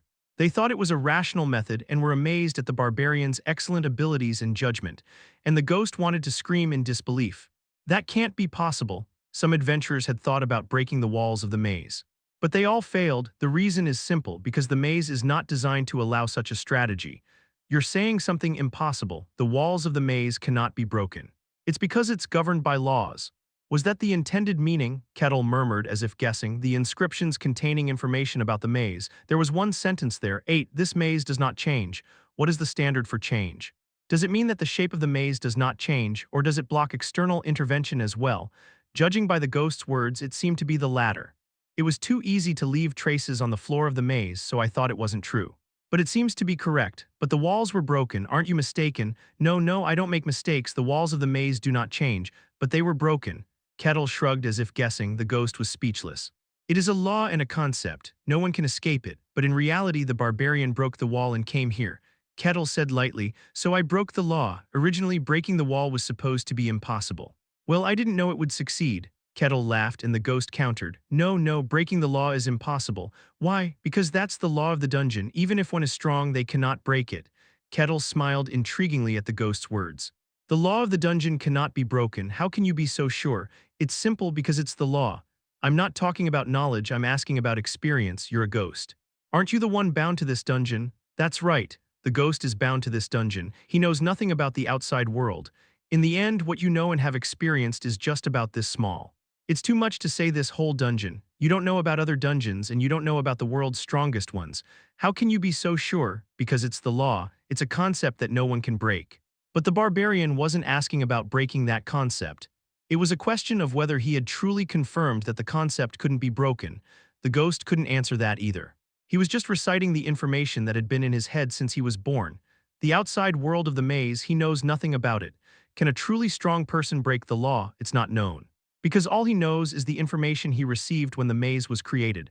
Birds fly in the sky. Fish live in the water. The ghost knows that, but he has never seen it with his own eyes. I cannot be certain. In the end, the ghost had no choice but to utter those words. Kettle, as if finding the ghost's agony interesting, stroked his chin. You're saying interesting things. A ghost bound to a dungeon talked about the outside world. Although there was incorrect information that the maze couldn't be broken, it was a quite detailed story. It meant that someone had given the information to the ghost. Kettle's interest soared rapidly. The ghost, having finished organizing, spoke. Fine, you successfully broke through the maze and reached the exit, I'll admit that. Oh wow, but I cannot provide a reward. The party members who were cheering froze, the ghost said calmly. Although you reached the exit, the method you used didn't follow the rules of the maze. I clearly said that if you succeed in the strategy, I'll give you a reward. It was impossible to claim success if they cleared it by unconventional means. So there's no reward. Despair lingered on the faces of the party members. They almost died but couldn't take anything with them, but only Kettle's face seemed to have expected that. So if one knows the strategy according to the rules, can they receive a reward? What? In reality, it may not be feasible since the maze is already destroyed, but if according to your judgment the strategy follows the rules of the maze, is it possible? It is possible. The ghost, who had been pondering the meaning of the words for a moment, replied. They had already reached the exit of the maze. If they could pass through the maze with the strategy they were talking about now, it could be considered a successful strategy.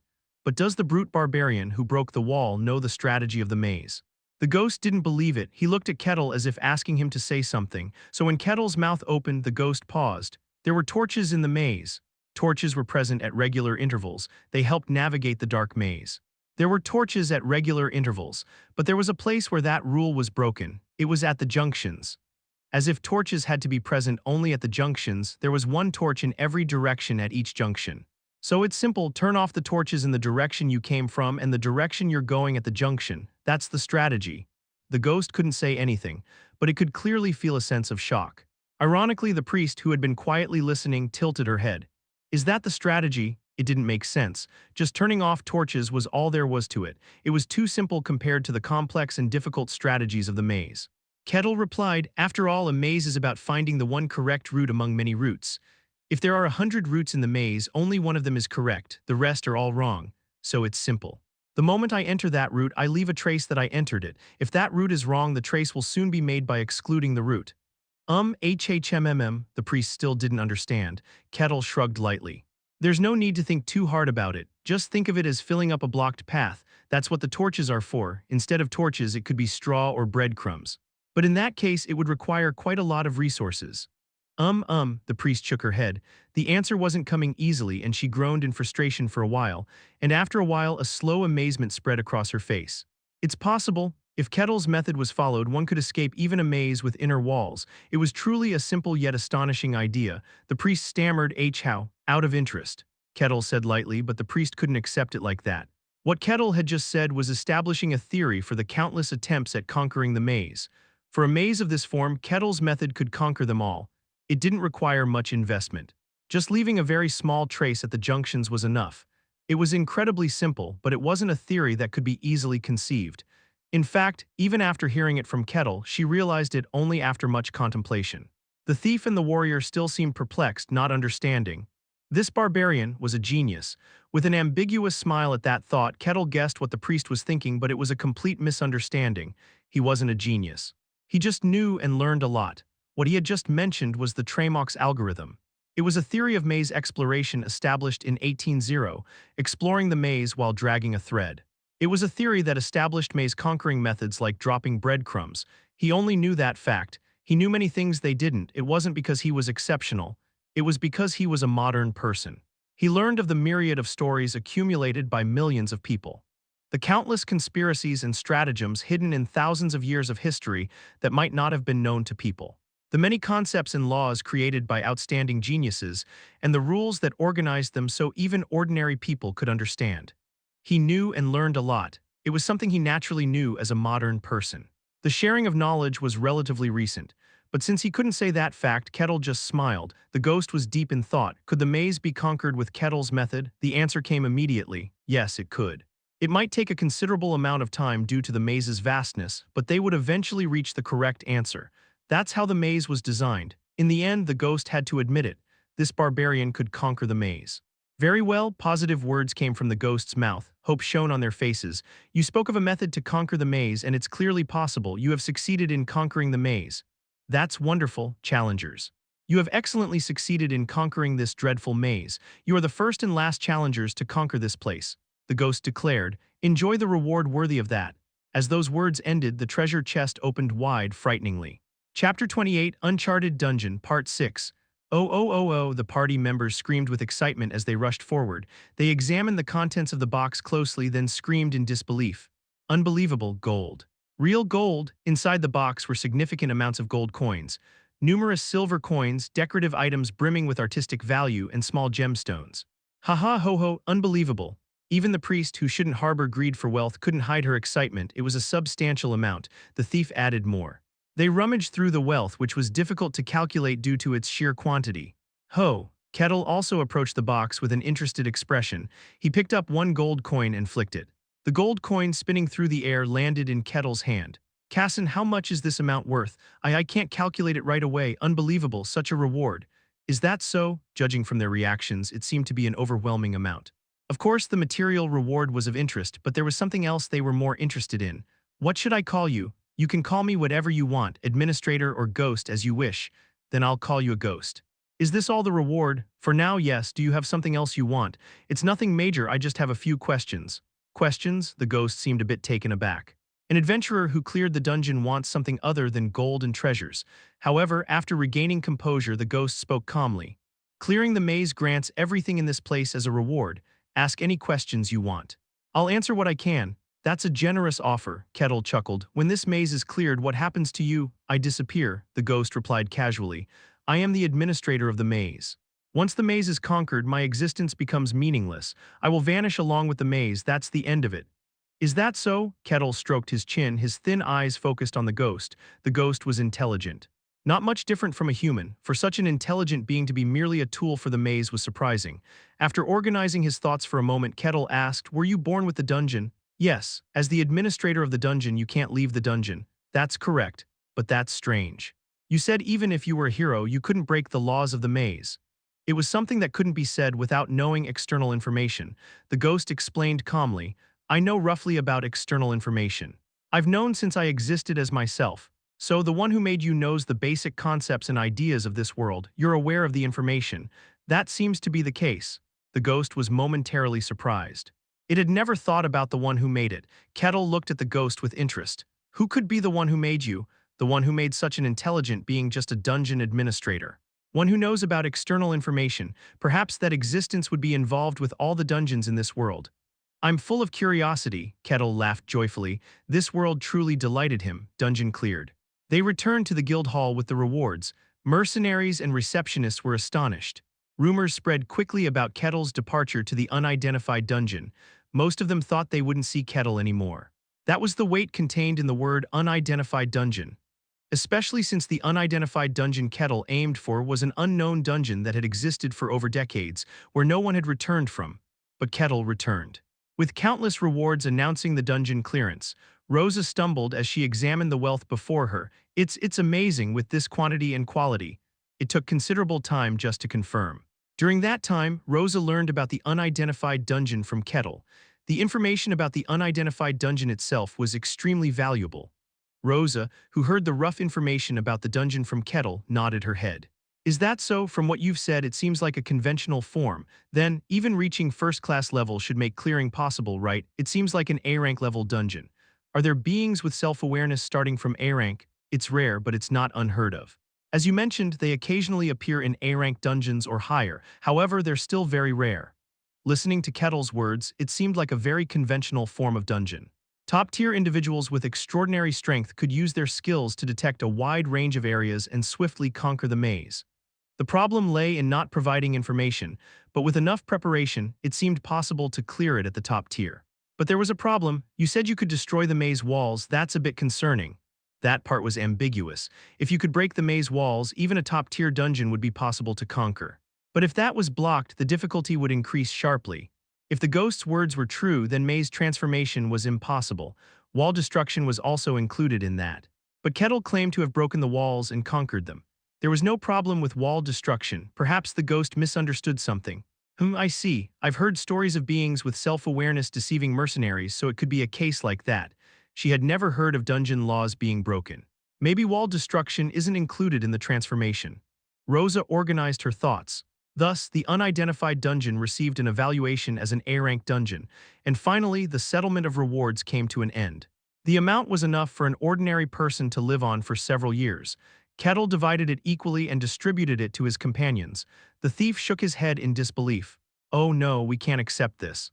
We didn't do anything. From start to finish, Kettle had conquered everything. They couldn't be so shameless. But Kettle said generously, aren't we comrades? Although you haven't done anything significant in this dungeon, we're still party members. I don't see a need to distinguish. Kettle. Their faces were filled with emotion. However, even so, they weren't so lacking in conscience as to accept a quarter of the share. They somehow managed to refuse and only accepted 10%. I'm okay with taking it all, the warrior murmured softly but closed his mouth when he saw the looks from the thief and the priest. Next time let's meet again. Yes, there was no longer any resistance towards the barbarian. This barbarian was truly a kind and good person. There might be those who call him naive, but they couldn't help but be moved. The priest Heiss prepared herself. If by any chance you become interested in our god, please come to our sanctuary. Oh. Is that okay? Yes, as priest Heiss of Kaloja, I will permit Kettle's entry. The sanctuary is a place where only a very small number of clergy can enter, but Heiss allowed Kettle's entry. It was the greatest reward she could offer. Take this, the priest offered Kettle a piece of ornamentation. It was a piece intricately adorned in a strange shape. The priest smiled softly. With this, you should be allowed entry into the sanctuary. Even though priest Kaloja may not be welcomed by many, still, if you're okay with it, we will welcome Kettle. To receive permission from those who serve a god, it's a valuable experience. Kettle chuckled and bowed politely.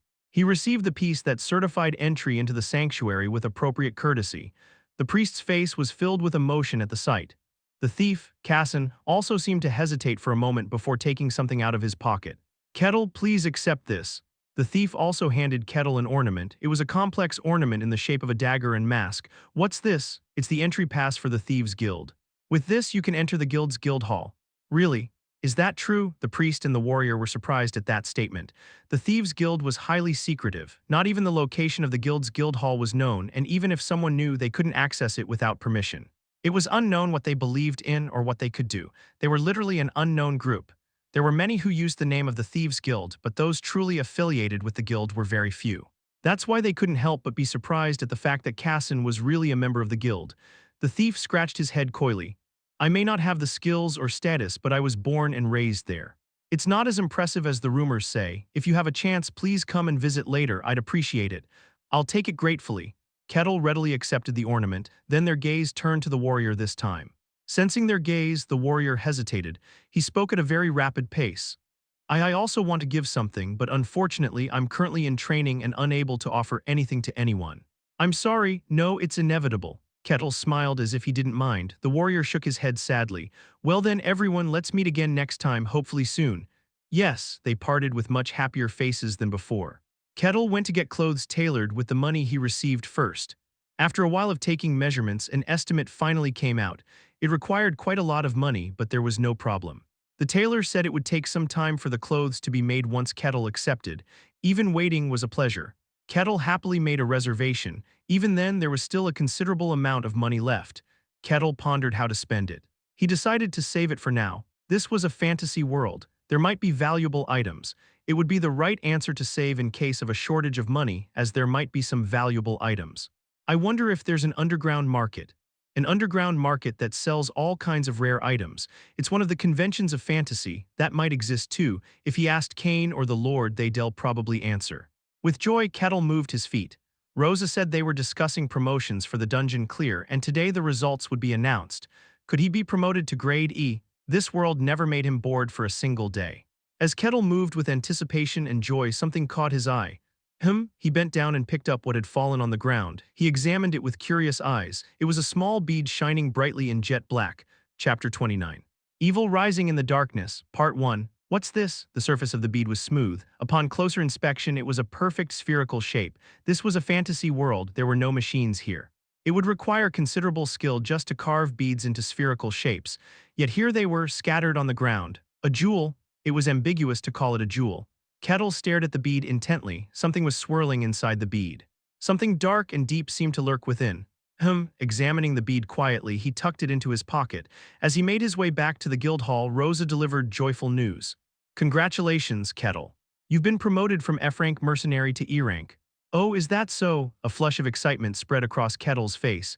Rosa smiled faintly at the easily recognizable emotion. Yes. Congratulations. Now what's different? Allow me to explain, but first accept your mercenary badge. The badge Rosa handed over was adorned with even more delicate and neat decorations than before. With a serious expression, Rosa continued, as an E-rank, you'll have access to a wider variety of missions. From now on, you can tackle dungeons up to a certain grade by yourself. Oh, finally, he could venture into dungeons alone. It was a satisfying thought. Rosa continued. With an E-rank mercenary badge, you can access most places. However, places like the capital or churches are still off-limits. At least major restrictions won't apply. Being an E-rank mercenary meant the mercenary guild vouched for Kettle. With a somewhat disappointed tone, Rosa said, in fact, considering you've cleared an unverified dungeon, it wouldn't be strange for you to be promoted even higher. Kettle had cleared an A-rank dungeon. From what she heard from his party members, he practically cleared it alone, so being promoted to A-rank wouldn't be strange. Kettle said matter-of-factly, that's more about trust than skill. Can't help it? Yes, you're right. While nodding, Rosa said with a look of wonder in her eyes, this barbarian is quite intelligent. Despite his appearance as a mere barbarian, he was more intellectual than anyone she had ever seen. Perhaps, if this barbarian were to try, he might become the first A-rank mercenary in the guild. Such a thought occurred to her, but it didn't necessarily seem appealing. A remarkable mercenary emerging was the achievement of the guildmaster, and she disliked being the guildmaster here. So she cautiously asked, what are your plans now? Becoming an E-rank mercenary means you're no longer bound to this territory. Right, now Kettle was free. With his mercenary badge, he could enter other territories without the hassle of procedures. Kettle pondered, stroking his chin. He knew only this territory. He also wanted to visit other territories. What kind of place would it be and how would it differ from here? But, for now, let's stay a bit longer. I haven't fully enjoyed this place yet. Is that so? Feel free to do as you please. Kettle, you're a free man. Exactly, I am free, Kettle said cheerfully. As the conversation came to an end, Kettle suddenly remembered something. Oh. Can I ask something? Ask anything. What is this? Kettle took out the black bead from his pocket. Rosa, who received it cautiously, examined the bead slowly. A jewel doesn't seem like it. It seems like someone's craftsmanship went into it, judging by its smooth surface. It has no name, it looks quite valuable. Mumbling, Rosa's eyes gradually glazed over. It was as if she was enchanted by the bead itself. Kettle flicked his finger lightly. It produced a loud noise, startling Rosa back to her senses. Are you all right? What? Rosa looked at Kettle with a puzzled expression. Why do you ask? No, never mind. It's hard to confirm with the bead. It feels like there's a strange energy emanating from it. Should I try to sense its energy? The guild hall had the capability to verify unknown items as they dealt with rewards from dungeons. However, Kettle shook his head. Thanks, but I'll handle it myself. It's part of the fun. Are you sure? Feel free to do as you please. It's better to request a mission instead. I need to complete today's tasks. As an E-rank mercenary, there should be new missions available, right? Kettle's face was filled with anticipation. Rosa smiled as she handed him the mission sheet. Kettle completed the missions assigned to E-rank mercenaries. Each one was new and enjoyable, greatly satisfying him. Late at night, Kettle returned to his lodging after finishing the missions. The owner of the lodging greeted him with a familiar face by now. Once he returned to his room, he took out the bead from his pocket. What's this? A black, undulating bead. It wasn't a jewel and he didn't know who made it, yet it seemed valuable, scattered on the ground like trash. Rosa seemed as if she was enchanted by this. Does it have any functions? Kettle fiddled with the bead alone. Suddenly a voice echoed in his mind. Come to me. It was a deep, resonating voice, filled with a malevolent aura that shook the mind and beguiled people. Most people like Rosa would likely be enthralled by the bead's magic and act according to its will. Why am I hearing voices from the bead? But it didn't affect Kettle. He just looked at the bead with a puzzled expression. What's this? Along with the voice, a location was vividly depicted in Kettle's mind. Come to me, and the voice continued to beckon. Is it calling me to that place? Kettle's face showed interest as he examined the bead. An artifact, come to me. This bead kept telling him to come, and it kindly conveyed the location to him as well.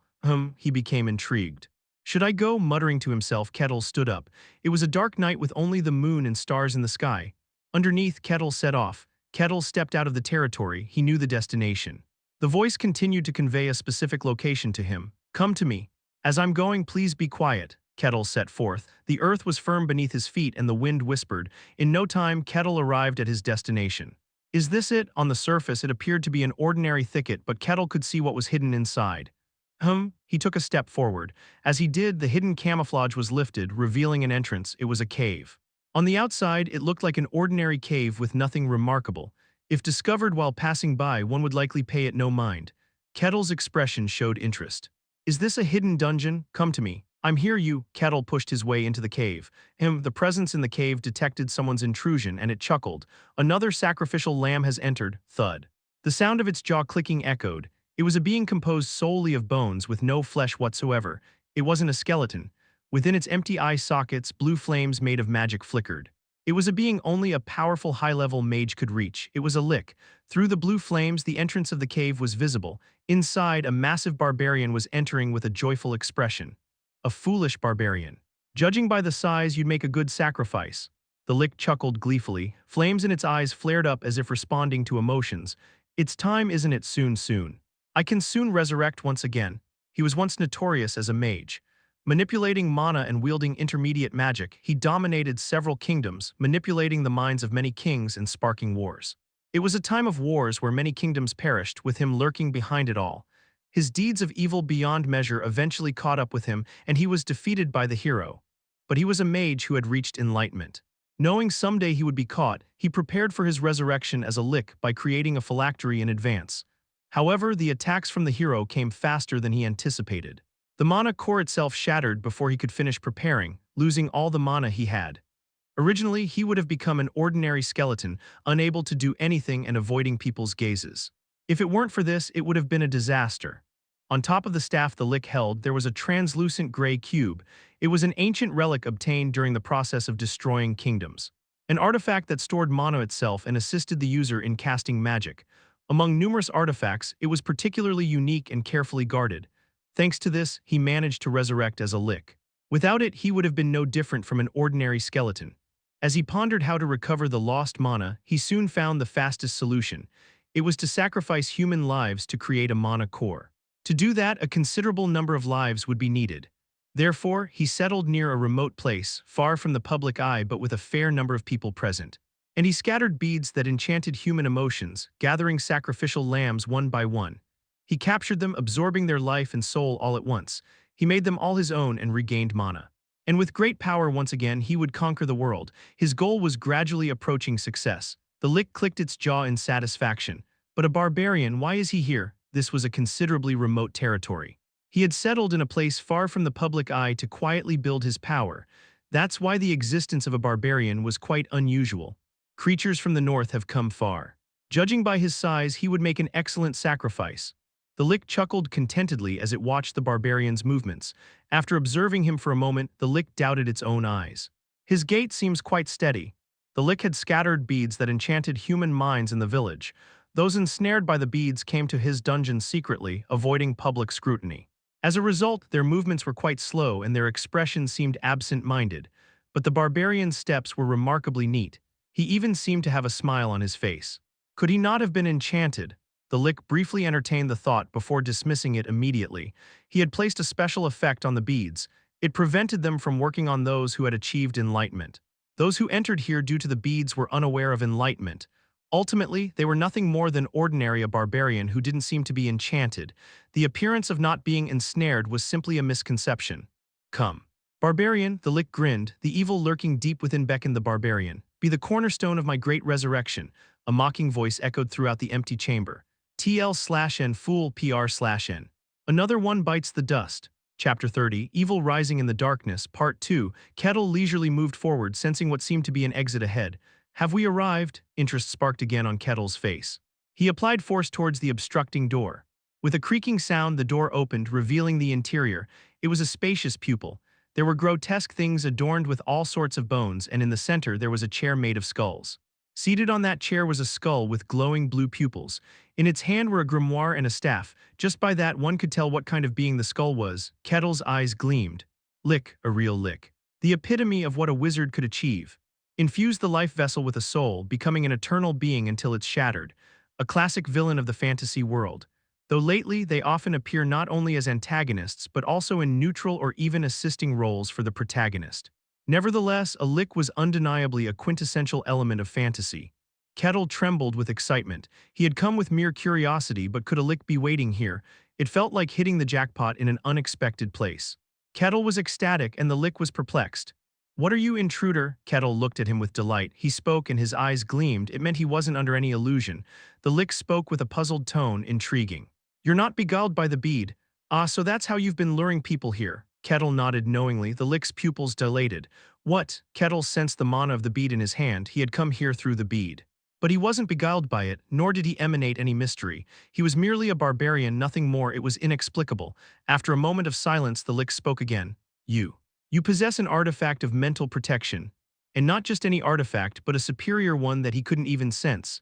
How a barbarian possessed it was beyond him, or else it was implausible. It doesn't seem like he's scheming. So perhaps he stumbled upon the artifact by luck. Kettle grinned. Well, there's nothing like that. Do you think you can deceive me? Well, never mind. You were an anticipated variable. The lick waved his staff. The gray artifact glowed, and simultaneously scattered bone fragments around them began to move. Being a mage, he could calculate and block variables. He had anticipated something like this happening. He was fully prepared for it. If you had quietly succumbed to the enchantment, you could have left without any suffering, but now I'll have to crush you with force. Go, my minions, swish, swish. The skeletons rushed towards Kettle. I roughly understand what's going on. This wasn't an ordinary dungeon. It was a dungeon hiding the sinister lick. He probably used the bead to lure those with curiosity and sacrifice them. Of course, it wasn't just curiosity, but a bead that truly stirred and fascinated hearts, but Kettle couldn't know that. It's more interesting than I expected. Let's see if that tongue can still wag even if your limbs are severed. As long as you have your life, it's enough. Cut him up. Swish, swish. Skeletons wielding rusty swords rushed at him. The skeletons created by the lick were stronger than the ordinary dungeon skeletons. It wasn't a monster a barbarian unaware of magic should confront.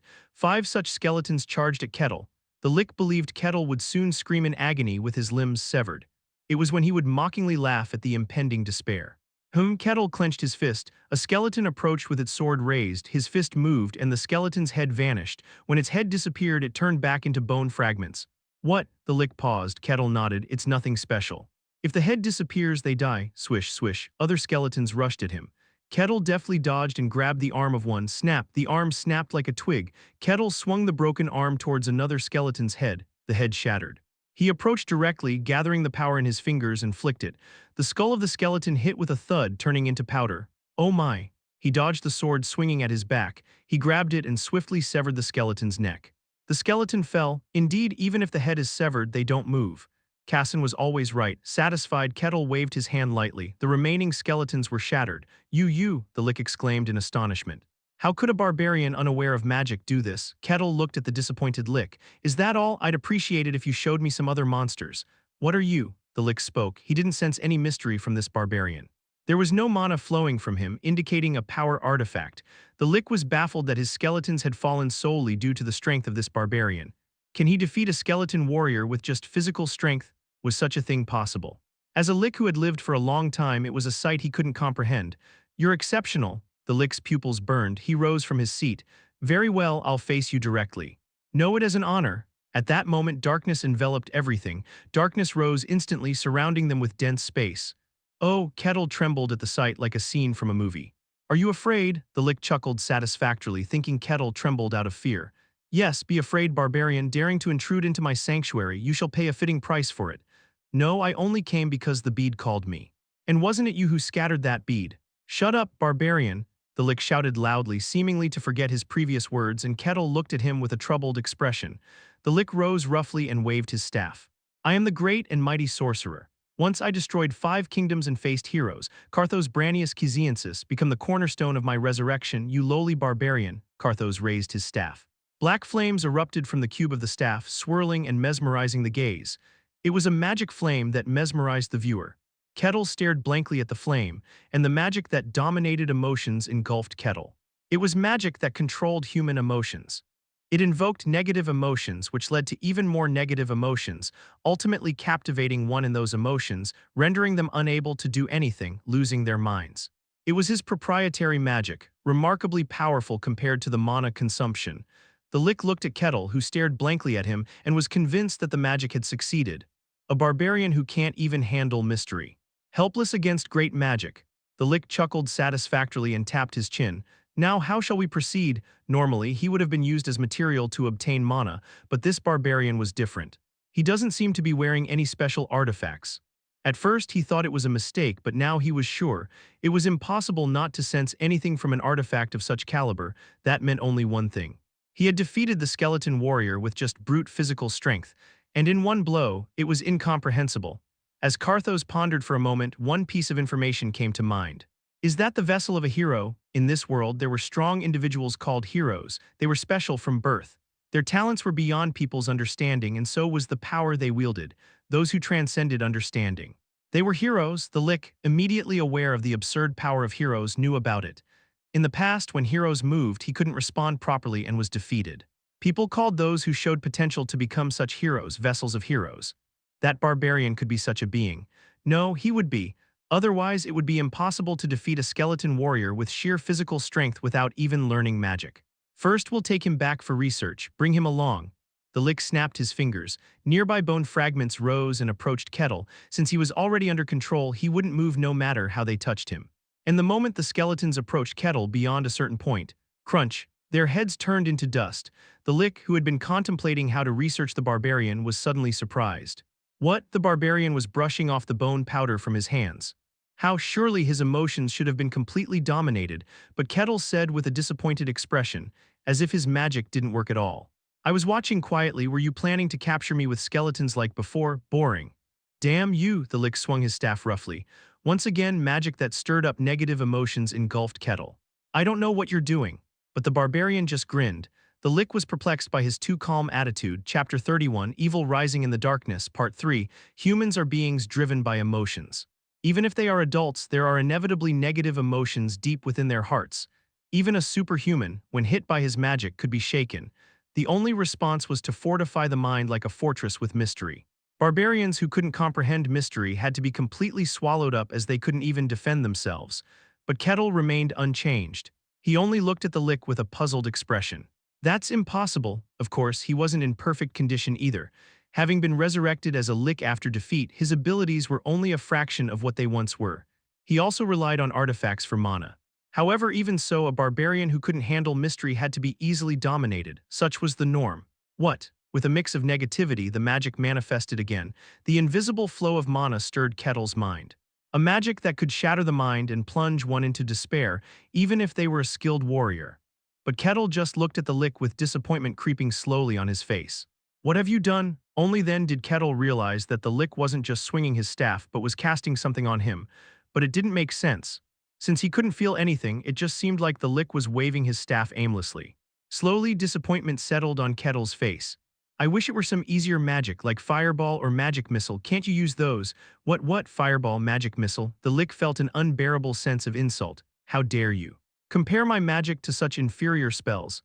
He had developed magic specialized in emotions himself. He had devoted his whole life to the magic he created, and its structure was something only he could handle.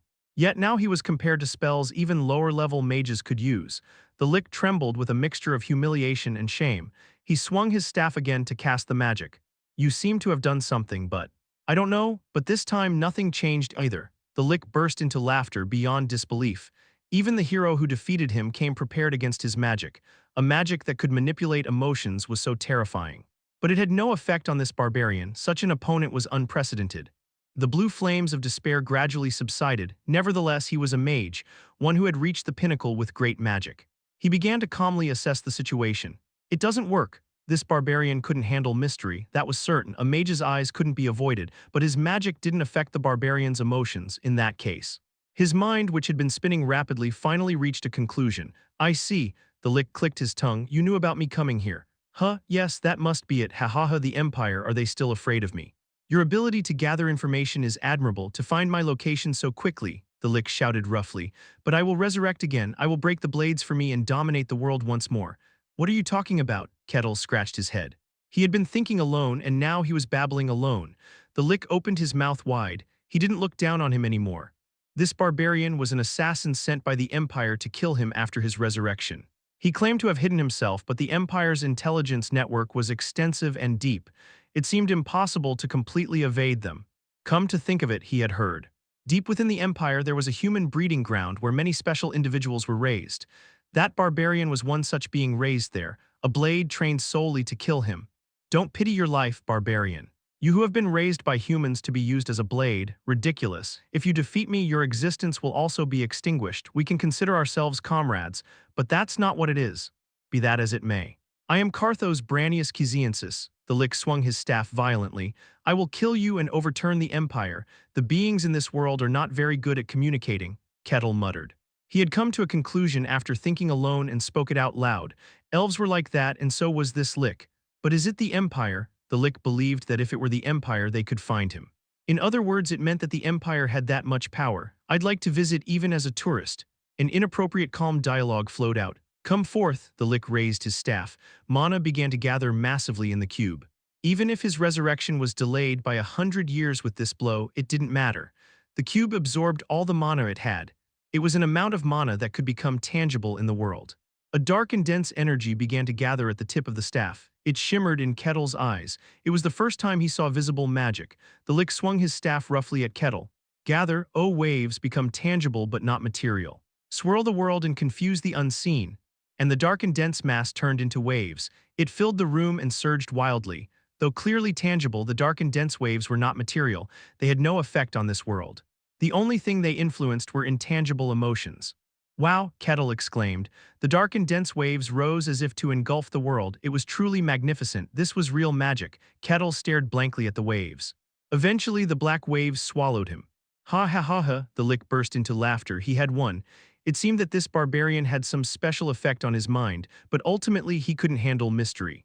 So if he simply crushed him with mana, it was over. He forcibly crushed and swirled the barbarian's mind. The Lick was confident of victory. Soon, his body collapsed roughly. Huff huff, the blue flames of his pupils flickered as if about to go out. He couldn't use the magic available to him now. Except for the mana to move his skeletal remains, he had used everything. But even so, he had defeated his blade. He had outwitted the Empire's ace. The Lick chuckled. The waves gradually subsided and the ever-growing pupils stopped growing. Kettle remained there unchanged. Impressive, pure admiration flowed out. But is this the end? It was impressive, but there was still no feeling. At that voice, the Lick felt a moment of fear. This doesn't work either. If this is the end, then it's my turn now. Kettle raised his axe. The Lick screamed, "What are you saying?" And then his body collapsed. The Lick's soul flew rapidly towards Kettle. He tried to invade Kettle's mind, devour his emotions, and make them his own. But as he rushed, the Lick realized something. Something was wrong. He had seen others' emotions plenty of times before, but he had never seen anything like this. What is this? It was a sight he had never seen before. It couldn't be expressed in words. Just by perceiving this place, his mind was contaminated and on the verge of collapse. The Empire. It wasn't the Empire. The Empire couldn't create such beings. The fortunate thing for the Lick was that he was the one who dominated the mind. With his superior mental strength, he was able to hold out a little longer. And the unfortunate thing was that he was the one who dominated the mind. As much as he could hold out a little longer, he had to be more aware of it. That was the Lick's testament. His soul slowly dissipated within Kettle's body, and it had no effect on Kettle whatsoever. What? Kettle frowned. There were shattered bone fragments in front of him. After doing something alone, it suddenly collapsed. The dark and dense surge was somewhat impressive, but that was about it. It didn't seem significant. The liches in this world aren't that impressive. The Lick, he had very high expectations. Isn't it the ultimate form of a wizard? So he was very much looking forward to what kind of magic it would use, but it didn't show anything particularly impressive. The deep disappointment he felt was as much as he had anticipated. I guess goblin dungeons were more fun after all. Kettle took out a notebook from his pocket, ready to vent his frustration if the vanished Lick could hear. He took out a pen and started writing slowly. The Lick. I thought it was the ultimate form of a wizard, but it doesn't seem like that remarkable of a being. It's strange to think that a being reduced to mere bone fragments is considered impressive. Perhaps those who failed to become wizards couldn't give up on their dream of becoming one and became liches instead. He wrote down what he had seen and felt step by step. It was a compilation of information he had seen and felt in the fantasy world. It was a notebook he had purchased for that purpose. He roughly noted down information about the Lick and put the notebook back. Whatever the case, since he cleared it, he should take the rewards. There probably wouldn't be anything impressive, considering it was a dungeon of a Lick, but he still should take what he can get. First, he picked up the staff the Lick had been using. Upon examining the inside, he found a jar resembling a life vessel. Does this mean it can resurrect? Although he thought about destroying it since it could potentially resurrect, it wouldn't be a problem at this level, so he took the life vessel as well. And there was something else to take. This glowed when magic was used. On top of the staff that the Lick had been handling, there was a translucent gray cube. Whenever the Lick used magic, a strange light flowed from the cube. It seemed like the cube was assisting in casting magic. Does this help in using magic, an artifact of magic? If so, could he also use magic with it? Kettle chuckled to himself as he took the artifact. And upon exploring its interior, he found a hidden room.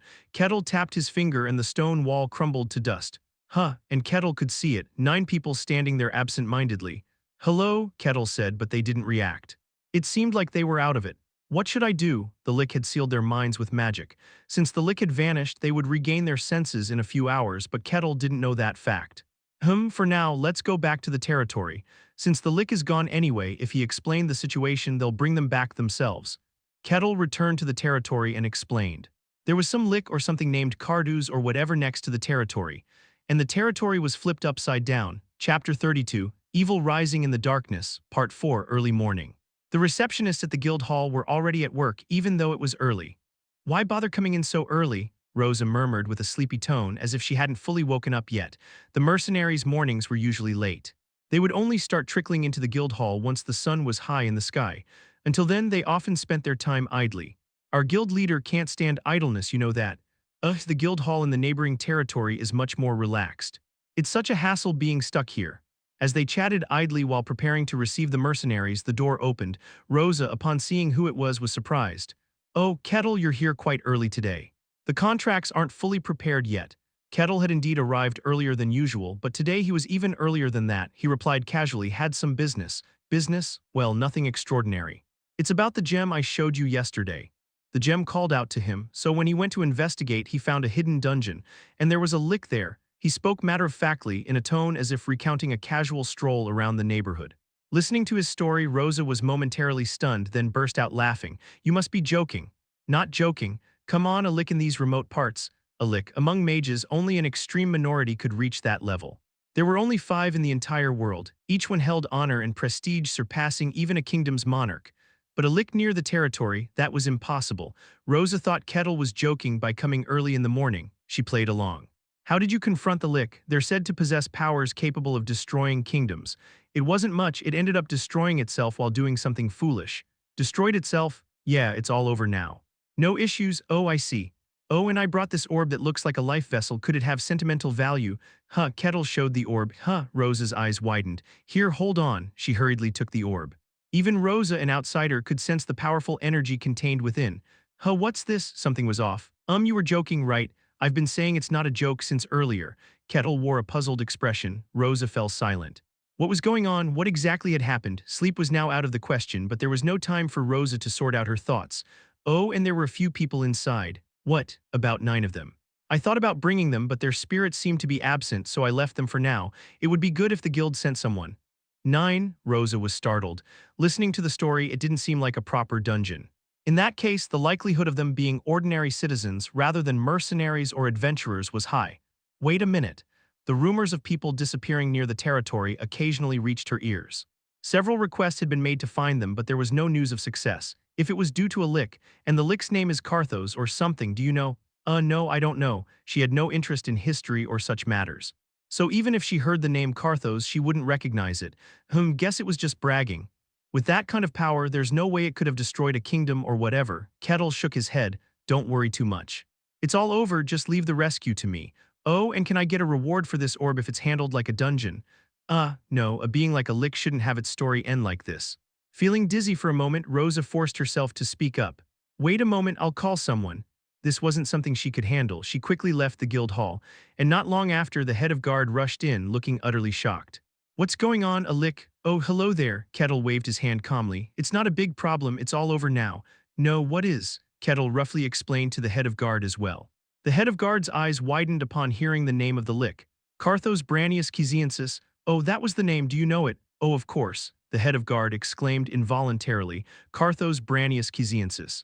A sorcerer who turned the world upside down centuries ago, creating magic that manipulated emotions, causing all sorts of chaos.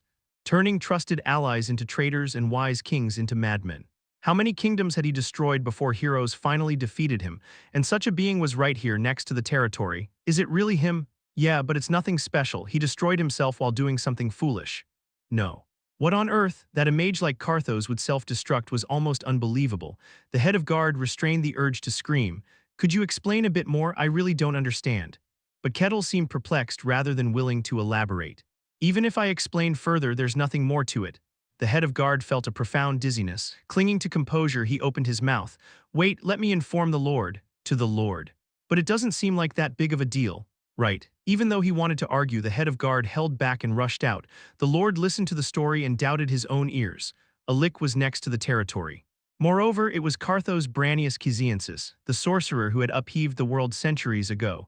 At first, the Lord laughed, thinking it was a joke. It was simply too incomprehensible. But seeing the desperate expression on the head of guard's face, he realized it was no simple joke. To confirm, the Lord dispatched a search party. They headed towards the dungeon Barbarian mentioned. The abandoned dungeon was slowly collapsing. Breaking through the maze-like walls, they reached their destination and found it, a single pupil adorned with numerous bones, and scattered bone fragments in the center. In the hidden chamber of the pupil were those who had disappeared. Among them were individuals with influence in the territory, and they realized, next to the territory, something ominous had taken root. After bringing them all back, the Lord began to sort out the situation. What on earth is happening? A lick next to the territory. As a lord, it was a nightmare-like situation. The Lord spoke with a thread of hope. What is the possibility that it is not a lick but a simple skeleton mage or some kind of deceptive monster? Asking about the possibility of Barbarian's mistake. But the head of guard shook their head. Unfortunately, that possibility is low. Among those who regained consciousness, they all said the same thing. I am Carthos Branius Chiesiensis. You are my sacrifices for resurrection. That was the last thing they remembered him saying while wielding his staff. That was their last memory. There are no inconsistencies. We also have an item to prove it.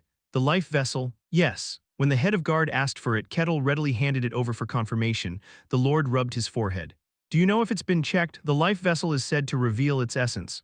I can't say for sure. The head of guard lacked the knowledge to distinguish. He wasn't someone who could sense mystique to begin with. But it didn't seem like a fake. Even the head of guard could feel the residual magical power within the life vessel. It was like a lingering fragrance, but even such an outsider could feel the power the original owner possessed. The Lord chuckled bitterly. This is troublesome. It wasn't a small matter. Even if it was just an ordinary lick, it was a problem. To have a being like a lick secretly lurking near the territory was cause for immediate investigation by the kingdom. And if it was indeed Carthos Branius Chiesiensis, it was even more troublesome. He was a sorcerer who had antagonized the empire. A being who alone had destroyed countless kingdoms and controlled the minds of several superhumans. If it was confirmed to be him, he might even move through the empire. No, he probably would. Elite forces from the empire would likely visit this small territory. He couldn't even begin to imagine the repercussions. His head throbbed. But he couldn't just sit idly by. This wasn't a problem the rural lord could handle. Of all times, he's not here, Swordmaster Kane. If he were here, things would proceed more smoothly in terms of verification and organization. But he had stayed here for a few days, enjoying his vacation, and left just 2 days ago. Why isn't he here when we need him? The Lord opened his mouth with a slight resentment. Prepare to send people to the kingdom.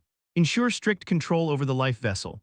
Yes, the head of guard nodded. The Lord chuckled. Still, we're fortunate. Yes, if the barbarian hadn't discovered it, this territory would have been the first sacrifice. According to history books, when a sorcerer who committed past atrocities is resurrected, the first territory sacrificed more or less won't be left unmarked. In that sense, Barbarian had done a great service indeed. But if he truly brought him down alone, how strong is he exactly, to single-handedly defeat a being that heroes should face and return within a few hours? They knew he was powerful since he subdued the Swordmaster, but they didn't expect this level. Evaluating Barbarian became even more challenging. He said Carthos was brought down by a hero. He was probably preparing for resurrection as a lick. It might not have been a normal situation. That's likely, but regardless, it's a feat. We should give him appropriate compensation. I'm not sure if we can provide it from this territory, the Lord muttered thoughtfully. It was late at night. Since everyone was asleep, the Lord first sought rest. It was to cool their head as much as possible and think of better solutions. And so time passed and the next day arrived. The Lord heard a rough knocking sound on the door and woke up. My lord, I'm awake, come in." The Lord got up from bed with a displeased expression. As soon the door opened and a maid entered with a pale face. The moment the Lord saw her face, he sensed that a more complicated problem had arisen. The maid spoke and the Lord closed their eyes tightly. The heretic inquisitor of the sun god Lord Aquas has arrived at the territory. Chapter 33. The Sun God's Inquisitor, Part 1. A reception room welcoming guests. There was a woman there. Her hair, shining like silver, flowed softly, and her eyes glittered brilliantly red. She was an extremely beautiful woman. Dressed simply in a priest's garb, her holiness almost compelled one to kneel unconsciously. The only flaw was her expressionless face, like that of a doll. She looked like a machine devoid of emotions. The Lord sitting before her swallowed hard. "Welcome, Inquisitor. I am Luke Barkin, the Lord of Barkin territory. Thank you. Despite the sudden visit, you have welcomed me warmly." The woman bowed politely. "I am Aquez. Although I am unworthy, I hold the position of judging heresy for the sun god." Her posture was exceedingly polite, but the Lord couldn't let his guard down. An inquisitor, those who dealt with the enemies of the church, they held a significant position within the church. With their own judgment and will, they had the power to annihilate an entire village alone. Moreover, she was an inquisitor of the sun god. Currently, the Church of the Sun God was the most powerful on the continent. Even the empire was stepping back and yielding to them. An inquisitor from such a church wielded more power than the lord of a country, and Aquez was someone the Lord was familiar with, the youngest inquisitor, a person authorized to execute heretics alone. A genius among geniuses, predicted to become the chief inquisitor one day. She was the one who single-handedly decapitated 7 black magicians who had made a pact with demons and thwarted a large-scale ritual. Why on earth? Why had such a person come to this small territory? The Lord's lips grew dry. The fate of the territory could be decided by her mood. Aquez's red lips slowly opened. The territory seems to be in turmoil.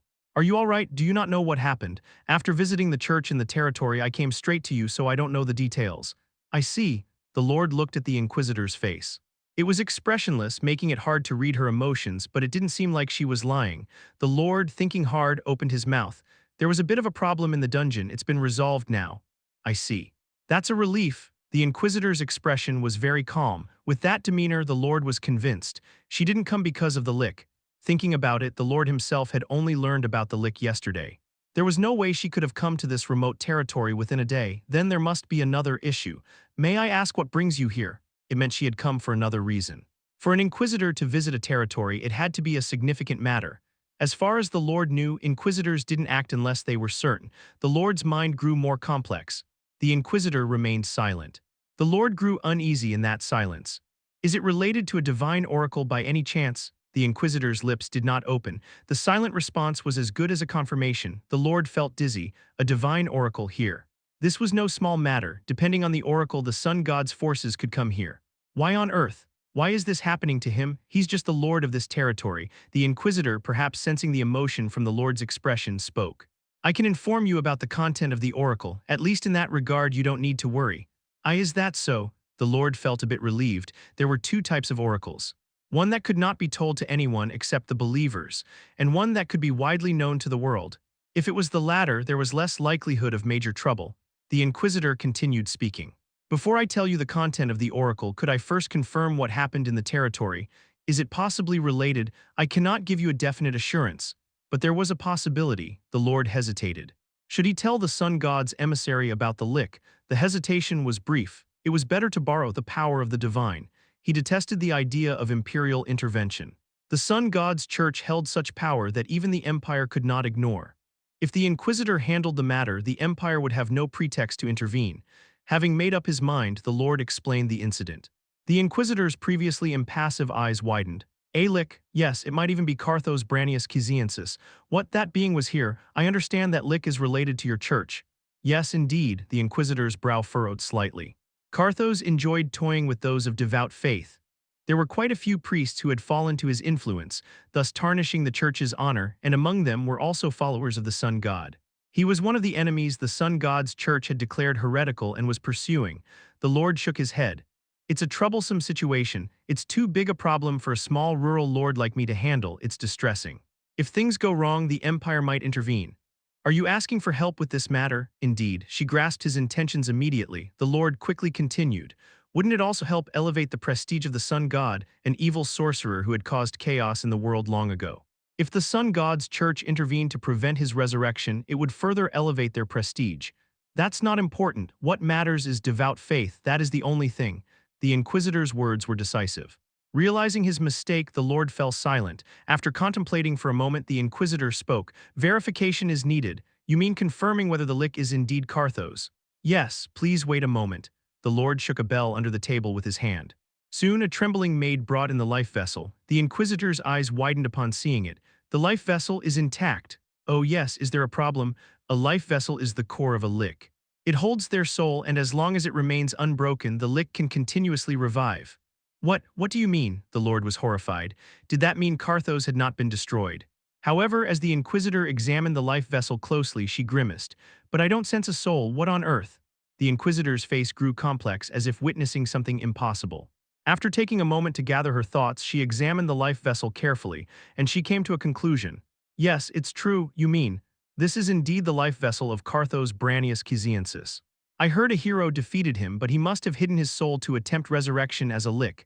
Oh, the Lord let out a sound unconsciously. It was truly Carthos. The evil sorcerer from the history books had been right next to their territory. Why in this remote territory? He probably needed time to regain his strength. This is certainly a problem, the Inquisitor groaned. The sorcerer, believed to have been destroyed, was plotting his resurrection as a lick. This was no trivial matter and required a thorough investigation. We will handle this. The Empire will have no grounds to intervene. Oh, thank you. The immediate issue was resolved. The Lord sighed in relief. However, the Inquisitor's expression remained complicated. After a moment of thought, she asked, I understand this territory is the home of the Swordmaster. Was he by any chance present? Oh yes. He visited recently. I see, if it was him, he might have been able to defeat Carthos. Carthos was a sorcerer who had shaken the kingdom. His power was beyond superhuman. A single Swordmaster would not suffice. But Carthos had been defeated by a hero. Though he had hidden his soul in a life vessel to become a lick, he might not have been at full strength. If that were the case, Cain's power might have been sufficient to defeat him. But the life vessel was intact. This meant that the lick's soul had been purely annihilated, an impossible feat even for a swordmaster. Could I meet Cain? I'm curious about how he dealt with it. Oh, it wasn't Cain who did it. What? The Inquisitor's eyes widened. Then who defeated Carthos? A barbarian? What? A bewildered voice echoed. The mechanical tone of the Inquisitor now carried emotion. The Lord found it somewhat amusing. There's a barbarian in the territory. It hasn't been long. A barbarian came to our territory and has been staying here recently. No problems. Barbarians were known for revering strength and disregarding order and law. The troubles they could cause were countless. The Inquisitor's question was only natural. The Lord nodded. Yes, surprisingly, he is a very sensible barbarian. Sensible, that's not a word one usually associates with a barbarian. It isn't indeed, the Lord gave a wry smile. A barbarian who was courteous and sensible. Now that he had adapted to Kettle's presence, he could accept it, but in hindsight it was a ridiculous notion. This barbarian defeated Carthos. Is that even possible? It is possible. At least there was no need to doubt that part. Even Sir Cain was defeated by him. The Inquisitor's eyes widened further. Which tribe does this barbarian belong to? That I do not know. He had no particular symbols or tattoos. He claimed to be from the White Snowfields, but without physical evidence it was hard to believe. Do you know his name? Kettle. The Inquisitor closed her eyes, probably searching her mind for information on barbarians. Soon she opened her eyes. It's a name I've never heard before. I know barbarians capable of defeating Sir Cain, but their names are different and they have no reason to be here. This must be a new powerful warrior, one strong enough to defeat a swordmaster and annihilate Carthos' soul. Suddenly the Inquisitor's eyes turned sharp. The Lord felt a chill run down his spine. Is there a problem? That barbarian might be the reason I came here. What? The Lord was startled. The Inquisitor spoke again. Could I possibly meet this barbarian in person? What? The Lord's eyes grew as wide as they could. Chapter 34, The Sun God's Inquisitor, Part 2. What could this be? Lying on the bed in his lodging, Kettle stared at the translucent gray cube. A strange light flickered inside it. It was clearly no ordinary item, likely a magical artifact. Kettle hadn't mentioned the cube when explaining things to the Lord. He figured it would be taken away if he did. This turned out to be a wise decision. Any artifact related to Carthos was extremely dangerous and might not be returned to him if confiscated. How do you use it? The cube had lit up whenever Carthos used magic, seemingly assisting with the spells. Can I use magic with this too? His heart raced at the thought. He decided to keep it for now and ask mages about its use later. Whoops, it's about time. Kettle got up from his spot, a broad smile on his face. The joy on his face wasn't just from acquiring the artifact. Naturally, he was happy because he could finally visit the church in this fantasy world. After explaining the situation and handing over the life vessel, the head of the guards came to see him the next day. He told Kettle that the Inquisitor of the Sun God had arrived in the territory and wanted to meet him. Though he had met priests before, this was his first time meeting an Inquisitor. The meeting place was the church, and he had no reason to refuse. He readily accepted. Seeing Kettle walking cheerfully, the guard captain spoke with a worried expression. Your counterpart is an Inquisitor of the Sun God. Please, please don't be disrespectful, I'm begging you. Though his words were almost groveling, it was understandable from the captain's point of view. If Kettle were to be disrespectful, the entire territory could suffer. Kettle laughed heartily. Don't worry, have I ever been rude to anyone? Not really. He had even been polite to the priest of the god of lies and deception. Since he cleared that dungeon without any issues, meeting an inquisitor of the sun god shouldn't be a problem. This barbarian was certainly different from other barbarians. The guard captain closed his mouth and continued walking. They arrived at the Church of the Sun God, located in a corner of the territory. Here it is, in this world gods existed. They bestowed power directly and sometimes descended in person. Places where their followers gathered were called churches. Kettle wondered how different a fantasy world's church would be. He knew there was a Church of the Sun God here, and he had immediately rushed over upon learning of its existence. However, he hadn't been able to visit it. The reason was simple. Those who didn't serve the sun god couldn't enter the church. In reality, permission was enough to gain entry, but the priests had adamantly opposed letting a barbarian in, so he hadn't been able to enter. But this time, Aquas had requested to see Kettle in the church. Kettle laughed joyfully. This is more than enough of a reward. Please, I'm begging you. I got it, I got it. Kettle chuckled, knocking on the church door. Slowly, the door opened and several women greeted him. Welcome, Mr. Kettle. The priests, trembling, greeted him. Kettle was deeply moved. Heise was also a servant of a god, but due to her travels she wore simple, practical clothing. These women, however, were dressed in refined, elegant priestly clothes. Kettle liked that fact for some reason. He grinned widely. Thank you for the warm welcome. Ah, a priest stumbled at his smile, nearly collapsing before another priest caught her just in time. Are you all right? When Kettle tried to approach, they recoiled as if in a fit of convulsions, increasing the distance between them. And no, I'm fine, you don't need to help. They fled in panic. Kettle was deeply hurt by their clear rejection. The priests, trembling, retreated further as if afraid to remain in the same place any longer. Aquas is waiting inside, please come in. They hurried away. Left alone, Kettle stroked his chin. Should I not smile? It seemed like things got worse every time he smiled, but he figured a stern face would probably be even scarier. Kettle felt sad about the priest's rejection but quickly brushed it off. He had experienced too much to let such things bother him now. For now, he decided to enjoy the moment. Kettle walked slowly through the interior of the church. There were pews for worshippers and a lectern where the priest likely gave sermons. The basic layout wasn't much different from churches on Earth, except there were no stained glass windows, likely because glass wasn't yet commonplace. Behind the lectern stood a statue, a robust male figure holding a spear aloft and a round shield, exuding an aura of majesty. This was probably the sun god. A god, a real deity who granted powers and issued revelations. Kettle felt a strange sense of reverence. Gazing at the statue, Kettle assumed a posture. He knelt and clasped his hands together in prayer. Watching him quietly, Aquas was surprised. Kettle's posture showed deep reverence, comparable to that of a devout priest. It was astonishing to see such faith in the giant barbarian.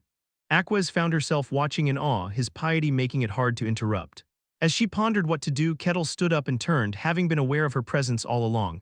Their eyes met, his gray, her silver. Are you Aquas? Nice to meet you. Aquas regained her composure and greeted him. I am Aquas, the sun god's inquisitor.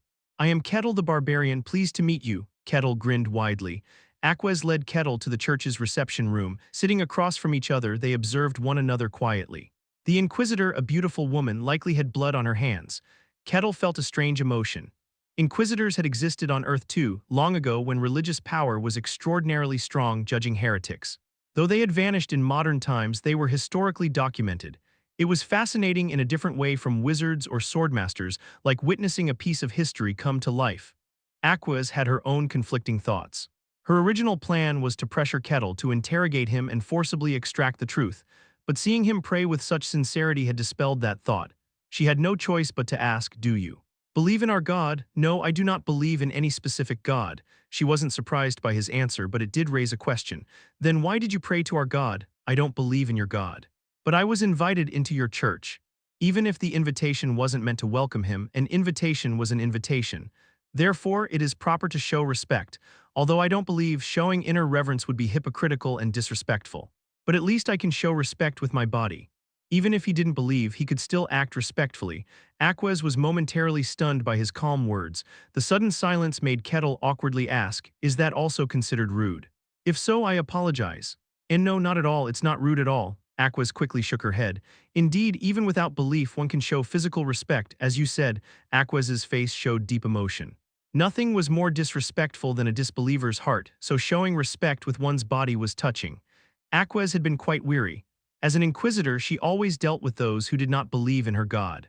They hurled all kinds of insults at her, and though she made them pay for it, it was still exhausting. Yet here was a barbarian, the epitome of disbelief, saying something so moving. Her opinion of the barbarian in front of her rose significantly, warmth entering her once cold eyes. Kettle suddenly seemed to remember something, his expression turning unsure. Should I be burned at the stake for saying something like this? It just occurred to me that speaking of disbelief in front of a believer might be rude. What? No, not at all. As long as you don't directly insult our God, we won't do anything over mere disbelief. Aquez shook her head quickly. Although there were times in the distant past when disbelief alone could be punished, in the current era that would cause significant issues. Inquisitors only dealt with heretics who directly insulted the God or those tainted by evil. Is that so? That's a relief. It seemed that these were not as harsh times as during the religious wars. Let's get to the point then, there must be a reason you called for me. Kettle smiled quietly, a smile resembling that of a beast. It's about the recent dungeon, isn't it? Yes, Aquez confirmed. He's definitely sharp. There were many differences between him and a typical barbarian. Aquez began to speak. The Carthos you claim to have defeated was a lich who committed great evil in the world. Many extraordinary individuals tried to defeat him, but none succeeded. In the end, a hero had to step in to resolve the situation. Kettle leaned back in his chair. Even if you say so, it doesn't really affect me much. He had heard enough about this yesterday. To Kettle, Carthos was just a lich who self-destructed while struggling alone. You can't believe my words, and I can only believe what I've seen. We're at an impasse. Yes, but our God has the power to break such an impasse. Oh, Kettle's face showed interest. I swear by the name of the God I serve, and you swear by yourself. Here, we will speak only the truth. Will you accept this rule? By rule, you mean it has an element of coercion. Kettle bared his teeth. Is this the power of the God? Yes, the sun god will personally oversee our conversation. You can refuse if you feel uncomfortable. Aquez narrowed her eyes. She didn't expect him to accept. Despite being different from typical barbarians, he was still a non-believer. He wouldn't like being exposed to the gaze of a god. Her aim was to understand Kettle. She prepared to gauge his reaction starting from his refusal. But contrary to her expectations, Kettle beamed brightly. Why would I refuse? Divine power, the god's authority, the god's gaze. This was a chance to experience it firsthand. Kettle was excited. The lich had deeply disappointed him, but surely not the god. The god's power would undoubtedly impress him. Are you sure? Of course, let's proceed immediately. Aquez was taken aback. The god would look down directly. No one who didn't serve the god would enjoy that. Yet Kettle seemed almost delighted, as if experiencing the god's power was his goal. What is this? It felt like a reversal. Instead of her using the god's power to test Kettle, it seemed like Kettle was eager to test the power of the sun god. Chapter 35, The Sun God's Inquisitor, Part 3. Aren't you uncomfortable? What do you mean? The god is watching you. Why would that make me uncomfortable? Kettle asked, puzzled. I am upright, I have nothing to be ashamed of, because he never lied. Even if bound by strict rules, he had nothing to lose. To put it simply, it's just like a lie detector, right? There was no need to worry. On the contrary, he welcomed it. Unlike a lie detector in the real world, this one detected lies without error. It was only amusing. However, Aquez's thoughts were different. The gaze of a god, its significance in this world was immense. Exposed to a vast and lofty presence, everything was laid bare. It was akin to a confession. Anyone with the slightest shame in their life would naturally feel a visceral aversion. But the barbarian before him spoke confidently. He said he was upright, that he had nothing to be ashamed of. It meant that Kettle had lived a life he could be proud of even when facing a god. How many could say that? Even devout believers felt fear under the gaze of a god. It was moving. Aquez wondered if the being before him was truly a barbarian. His spirit seemed akin to that of a saint. You are remarkable. Of course, Kettle didn't think so deeply. To him, the gaze of a god was simply like a lie detector, so Aquez's emotional gaze was puzzling. Then let's proceed. Aquez closed her eyes. She clasped her hands together and began to pray. Oh my God. You who observe from the highest place, you who contemplate the sun with great brightness, please with your gaze reveal the corruption here. It was a prayer to the god. In response to the believer's prayer, the power of the god was invoked, keying. A pillar of light descended. Despite the church ceiling blocking the sky, the violent light pierced through as if nothing could obstruct it, descending upon them. The people in the territory were startled by the sudden appearance of the light, and some kneeled at its sanctity. Ooh, Kettle was moved. It was as if the god had descended and the pillar of light surrounded him. Kettle looked beyond the pillar of light. There was something beyond. The barbarian and the presence beyond sensed each other and faced each other. Oh-ho, Kettle smiled, vast. No, it couldn't even be described that way. It wasn't a being that could be expressed in human language. Kettle felt the presence beyond watching him, and he felt the emotion in that gaze. It was puzzlement. In bewilderment, Kettle clearly felt those emotions. Unaware that their gazes had met, Aquaz simply watched Kettle. There's no sign of falsehood. Her eyes settled. She slowly opened her mouth. Then let us begin. In this pillar, no lies are permitted. Understood. Aquaz asked Kettle about the dungeon clearing process once more, and Kettle's answers were the same as before. As he said, Kettle had never lied. Aquaz organized her thoughts. Carthos was in the process of revival. He probably wasn't in perfect condition. This barbarian was incredibly strong. It wouldn't have been easy to face him in such a state. He likely overexerted himself trying to defeat the barbarian and couldn't withstand his own mana, leading to his self-destruction. He was lucky. If Carthos had been able to use his magic, this barbarian wouldn't be here. That magic which controlled emotions was indeed powerful. Are your doubts resolved? Yes, thank you, please forgive my rudeness. It's fine, I enjoyed it as well, Kettle laughed. Although the matter was settled, the pillar of light did not disappear. Aquaz continued to watch Kettle. Kettle tilted his head. Is it not over? There are a few more things I need to confirm. These are personal questions. You may refuse to answer. The only thing that isn't allowed here is lying. Kettle stroked his chin. Then let's make a deal. Pardon, for every question you ask, I'll ask one in return. Isn't that fair? Oh, yes. I'll answer anything I can, Aquaz responded without much thought. Then the first question, where do you come from? From the coldest place in the world, a place untouched by human feet. Kettle shrugged his shoulders. A place you call the White Snowfield. What? Aquaz's eyes widened. You came from there? Kettle nodded. The pillar of light remained unchanged. It meant he was telling the truth. Then it's my turn to ask. Oh, okay. Kettle asked about the myths, legends, and history recorded about the sun god. Normally, Aquaz would have been puzzled by such detailed inquiries, as if someone were preparing to join their faith. But now she was too absorbed in Kettle's words to think that far. A mysterious area at the center of the world, a place beyond the gaze of the sun god, the White Snowfield, a being from that place. She hastily explained and then asked again. What is there? Aquaz was excited. Though she was an inquisitor, she was also a seeker of knowledge. Discovering the unknown brought her great pleasure. The White Snowfield. The answer to that mystery was right before her eyes. Do monsters really exist there? Are there other barbarians like you? Kettle hesitated, trailing off. There was a look of reluctance on his face. I'm sorry, but could I refuse? I don't want to recall that place. Oh, I see. Though it was disappointing, she couldn't force him. The look on Kettle's face showed strong aversion. Aquaz cautiously asked another question. Then, could I confirm just one thing? The legend of the Emperor. Long ago, an emperor who ruled the world challenged the White Snowfield and was defeated. He spoke of terrible monsters there after barely escaping. Do those beings really exist? The white snake that devours icebergs, the white bear that causes earthquakes, the vile rat that pollutes the ocean. Kettle nodded. They exist. I encountered them often. Is that so? She had confirmed the legend. Aquaz was deeply moved. She wanted to ask more. How did he survive? How many barbarian tribes were there? But before she could, Kettle spoke. Then my turn to ask, why are you here in this domain? Oh, I had business here. Personal business? Aquaz gave a vague answer and was about to ask more about the White Snowfield. Is that business to confirm if I am an unclean being? Thud, her heart stopped. The excitement she felt vanished as if it had been a lie. She barely managed to open her mouth. What do you mean? Wasn't it? I thought it was a reasonable deduction. Kettle leaned back leisurely on the sofa. You introduced yourself as an inquisitor. I don't know much, but you're not an ordinary priest, are you? Someone like that came all the way to this remote domain. At first, he thought her target was Carthos, but from their conversation it didn't seem so. Aquaz showed little interest in Carthos. That means you came here with a separate purpose, and when you prayed you asked not to reveal lies but to reveal corruption. It was a sort of wordplay, but it changed the meaning significantly.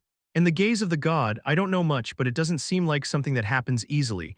It's too much just to prevent lying. It must have been to uncover something deeper. Kettle smiled. Wasn't I called here so you could confirm whether I am an unclean being? Her heart still hadn't resumed beating. She wanted to say no, but the god was watching. All corruption was forbidden here. In the end, she slowly opened her mouth.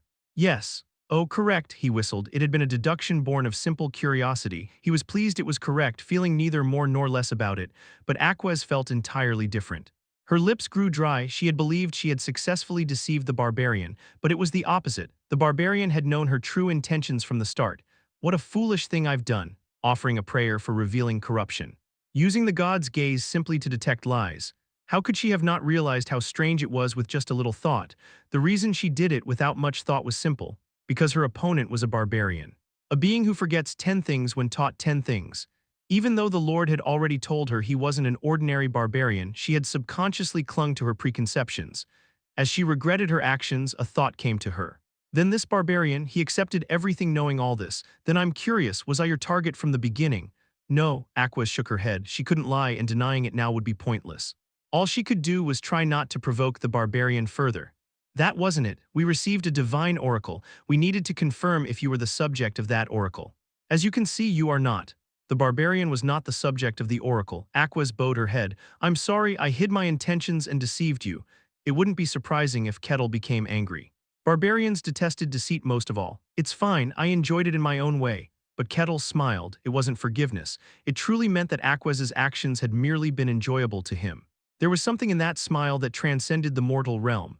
Aquas couldn't help but ask, "Are you truly human?" "I am human," Kettle answered. The pillar of light surrounding them remained unchanged.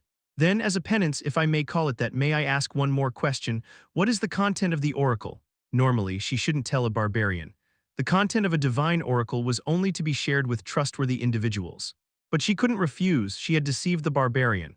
Could he have anticipated this far? Had he intended to make her indebted to him to hear the oracle's content? All sorts of suspicions filled her mind. Her head became a jumble.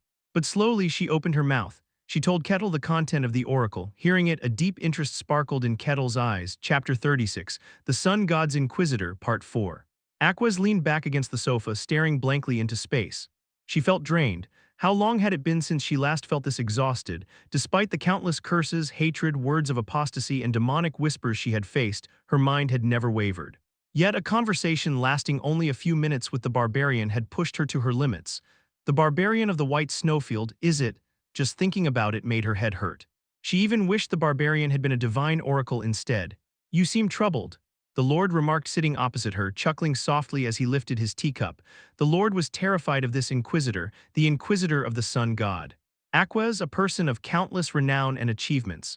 Although she wasn't as individually powerful as Cain, her devotion to serving the deity made her unique. Moreover, she was an inquisitor. As a tool of the divine, she had killed and dealt with numerous heretics. To the Lord, Aquas appeared more like a transcendent being than a fellow human. However, seeing her react similarly to himself regarding the barbarian made him realize Aquas was human too. Aquas finally spoke. Who is he? I don't know. He arrived in the territory recently and has been living here. He claims to come from the White Snowfield, but there's no evidence. That has been confirmed. Although we couldn't obtain any information about the Snowfield's interior, he is indeed a barbarian of the White Snowfield. Really? The Lord's eyes widened. Kettle had previously claimed this, but the Lord hadn't believed him. The barbarian of the White Snowfield was something out of legend, but Aquas had confirmed it. It truly meant the existence of the White Snowfield. If this gets out, it'll cause quite a stir. Many seek to explore the White Snowfield. Especially the Emperor, who desires to conquer the world, including the Forbidden Lands. If the Emperor took action, what chaos might ensue? The mere thought gave him a headache. You needn't worry about that. We will handle Carthos and ensure the barbarian remains unknown to the public. That's a relief. Are all Snowfield barbarians like him? Probably not. This one is likely unique. If they were all like him, they would have left the Snowfield and conquered the world by now. Though it sounded like a joke, it wasn't. There were many barbarians in the world. Their martial prowess was significant, placing them at the top tier collectively. But they were also foolish. Not foolish exactly, but simple-minded, which was almost the same. It was an innate limitation of barbarians. The Lord suddenly recalled something. By the way, they say the current king of the barbarians is different, that he possesses both strength and intelligence. You mean the king of all barbarians? I've met him once and he certainly was unlike the typical barbarian. Really, it would be interesting if the two met. I wouldn't say that. Aquas gave a wry smile. The relationship between barbarians and the faithful was not good. The rise of barbarian power was not a matter Aquas could laugh about. The Lord took a light sip of his tea. I know what you're worried about, but, at least from what I've observed, there's no problem. He is remarkably good-natured. Astonishingly so. He resolves menial tasks no one else wants to handle with a smile and shares the rewards of unexplored dungeons with his party without hesitation. Kettle had never once caused harm to others. He was, in fact, kinder and more polite than anyone the Lord had ever seen. Cain said, as long as we don't provoke a peaceful beast, we'll be fine. If Cain said so, it must be true, but Aquas bit her dry lips. From what she saw, the barbarian was intelligent and rational. He was considerate of others and did not cause trouble. But that was only because he had no personal issues. He was considerate because it had no negative impact on him. Even beasts don't hunt when they are full, but if something external tried to restrict his actions, or if something piqued his interest, he would move. That barbarian was such an entity. A beast won't rampage if left alone. But what if the beast itself finds something interesting and starts moving? Soon, many changes will come. The chaos and aftermath he would bring were already giving her a headache. By the way, did you achieve your goal? The Lord asked, trying to change the atmosphere. Aquas nodded. Yes, there was no issue regarding that. I'm curious, what was in the oracle that required you to speak with him alone? I needed confirmation. Confirmation to see if he was a pure human or something pretending to be one. What did the oracle say exactly? A moment of silence fell. The Lord swallowed nervously. Aquas opened her mouth. The Lord's eyes widened in shock. The next day, Kettle visited the Lord's castle. We meet again. As Kettle entered the reception room, the Lord was already waiting. Kettle smiled warmly and extended his hand. How have you been? Well enough. And you? The Lord asked vaguely, and Kettle smiled broadly. I've been having delightful days. Thanks to you for creating such a wonderful domain. I appreciate that. Kettle sat down on the sofa opposite the Lord. So what brings me here today? The reason Kettle was meeting the Lord this time was simple. The Lord had summoned him personally. As the Lord, there's something I must tell you. The Lord bowed his head slightly. I must thank you. You saved this domain, Lick Carthos. If he had acted properly, this small domain would have collapsed in an instant. The barbarian was nothing short of a benefactor. Is that so? But Kettle himself looked puzzled. I heard from Aquas as well, but honestly I don't get it. My party members could have handled it without any problems. The warrior, the thief, and the priest of the god of lies and deceit, yes, they are all excellent individuals. From what the Lord knew, they were still wandering as xperrif mercenaries, dealing with miscellaneous tasks. The Lord shook his head. It was pointless to take this barbarian's words seriously.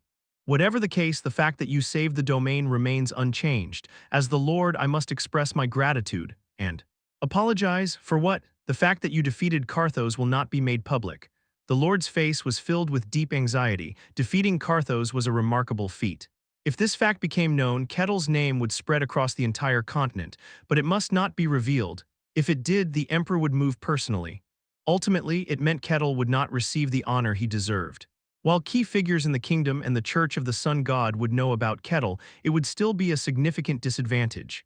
Is that so? As long as I am not restricted, it doesn't really matter, Kettle spoke lightly. He wasn't particularly interested in honor. However, from the Lord's perspective, it was as if he was taking away what Kettle deserved, so he had to offer a fitting reward. Though it's not much of an apology, you did save the domain. You deserve a reward for that. The Lord pulled out an item from his bosom. It was a luxurious leather pouch. Here it is. A leather pouch? It's not an ordinary leather pouch. See for yourself. Ho, Kettle's face showed interest. He took the leather pouch. The material was quite luxurious. Upon closer inspection, it bore some strange patterns. Could it be? Kettle's eyes widened. The Lord smiled and said, check the inside. Kettle opened the leather pouch. The inside was revealed, and it was beyond Kettle's imagination. The leather pouch wasn't large. It was only big enough to hold a few gold or silver coins, but the inside was incredibly spacious. A quick glance showed it could easily hold more than a single room's worth of items. Kettle looked at the Lord with an excited face. Is this? It's an artifact, a rather high-quality one at that. It's a reward for saving the domain and keeping the secret. I hope you like it. Like it? I love it. An artifact, a genuine magical item. It was the first time he'd seen one in person. The Lord smiled and said, it doesn't have any particularly amazing effects, just a vast space, that's all. That's more than enough. When entering the recent unexplored dungeon, carrying all the prepared gear had been quite a hassle. But with this, all those inconveniences could be resolved. The space inside is roughly the size of this reception room. Even if the item is larger than the pouch's opening, it will fit. Really? Kettle picked up his axe as a test. The axe was quite large and didn't look like it could fit into the pouch, but as soon as he tried to put the axe into the pouch, it was sucked in as if being pulled by some force. Kettle's eyes widened even more. Oh, to retrieve something, just reach in and think of the item. Kettle put his hand into the leather pouch and thought of the axe. Immediately, as if pulled by a magnet, the axe flew into his hand. As he withdrew his hand, the axe emerged from the pouch. Ooh, Kettle was extremely excited, a real artifact, the kind of artifact frequently featured in fantasy novels, and of those, a pouch artifact. This was the first artifact that protagonists often obtained. To actually get his hands on one, he felt like his head was going to explode with joy. The Lord smiled at his reaction. Even though it was a reward he had to give, seeing such happiness made him feel good too. It was very difficult to obtain, so I hope you're satisfied. Satisfied. Absolutely, in terms of practicality and personal satisfaction, it was a top-tier item. But I'm curious, how did you get something like this? It doesn't seem like a cheap item. Did you perhaps purchase it from the Mage Tower? No. Not from them, the Lord replied. I got it from a wandering merchant. A wandering merchant? You don't know them, they are literally wandering merchants. They appear suddenly near people and sell all sorts of items. I bought it from them. Are they human? I don't know. They're always adorned with strange decorations, making it impossible to tell. They expect payment and give you the item once you pay the price. I got it from them. Oh, Kettle's eyes showed interest. You'll probably encounter them someday if you travel around. They appear very suddenly, so you'll have to rely on chance. That sounds interesting, Kettle grinned. After asking a bit more about the wandering merchants, Kettle soon left the Lord's castle. Left alone, the Lord leaned back on the sofa and pressed his fingers to his forehead. At least this issue is resolved. He was relieved that Kettle had accepted it so easily. Of course, the artifact was extremely valuable. Items from wandering merchants were inherently very rare. Additionally, their functionality was excellent, so they could fetch a high price if sold to the right person. It was an artifact that Swordmaster Cain had brought as a gift when he became Lord. However, despite the artifact's rarity, the Barbarian was someone who acted based on interest. He had considered the possibility of refusal, but fortunately, the worst-case scenario had been avoided. But it wasn't over yet. A bigger problem remained. A prophecy? The Lord smiled bitterly. What on earth is happening in this remote domain? Lord Cain had said there was something happening in the world. He came to warn him about it. But if that was the case, he should have explained in more detail. The Lord grumbled inwardly. The prophecy Aquez mentioned came to mind.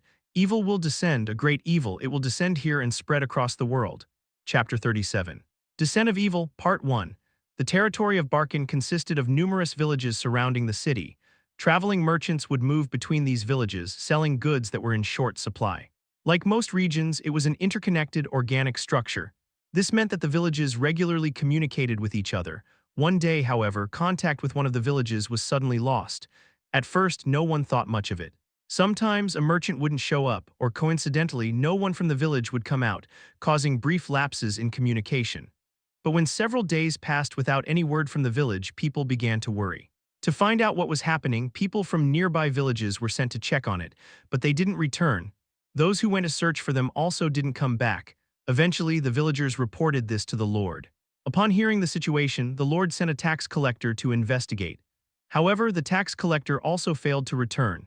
This prompted the Lord to send a fully armed detachment of 10 guards to check the village, in case it was a situation where the villagers were refusing to pay taxes or were in some kind of rebellion. Such events were not uncommon. These 10 guards, well-equipped and fully armed, were not people who could be easily dealt with by simple farmers, yet they too did not return. Only then did the Lord realize something was seriously wrong. What tasks do we have today? Kettle asked as he arrived early at the guild hall just like any other day. However, instead of showing him the job board, Rosa spoke calmly. Today we have an urgent request. It's from the Lord. Kettle's face showed interest. What is it about? It's to check on a village that's lost contact. Rosa explained the details of the request. A few days ago, contact with one of the villages was lost, and this task was to send someone to investigate. It's a simple dispatch, but the reward is quite substantial. Oh, Kettle smiled intriguingly and nodded. I'll take it. Rosa smiled slightly as if she had expected this response. Kettle then headed to the starting point where a familiar face greeted him. Kettle approached with a pleased expression. Heis, you're here too. Ah, Mr. Kettle, hello, Priest Heis, who served the god of deceit and deception. Kaloja bowed her head. Did you accept the request as well, Mr. Kettle? How could I refuse such an interesting task? Heis smiled, knowing from experience that Kettle would never turn down such a request. Kettle looked around and noticed something. Are you alone? Where are your party members? They must have declined the request. Thanks to you, Mr. Kettle, they have plenty of funds now. They had cleared an uncharted dungeon recently. Even receiving only 10% of the reward was enough for them to avoid taking new requests for a while. They were probably idling in a nearby tavern. Kettle tilted his head. Then shouldn't you also be taking it easy? I send money to the church. I can't afford to spend it frivolously like them. Heis was supporting her church dedicated to Kaloja, a god not widely accepted, and thus her church was not well off. She sent all her money, keeping only the minimum needed for herself. I see, that must be tough. Hang in there. Yes, but thanks to you I could send a large amount this time. Thank you very much. We're in the same party, no need to mention it. Kettle grinned. Heis no longer found his smile frightening. How have you been, Mr. Kettle? Same as always. Handling various requests. I see. Heis did not know that Kettle had defeated Carthos. Aquez and the Lord had kept it secret, so only a few people in the territory knew about Carthos's existence. So she simply nodded at Kettle's words. I also received this as a reward. Kettle tapped a leather pouch hanging from his waist. Heise made an impressed sound. It looks fancy. Must be quite valuable. Heise did not realize the leather pouch was an artifact. Naturally, as artifacts were rare, usually found only in the capital and only accessible to the nobility. Thus she assumed it was just a luxurious leather pouch. She smiled. Congratulations, do you like it? Very much so, thank you. Kettle grinned broadly, genuinely pleased by her congratulations. Heise chuckled quietly. This barbarian had a childlike purity, reacting strongly and joyfully to small things. Initially it had been truly frightening, but by now she had gotten used to it and even found it endearing. As they spent time talking about trivial matters, the mercenaries who had taken the job began to gather one by one. Kettle stroked his chin as he observed their numbers. There are fewer than I expected. The task was simple and the reward was substantial. He had thought more people would gather, but the total was less than 10. Heise gave an awkward smile. To be honest, it's a bit of a risky job. Is that so? The task itself seems straightforward enough. Yes, it is simple, but the reward is too large. The task was just to be dispatched to a village, something anyone could do. But the reward was disproportionately high compared to the task. This suggested that it might not be a simple job after all. There are also rumors that the guards who were sent haven't returned. It's not as simple as it seems. Is that so? Are you okay with it? It could be dangerous. The Lord will protect me, Heise spoke calmly. I have no reason to be afraid. It was the faith of a devout believer. Kettle nodded. I see, and Heise trailed off, glancing at Kettle. She knew he would accept this request. Considering their experience of solving tasks together, she didn't think there would be much danger. But even so, the number is too small. I thought there would be at least 10. Despite the risk, the reward was significant. Ordinary mercenaries would normally accept such a job without hesitation. Haha. There's another rumor going around. What rumor? Haha, Heise laughed awkwardly and looked away. There stood a woman with silver hair. She was very beautiful, but unfortunately her expression was perfectly blank. Though she drew attention, no one approached her. Aquez, the Inquisitor of the Sun God, why is she here? There were rumors that she was in the territory and would be joining this task. The thought of taking on a job alongside an Inquisitor of the Sun God was enough to deter most mercenaries. She's not going to split my head open, is she? Heise mumbled with a worried look. She was a priest of a different faith and could be considered heretical. Kettle shook his head. That won't happen, she's very polite and kind. Heise's eyes widened. Ah, do you know Aquez? Of course. We're friends, a barbarian and an inquisitor being friends. Heise felt dizzy. Kettle walked over to Aquez as if to prove his point. Key Kettle, it's fine, don't worry. Kettle approached Aquez leisurely. Good to see you again. I don't recall becoming friends with you. Did you hear that? Then we can become friends starting now, can't we? Kettle laughed heartily. Aquez didn't respond. This barbarian was difficult to deal with in many ways. So, are you really going to split her head open? We do not deny the existence of other gods. There was a time long ago during the Holy Wars when that happened, but no longer. Oh really? Is she a follower of another god? She's a priestess of the god of lies and deceit. A good friend? You mean Kaloja? Oh, you know. I am aware of all the great ones that exist in this world. Aquez spoke calmly, a hint of curiosity on her face. She's a priestess of Kaloja? Yes, is there a problem? No. I was under the impression that the followers of Kaloja were currently in a period of rest. I thought only those of high rank could move. It's nothing. I don't know everything about every church. I must have been mistaken. Aquez shook her head. After rubbing his chin for a moment, Kettle asked, So does your involvement mean it's time? That I cannot say. The Lord did not reveal the exact time. It might just be that communication with the village is down. Hence, the Lord was preparing for all possibilities by assembling guards and calling in mercenaries to send a dispatch team. But there is a possibility, right? Aquez did not deny it. Kettle's face showed deep interest, a great evil. It wasn't hard to guess what such a presence might signify. Soon the head of the guard arrived with his men. He looked around at the mercenaries and upon seeing Kettle spoke with a knowing expression. As expected, you're here. Why would I refuse a job that looks this interesting? It's not exactly fun. But welcome anyway. The guard captain didn't seem overly concerned. Despite the peculiar situation, his expression lacked any significant fear. The reason was simple: the Inquisitor of the Sun God, Aquez, was present. With the presence of the Great Inquisitor, he believed any problem could be resolved without issue. Then let's move out. The guards and mercenaries began to gather. Kettle watched them with satisfaction. Good, it wasn't his first time moving with a group. In the White Snowfields, he had often killed monsters alongside his kin. But that was only within the White Snowfields, a place that could hardly be called fantasy. Moreover, the fearsome barbarians there could never truly form a cohesive group. But this was a real collective: mercenaries, a priest, guards, a barbarian, and an inquisitor. It felt like they were going on a raid. Kettle found the current situation very satisfying. The head of the guard, who had been looking at Kettle's pleased expression with some curiosity, finally spoke. "Follow us. We also request your assistance, Aquez." Aquez nodded. They began to move toward the troubled village. Chapter 38, Descent of Evil, Part 2. They left the estate and began walking towards their destination. The distance wasn't exactly close. It would take them half a day even if they walked continuously. When they reached the halfway point, the guard captain suggested taking a break, and the guards began to remove their armor and rest. Kettle also sat down by a tree, closed his eyes, and leisurely enjoyed the scent of the grass and the breeze. At that moment he sensed someone approaching. The presence hesitated, trembling as if contemplating something, but eventually moved closer to him. It was an unfamiliar presence. It was the first time a stranger had approached him first. Kettle opened his eyes. Eek! A startled cry escaped as the person realized Kettle was looking at him. "Hello, nice to meet you." The man had an intellectual look. He cautiously began to speak. "Are you Mr. Kettle by any chance?" "That's right." "Oh, it really is you." The man bowed respectfully. "Thank you. You saved my life."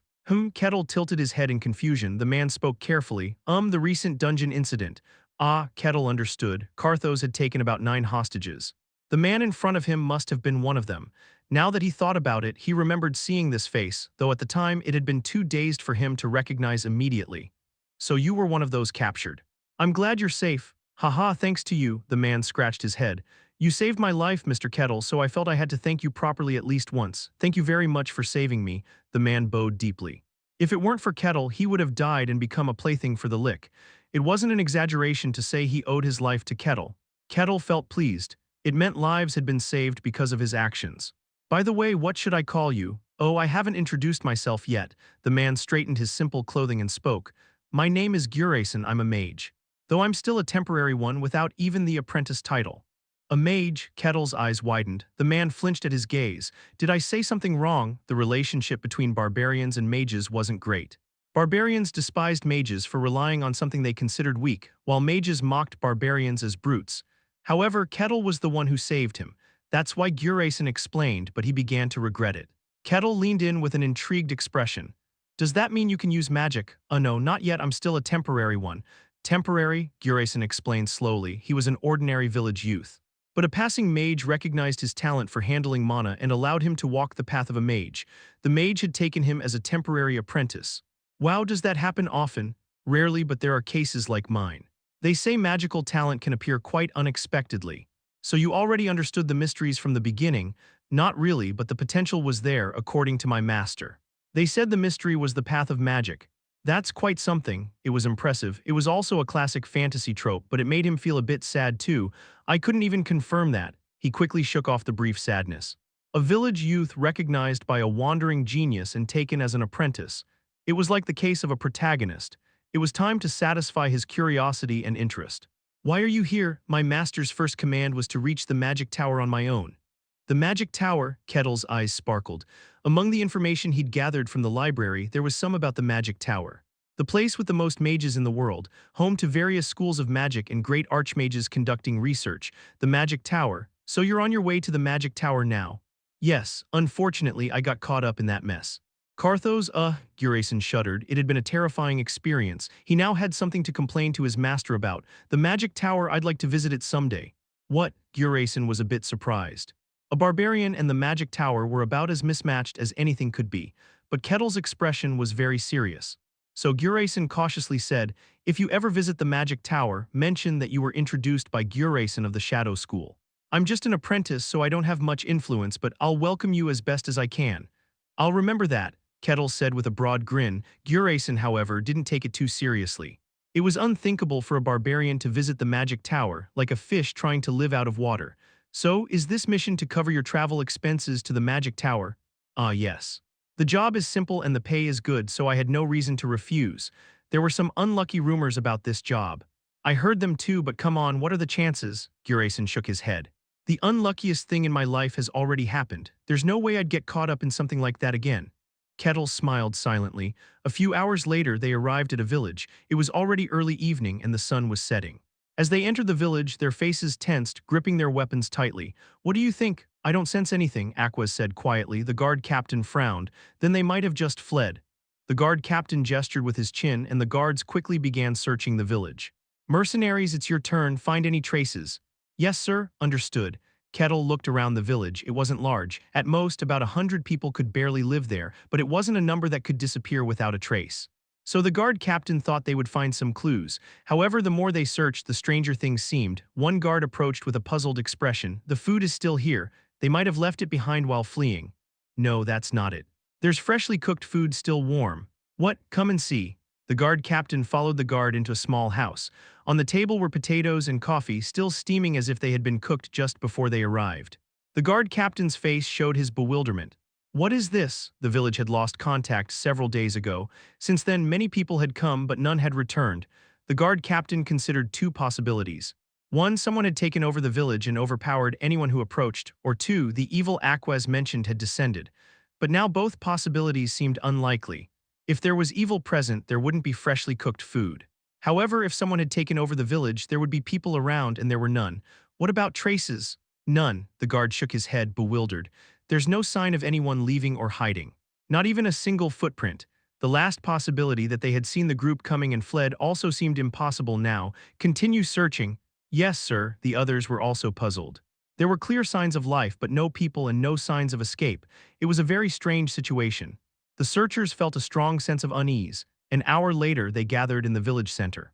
What did you find? Everywhere is the same. There's evidence that people were here recently, but no one is around and there are no traces. Aquas, do you know anything? I have no idea. Aquas was also baffled. If the evil she anticipated had descended, the land would already be shrouded in darkness. But the place was completely normal, as if nothing had happened. Yet the village's situation suggested otherwise. They were confused and murmuring among themselves. Aquas couldn't find an answer either. The guard captain, biting his lip in thought, looked at Kettle. Do you have any idea? Kettle was strong enough to defeat a swordmaster. He might have found something, but Kettle shook his head. I couldn't find any specific traces either. There are signs of life, but no evidence of anyone leaving the village.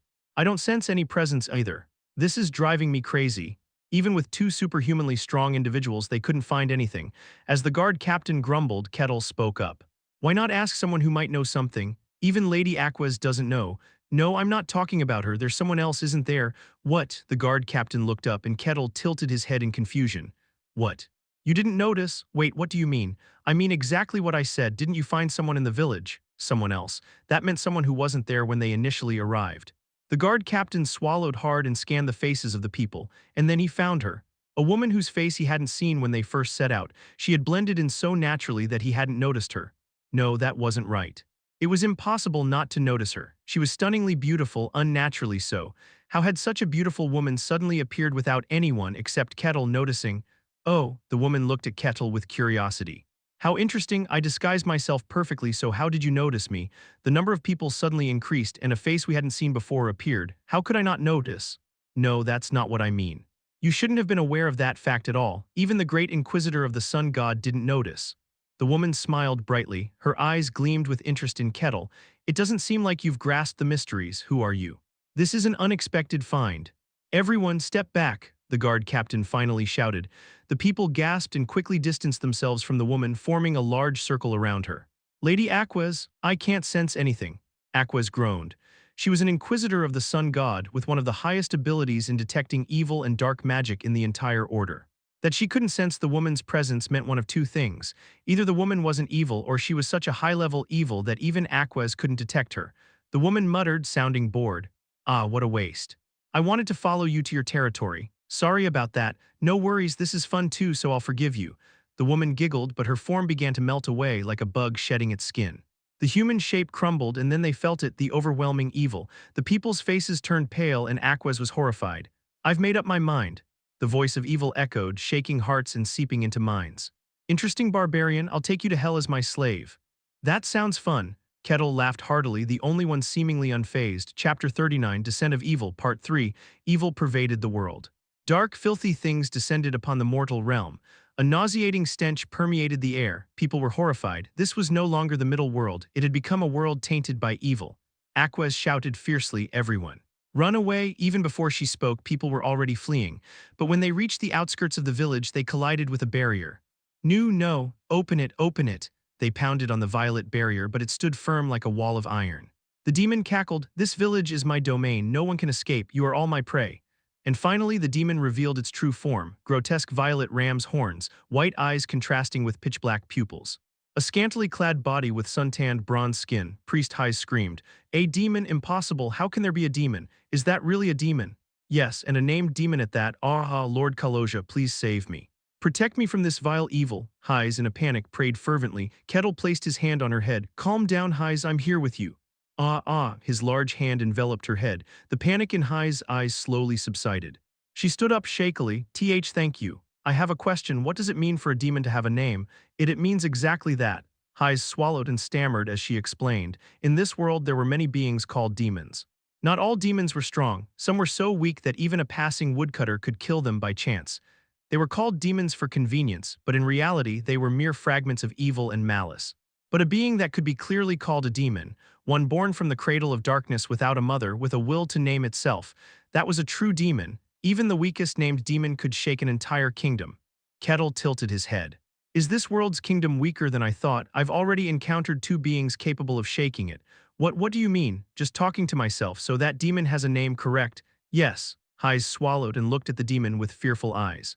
"If it has horns like that, it must be Ashishire. It appeared several hundred years ago. Why is such a being in this remote land?" But what had already happened was irreversible. Ashishire had descended into this world. They couldn't escape, blocked by the barrier. Kettle looked at the violet barrier with interest. "Is this unbreakable?" "Yes, this place is already the demon's domain. Unless someone helps from the outside, there's nothing we can do. The only way to escape from inside is to defeat the demon." "Is that so, Lord Kaloja? Please forgive me for having to rely on a believer of another god." The Inquisitor of the Sun God Aquez faced off against Ashishire with cold eyes. In the end, she had to defeat the demon for them to survive. While staring at the violet barrier, Kettle knocked on it lightly. Croc. A web-like crack spread across the barrier. The people who had their eyes closed in fear didn't see it. "Oops," Kettle quickly withdrew his hand. "Let's enjoy the moment." He looked at the confrontation between the demon and the Inquisitor with anticipation, a battle between divinity and demons. An age-old story was unfolding before his eyes. "This is going to be fun," Kettle laughed joyfully. Aquez stared coldly at the demon. The demon shrugged off her gaze with a laugh. "Demon, you've been playing tricks. How was it? Didn't it make you feel like solving a mystery?" "It was a vile act." Aquez narrowed her eyes. "Why did the missing village leave behind traces as if people had just been there?" The reason was simple. The demon had staged it that way. The sole purpose was to mock people. How could evil like you descend into this world? Summoning a named demon requires a significant sacrifice.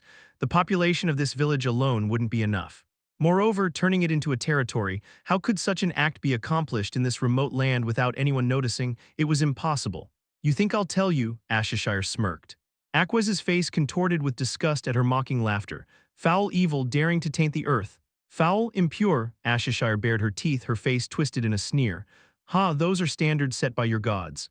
Merely your arbitrary judgments imposed on us." She burst into laughter filled with malice, causing people to cover their ears in agony. Ha, yes, we lost to you. We handed over this world to you and were banished to the wretched hell. A long time ago, there was a conflict between gods, humans, and evil. The victors were the gods and humans. Evil was banished from the world. But not anymore. Cracks are appearing in the world. This world is no longer just yours." Aquez groaned. The demon's words held much significance, but there was no time to ponder. Ashishire bowed gracefully. "I am Ashishire, demon of gravitas." She looked at Aquez with greedy eyes. "The Inquisitor of the great and noble Sun God, I wonder what your flesh will taste like." Ashishire grinned, revealing sharp shark-like teeth. "Disgusting creature." Aquez's face was filled with deep contempt. "Return to where you belong. This world belongs to us and the gods." Aquez raised her hand to the sky and murmured briefly, "Descend upon me, Boom." A pillar of light descended. It began to envelop Aquez in light. The demon watched with a sardonic smile, and Kettle was excited. "Oh ho, they don't attack during transformation. Does that rule apply in fantasy too?" That's nonsense." "It can't be true," Hais shouted in disbelief. What Aquez was doing was borrowing divine power from the gods. Since high concentrations of divine power were being compressed, attacking carelessly could backfire. That's why the demon was just watching. It wasn't some unwritten rule about not attacking during transformations. Kettle nodded as if he understood. "So it's a rational concept. What are you talking about?" Hai's face showed only confusion. When the descending pillar faded, Aquez's attire had completely changed. She now wore golden armor and wielded a huge shield. Holding a mace, she quietly took her stance. Ashishire laughed and extended her hand into the air. The darkness covering the ground rose and condensed into the shape of a hammer. "Let's do this, dog of the gods." Before she finished speaking, Aquez charged, dirt flew up. In an instant, she was right in front of the demon. Aquez swung her mace. The demon laughed and swung her hammer. Crash, gold and darkness collided, distorted waves spread out. Eek. Ugh, the impact alone caused people to suffer.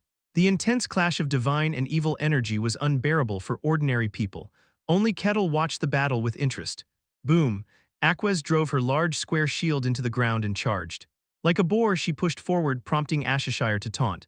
"Combat should have grace. Do hunting dogs not know this?" Fitting her words, Ashishire twirled her hammer gracefully.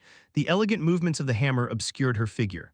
Aquez's charge scratched futilely at the ground. "Here," and Ashishire reappeared directly above Aquez's head. Gasp! Aquez raised her shield roughly, but instead of swinging her hammer, Ashishire gently touched the shield. "Be crushed, Crack." Darkness pressed down on the shield. The immense pressure crushed Aquez's body. Ugh! For the first time, Aquez groaned in pain. It felt like a giant boulder was pressing directly on her.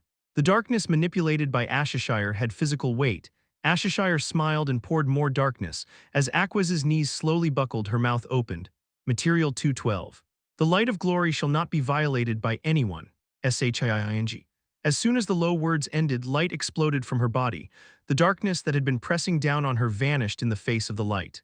Ashishire hurriedly retreated, shaking off the divinity clinging to her hands and licking her lips. "To be able to recite the scripture at your age, that's impressive." Book of Karma, chapter 5, verse 59. "Its glory scorched all that was unholy it touched." Shing. Light enveloped Aquez's mace. Gripping it tightly, she charged once more. Ashishire, now serious, swung her hammer. Crash. The collision of light and darkness grew even more intense. People were almost completely collapsed on the ground now. The clash of these opposing forces caused the earth to quake and the air to tremble, sending shockwaves in all directions. In such close proximity to the battle between light and darkness, ordinary beings couldn't possibly endure it. Some coughed up blood and fainted. Only Kettle watched with keen interest. "Ooh. Magnificent, hee-heek," Hyze screamed from behind Kettle. She couldn't comprehend Kettle at all. The clash of such divine and evil forces shook both body and mind, making it hard to stay conscious. Yet he watched casually as if he were sightseeing. The battle continued. The demon was gradually being pushed back. Hope flickered in Hyze's eyes as she observed this. As expected, Aquez was a genius even among the sun god's inquisitors. If it were her, she could surely defeat the demon, but the difference wasn't overwhelming. With external intervention, the balance could easily tip to either side, and there was someone here capable of intervening. Kettle. "Couldn't you help Aquez?" Kettle was strong, at least first class. Although Hyze couldn't fully grasp his strength, the fact that he was unscathed by the battle's effects suggested he could make a significant difference. Kettle nodded.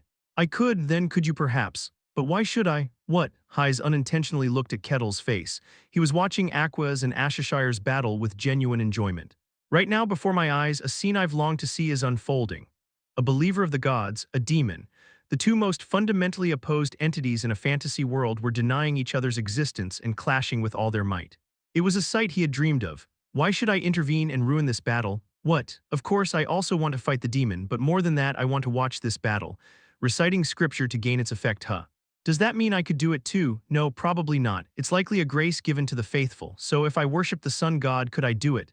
Kettle murmured to himself with a delighted expression. Hyze could only stare at him in disbelief. Chapter 40. Descent of Evil, Part 4. She thought she knew enough about Kettle. Having cleared dungeons together twice, she believed she had figured out what kind of person Kettle was. Unique and intensely curious, but fundamentally a good person. Someone who could be considerate and respectful. Somewhere in her heart, she thought of the Barbarian as somewhat peculiar, but essentially an ordinary being living in this world. But this, something is different, something feels alien. He wasn't someone who shared the same values. She realized that. Suddenly, Hyze felt the Barbarian become distant. Boom. Meanwhile, the battle continued. Light and darkness collided, sweeping across the territory with shockwaves. Clang. Ashishire, who had struck the shield with her hammer, stepped back. Her hammer was adorned with divinity as golden as the sun. She shook off the divine energy clinging to her hammer. As expected, a hound of the gods, Ashishire thought. Her power was superior to that woman. The gap was clear. She could win 100 times out of 100, but their compatibility was bad. In this world, no devil could rival a god. Moreover, that woman could recite the Holy Scripture. The Holy Scripture was the Word of God. Reading it meant she could receive God's power more directly. If this continued, the battle would be prolonged. She might even lose, so she had to seize victory through other means. Ashishire swung her hammer. Aquez was momentarily puzzled. It wasn't aimed at her. But soon her expression changed dramatically. She stomped the ground roughly and instantly arrived in front of the people, raising her shield. Boom, darkness exploded against her shield, people screamed. If she hadn't blocked it, they would have been shredded by the sharp darkness. Despicable. Did you really expect fairness from a devil? Ashishire taunted Aquez. Aquez's expression remained unchanged. No devil would put people into their territory just to watch a fair fight. Surely they were meant to hinder her, so she spoke calmly. Material Chapter 1 Verse 1. A radiant golden domain is born. A golden domain emerged. A divine territory that no evil could invade. Everyone enter here. Oh, thank you, Aquez. People hurriedly entered the domain Aquez had created. Ashishire cackled. Can you afford to waste such a precious scripture? Shut up. Aquez charged roughly. Ashishire swung her hammer. Boom, the battle now was distinctly different. The aura of light surrounding Aquez had weakened, and she could no longer completely block Ashishire's attacks. The Holy Scripture was the Word of God. Reading it could grant overwhelming power, but it required a significant cost. It wasn't a power one could use freely. Aquez's defeat became apparent. Ashishire laughed, mocking her. Sacrificing your power and leading yourself to defeat just to protect a few insignificant lowly lives. How foolish. Instead of answering, Aquez swung her mace. Ashishire blocked it with her hammer. The divine light of the sun could no longer erode the hammer. Clang. With their bodies closed together, Ashishire whispered, "Death is nothing, it's just death. No one will recognize your noble sacrifice." If Aquez were defeated here, everyone trapped in the territory would die. And Ashishire would reveal herself to the world. In that process, it would be known that Aquez was defeated. The first hound of the sun god lost to evil. You will disgrace yourself and your god's honor. But if you defeat me and leave, everyone will praise your great name. Your god's influence will also increase. For that to happen, Aquez had to fight with all her strength. In other words, she had to abandon the people trapped here. Ashishire smiled gently. It's a simple story, just withdraw the sanctuary surrounding them. They are unbelievers, they don't believe in your god, in other words, they're heretics. Aquez is an inquisitor, one who judges heretics. If you're afraid of taking their lives yourself, don't worry. Leave everything to me. You just need to close your eyes and cover your ears. Shut up. As if it wasn't worth listening to, Aquez gripped her shield tightly. She charged roughly, causing the ground to crack as Ashishire's body was flung away. Ashishire sneered. Are you going to die here, dishonoring your god? Instead of answering, Aquez kicked the ground fiercely. Her mace, shrouded in light, tore through the air. Clang, Ashishire's face showed surprise as she blocked the attack. Usually, humans cornered like this would pretend to lose and abandon the lives they were protecting. Then they would say, "I will avenge you." Mocking their contradictions and selfishness, their desire for survival was Ashishire's pleasure, but Aquez truly wasn't willing to abandon them. Ashishire's eyes quietly flickered. Did that nobility captivate your god? Then die as a martyr. Boom, Ashishire's movements changed, pressuring Aquez while darting through the darkness. Aquez struggled to keep up with her barely perceptible speed. Material Chapter 3 Verse 12. The radiant sanctuary will banish the darkness. Enough, her words were cut off. Ashishire's hand clamped over Aquez's mouth. I'm tired of hearing the words of your god. Boom, Ashishire slammed Aquez into the ground with force. Then she raised her hammer and brought it down. Aquez hurriedly raised her shield. Clang, the shield shattered under the hammer's impact. Ashishire snapped her fingers and darkness enveloped Aquez's entire body. The battle was over. The domain of light protecting the people vanished. Ah no, despairing screams erupted. The Inquisitor had been defeated by a demon. They were going to die. Ashishire savored their screams. I'll enjoy you as a dessert. Now before that, I wonder how a noble hound of the gods tastes. Ashishire opened her mouth, revealing sharp, shark-like teeth. Aquez did not close her eyes. She stared at the evil that sought to defile her with unyielding eyes.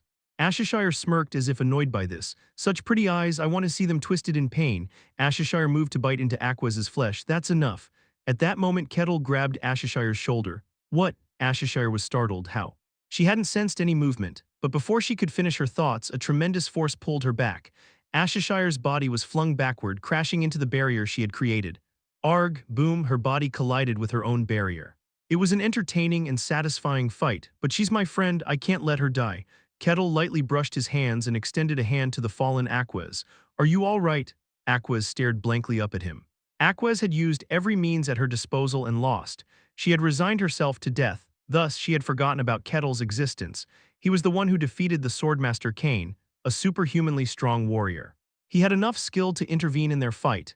You, Ashishire staggered up from where she had collided with her barrier. Her face showed the displeasure of having her feast interrupted.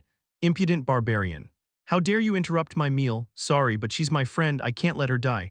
I was considering letting you live as a toy. Unfortunately, I have no intention of being used by anyone. Is that so? Ashishire smirked. Darkness gathered, forming into the shape of a hammer. Then you must die. Stand back. Aquas staggered to her feet. You cannot defeat a demon. I'm fairly strong, you know. No. Only those who wield divine power can defeat a demon. It wasn't a matter of strength. Only the divine could banish a named demon from this world. Other powers were ineffective. This was a law established since the dawn of time, when good and evil came into existence. Moreover, this was a demon's territory. There could be no strokes of luck. This barbarian could never defeat the demon. Kettle stroked his chin, intrigued by her words.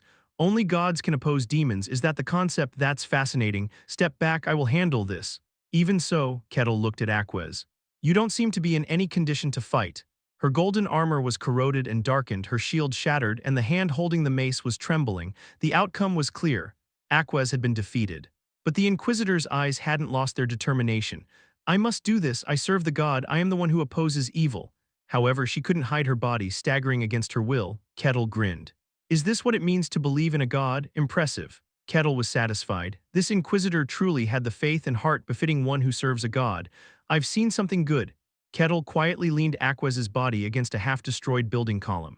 Aquez leaned her body against it, still staggering. But leave this to me. I want to fight a demon too.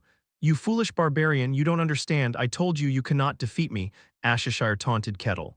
From what I've seen, you're strong, but that's it. You can't wield divine power. You can never defeat me. Shall we test that? Kettle smiled faintly. Ashishire revealed a sadistic smile. One of her favorite things was to crush and consume those who overestimated their strength. I want to see your eyes twisted in pain. As soon as she finished speaking, Ashishire's body vanished. Darkness opened up and she appeared right in front of Kettle. It was a leap through space. It wasn't a mere move, so there was no time to respond. Aquez wouldn't have detected it without divine sensing. Darkness silently descended upon Kettle's neck. No, don't, Aquez uttered weakly. In her mind, she envisioned Kettle's head being crushed, and at that moment, crack, Ashishire's head was crushed instead. Chapter 41, Descent of Evil. Part 5, Aquez's pupils dilated. The headless body staggered and fell. Kettle looked at his fist and nodded. Not as tough as I thought. Aquez mumbled stupidly. She hadn't seen it. What she saw was Ashishire swinging her hammer towards Kettle's head, but in that instant Ashishire's head suddenly shattered. Kettle was shaking off his fist. Did he shatter the head with his fist? At a speed imperceptible to her, did he crush the demon's head with just his fist? Is that even possible? Her mind was dizzy with confusion and shock. Kettle gazed at the fallen, headless body. Then suddenly the fallen body disappeared. The ground stained and darkness rose from beyond. Ashishire emerged from the darkness. Oh, even if your head is shattered, you come back to life. You're certainly different from a skeleton. Kettle muttered, seemingly intrigued. Ashishire's expression was not much different from Aquez's. What just happened? She hadn't seen it properly either. She thought she had beheaded him, but her own head was shattered. Who are you? Just a simple barbarian. Don't be ridiculous. Ashishire narrowed his eyes. Darkness stared at Kettle. I don't sense any mystery. He's not someone who used aura or magic. That made her even more bewildered. She brushed aside her complicated thoughts. She just needed to check for herself. She gripped her hammer and stepped into the darkness. Kagakakak, and then she appeared right next to Kettle, scraping the ground violently as she swung her hammer. Kettle watched her quietly. It's a bit awkward since she's in human form. An impressive beauty, not as much as the elven queen but beautiful enough to captivate people. But still, she's a demon, there's no reason to hold back, Quaduk. A massive hole was punched through her chest. Her body couldn't withstand the impact and flew back, crashing into the barrier. Q-Huke, she staggered as she tried to regain her stance. The hole in her chest filled with darkness. Kettle let out an intrigued ho. You regenerate immediately, I wonder what the principle is. Shock filled Ashishire's eyes. It's just a simple punch, not imbued with aura, not reinforced by magic, just a pure punch. It's just that it's so fast and strong that she can't even perceive it. Kettle stroked his chin for a moment, then nodded as if he had decided something. He moved his feet and Kettle's figure vanished. When he reappeared, it was in front of Ashishire. Ashishire freaked out and tried to lift her hammer, but Kettle was faster. He reached out and grabbed her arm. K-ek, he slammed her down. The ground rumbled and cracked. Kettle extended his leg, her head and body separated. Ashishire's body turned to darkness. She reappeared at a distance. If your head is shattered or separated, you reappear entirely, otherwise you regenerate. The core must be the head. Ashishire's face twisted with rage at his cold analysis. She felt like a mere plaything. You think you can face me with mere strength? This barbarian doesn't wield aura, use magic, employ alchemy, or harness any special powers. He's just purely fast and strong, that's all, and that fact made the demon even more flabbergasted. I am Ashishire, the demon of gravitas, you dare challenge me with mere human strength. Even so, Kettle shrugged. You don't seem that impressive. Yawu, Ashishire, furious, lifted her hammer. Darkness gathered and gathered again, she charged, but it was futile, her hammer was stopped by Kettle's fingers. A massive shockwave erupted, but Kettle's stance didn't change at all. Oh, Kettle nodded, it's quite heavy. Ka-chang, he applied force with his fingers and the hammer shattered. Kettle's fist struck Ashishire's stunned face and her head disappeared once more. Regenerating again, she gritted her teeth. This is impossible, what is this? She was the demon of gravitas. The darkness she wielded carried physical force. And that darkness was incredibly heavy. It could hold unimaginable weight, defying the limits of matter and physics. Moreover, this was her territory. While not as powerful as in hell, she could still draw significant power here. At full strength, she could imbue her hammer with the weight of a fortress. And yet this human stopped her hammer with just his fingers, an ordinary human who couldn't even perceive the mystical. Impossible, she shouted in denial. Kettle laughed and raised his fist. Darkness rose and shook, everything shattered and broke under his punches. Quarrying, the battle remained unchanged, it was still one-sided in Kettle's favor. Aquez watched in a daze. What am I witnessing right now, Ashishire? A powerful demon who had once single-handedly brought down a kingdom centuries ago. Even when Aquez had used the holy scripture against her, it was a stalemate. Such a powerful demon was being pummeled by mere punches. And not just any punches, but with the physical force that Ashishire commanded. The battle unfolding before her felt unreal. It was like watching an ant toy with a human. Kuung, Kettle tore Ashishire's limbs apart, but she regenerated and reappeared before him. She really doesn't die. He shattered, crushed, tore apart, and punctured her, and yet she reappeared unscathed. There were beings in the snowfields that couldn't be killed either, but this was different. Those in the snowfields had a twisted concept of death, while this demon seemed to transcend death itself. So pure physical force can't kill her. It felt like fighting an endlessly respawning monster, but still it's nothing special. Even if a level 1 slime respawned infinitely, what would it matter? It was just a slime. Aquez, who had been watching in a stupor, suddenly came to her senses. She couldn't just stand by and watch. The barbarian was incredibly strong, almost impossibly so, but it was still just physical force. He couldn't defeat the demon. A divine miracle was needed. She quietly began to pray. A small amount of divine power began to gather within her. Quajduk. Meanwhile, Ashishire was continuously being destroyed. At some point, she seemed to have given up, a helpless smile on her face. Ha ha ha ha ha ha ha, the anger had vanished. She could only laugh at being toyed with like a child. She had to admit it now. The barbarian before her was strong. Far stronger than she was, thus only one emotion remained. What are you? A question about the barbarian before her. She, the demon of gravitas, was being overwhelmingly overpowered by pure strength.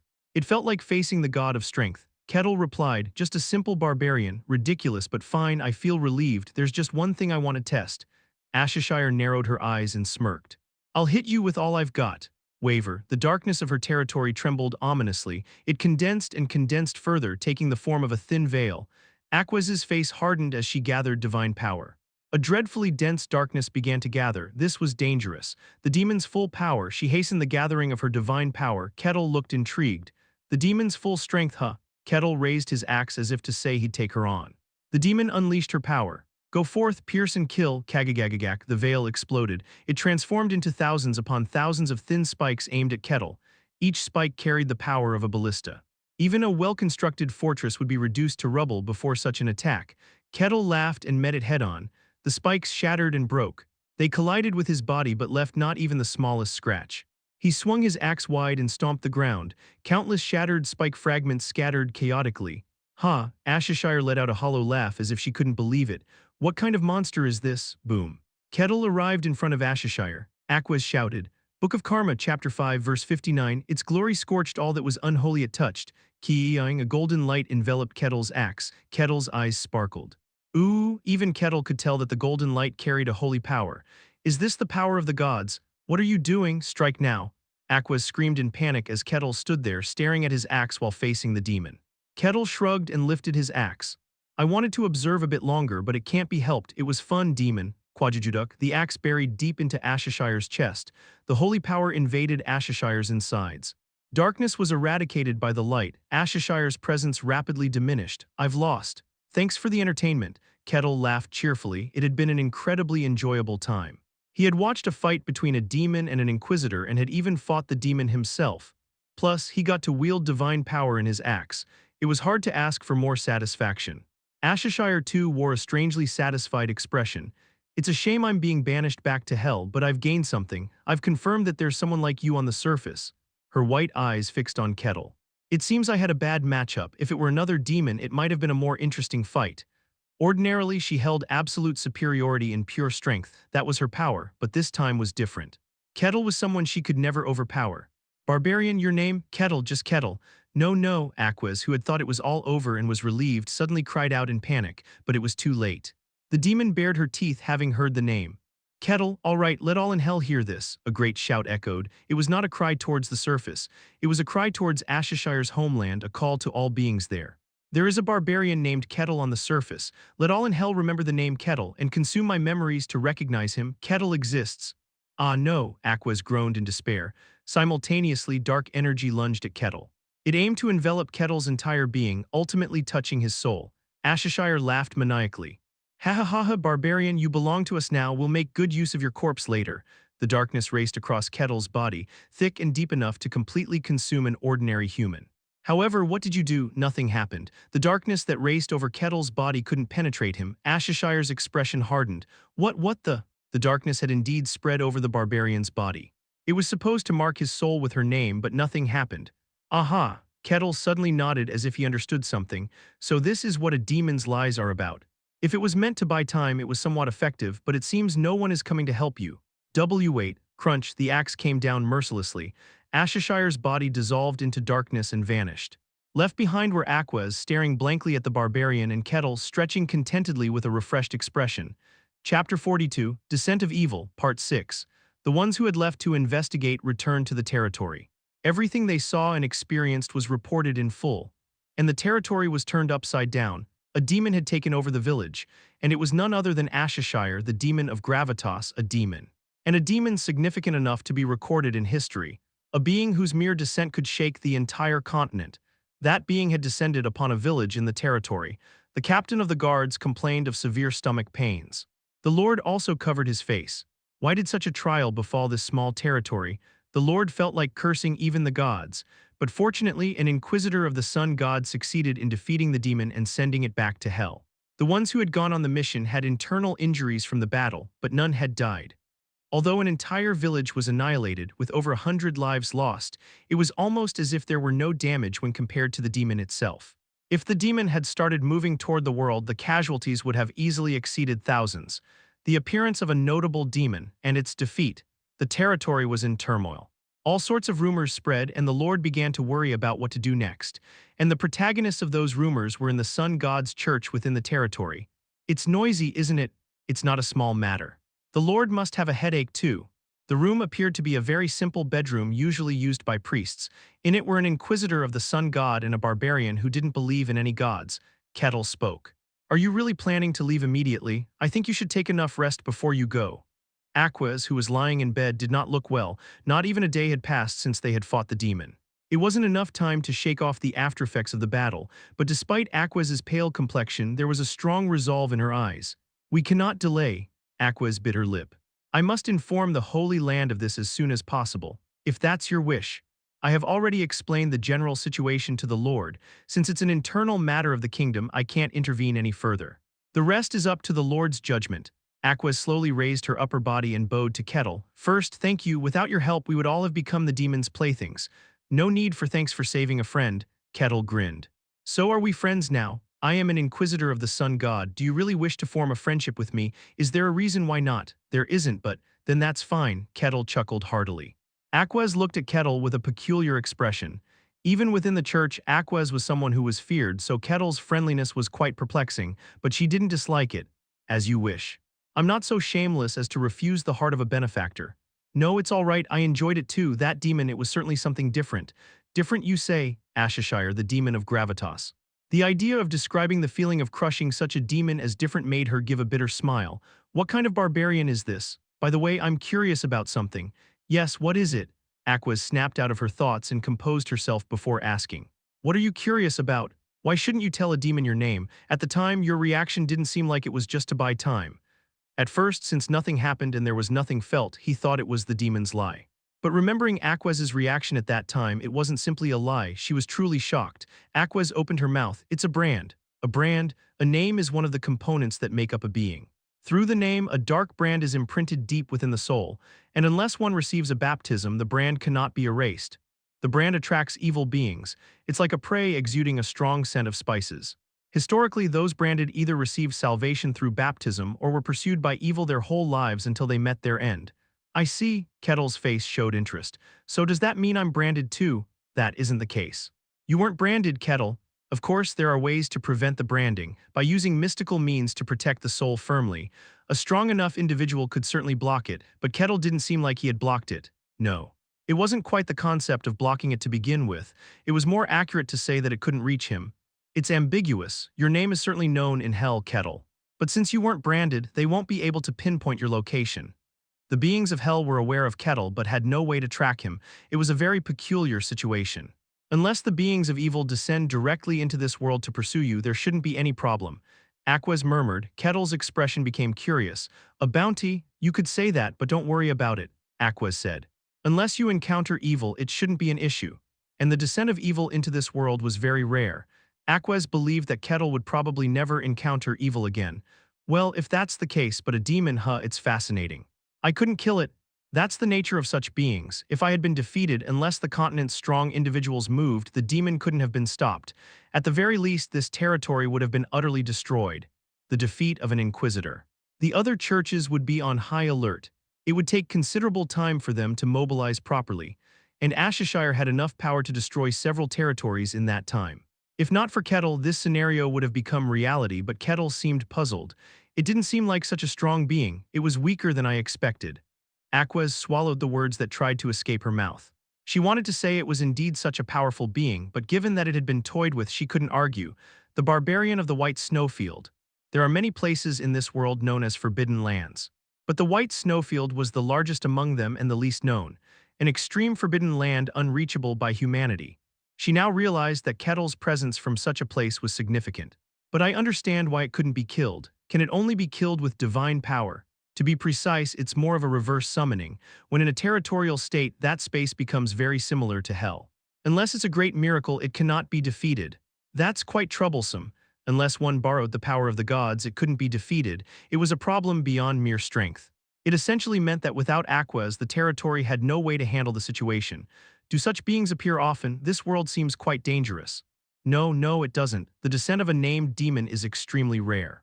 Especially one in a territorial state. Creating a territory requires many sacrifices and a long period of preparation.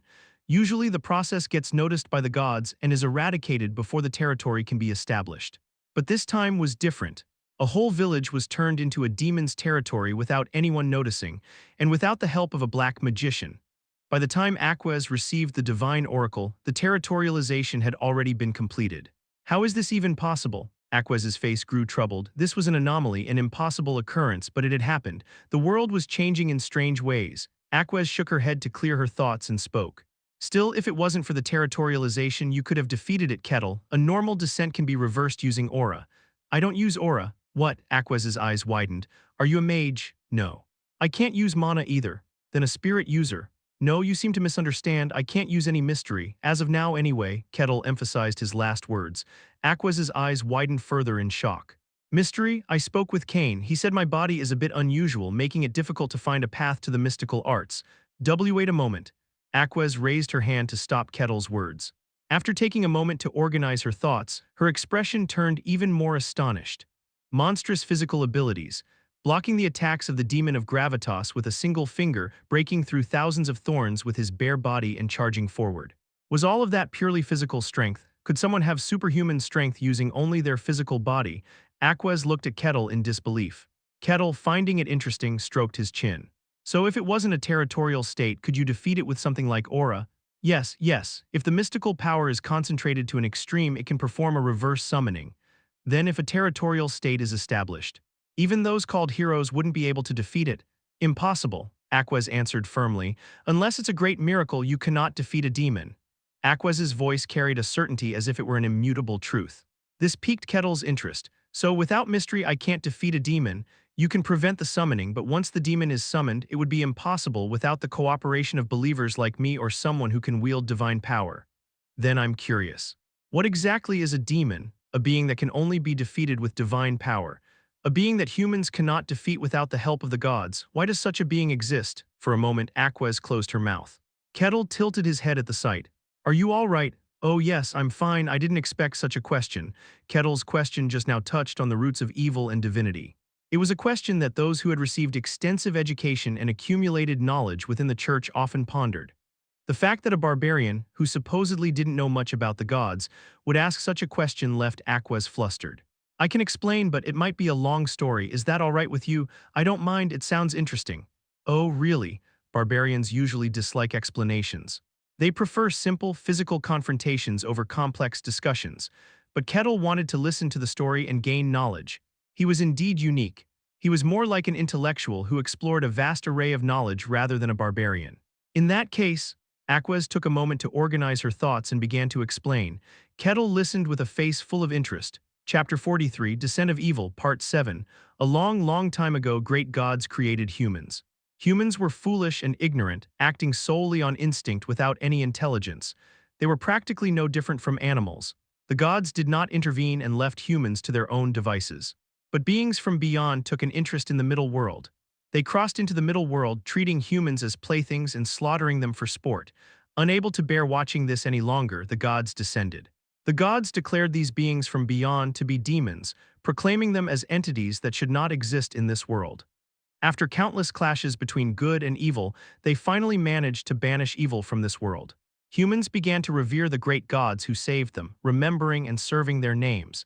Those who did so formed religious orders. Under the guidance of the gods, humans made tremendous advancements. Time passed and now we are in the present. Kettle stroked his chin, seemingly intrigued. Aquez couldn't help but be surprised. The story she was telling was a very old myth.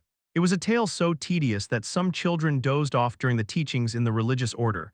But Kettle listened intently, his face full of interest. Slightly moved by his attitude, Aquez continued speaking. The demons were banished from the middle world. The Great Ones erected a barrier, denying demons the ability to remain in the middle world. But the passage had already been opened.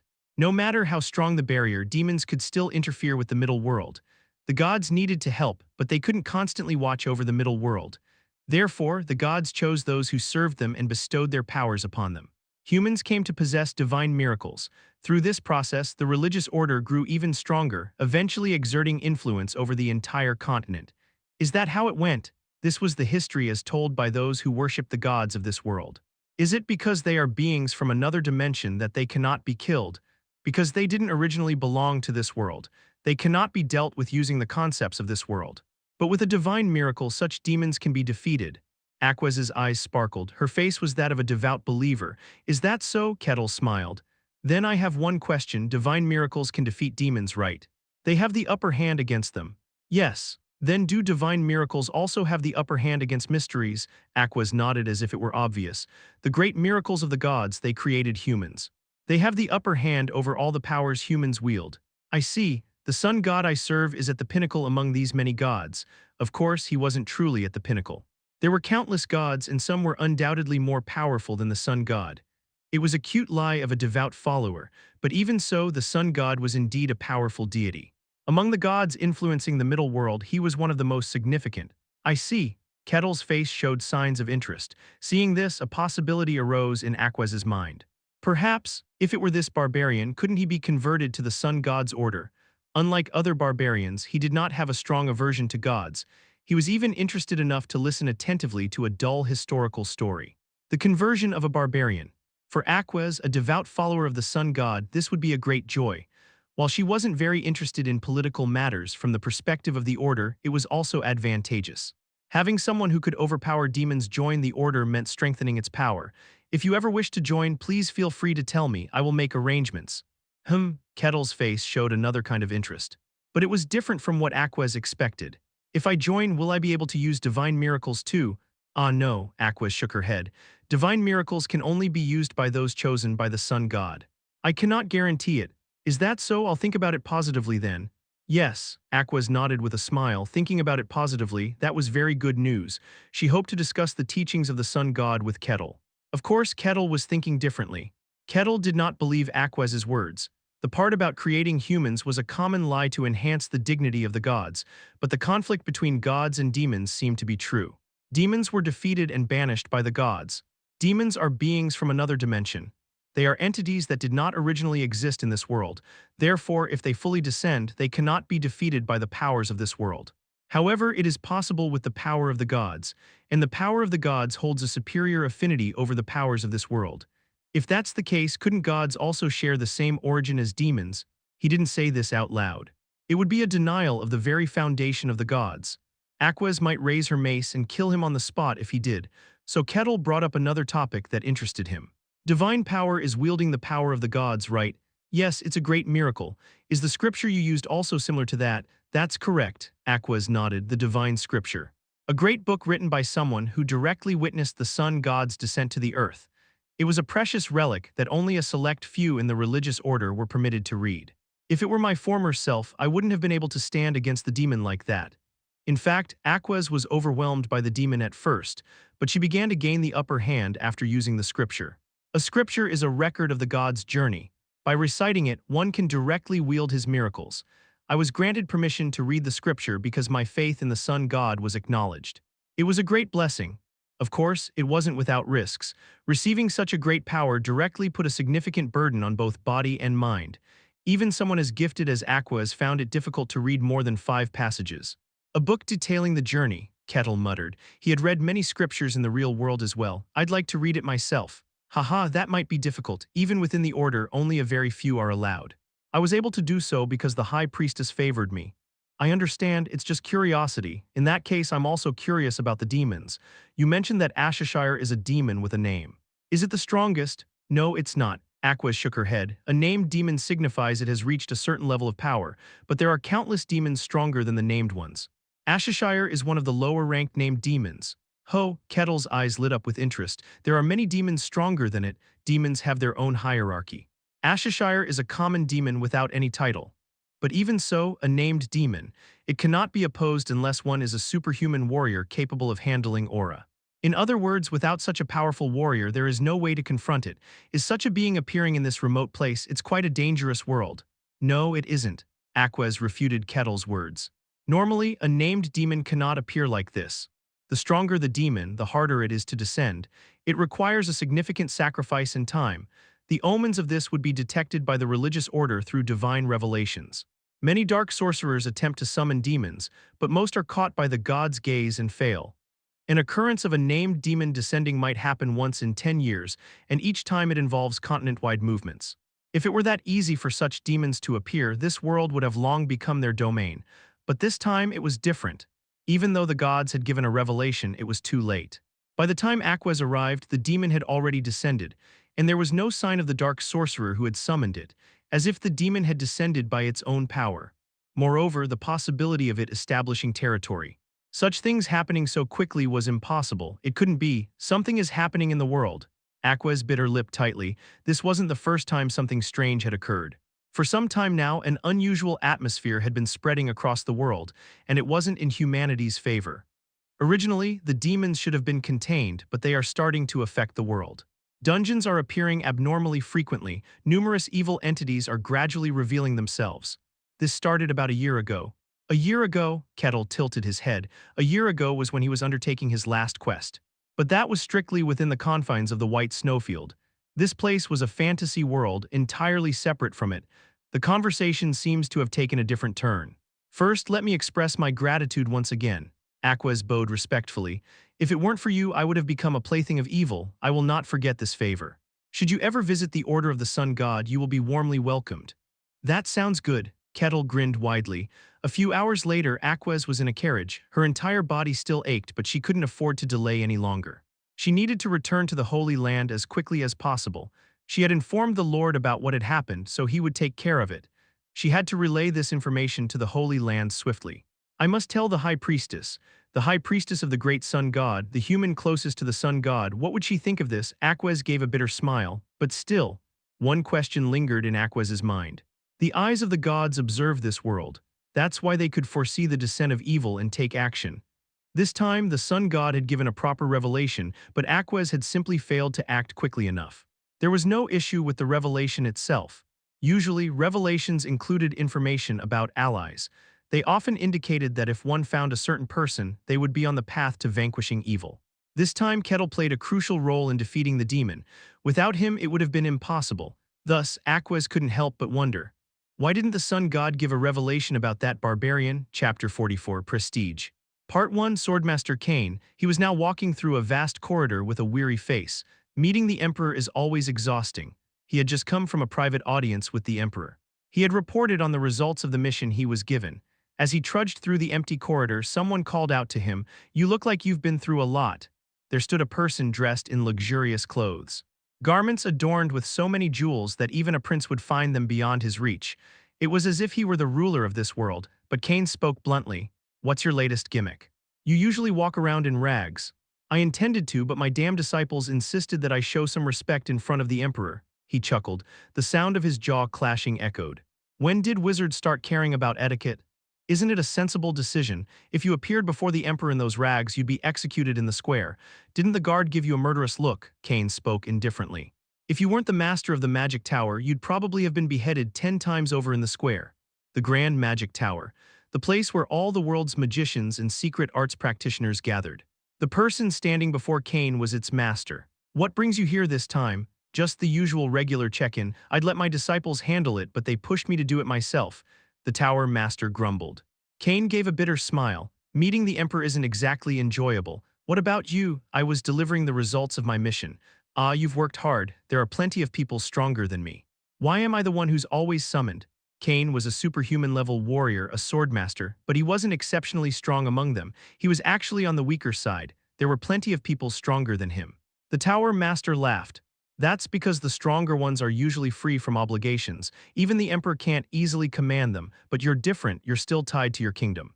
You've given up family, love, and life, but not your loyalty to your country."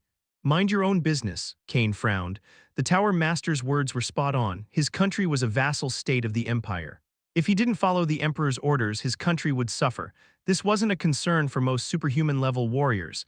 They had no loyalty or patriotism, but not Kane. He had given up everything, but he couldn't abandon his patriotism for his birthplace. That's why the Emperor used him without hesitation. "Damn, this old man was always a nuisance," Kane grumbled.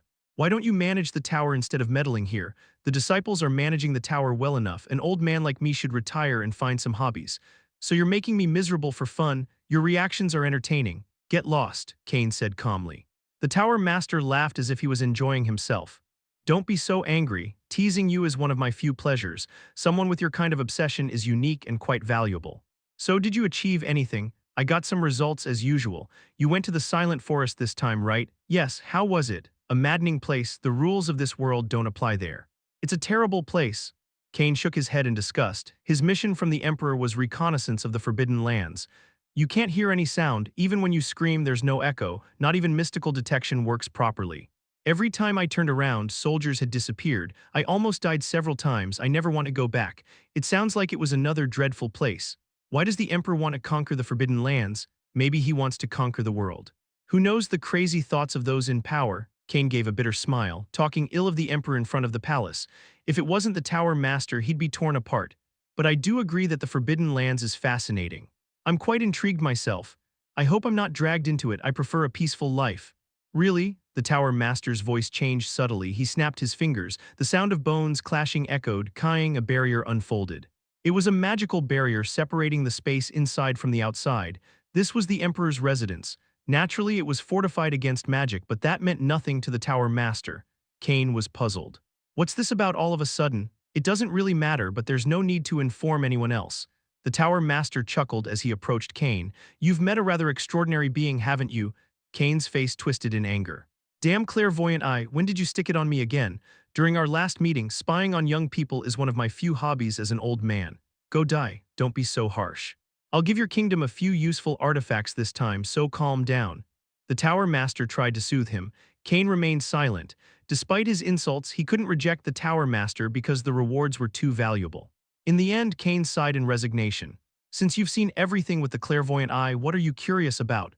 "I'm curious about your impression, the Barbarian of the White Snowfield." I thought they were only in old legends. It's not certain yet, it could be false. The Tower Master laughed quietly.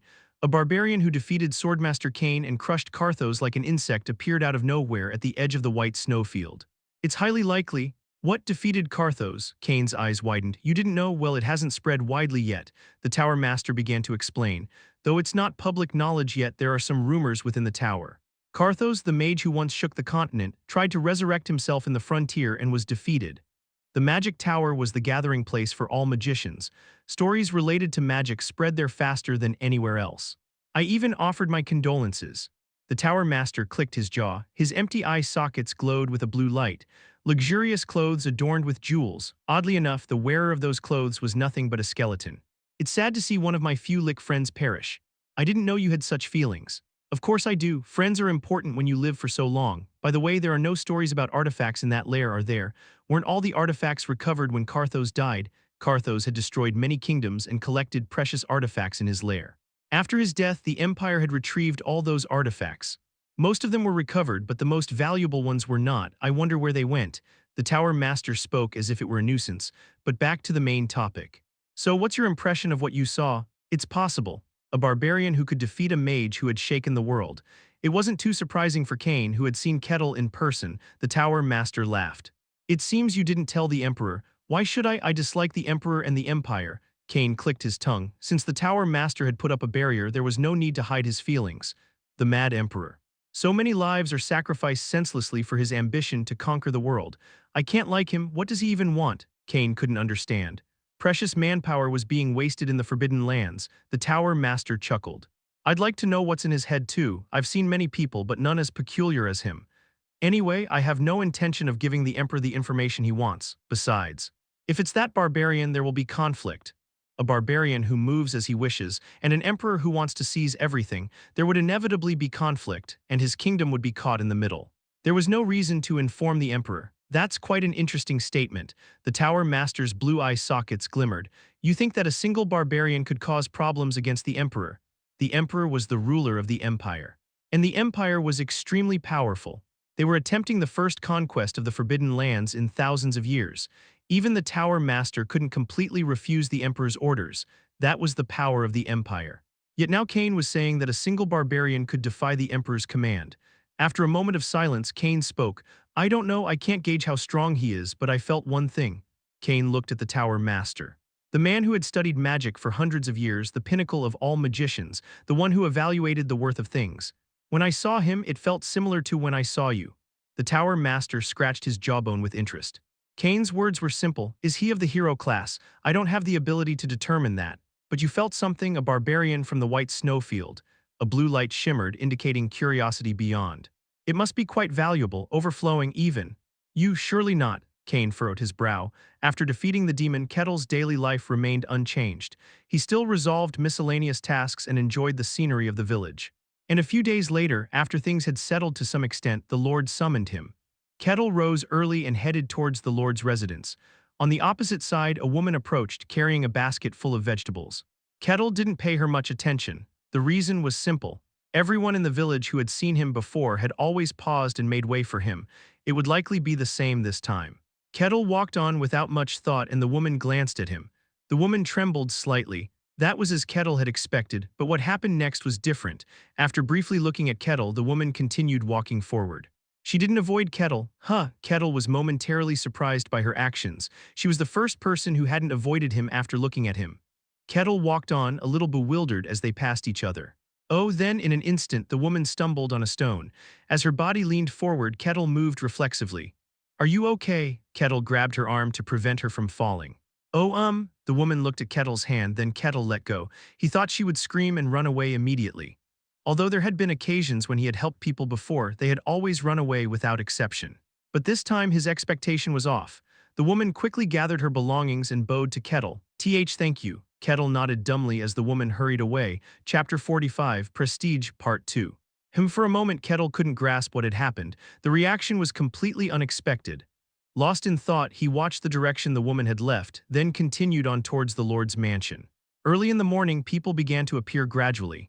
They glanced at Kettle. Previously, in such situations, the people of the territory would either shy away, trembling, or avoid eye contact. but this time was a bit different. There were still those who trembled and averted their gaze, but the meaning behind it was quite different. The fear in the eyes looking at Kettle was not as prominent as before. Of course there was still fear, but there was more curiosity and interest. "Is that him? It seems so," whispers exchanged among themselves. They tried to keep it quiet, but it didn't matter much to Kettle. "That barbarian is the nemesis of demons, the one who protected Lord Aquez. What's going on?" The whispers Kettle heard were vastly different from what he had heard before. He couldn't understand what had happened at all. Perplexed, Kettle entered the Lord's mansion. It was the same inside the mansion. The maid who saw him screamed and gasped, but soon calmly guided him. It was a completely different attitude from before, when she had trembled and guided him with a pale face. Kettle met with the Lord, who was waiting in the reception room. "I've heard about your situation from Lord Aquez," the Lord spoke up. Aquez had conveyed everything to the Lord before leaving. The Lord nodded respectfully. "I was told that if it weren't for you, we might have been defeated. If that had happened, this territory would have been doomed. Once again, I express my gratitude. I don't want to see people dying because of me. I just did what was necessary," Kettle replied calmly. The Lord, upon hearing his answer, looked at Kettle with a subtle expression. "Are you feeling okay? I heard the demon tried to brand you. It's not much of a problem. I didn't even understand what the branding was about." "Is that so?" The Lord made a slightly uneasy expression. "Ashishire, a demon with a name recorded in history." Upon hearing that such a demon had appeared before Aquez, the Lord jumped up from the sofa. At first he resented it. Why did such trials keep happening in this small territory? And then, upon hearing that Kettle had single-handedly defeated such a demon, he felt relieved. "I knew he was strong, but..." Toying with Ashishire, who had defeated Aquez as if it were a toy. Ignoring the demon's branding without any countermeasures. How strong could he possibly be? Although the Lord knew that Kettle was powerful because a superhuman Cain was right next to him, this was beyond his imagination. But something seems to have changed around here. "Around here, the people of the territory, I see," the Lord nodded as if he understood. "Rumors about you have spread. The revived guards and mercenaries were making a fuss. That a demon with a name had descended upon the village, that they had engaged in a battle for their lives. They couldn't just quietly sit there, even though they were lifelong companions. During the Carthos incident, there were fewer than 10 people, so they could somehow cover it up, but this time there were too many people. Above all, since one village was destroyed, they couldn't hide it." The Lord also expected rumors to spread, but there was one aspect that was different from his expectations. Those who went with Kettle had fainted during the battle, the clash of divine and demonic forces. Those who couldn't handle mysticism couldn't possibly endure it. Most of them had fainted before Aquez could even use the scriptures. And those who remained conscious, except for one during Kettle and Ashishire's clash, had all fainted. By the time they regained consciousness, everything was already over, so they could only speculate, and naturally they came to one conclusion. The last thing they saw was Ashishire's defeat, and Kettle's battle, people thought. Aquez had lost to Ashishire, but it wasn't a true defeat. She had one last move. And Kettle had bought time for that last move, and in the end, Aquez had exerted her strength and lent the power of the gods to Kettle. With that borrowed power, Kettle defeated Ashishire. Such rumors were spreading throughout the territory. Kettle stroked his chin as if he found it interesting. "So it spread that much. I'm sorry. I tried to correct it, but too many rumors had already spread and started to distort. Once it gets to that point, no matter what we say from this side, it won't be accepted, so we couldn't touch it. And above all, we needed to hear your opinion first." From Kettle's perspective, it was almost as if his rightful reputation had been usurped. He didn't just endure until Aquez gathered her strength. He overwhelmed the demon alone, and Aquez only contributed a little to the final blow. However, Kettle didn't pay much attention to it. "It doesn't matter. If that's what people believe, then it must be the truth." "Thank you," the Lord breathed a sigh of relief. He knew that Kettle didn't care much about reputation, but this was different. One who single-handedly overwhelmed a demon, the value of such reputation transcended imagination. If it were to change to just barely enduring, even if one didn't care about reputation, it could cause annoyance. Kettle spoke up. "So am I now known as the nemesis of demons?" "Yes. Rumors have already spread in the territory recognizing you as the nemesis of demons." "A reputation, huh?" Kettle scratched his chin. Honestly, he didn't care much about reputation. What he wanted was simply his enjoyment. He didn't care about anything else, but "so people aren't afraid of me anymore." "I don't know the details, but probably." Of course, they wouldn't come too close. Even so, it was inevitable that there would be instinctual fear. But now the people of the territory wouldn't run away when they saw Kettle. "Reputation, huh?" Kettle murmured. Having finished the conversation, Kettle left the estate. Quite some time had passed, and there were quite a few people on the streets. They flinched when they saw Kettle, some even unconsciously stepped back, but that was all. There was no one trying to flee like before. Now that he knew the details, it was clearer what was in their eyes. They saw him not as a monster but as a hero or a great figure. Interesting, Kettle murmured. He had been rejected by people until now. Whatever he did, they were afraid, terrified, and screamed. Maybe it was because of his appearance. It didn't feel good. No, honestly, it was sad. He wanted to enjoy his fantasy, to live with them, but being rejected didn't feel good at all. Still, he thought that if he lived here diligently, he would eventually be recognized and slowly approach them with various requests. But something that would take such a long time to achieve was resolved in just one battle. Is this what reputation is? The way people looked at him had clearly changed. He had barely faced a single demon, yet his reputation had changed so drastically. It felt really good. Yeah, his appearance wasn't the only problem. Come to think of it, it's obvious. This is a fantasy world. In terms of historical background, it's the medieval period. Moreover, it was a remote territory, and the more rural it was, the stronger the hostility towards outsiders. Even in the modern era, if an outsider comes to a rural area, they won't even share words. If that's the case in the developed modern era, let alone the medieval period. In the first place, if you couldn't clear the dungeon, you couldn't even enter the territory. It's not because he's a barbarian. It wasn't because of his large stature. It wasn't because people felt intimidated by him. It was because he was an outsider. Of course, there might be some aversion towards barbarians, but the fact that he was an outsider would outweigh it. Isn't that right? If he was feared because he was a barbarian, then simply enduring instead of defeating a demon wouldn't have changed people's reactions so drastically. It was because people recognized that he had worked for the territory, that he had made an effort for it, that he gained this recognition. Naturally, it was an incorrect judgment. Contrary to Kettle's speculation, the stature of a demon with a name is not insignificant. To withstand such a presence was a great feat in itself. Moreover, Kettle protected the Inquisitor of the Sun God. The Sun God was currently one of the most influential churches in this world, and the Gehentra Kingdom was one of the many kingdoms that served the Sun God. Just by the presence of the Sun God's church in this small territory, it was evident. To have protected such an Inquisitor of the Sun God, naturally people's perceptions had to change. On the contrary, even achieving such a feat and still being the subject of fear proved the distance people maintained due to his barbarian status. But Kettle didn't know about such circumstances. He concluded that he was rejected not because of all the reasons, but simply because he was an outsider. Great. He would continue to act as he does now. Kettle moved on with a cheerful smile. He arrived at the Guildhall. The Guildhall hadn't changed much from before. Strictly speaking, from the perspective of the Guildhall, there hadn't been any major incidents. The departing mercenaries all returned unharmed. Apart from passing on the appearance of the demon to the upper echelons, there wasn't much to do, and Rosa gave Kettle another piece of good news. Oh, Kettle. Your rank has been upgraded this time. You're now rank C. Oh, Kettle's eyes widened. C rank, I've been promoted to the second rank. Why is that? Well, because you've done a commendable job. He confronted a demon alongside the Inquisitor of the Sun God.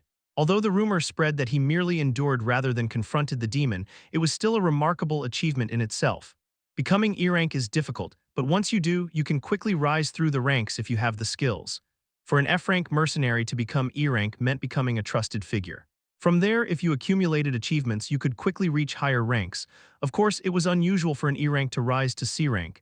As far as she knew, it hadn't happened in the last 10 years. Great, Kettle smiled. It was good news for him regardless. After Rosa smiled briefly, she began to explain.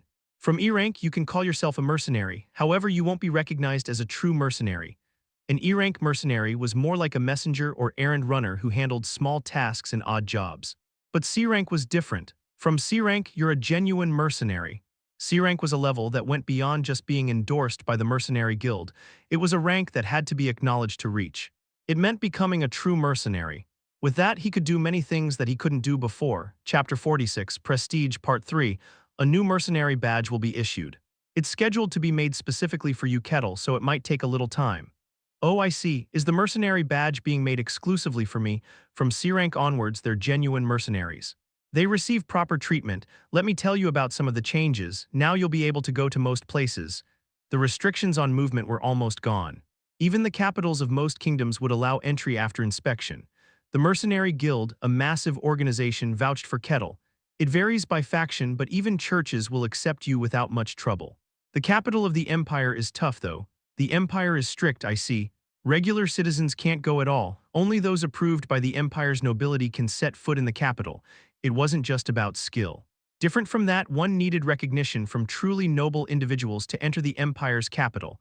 Rosa lowered her voice as if speaking of something dangerous. To be honest, no one really knows what's in the Empire's capital. Only ominous rumors circulate.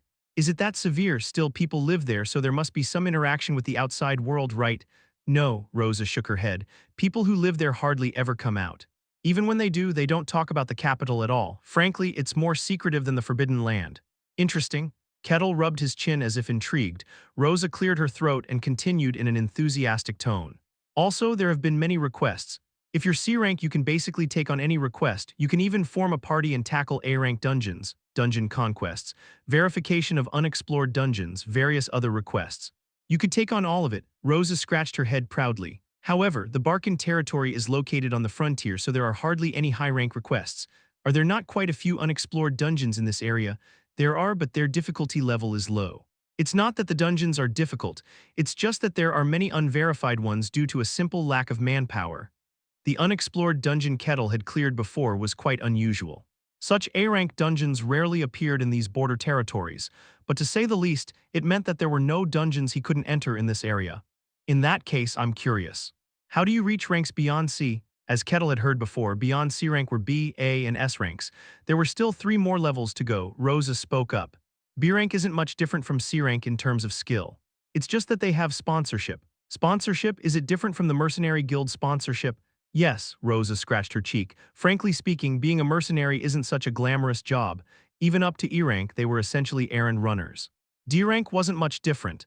If an E rank accumulated enough experience over time, they could reach D rank. C rank was a real mercenary recognized by the guild. But even so, due to the nature of mercenaries, there were also those whose identities were uncertain. Even if they proved their skills, they couldn't gain the recognition of nobles or factions. Yet among mercenaries, there were those who built trust and gained recognition from such factions or nobles. Those were the ones who became B rank. I see, Kettle nodded understandingly. It's like a double sieve. Yes. Unlike C rank, B rank can receive requests related to factions or nobles.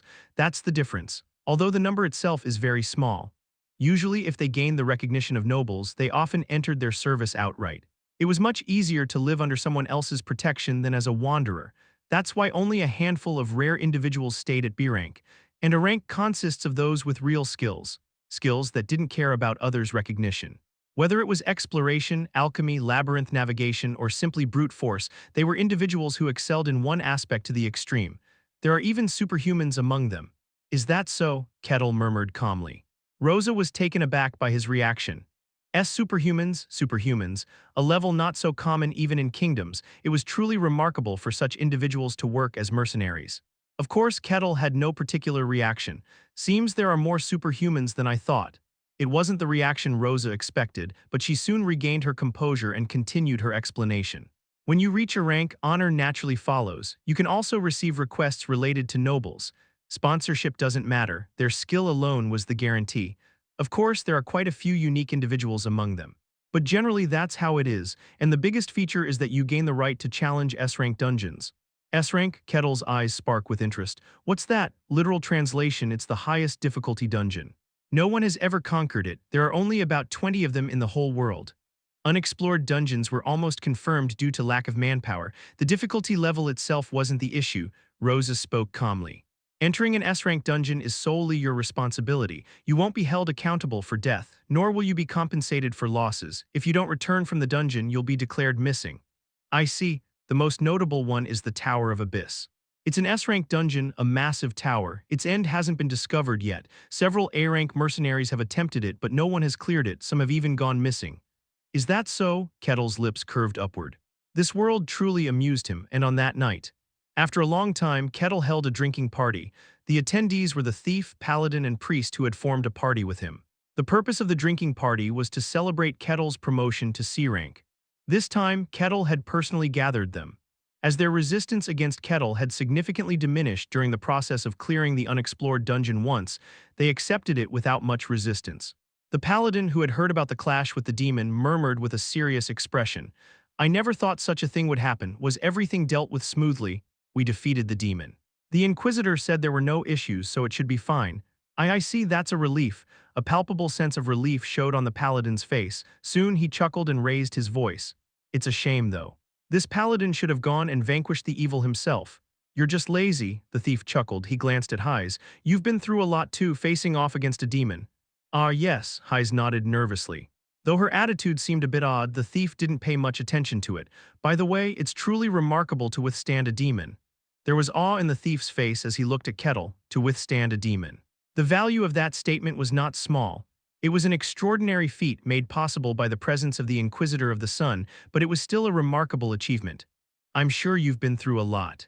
Facing off against a demon with a name. It was nothing, it was something I had to do. Anyway, the Inquisitor of the Sun is indeed powerful to defeat a demon with a name, the thief murmured with awe. Though he heard of the Inquisitor's fame before, even facing a powerful being with a name, it was still remarkable. It was indeed the Inquisitor of the Sun. The paladin also nodded, and Heise screamed inwardly. No, as everyone fainted. She didn't faint, she watched Kettle's fight with the demon until the end. Because of that, she could tell what level of strength Kettle possessed. Ashashire, the demon with a name. Even though there were hostages, even Aquez, the youngest Inquisitor, couldn't resist her and was defeated by her overwhelming power. And against such Ashashire, Kettle brought her down.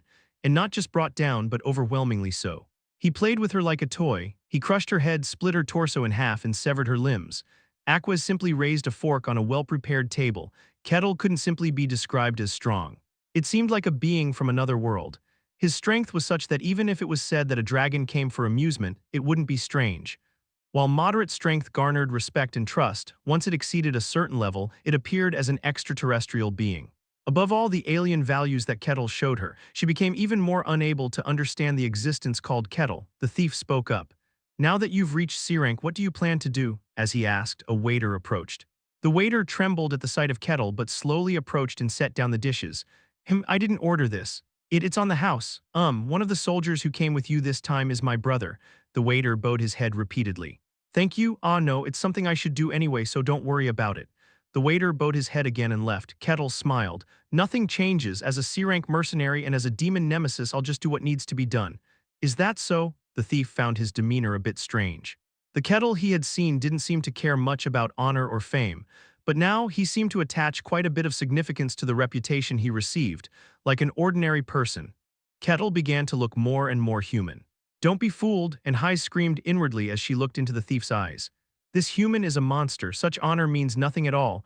With just the will, he could destroy the entire kingdom. All of this is an act. No one knows the true intentions of this being. She was the only one who knew that fact, but she couldn't say it. It felt suffocating, like she would die.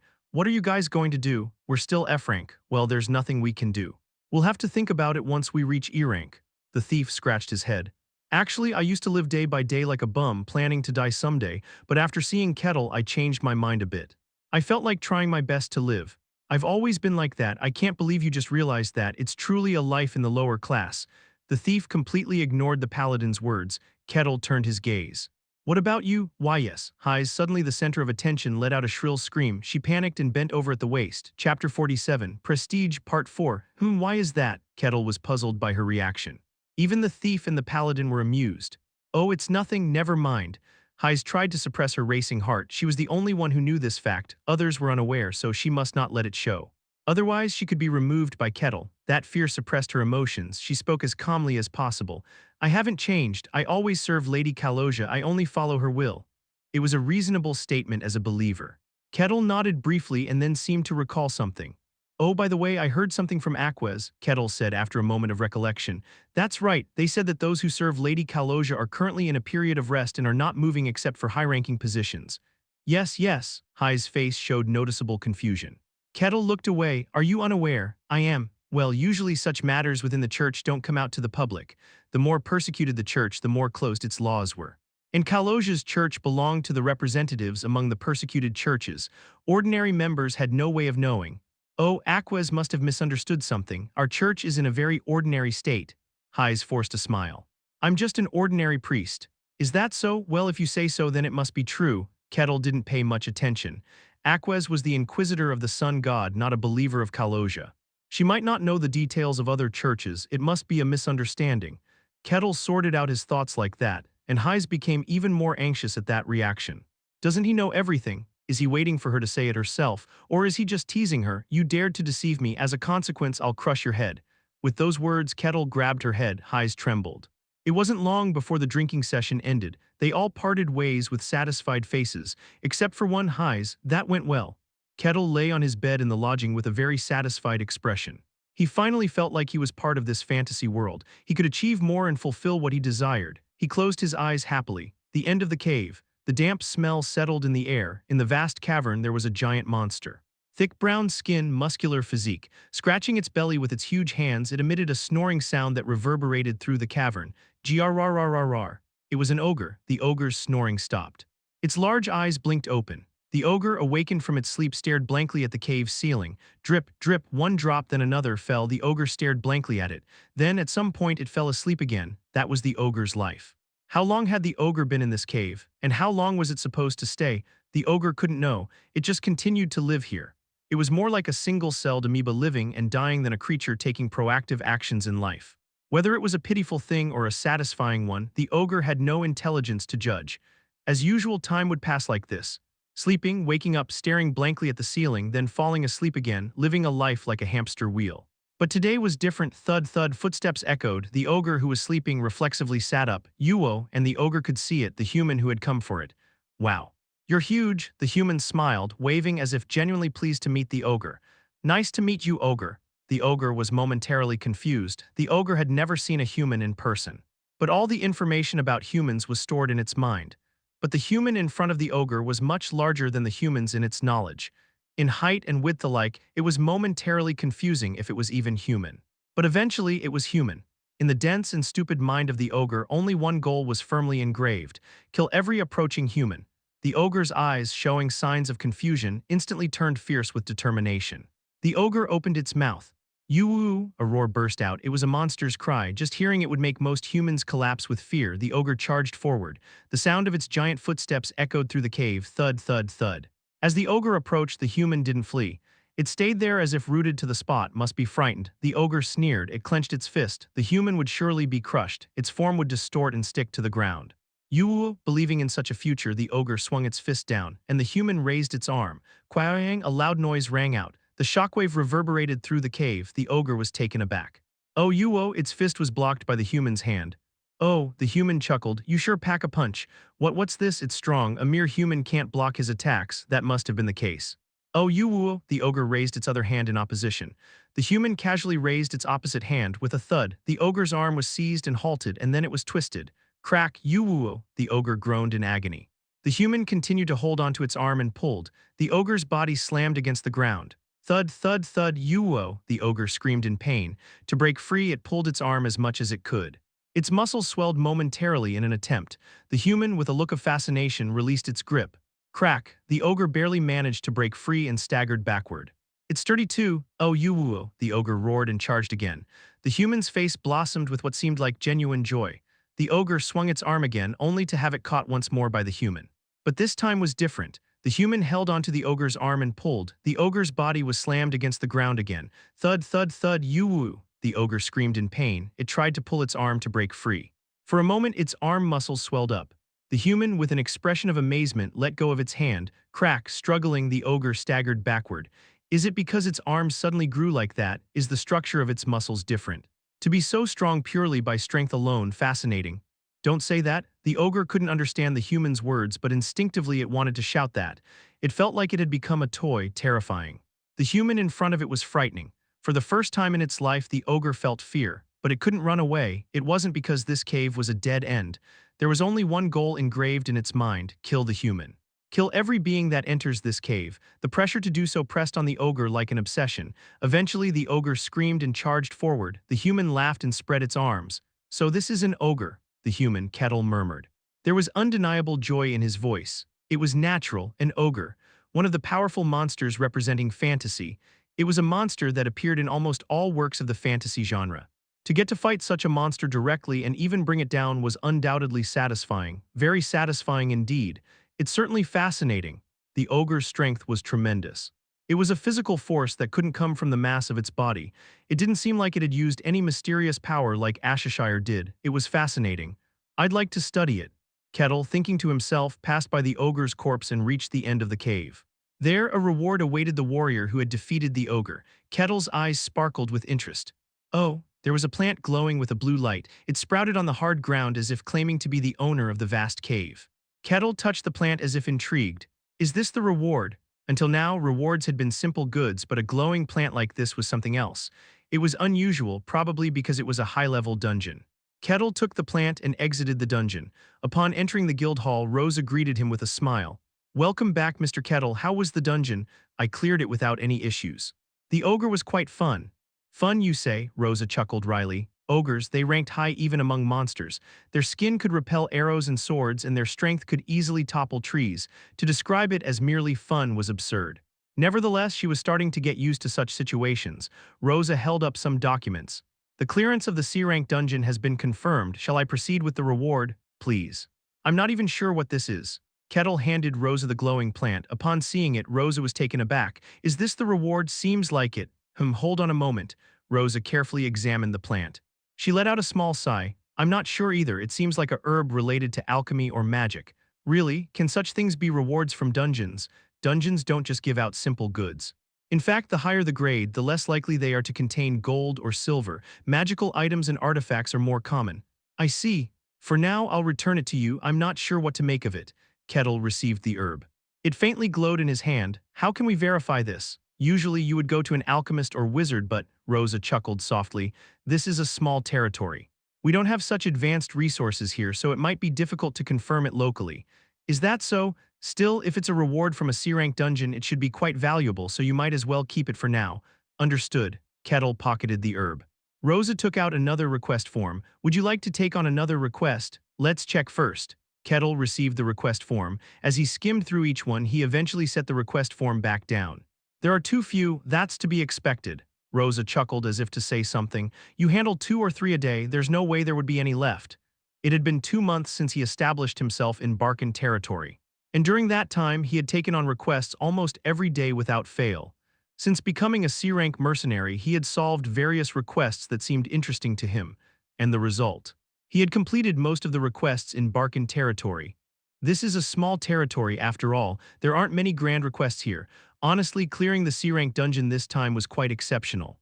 Most of the time, it's not higher than D-rank. Dungeons appear where people gather. And the more people, the more dungeons of higher grades appear. In other words, there were limits to the dungeons that could appear in remote territories like Barbarian territory. The Ogre dungeon this time and the Maze dungeon that appeared before were quite unusual. Even living a modest life can be enjoyable. You have plenty of leisure time now, so why not live leisurely? "I won't deny that." Kettle stroked his chin. He loved fantasy. This territory had truly delighted him for the past month, but all he could do here was deal with the basic elements of fantasy.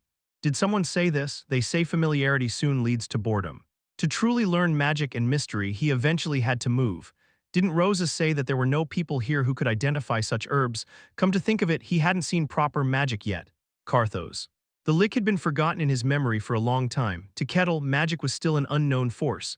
"For now, as you said, perhaps I'll enjoy a bit of leisure. But what next? It's troubling. It would be nice if something changed." Kettle muttered to himself. Chapter 48. The Princess and the Escort, Part 1. That night, after all the requests were processed and the guild hall was about to close its doors, the receptionists were chatting and organizing their day's work. And then, creak, the door opened. The receptionists turned their gazes. There stood a figure in a black robe, obscuring even their face. The receptionists stopped in their tracks. The robed figure slowly approached Rosa. Rosa tensed momentarily. An unknown person. A strange atmosphere lingered just as she was about to quickly reach for the emergency bell under the table. "I have a request," the old man's voice echoed. Upon hearing it, Rosa realized. This was someone of noble status. The nobles and commoners had distinct ways of speaking. At least it wasn't a commoner's tone. Rosa withdrew her hand from the bell, but there was something peculiar. The robe was understandable for concealing one's identity when making a request. It was common for nobles to hide their status to assign certain tasks discreetly. However, even in such cases, there was an unmistakable elegance, but the old man in front of her did not possess that. His attire was quite worn out. The robe was torn and dirty in places. He resembled more of a beggar than a noble. "What is your request?" "An escort, 2 people, myself and a young lady." 2 people, understood. "And the destination?" "The capital of the Denaian kingdom." Upon hearing this, Rosa was taken aback once again. To request an escort from here, the Barbarian territory, all the way to the Denaian kingdom, it was highly unusual. There were several territories between the Denaian kingdom and here. There was no reason to entrust such a task to a remote territory like this. I understand for now. But we need to verify your identity. I have it here. The old man took out a token from within his robe. Upon inspecting it, Rosa's eyes widened. The token displayed a complex design of a sword and shield, a highly coveted ornament issued by the Mercenary Guild. It was given only to trusted individuals, signifying its rarity. Identity confirmed. Now let's proceed with the payment. The old man took out a small gold coin from his pocket. After Rosa conducted a brief verification process, she returned with the confirmation. Confirmed, it's pure gold. This should suffice for one person. What? The old man was surprised. Is it only enough for one person? It's an escort request. Hiring one person to guard and accompany them was not without risks. It was different from simply clearing a dungeon or two, hence the cost of such a request was higher. Moreover, traveling to the Denayan kingdom means considerable distance. It could take up to a month, and therefore it's much more expensive than a regular request. The old man couldn't argue with that. He cautiously spoke. That's true, but can't we make it work for 2 people at least? It's possible, but the quality of the mercenary would suffer. Is that acceptable? For an escort request, you would want someone reliable. A reliable person would at least be ranked D in terms of mercenary grades. Accepting someone mediocre wasn't an option. The old man nodded. I'll trust in your capabilities. Then one person is the right fit. Still, if there's any way. What's with him? Why is he so insistent? Rosa was puzzled. Initially, she felt startled and somewhat scared, but as they conversed, those feelings dissipated. The old man seemed desperate. He lacked the composure or leisureliness typical of those of noble birth. It was as if he was being chased by something. It's difficult to find mercenaries for an escort in these remote territories. 2 people would be even harder. I'll do my best to find someone, but it's challenging. All right. Please do your best. Realizing that further discussion would be futile, the old man lowered his head and left in a huff. The door closed with a creak. Rosa looked at the gold coin received as payment. It was of considerable purity. Though small, it emitted a distinct golden hue, and the edges of the coin were sharpened as if it didn't want to reveal its true nature. What a hassle, Rosa murmured. The old man exited the guild hall. The world had already darkened, making it impossible to see even a step ahead. The old man cautiously moved through the darkness, as if something was chasing him, looking around as he advanced. And then he entered a very shabby place, akin to a stable. In the Barcan territory, there were 2 types of accommodations available. One was a regular inn where travelers stayed, frequented by mercenaries who had gained some reputation. The other was more like a stable than an inn, where those who struggled to make ends meet stayed, living in difficult conditions. The old man entered such a place and knocked on the door of a room. Who is it? A female voice with a hint of mysticism resonated. The old man spoke. Your faithful servant. Click, the door opened. There stood a woman. Her golden hair shimmered brightly. Her eyes in the wall's blue light sparkled. She was a beautiful woman, however, even that radiance was marred by dirt and roughness. Her attire was ragged, diminishing her beauty. With an anxious expression, the woman asked, What happened? It's been accepted. That's a relief. How many can we accommodate? Only one person. Just one person. The woman pursed her lips anxiously. The old man lowered his head. I apologize, we don't have enough money. It's unavoidable. I'm truly sorry. To have you stay in such a dismal place. With this money, you could stay in a more comfortable place. The old man's face contorted with emotion as he spoke. The woman shook her head. It can't be helped. As long as we have a roof over our heads, what we need is certainty. If it's from the Mercenary Guild, it guarantees trustworthiness. I'm sorry, if only I hadn't been so naive and been scammed. Don't blame yourself, it's unavoidable. Even if I had intervened, it wouldn't have been different. Sigh, the old man sighed. The woman, caught up in emotions, sniffled. Both overwhelmed with emotions, they shed tears. Quiet, thud. At that moment, a banging sound on the wall was heard. An annoyed voice echoed. Startled, the woman and the old man suppressed their tears. How long do you think it will take? In a whispering tone, the lady asked the old man. She received a similar whisper in response. I don't know. Finding someone trustworthy will take some time. Is that so? Well, we'll have to wait for now. The woman tidied up her bedding. It was more like straw woven into a mat than a proper bed. Let's rest for now, it's late at night. Further conversation would be a disturbance to the guest next door as well. You've worked hard, Aaron. No, the old man Aaron lay down slowly on the straw mat with a regretful expression, and days passed. During that time, the old man visited the guild hall late at night every day, but each time Rosa shook her head. No one has been found. Oh, still, this is a remote territory. It's challenging to find skilled mercenaries here. It's better to wait patiently with peace of mind. Is that so? Aaron returned dejectedly without much argument. He entered the room with a heavy heart. The woman with an expectant face asked, What happened? Aaron shook his head heavily. The woman's expression fell. Again, yes, it's troublesome. Our food supplies are running low. We've been trying to reduce the portions, but we're now at rock bottom. What about the reserves? It's for travel expenses to the Denayan kingdom. There's no choice. We'll have to go hungry for a while. It's just a minor inconvenience in terms of food. The woman smiled wryly. Aaron grimaced in misery. It's my fault for being incompetent, causing you to suffer like this. It's not your fault, she sniffled again. The sound of crying was heard, thunk, and again the wall was banged on. Aaron and the woman, startled, suppressed their tears. Aaron bit his lip. As if he had made a decision, he spoke in a soft voice, talking to the lord of this place about our situation. No, we can't, the woman rejected immediately. No one can be trusted here. Even seeking protection is quite risky. We can't take any more risks. The woman looked at Aaron. Remember, Aaron, why did we abandon our kingdom and flee? The woman bit her lip. We couldn't even tell who our allies and enemies were. In fact, it's been quite some time and we haven't heard any rumors, even after you and I fled. I'm sorry, I've become weak-hearted. Aaron nodded with a determined face. If it's the Denayan kingdom, it should be fine, right? The king there made a pact when the princess was born. The Denayan kingdom is a powerful nation. You can trust them. They will protect you. Perhaps they might even help with revenge. Snap. The woman clicked her tongue. Her eyes flashed with intense anger. Aaron looked at her. Golden hair, eyes in the wall. Everyone in the kingdom praised her beauty. Everyone loved her. To achieve that, you must survive. Aline Mavliksai, our princess. If even you are swallowed up, our kingdom will truly perish. Aline nodded with a heavy face. But a mercenary, is it really okay? Mercenaries are generally rude and lacking in manners. She was royalty. She had never interacted with mercenaries before. She felt a bit scared as they would have to travel a long way together to the Denayan kingdom. To ease her anxiety, Aaron spoke with assurance. Don't worry, that's why we use the gold coins. They'll introduce us to someone trustworthy and reliable. Is that so? Yes, so don't worry, that's why it's taking so long. It will surely be someone reliable. Then I'm relieved. Aline relaxed her body. Mercenaries. Rude and lacking in manners, but in some fairy tales she had read they were romantic adventurers. Who will protect me? As a princess who didn't know much about the world, she harbored some romantic notions about mercenaries. I hope he looks like a handsome warrior. With a small hope, she closed her eyes. Chapter 49, The Princess and the Escort, Part 2. There's nothing to do. Kettle lay on the bed, scratching his stomach. He hadn't gone to the guild hall for the past few days because there were no more commissions to take on. He decided to enjoy some leisure time as Rosa had suggested since he had enough money. He toured the territory, saw a lot, and experienced a lot. But the territory wasn't very big. He had tasted all the food, read all the books in the library, and essentially enjoyed almost everything there was to enjoy.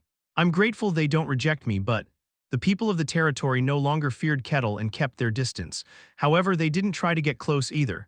This subtle distance meant Kettle couldn't get any closer. One of his dreams was to sit and drink with new acquaintances, but he was quite disappointed. In the end, there wasn't much for him to enjoy within that peculiar boundary. Have I become addicted to stimulation? Some people would love this extremely ordinary life, but Kettle was bored. He wanted more excitement, more fantasy. The White Snowfield was a dreadful place, but at least in that aspect it was overflowing with excitement. I wonder what those guys are doing. The barbaric and foolish barbarians of the White Snowfield, his comrades, they didn't keep their distance from Kettle. They genuinely shared their lives and survived the snowfield together. What were they doing now? They were probably living foolishly as always, but also enjoying themselves. I miss them. When Kettle thought about it that far, he hurriedly shook his head. No, that's crazy. Missing the White Snowfield, that's a mad thought. He never wanted to return to that dreadful place. Just because he longed for excitement didn't mean he should think about the White Snowfield. That was a barbaric thought. He needed to keep a civilized mindset. Kettle emptied his mind. But even so, there was still nothing to do. As Kettle lay there idly, a thought struck him. Come to think of it, is the quest over now? Since the moment he first became aware of himself in the White Snowfield, a quest window had always been by his side. At first, he thought he was dreaming when he saw the quest window. He wondered if he was having a lucid dream from yearning for fantasy so much. It wasn't a wrong thought since he had experienced such cases a few times. But the biting cold that froze his flesh and the monsters that appeared to devour him made it clear this was a harsh reality. The first quest was to survive for a week, wasn't it? After that, various quests appeared. For him, suddenly thrown into the bitter cold from modern society, they served as milestones. But since leaving the White Snowfield, no more quests appeared. Is it only in the White Snowfield? Those annoying quests that popped up incessantly were now quiet, which made him feel a bit bored. He never figured out their true nature, but they definitely helped him. Are they guides leading me into the fantasy world? He wasn't sure, but he was grateful. Thank you, system window. I will enjoy this world as you intended. Kettle got up from his seat. There should be something now. Kettle headed to the guild hall. He hadn't gone because the available commissions were all trivial things he had done before. Now that a few days had passed, something new must have appeared. You're here. Rosa greeted Kettle as always. Have you rested enough? I did rest, I'm just bored now. Is there any new commission? Let me show you. Rosa handed over the commission sheet. Kettle murmured as he scanned it. Nothing special, aren't there any new dungeons? Dungeons don't appear that easily. The occurrence of dungeons ranged from at least several months to years. It was natural. If dungeons appeared every few days, the surroundings of the territory would become a field of dungeons. In the end, there were no new commissions. The remaining ones were just errands from the territory's people. Kettle scanned the commissions to the end with a bored expression. And then he saw it. An escort commission? Oh, I forgot about that. Rosa scratched her head as if she had forgotten. What is an escort commission? It's exactly what it sounds like. You need to protect the client or goods to their destination. Kettle's eyes sparkled with interest. Is that all? For more detailed conditions, you need to take them to the guild hall at the destination. Is it impossible without a guild hall? No. If there's no guild hall, a guild manager will be waiting at the destination. You can confirm with them, Rosa continued speaking, and all the preparations for the journey to the destination must be done by the mercenary. A escort commission would take at least a few days. Naturally, during that time, many things would be needed, such as lodging, food, and clothing. The mercenary had to prepare all of that in advance. Of course, you'll also have to handle all the obstacles and interruptions you encounter on the way to the destination. It requires a lot of effort, but the pay is high.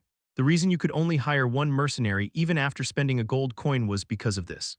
Not only did they have to be dragged along, but the mercenary also had to handle all the basic preparations, which required initial funding. And because of that, not just anyone could accept it.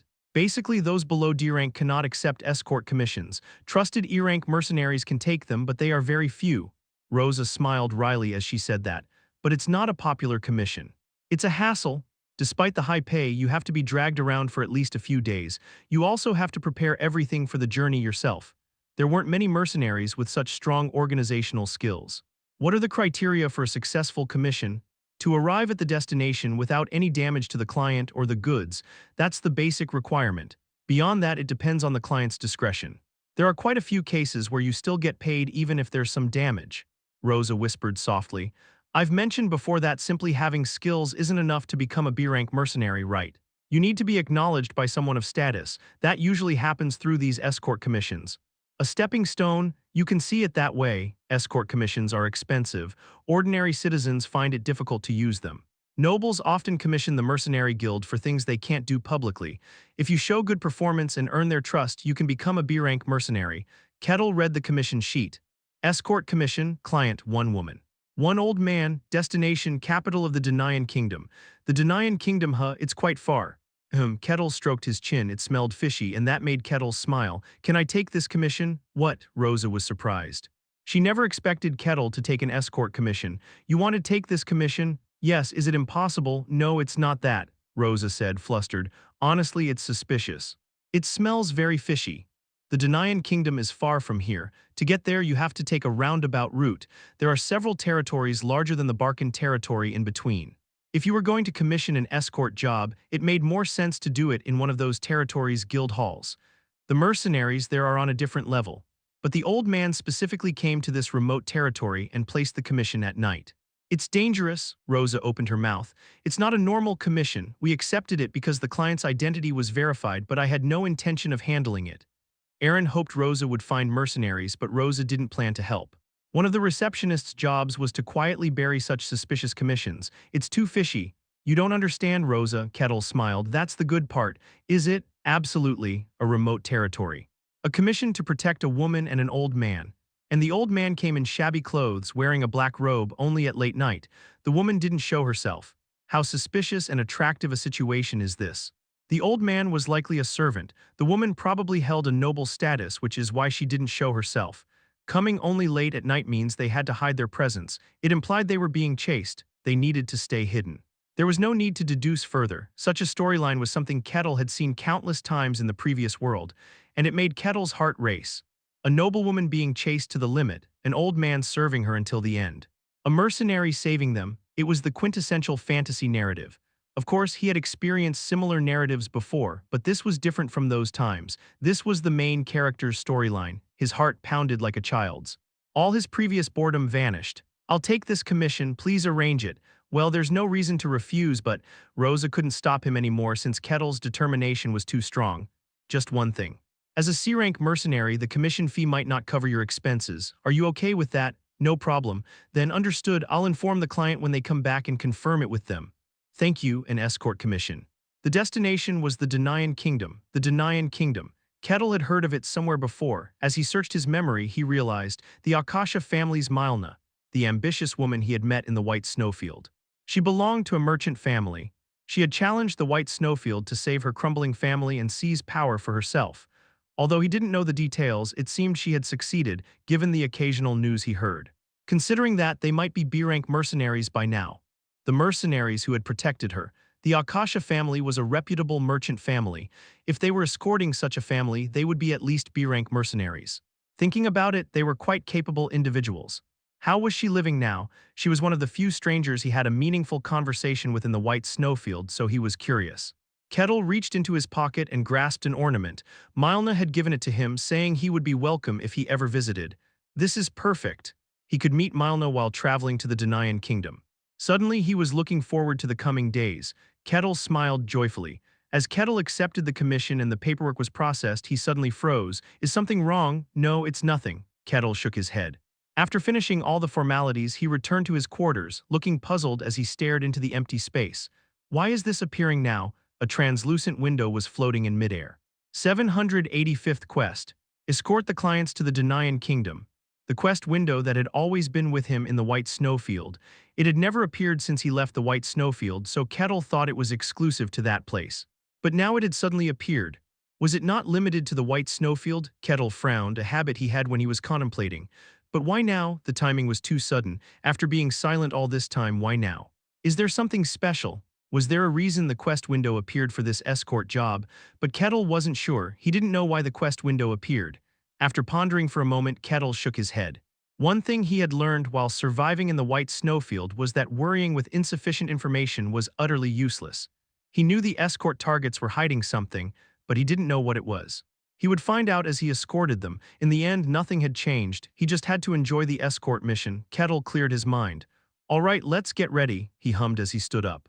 That night when everyone was asleep and the guild hall was closing, Aaron came to the guild hall as usual. How is it today? He didn't expect much as he asked. He had been unsuccessful for days. He had resigned himself to the possibility of leaving alone, but Rose's answer made his eyes widen. A mercenary has accepted the commission. What? A C-rank mercenary. He's known for diligently handling commissions within the territory. There's no issue with reliability. Will you accept him? A C-rank mercenary? Aaron was shocked. A C-rank mercenary was on a different level from a D-rank. Why was such a mercenary here? No, why did he accept the commission? As if reading his thoughts, Rosa spoke calmly. I'm just relaying the information. The choice is yours. What will you do? Of course we'll take him, Aaron said hurriedly. Rosa, as if expecting this, began preparing the acceptance paperwork. Then we will schedule a meeting soon. You can discuss and coordinate directly with the escort mercenary. Understood. Aaron hurried back to the quarters. He knocked on the door roughly and opened it. Seeing his breathless state, Aline was startled. Aaron, what's wrong? Are the pursuers? The commission has been accepted. What? Aline's eyes widened. Someone accepted it. Yes, and it's a C-rank mercenary. What did you say? Bang. The wall was pounded, but this time neither Aline nor Aaron paid it any attention. Aaron spoke joyfully. It's true. The only C-rank mercenary in the territory has accepted our commission. We'll meet with the mercenary tomorrow to discuss the details. That's amazing, Aaron. Aline knew well the level of a C-rank mercenary. They were strong, in a completely different league from D-rank mercenaries. Such strength would be a great asset to their journey, but we don't have the money to hire a C-rank mercenary. You don't need to worry about that. The mercenary said it wouldn't be an issue. Really? I thought all mercenaries were greedy. I don't know either. It's a very unusual case. For now, a major problem was solved. The two of them rejoiced. With a grunt, the wall was pounded again. Only then did they whisper quietly. We're meeting tomorrow, so let's get a good night's sleep. We'll probably be busy. Yes, yes, Aline lay down with a happy expression. A C-rank mercenary, huh? Objectively, it wasn't exceptionally strong. But in her current situation, even that level was a great help. More than anything, there was something else that made her happy. The amount Aaron had given as the commission fee was barely enough to hire a D-rank mercenary. It was far from sufficient for a C-rank mercenary's fee, but the C-rank mercenary had accepted her commission. It felt as if they were extending a favor, not just taking a job. That made her heart race. It felt like a prince from a fairy tale coming to save her. What kind of person could it be? Maybe they'd have a slightly sharp look. That's how mercenaries usually were. Their body might be covered in scars, but that would only add to their charm. Aline blushed slightly as she indulged in her daydreams. Chapter 50, The Princess and the Escort, Part 3, Aline waited with a pounding heart. Soon, Aaron delivered the news. The date has been set. Tonight, it's been decided that you'll meet the mercenary directly. Oh yes, Aline nodded. Do we know what kind of person they are? Not in detail. But from what I've heard, they have a very good reputation. They seem to be a good person. A good person? Yes, helping others without compensation. Even with the skills of a C-rank mercenary, they solve the miscellaneous requests of the territory's citizens. That indeed was close to a good person. A good person. Rosa didn't mention anything related to demons. She didn't fundamentally trust Aaron, but even without that, Kettle was an excellent person. That's why Aline's feelings grew even stronger. Aaron smiled slightly at the emotions visible in her eyes. Aline returned a wry smile at his expression. In a situation where we're being chased by the unknown, it's such a frivolous thought. I know that too. No, princess, rather I think it's necessary because of such a situation. There's no need to consider your own feelings as a sin. Everyone needs comfort for their heart. They had embarked on a perilous journey without anyone they could trust. Aaron comforted her. I heard that he also has the qualifications to enter the Church of the Sun God. He is definitely trustworthy. That's really impressive. Aline's eyes widened. The Church of the Sun God doesn't accept just anyone, only those with a definite guarantee of identity and faith can enter. It was very rare for a mercenary to have such qualifications. Aline's expectations grew even more, and that night when darkness settled over the territory, Aline followed Aaron to the meeting hall. The door opened and the two of them entered the hall. Rosa, who was waiting, greeted them. Have you arrived? Is the person beside you your companion? Yes, Aline quietly nodded. Rosa narrowed her eyes. Damn, she cursed inwardly. The woman was wearing a black robe, so it was hard to make out her features, but she was young. From the shape of her lower face visible under the hood, she could tell she was quite beautiful. And the elegance that was evident from even the smallest movements. Rosa had encountered nobles a few times due to her profession, but none of them displayed as much grace as this woman. She was someone beyond a mere noble. For such a woman to come to the mercenary guild in the middle of the night, wearing a robe and accompanied by only one attendant, this is too suspicious. If things went wrong, Rosa could be held accountable for taking on this request. Her mouth tasted bitter, but she had no choice since it was what Kettle wanted. Rosa suppressed a sigh and spoke. The mercenary who will escort you will arrive shortly. Please wait for a moment. Understood, Aaron responded. Aline tried to suppress her pounding heart. Her anticipation for the mercenary was almost unbearable, and soon there was a knock. Rosa spoke calmly. He has arrived. I'll open it. Aline hurriedly got up and headed for the door. The mercenary who would escort and guide her was beyond the door. She rushed over and grabbed the door handle. Creak. The door opened. With a bright face, she looked at the person beyond the door, and her expression froze. Oh, there stood a barbarian. The barbarian was huge. He was 3 heads taller than her. Not just tall, his entire body was massive, but rather than fat, his body was entirely composed of muscle. He was dressed fairly neatly, but even that couldn't hide all the muscles. Oh, this is a beautiful lady. The barbarian muttered with interest, looking down at her, and he grinned. Nice to meet you. Aline stared blankly up at Kettle. What is this? What is she seeing right now? Unable to grasp the situation, Kettle tilted his head at her appearance. Are you okay? Kettle raised his hand. At that moment, Aline came to her senses. Ah, she stumbled backward. Aaron shouted in surprise. Lady Aline, he hurriedly supported Aline. Are you all right? Aline couldn't respond. She just stared at Kettle with a pale face. Barbarian, Aaron stepped back, holding Aline in his arms. His eyes were filled with obvious wariness. Who are you? Kettle stroked his chin. It's been a while since I faced such hostility. After defeating the demon, the people of the territory didn't reject him. They didn't get close, but they didn't distance themselves either.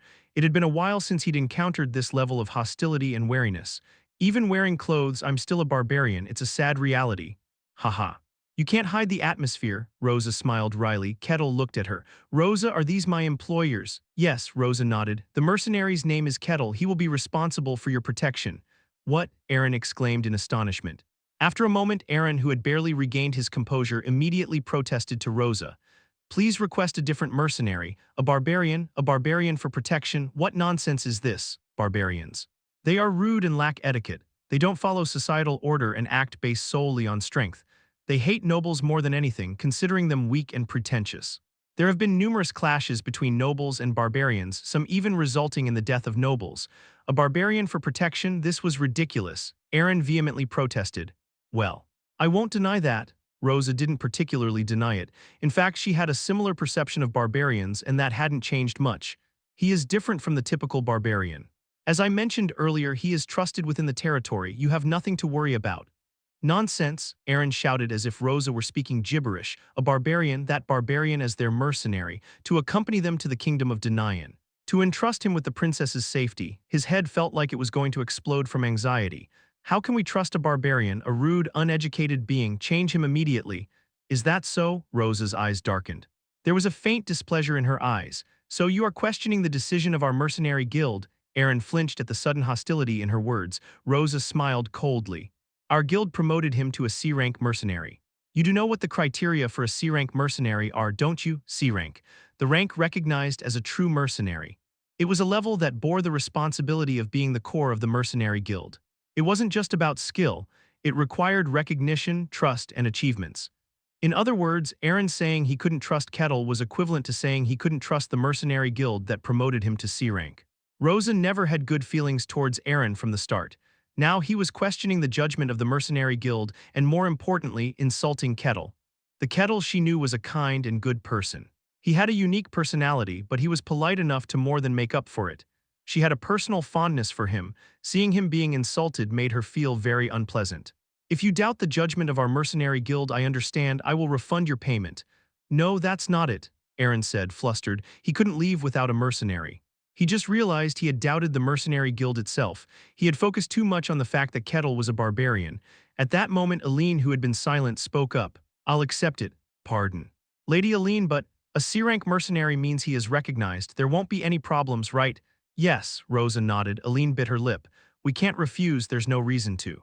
Right, Aaron, that is true. If they refused the mercenary now, they would have to leave alone. That would be even worse. They had no choice. Then it's settled. The conversation is over. Aaron closed his mouth. And Kettle, who had been sitting in a chair, had listened to the entire conversation. It feels like having a bomb. A presence that was scary and unsettling but had to be accepted for the sake of their goal. That was exactly what he was. It was a strange feeling. Rosa, with an expressionless face, organized the documents. Then I'll proceed as if the request has been accepted. The request is approved. You can discuss the rest directly with the mercenary. Directly, Lady Aline. I'll handle this from here. No, I'll do it myself. Aline stood up. Then she cautiously walked towards Kettle. Her body was trembling. She wanted to step back out of fear right now, but she suppressed her emotions and moved forward. Pleased to meet you. I am Aline. All right, I am Kettle. I look forward to working with you. Kettle nodded and looked at Aline. She looks like a squirrel. Her head was bowed low and she was trembling visibly even under her robe. She looked very young. She might have just become an adult, and the traces of education were evident in her hood and movements. This confirmed Kettle's suspicions. He could sense it, and it was a very strong scent. Good, Kettle murmured, pleased that his guess was correct. Aline's body flinched as if she had heard his voice. Ah, this won't do. This woman was his employer. They were going to travel together. He needed to gain her trust.